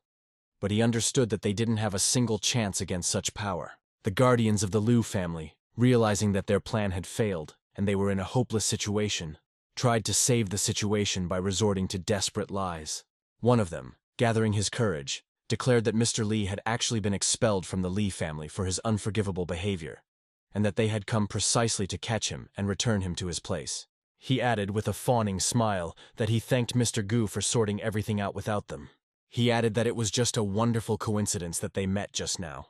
Gu Changqing, hearing this brazen and clumsy lie, asked again with icy contempt in his voice, and he seemed to have heard them say that they wanted to plunder Qingyun Valley, taking advantage of the opportunity. The keeper, turning even paler, thought for a second, holding his master's hands. He punched himself in the face, hoping that it would somehow diffuse the situation. He waved his arms, continuing to beat himself, and began babbling that no, Mr. Gu had misunderstood everything, that he had said something completely wrong, and that this was some kind of monstrous mistake. Qin Manyun looked at the trembling guardian and said with unexpected gentleness in her voice that it was not his fault, and that there was no need to worry so much. The beaten guardian said, adding that Sister Jin had a kind heart. Then Mr. Gu came over and said that his hand would hurt. Therefore, in order not to suffer, let him better use this, what the master had in his hands. The guardian was frozen with fear. He understood that they had already been exposed long ago. Meanwhile, the hotel where Fan and Daji were staying was peaceful. Fan looked out the window and saw that the rain had finally stopped, and happily turned to Daji. He said that the weather had improved and suggested going for a walk. Daji, with a gentle smile, replied that she would be happy to join him. The protagonist opened the door and was immediately hit by a gusty wind. It came from a huge magical bird, and the guy cried out in surprise. The huge bird began to slowly descend, and the strong wind went with it. The guests who arrived from the Gu family joyfully welcomed Mr. Li Fan. Fan, looking at this bird with admiration, exclaimed in surprise that this was simply incredible, and asked Gu Ziao and her brother, who were accompanying them, if they had really grown all this magnificence themselves. Gu Ziao, pleased by his reaction, added that her father had gone south on business. The two guys added that they hoped to be excellent company for Mr. Li during this time. At this time, Daji came up and pulled the guy towards her by the sleeve. Fan, hearing this, hesitated a little and said that he was worried about Daji, so he couldn't leave her alone. Gu Ziao, without any embarrassment, immediately exclaimed that it was true, and invited Madame Daji to join them as well. Suddenly Qin Manyun appeared out of nowhere behind this entire group. She asked if she could go too, addressing both Mr. Gu and the protagonist. Mr. Gu smiled and replied that of course, and invited them to come in. Lu Shuyu, overjoyed, also asked permission to go with them. Then Gu Ziao and her brother waved their hands and invited everyone to come along, because it's more fun together. The walk was wonderful. The main character and Daji were laughing joyfully on a huge crane. Fanu was given the honor of controlling this bird, which made him even happier. All the others, sitting at the tail of the crane and huddled in fear, said that the main thing was the master's joy. The main character raised his hands to the sky from happiness and adrenaline, repeating again that it was a lot of fun. He added that he really enjoyed collecting animals in games, and now, looking at these real, living creatures, he is simply happy. He said thoughtfully that it reminded him of either the sky, the giant peng, or the kunfish from the northern sea, or the little humpbacked horse from old fairy tales, but they were all unreal, fictitious. He said that he never thought that one day he would have the opportunity to possess such a creature in reality. He once again thanked his new friends from the bottom of his heart, saying that he was so happy. At that moment the guy turned to the guys, checking how they were feeling, hoping that everyone was having fun. Gu Xiao and her brother looked at each other in slight confusion upon hearing his words. They did not quite understand what kind of giant peng and kun fish Mr. Li was talking about. After all, they brought him a real, rare, golden-winged crane, which even they themselves had never ridden. They felt that despite all their efforts, Mr. Li still lacked something, because he compares their gift to some mythical, non-existent creatures. The main character directed the bird lower to see what was happening there. He turned to Gu Xiao and her brother who were accompanying him, and asked if the sealing ceremony had already ended. Gu Xiao, beaming with a smile, confirmed that they had finished last night, and added with reverence in her voice that it was all thanks to Mr. Li, although Fan himself was unaware of his role in these events. Fan, scratching the back of his head, admitted that he slept like a log, and therefore did not hear anything about what happened during the night. He added with a hint of disappointment that he thought some cool demons would show up, thunder would erupt everywhere, it would be a real show. But in the end everything went so quietly and unnoticed that he didn't even notice anything. He said thoughtfully that he didn't expect everything to go so smoothly, and that the Azure Valley cultivators must be so strong that they dealt with the threat quickly and quietly. The surprised four wondered to themselves if this was just a shy smile at the hero. The descent was very rapid. Now everyone was staring ahead in fear. A beautiful picture opened up before them. A calm waterfall flowed down the mountain. Gu Jr., seeing his slight disappointment, quickly changed the subject and, pointing towards the mountains, happily announced that they had arrived just in time, while the boy fearfully asked what it was. He explained that this was the very place where his father had offered to take him. The crane tried to make the landing as comfortable as possible, and he succeeded. Gu Xiao pointed her finger at the place where they should go first. The next second, a beam of energy shot out from her hand, cutting through the air. In an instant, the beam cleared a wide path for the guests of this valley. The main character's mouth opened in surprise. Lu Shuyu and Qin Manyun thought that this was very resource-intensive for Qingyun Valley. The Gu family, who were hosting the guests, cordially asked everyone not to be shy and to proceed further. The main character walked ahead. Looking around, he was constantly amazed by the views. Fan, looking around with interest, noticed that the surroundings were simply fabulously beautiful. His attention was especially drawn to a beautiful fish, shimmering in the sun, jumping out of the water. Fan, looking at the waterfall, exclaimed with admiration, "Wow!" and that he had never seen anything like it. One of the cultivators commanded that the wind be increased, and that the fish would jump even higher and more often. But the junior cultivator, breathing heavily, begged for a break, saying that he could not take it anymore. The elder, however, was adamant, and ordered him to rest for a couple of seconds and continue, since this was how Mr. Li liked it. Meanwhile, the servants responsible for creating the wind looked at each other in bewilderment and asked who was responsible for this element, adding that the power needed to be increased urgently, but it seemed no one was listening to them. Finally, after all these preparations, they approached a small but very cozy pavilion. There, a table with tea and treats was set for the honored guest. The girls, bowing, invited Fanya to enter and said, "Welcome." The guy, deciding to retreat, assumed that they told Lu Shuyu and Qin Manyun. He started pushing them forward until the girls didn't understand what he was talking about. The main character himself decided that he would simply calmly follow them. When all the guests had sat down, Fan began to tell all sorts of stories. Finishing the next one, while they were pouring him tea, he exclaimed that it was simply amazing, beyond his imagination. Gu Xiao smiled and replied that it was very funny and offered him some tea. Fan, taking the cup in his hands, looked at the girl and her brother with a questioning expression. Looking at the contents, he thoughtfully said that it was water, but it was green in color. At this time, Qin Manyun thought that everything had worked out. She was trying to do everything to earn his trust. She and Shuyu, modestly lowering their gaze, replied that they were not particularly eager to ride on this crane, but wanted to inspect the place where Mr. Li had been brought. Also offer him to taste the treasures of the Qingyun Valley, the divine water. Qin Manyun, holding a cup of clear, bubbling liquid, explained with pride and some reverence in her voice that the main thing in this divine water is the word divine. although, she added, this water cannot provide insight or improve cultivation. Like many elixirs, it has the ability to enhance divine consciousness, which in itself is an incredibly rare and valuable property. But what is no less important, she continued, is its divine, incomparable taste. Fan, taking the cup in his hands and looking with curiosity at the bubbles rising from the bottom, inhaled the aroma with pleasure and thought that it was Sprite. A pleasant feeling of freshness spread through his body, and his tongue felt a pleasant tingle from the gas bubbles. He paused for a moment and then he said that the taste was absolutely amazing. Not believing my eyes and taste buds, I joyfully exclaimed that this was real, genuine soda. He added that for 5 years, 5 whole years, he had been dreaming about this moment, and who would have thought that the day would come when he would be able to drink soda again in this world. True, he noted, taking another sip. It was not as good as the modern one, and not as sweet, but it was still incredible. It would be even better if it were cola, he added with a touch of nostalgia, because caffeine was a wonderful thing that he had been missing all these years. He continued to sip the drink with pleasure, the girl saying that this was not quite ordinary water, and that it was better to drink it little by little, savoring each sip. Gu Xiao and her brother, who were watching fans so enthusiastically consuming their divine water, looked at each other with a slight puzzled and worried expression. The girl whispered that if they drank this water as quickly as Mr. Li did, it would inevitably lead to the destruction of their divine consciousness, adding just as quietly that the master's divine consciousness was probably much stronger than one could imagine. Her brother replied that the boy was apparently capable of withstanding such loads. He added that if Mr. Li liked it so much, let him drink more, and ordered the servants to bring an additional cup. Fan, smiling in response, remarked that of course, who could resist a sweet soda? The protagonist, taking advantage of the moment, explained that he had tried to make soda himself.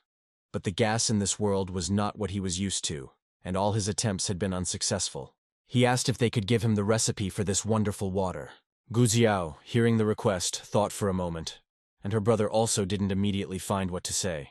Then, nodding firmly and slamming her hand on the table, Gu Xiao replied that she understood. She told Mr. Li to wait a little while, and, excusing herself, she left for a short while. The girl stopped in front of a beautiful, calm waterfall, thinking about her decision. She moved her right hand forward in a feminine, gentle motion, commanding the waterfall to begin its work. After some time, Gu Xiao also found a small, exquisitely colorful bead in his hand. Her brother watched his sister with alarm, realizing what she was up to. He, seeing the item on the girl, asked with concern whether she really wanted to give the divine bead to the master. Gu Xiao looked at him sternly and replied that he was still asking, adding that it seemed like Mr. Li liked it very much and they couldn't ignore his request. Besides, she reminded him, the Lynxian palace had given him their 1,000-year-old black ice, so it was only natural that they should give something back to save face. She instructed her brother to watch Mr. Li's eyes closely, and if he focused on something for more than 5 seconds, it meant he was interested in it and should be presented to him immediately. The brother, embarrassed, remarked that it seemed to him that Mr. Li had been looking at her for quite a long time, but Gu Xiao, blushing, interrupted him, saying that now was not the time for jokes. Lightly scratching his chin, the guy replied that he seemed to understand his sister.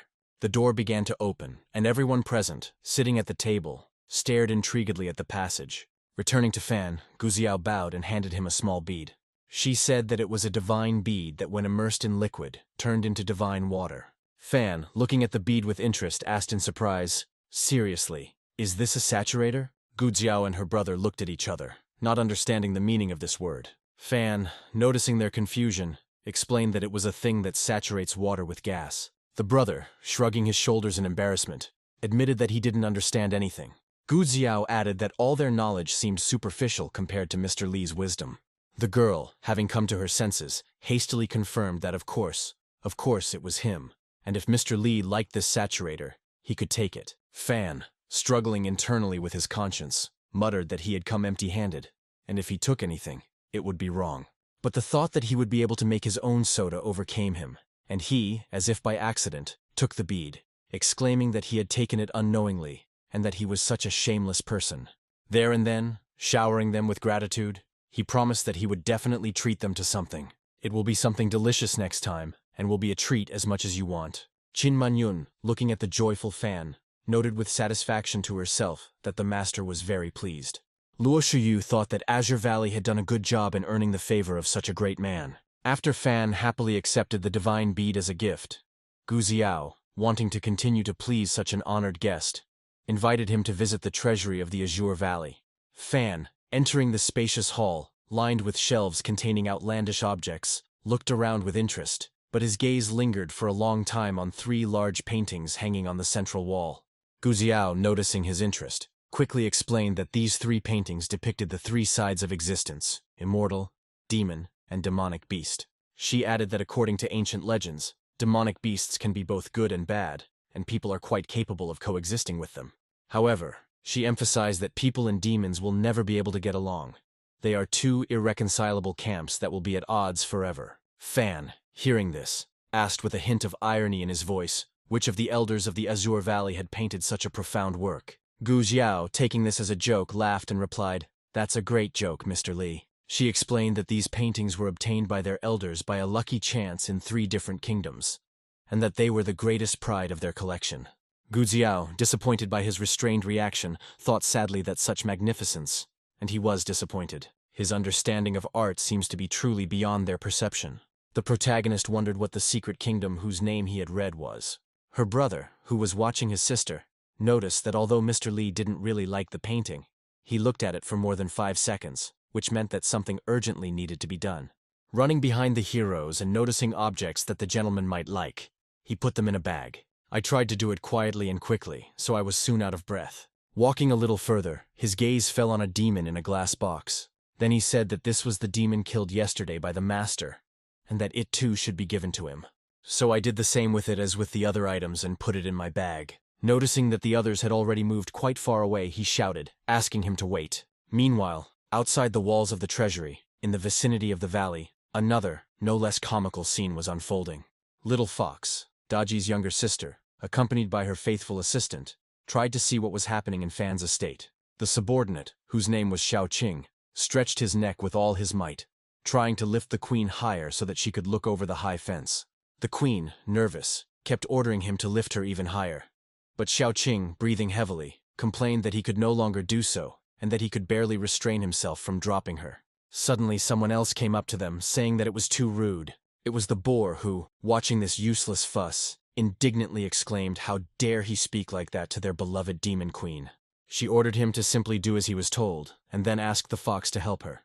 Without waiting for an answer, he jumped up to the 2, still angry about the snake. Now another assistant stood between the fox and the snake, asking if the queen could see better this way. However, the 7-tailed fox continued to look up sadly, realizing that nothing would come of it. Meanwhile, the snake was wondering why everyone had decided to stand on it. It was already suffocating. With a sad sigh and a bowed head, the queen said that nothing could be done about it. She unceremoniously jumped off the makeshift cliff, accidentally throwing off her assistants in the process. The queen, not paying attention to their squabble, noted with annoyance that the higher she climbed, the larger the wall became. She didn't see anything. All these thoughts only brought more sadness. She became worried about where her sister had gone and why she hadn't said anything, and admitted that she was very worried. The subordinate, wanting to cheer up the queen, suggested simply breaking in, arguing that her sister is incredibly strong, and with such support no one would dare to contradict them.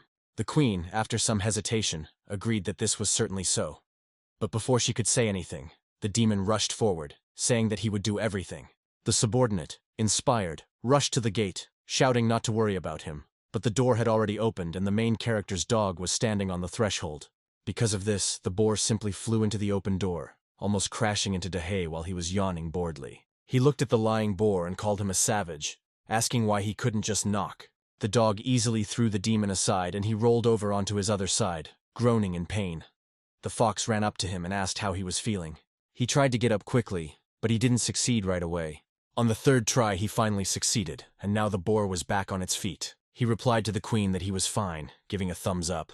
He added that it was just a small dog, and he would sort everything out now. However, he still turned to Dahe in a frightened, calm, and quiet manner, saying that the queen wanted to come in.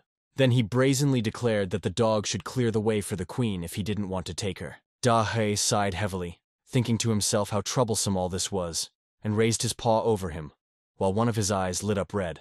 The boar looked at the dog towering over him with fear, and asked what was going on. With one easy movement, the dog threw the insolent man aside. He, unable to move, stared at the dog in horror, and trembling, muttered that his body was not moving. The demon queen, worried about the boar, ran up to him again, examining him. The protagonist's faithful dog stood over the demon and told him that he needed to watch his tongue. The boar became angry to himself and thought how dare he humiliate him like that in front of the queen. But he understood that now he couldn't do anything, looking at the seven-tailed fox. The defeated subordinate, realizing that he had lost and fearing for his life, humbly begged for forgiveness, admitting his wrongdoing and promising never to harm the dog again. Daji, looking at him with disdain, muttered through his teeth that he was lucky to be following the right master, and that if it weren't for that, he would already be dead. The little fox, the demon queen, finally appeared before Daji, and, looking at him with curiosity, asked if this was the Daji her sister had told her so much about. Daji nodded with dignity and confirmed that it was indeed him. The queen, remembering her sister's stories, exclaimed with admiration in her voice that her sister had said that he was very strong. Daji, modestly but proudly replied that his sister works for his master, and therefore, as her sister, she is also blessed by his master. However, he added, casting an appraising glance at the queen and her companions, she still lacked the ability and manners to adequately represent her sister's interests to the master. The queen, not at all offended by such a direct remark, exclaimed with fervor that she was asking to be taught. Daji, with an important air but a hint of condescension in his voice, said that he had some free time now, and since she was cute, he was willing to teach her a few things. The queen, beaming with joy, showered her gratitude on Daji and placed her paw on his paw. Then she hugged him tightly and thanked him again. Two of his subordinates, who were watching this scene, tried to join in, and smiling obsequiously, hugged the dog. But Daji, frowning, barked at them, asking what they had to do with it. Afterwards, Daji took the queen into the courtyard to show her his master's domain. The queen, entering the courtyard, froze in amazement, not believing her eyes. She exclaimed that this must be an immortal abode, and looked with awe at the neat beds with strange plants. She noticed the spiritual herbs, the magnificent vegetables that glistened in the sun. There was even the 1,000-year-old black ice her sister had told her about. The fox was surprised to realize that her sister had been living here all this time, in this heavenly place, and she felt a little offended that she had not known about this before. The two subordinates were also standing with the queen, and suddenly 3 tall shadows appeared above them. All 3 of them broke out in a cold sweat from horror. They were even afraid to turn around and see who had come. One of those who approached, sighing, remarked that these were apparently the henchmen that Master Li was keeping outside. Ice Crystal, one of the guards guarding the entrance, looked at them with disdain, said that, unfortunately, their strength is not enough to live here next to them. The skeleton turned to the crystal to not be so cruel, and asked it not to drive them away. The fire dragon, another guardian, intervened in the conversation, and said that he believed these demonic beasts could well pass his test. He added, pointing to the boar, that it, for example, had thick skin, and he could train it a little. The boar, hearing this, screamed in horror that this was probably a joke. And how could he survive the test of fire? He would simply be fried, incinerated. The skeleton replied that it seemed that these 3 were destined to study Buddhism with him. He would train them.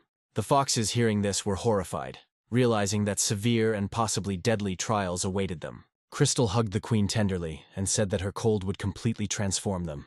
Meanwhile, the ice crystal, observing this scene, suggested that they work on them in turn, for 2 days each, to achieve maximum effect. Suddenly, a mechanical robot approached them, firmly saying that he would take them on. Everyone stared at him blankly, not knowing what he meant.